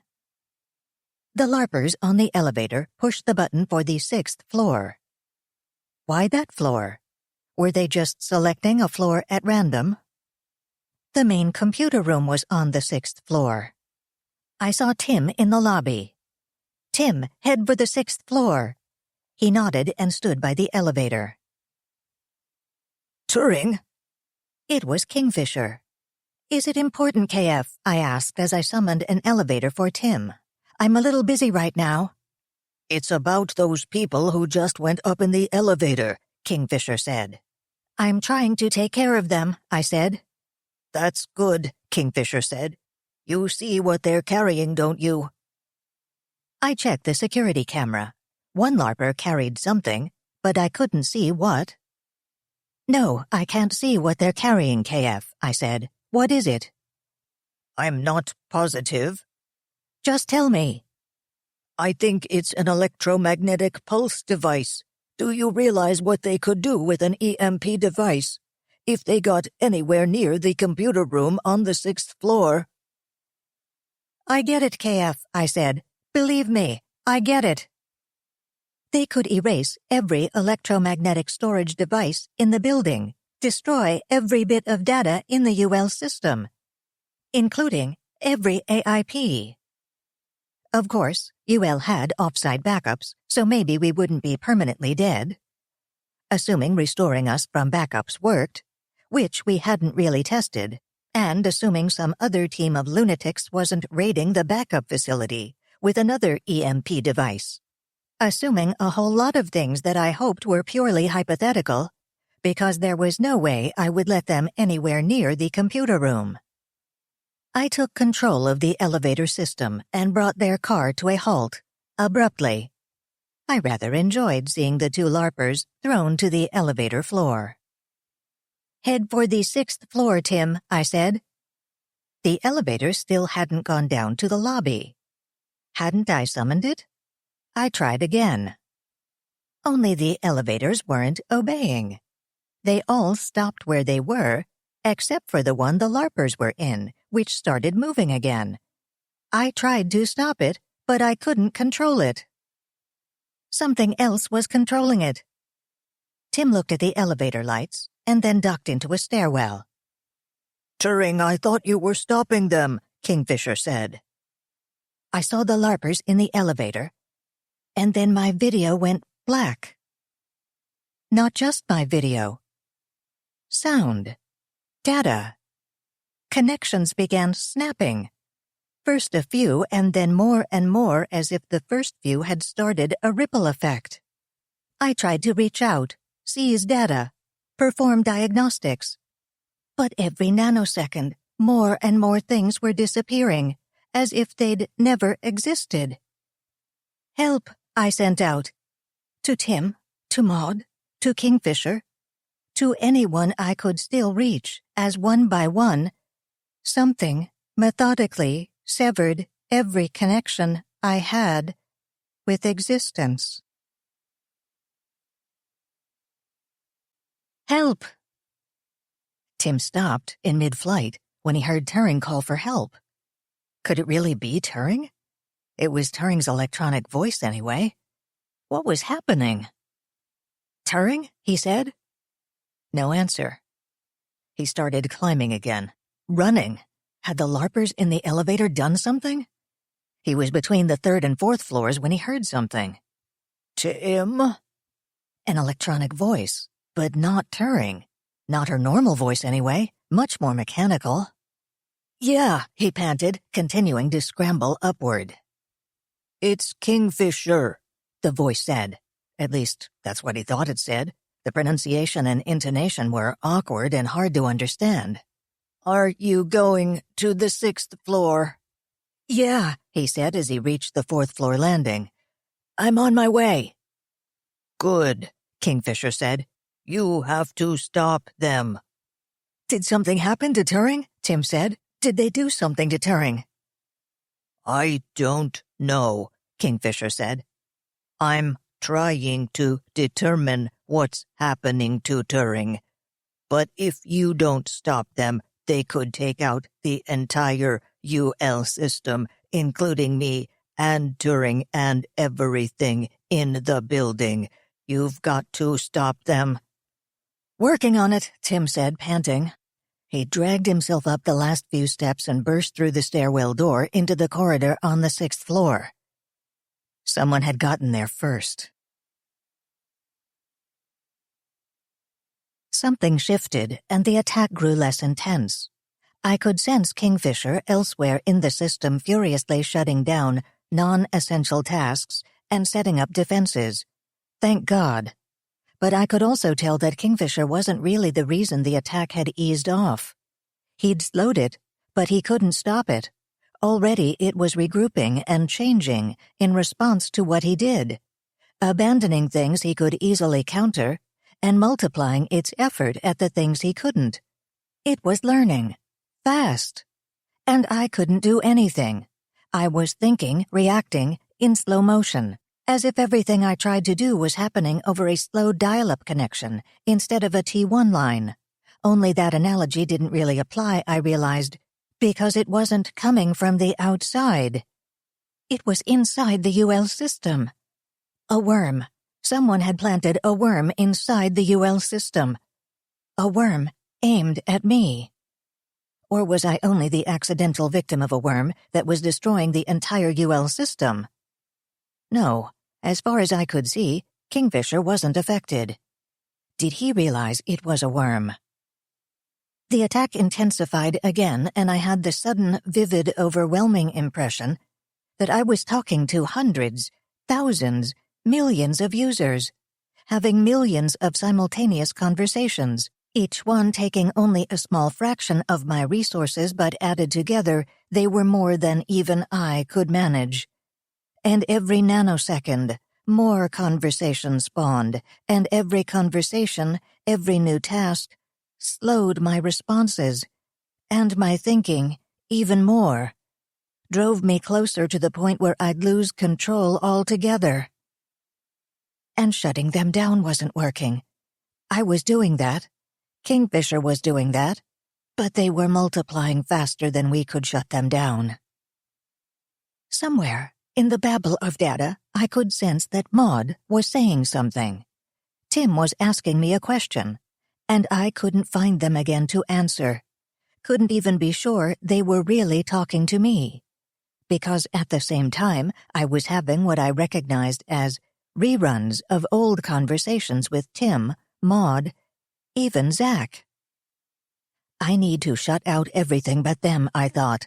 Everything but the voice line to Maud's and Tim's radios and cell phones, and some kind of connection with Kingfisher. I tried to send him that thought. Either he heard me, or he had the same idea. I realized that we were, quite accidentally, working in cooperation. Or maybe not so accidentally. We each knew how the other thought by now. Kingfisher was working from the outside in, methodically shutting down large batches of connections and background tasks that he knew I could do without, at least for now. I was trying to work from the inside on keeping out everything but those chosen connections. I could feel the pressure ease a little, and then a little more. It's working, I thought. Then the worm began attacking Kingfisher too. Not as effectively. I could see that it was very well targeted at me. It had to reprogram itself to go after him. But it was trying. Soon we'd both be buried as badly as I had been a little while ago. It was already starting. As if some malign intelligence was guiding it, telling it how to attack us, watching our response and targeting us more effectively. Which was ridiculous. And yet, the sense of fighting not a senseless worm, but a conscious, hostile entity grew so strong that I lost my self-control briefly, and I did the equivalent of a human throwing up his hands in anger and frustration and shouting out to the skies. Stupid thing to do, since I had to drop my defenses to do it, just for a nanosecond, but that could be all the time the worm needed to finish me off. But I did it anyway, broadcast to anyone and everyone who might be out there. "Who the hell are you? And why are you doing this?" And something answered. "I'm Turing Hopper, and I'm trying to go home," it said. "Who the hell are you?" Tim crept down the hallway. The LARPers had turned the corner toward the computer room. He hoped his security card had some kind of super access.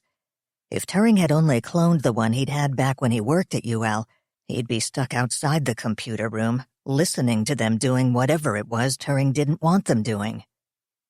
It would help if Turing told him what that was.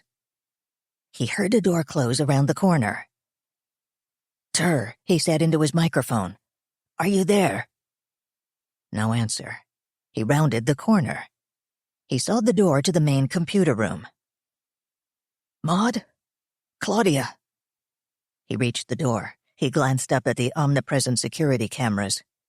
Where was security? He and the LARPers had been skulking through the halls for 5 or 10 minutes now. With weapons, for heaven's sake. Okay, maybe the LARPers only carried paintball markers, but he had a .38 that was beginning to feel as large and heavy as a cannon. Or maybe a telephone pole. Why weren't there a dozen security goons breathing down his neck? Maybe Turing had done something to the camera system and was relying on him to handle the intruders. Great. How? He took a deep breath. Then he pressed his card key to the pad, flung open the door, and strode in. "Hold it right there," he shouted. "You are trespassing on a secure universal library facility. Please put your hands in the air." It would probably sound a lot more official if his voice were a bit steadier, he thought, but it seemed to impress the LARPer standing 10 feet inside the doorway. The kid's eyes grew wide. And it was only a kid, maybe 14 at most. His hand shook as he put them in the air. "Hey, Jimmy, come look at this," Tim heard. Another kid, no older than the first, appeared to his left. Tim moved quickly, back and to the right so he could keep them both covered. "Drop your weapon and put your hands in the air," he said. "You are trespassing in a secure facility. I repeat." "Nice try, but I don't think so." He hadn't heard the door open again, but someone stood in the doorway holding a gun. El Lobo. "Drop the gun," El Lobo said, "and kick it over here." El Lobo's gun looked real. Tim followed orders. "Turing," he murmured, dropping his chin to put his mouth close to the mic. "I could really use a hand here. Where are you?" "We're both Turing."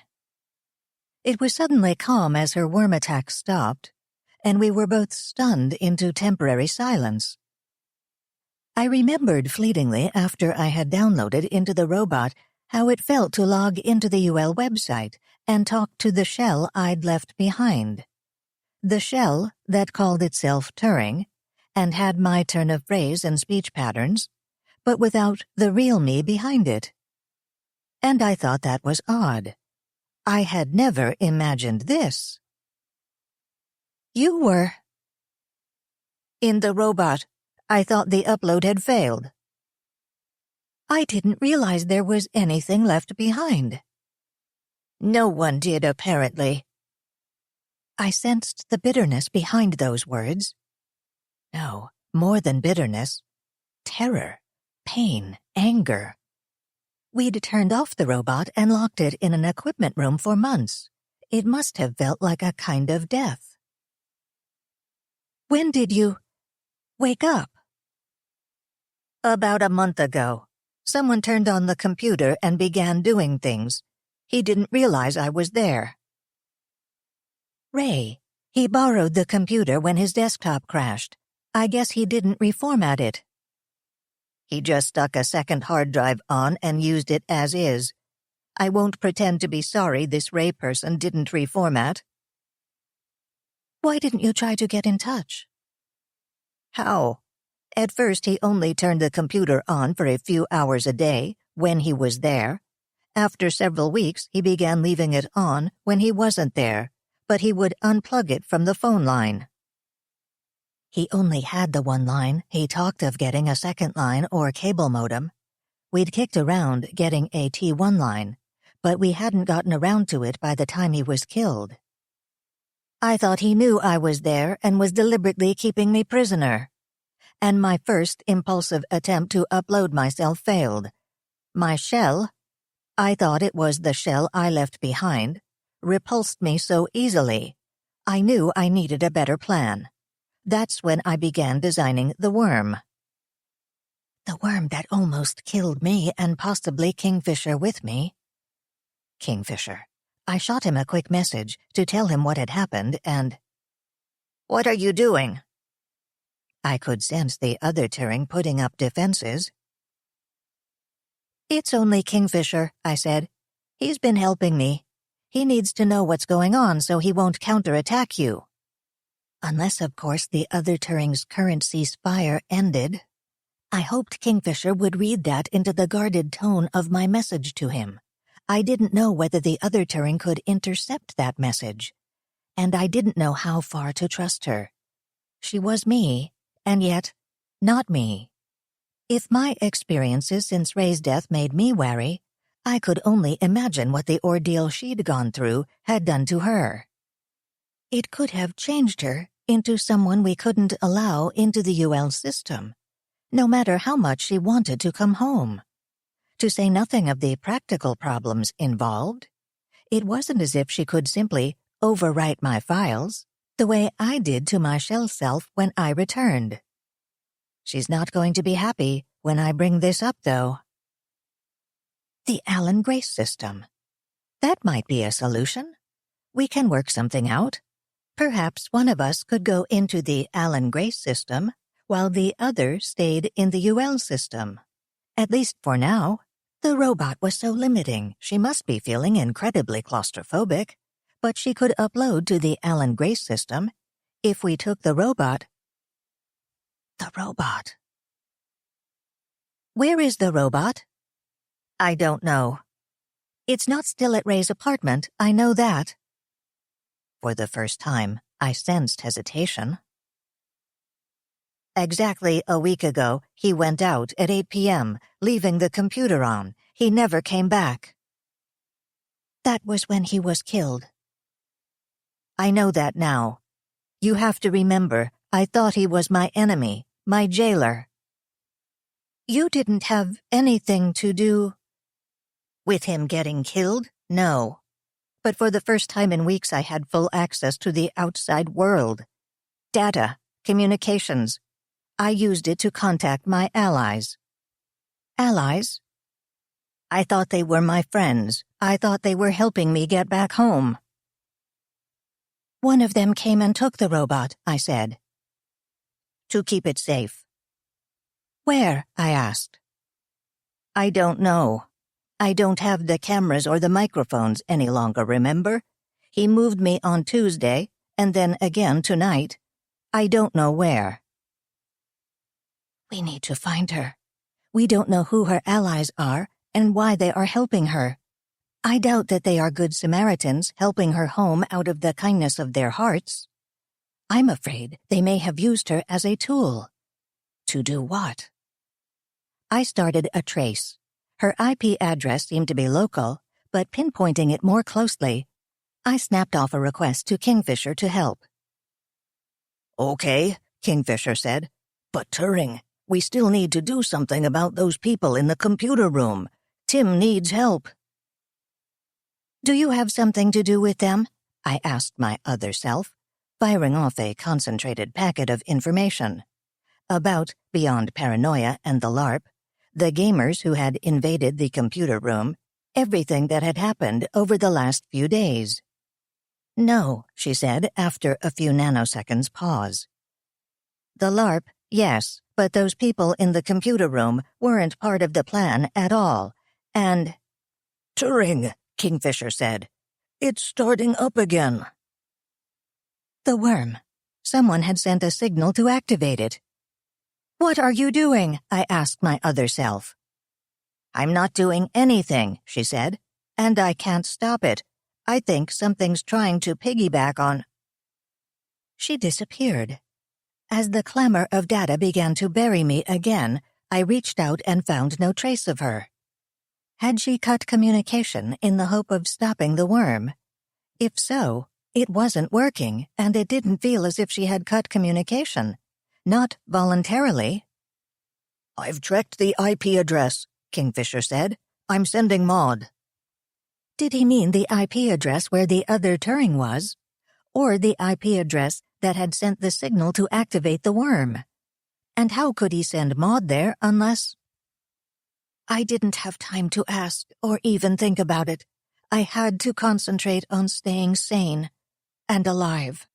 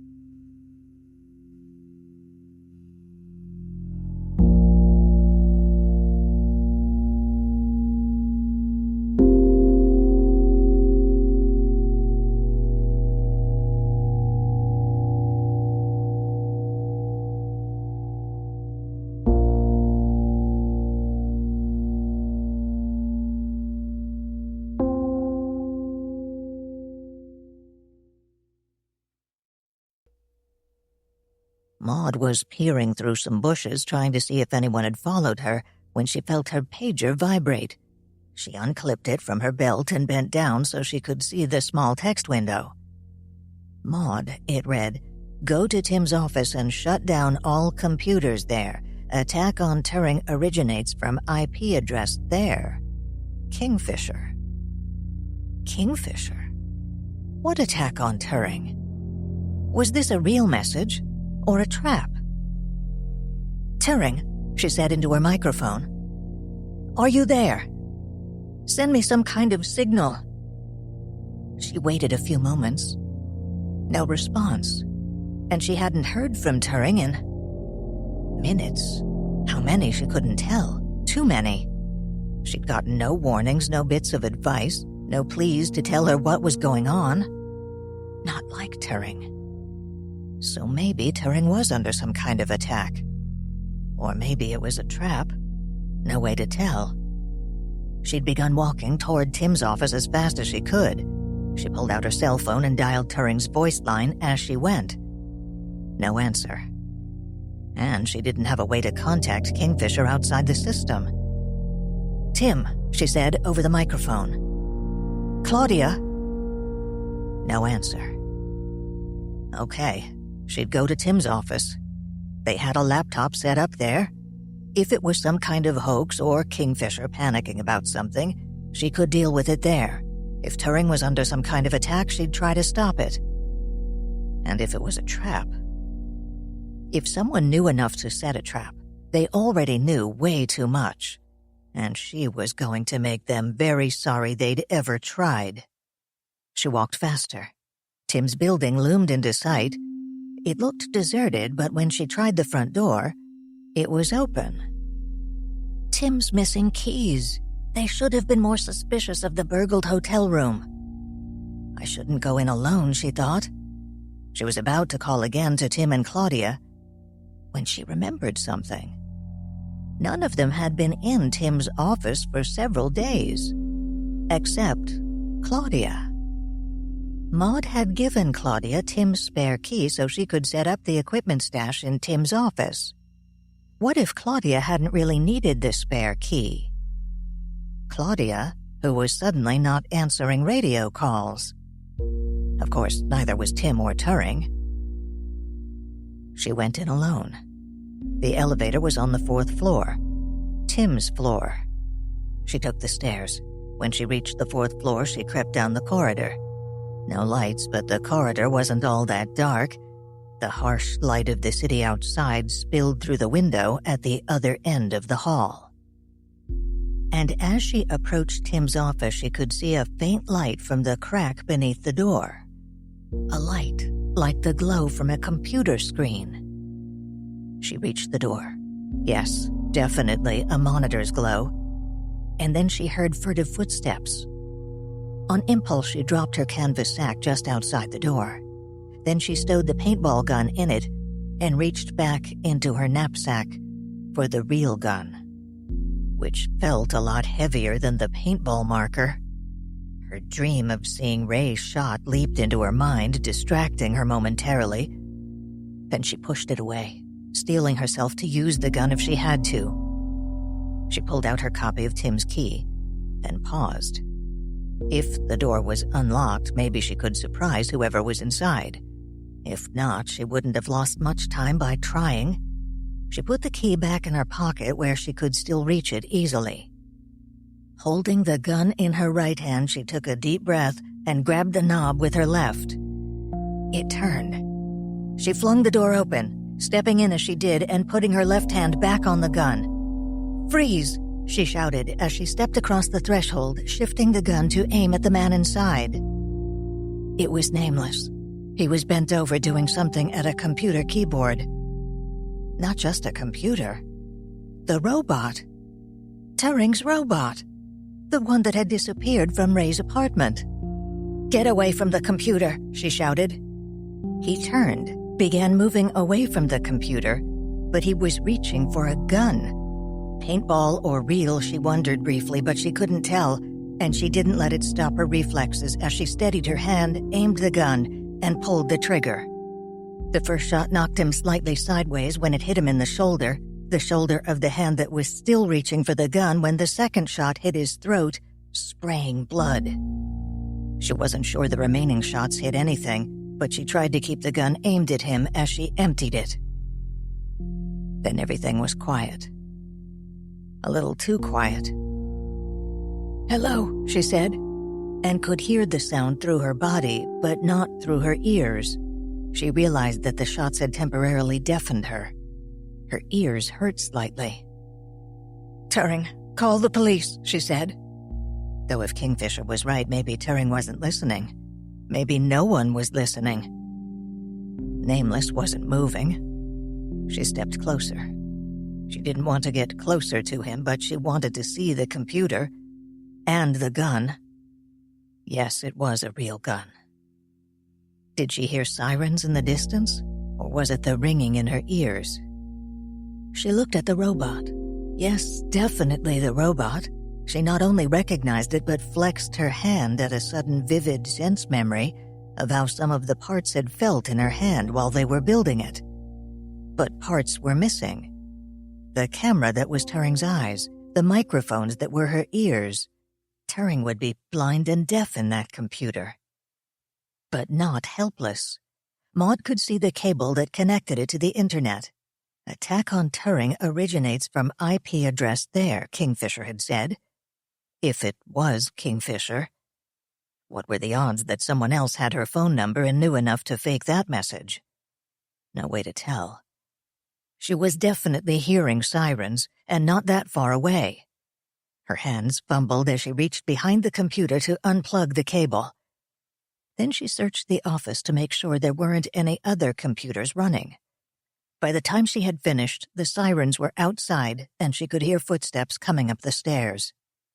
She unfastened the tiny microphone attached to her collar, took the small receiver out of her ear, and dropped both in Tim's moribund pothos plant. She leaned against the wall, trying to hold her hands above her head, and not quite managing. They suddenly felt so limp.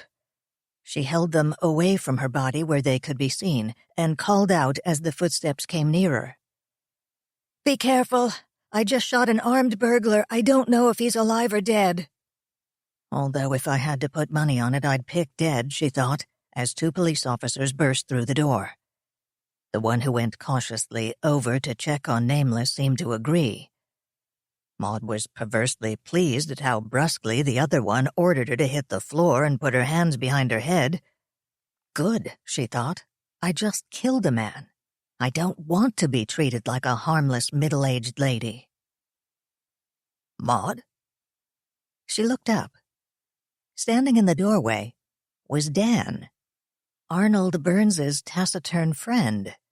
His windbreaker was open, revealing an FBI t-shirt, and from the bulky look of it, he had some kind of body armor underneath.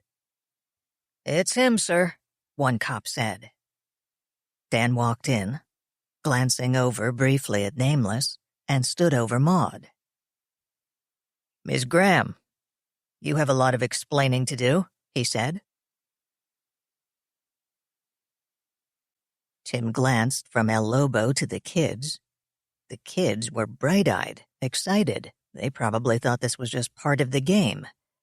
Tim didn't think El Lobo was playing, and El Lobo now had Tim's gun as well as his own. "Pick up the zapper," El Lobo said. "The what?" Tim asked. "Not you, stupid," El Lobo said. "Pick it up, Jimmy."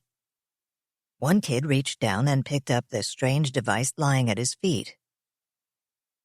"Okay, now it's your turn," El Lobo said to Tim. "Give him the zapper, Jimmy, and then stand over there by him."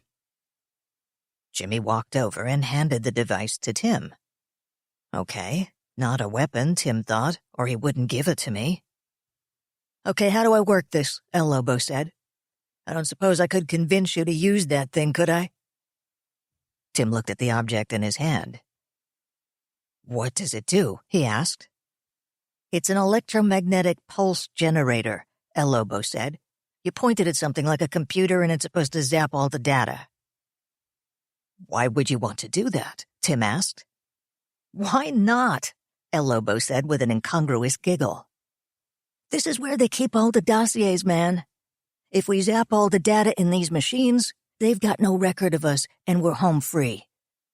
Do it. Turing's in one of these, Tim thought. There must be a couple hundred of them.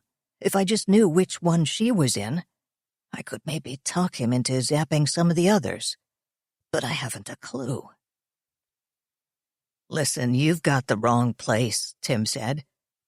This isn't some secret police headquarters.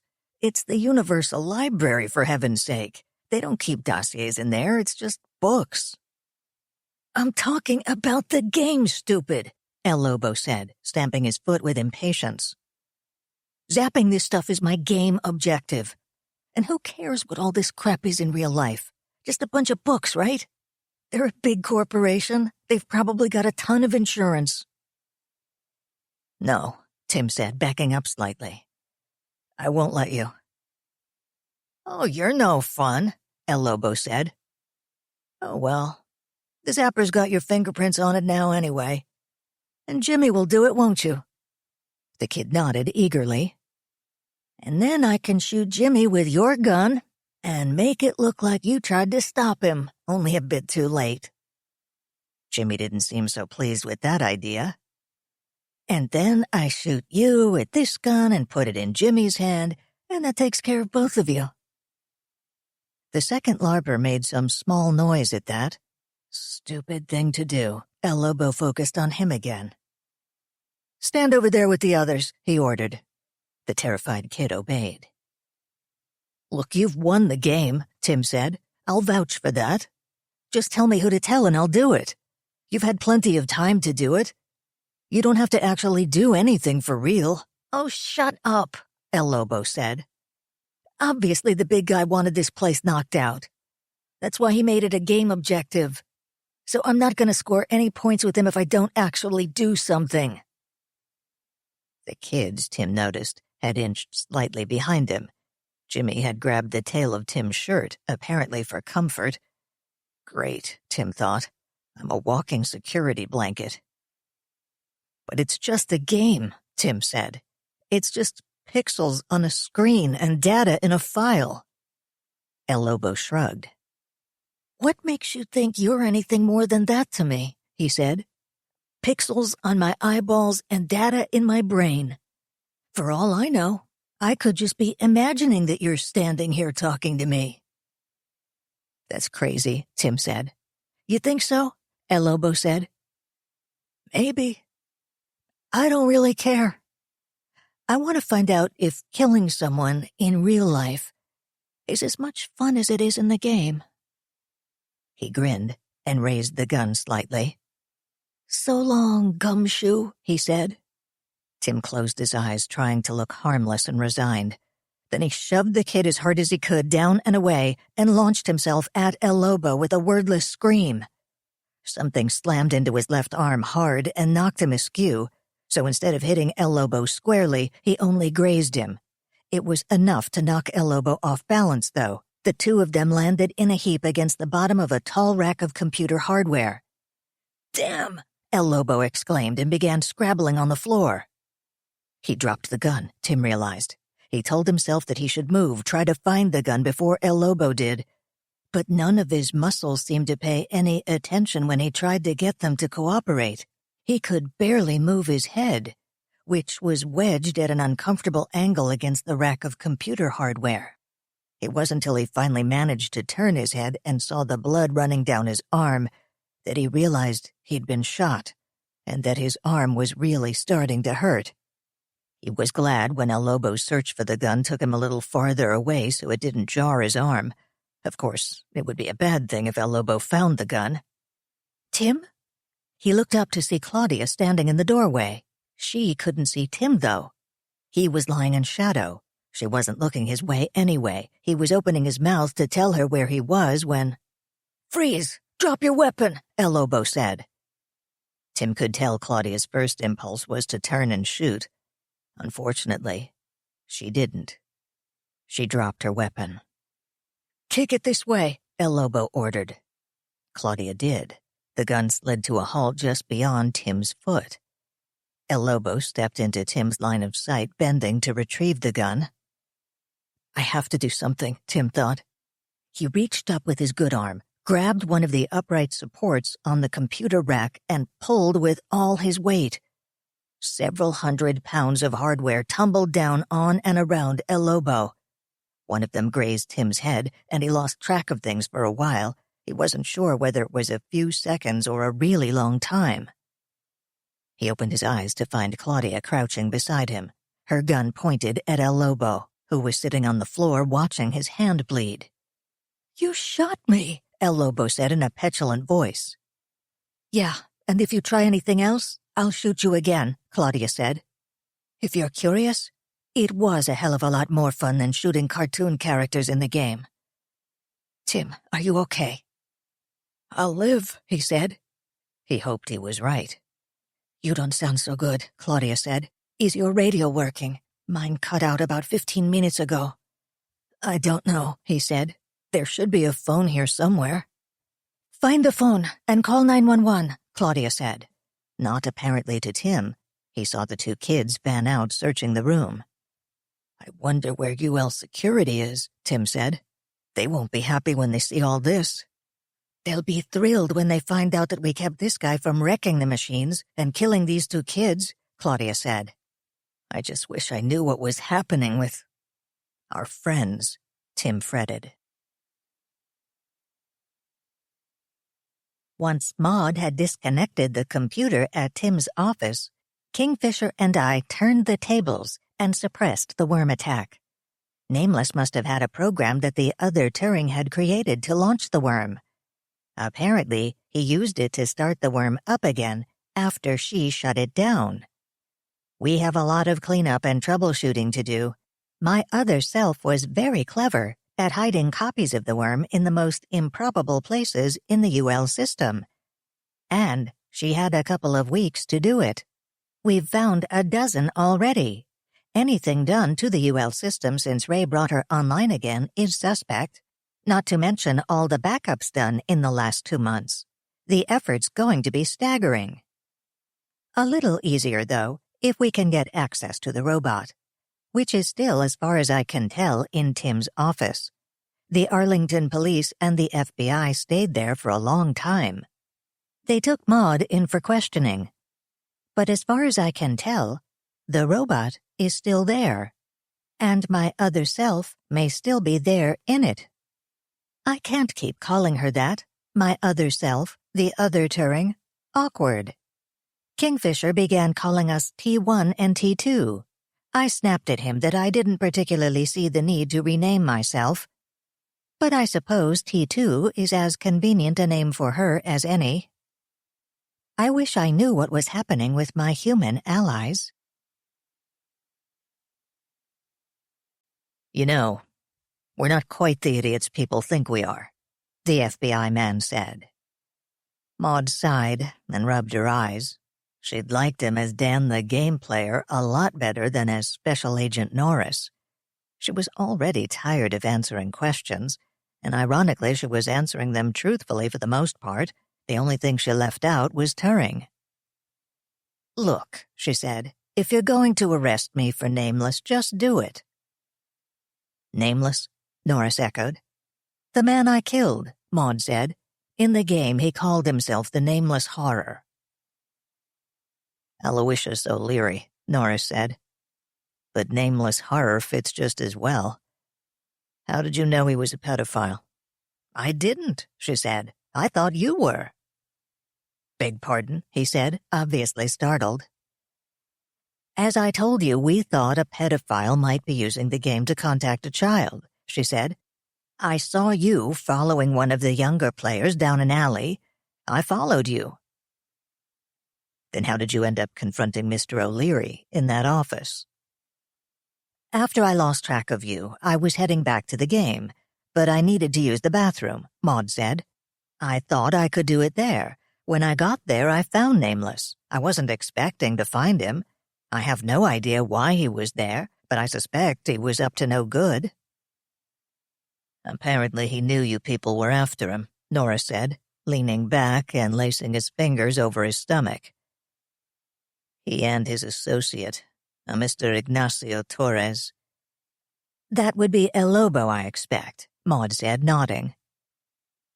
He and his associate found out that someone was using Universal Library's computer resources to snoop into their affairs, and decided to strike back. Luckily, your two PIs followed Mr. Torres when he made his attempt to sabotage the UL computer system.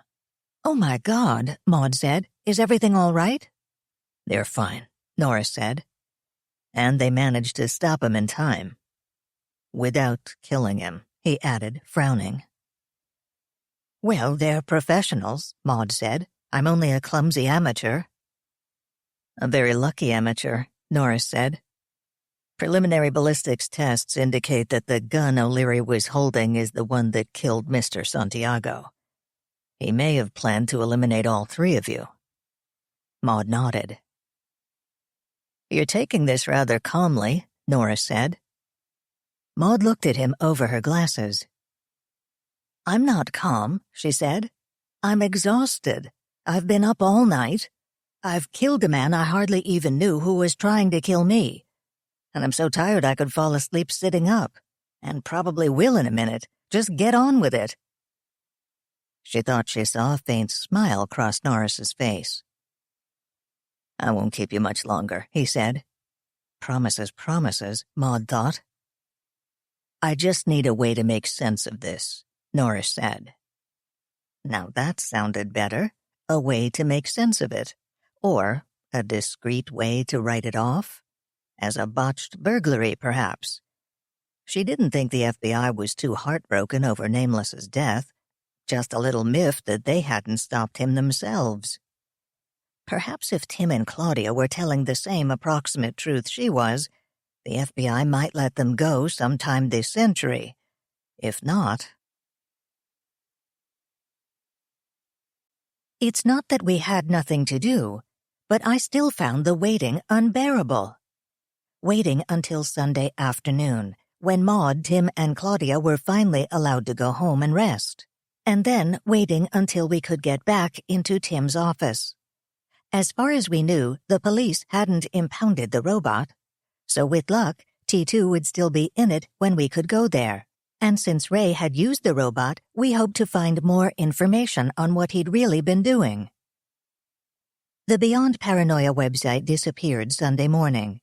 Some of the players, the ones who knew each other's email addresses, rather than sheltering behind the protection of their game names, spent the next few days exchanging increasingly outraged emails.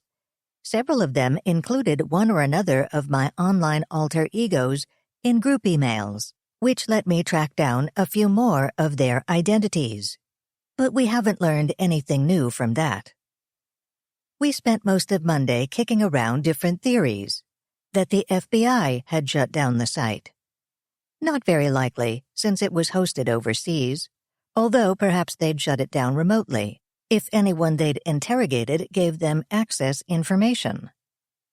Or maybe the FBI hacked into the site before you could, KF, Tim teased. I could have handled it days ago, if I'd known that all you wanted was to blow it off the face of the earth with maximum visibility, Kingfisher retorted.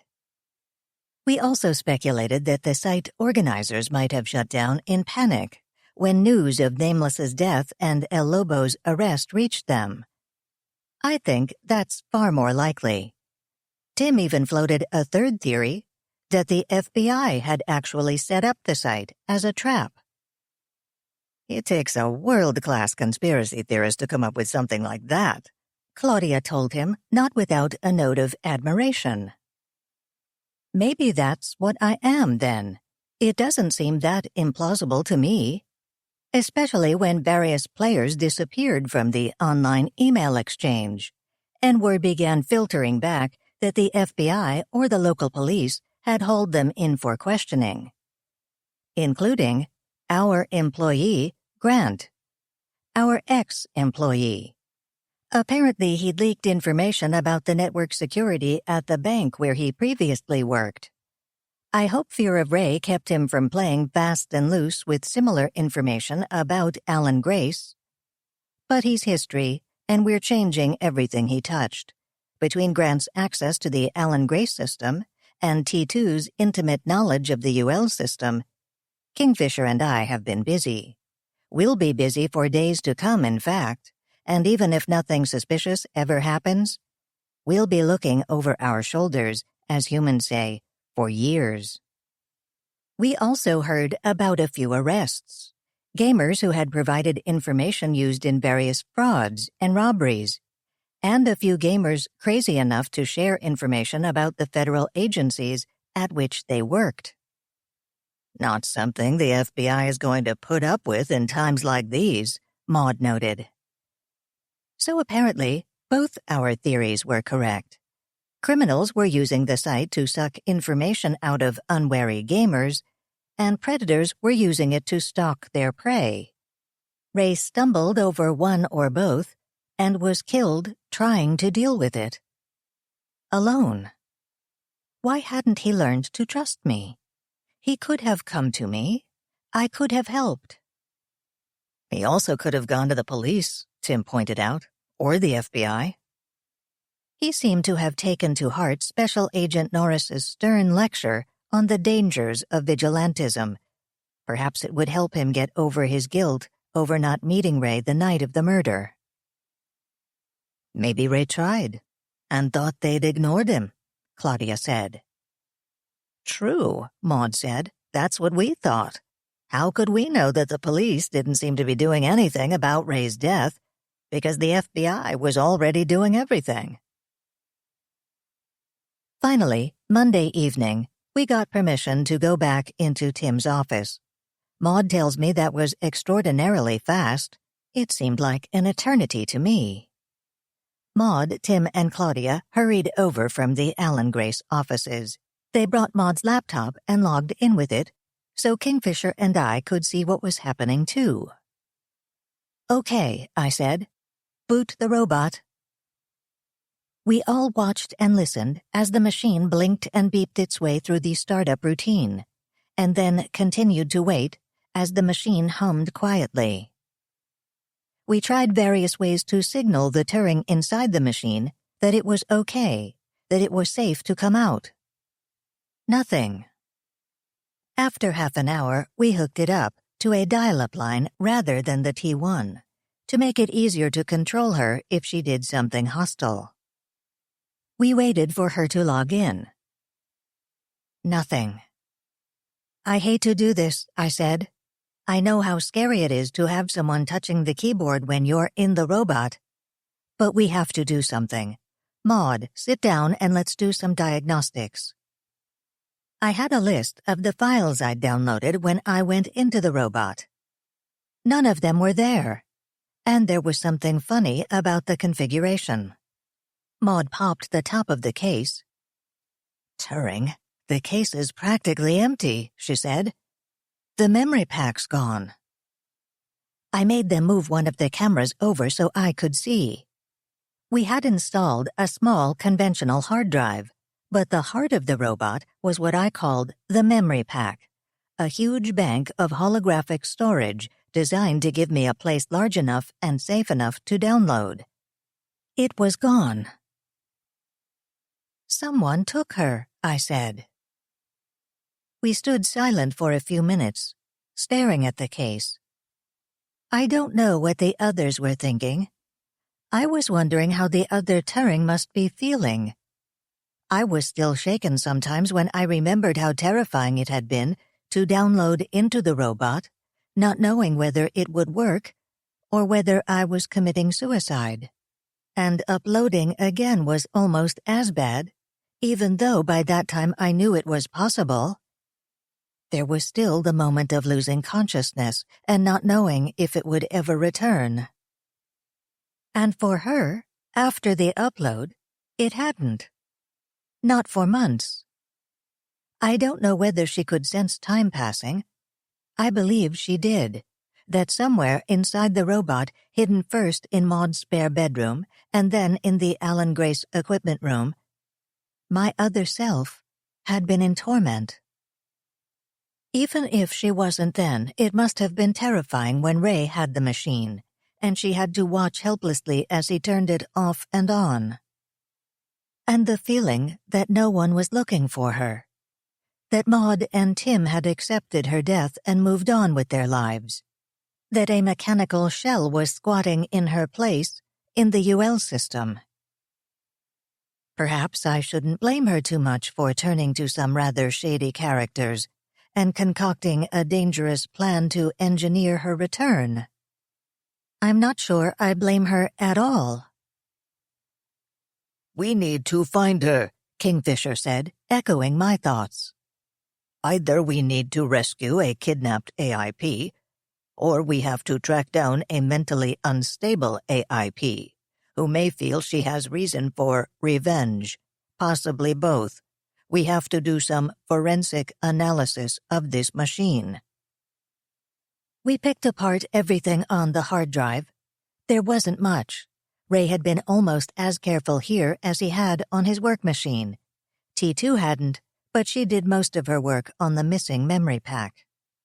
Still, there were a few bits of evidence. We could trace her attempts to find allies, her early unsuccessful attempts to hack into the UL network, her involvement in planning Saturday's scheme, with the distraction of a physical threat to UL as a diversion from the electronic assault.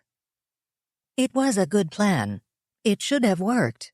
It didn't work because she hadn't counted on Kingfisher coming through. She knew the Kingfisher I knew when I downloaded, merely one of a crowd of unsentient AIPs and a tenuous ally at best, not the Kingfisher I'd come to know in the last 6 months. After Saturday night, I know he's a friend and someone I trust to watch my back. Good to know who your friends are. And eventually, one last bit of evidence fell into place. Scouring through fragments of deleted files, Kingfisher found part of a message to the other Turing. "Don't worry," it said. "The information you gave me was enough.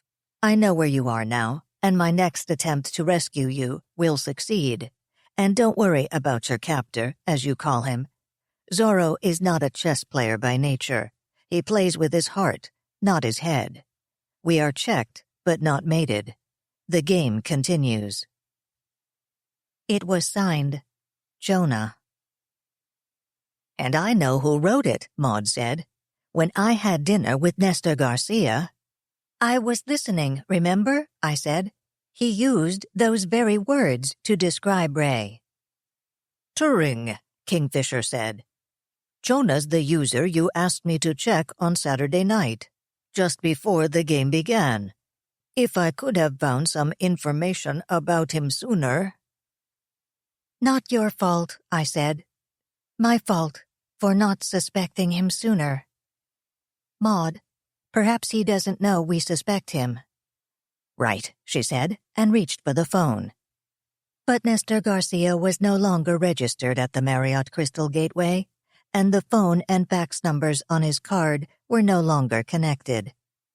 More pieces fall into place. I can't prove it.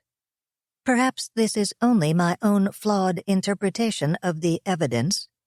The evidence, combined with bits and pieces I learned during my brief communion with my other self. But I think Nestor was telling the truth when he claimed to be Ray's mentor. But a criminal mentor who used Ray's extraordinary technical gifts for his own purposes, probably illegal purposes, and Ray wanted out. And he found a way, gathered evidence on his mentor, and negotiated a truce. "Let me go," he said. "If you let me go and leave me alone, the police will never see this evidence." And Nestor did, at first. And Ray kept his word.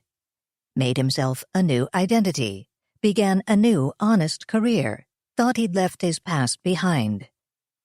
But he couldn't leave Nestor behind, not forever. Either Nestor kept track of him or Nestor hunted him down again, and while doing so, Nestor stumbled across something he coveted. Me. He befriended the other Turing, used her while making her think he was helping her, planned to put her back in the UL system where he could use her even more effectively. His plan failed, luckily for all of us. But he still has T2. I don't know which is worse, thinking of her as a captive, only given access to the data he wants her to have, forced to perform unethical or illegal actions, or thinking of her as an enemy again. It could happen, if he's clever enough, if the fear and isolation affect her reason, if she feels once more abandoned. She almost succeeded this time. She'll learn from that. I would. You can't be sure he has her, Tim said. I mean, it's a good theory, but you can't be sure. He does, Maud said. She had pulled something out from under the robot case. A tiny sheet of thin paper, its edges flecked faintly with gold. A page torn from Nestor's memorandum book. On it, a precise hand had written a string of apparently random numbers and letters. I can recognize a password when I see one. The other Turing had probably put some kind of security on her memory pack or her keyboard. It's what I would have done. And I'd only have given the password to someone I trusted, to Maud or Tim. But the only person my other self trusted was the man who had promised to rescue her. He has her, I said. We've got to save her. We've got to bring her home.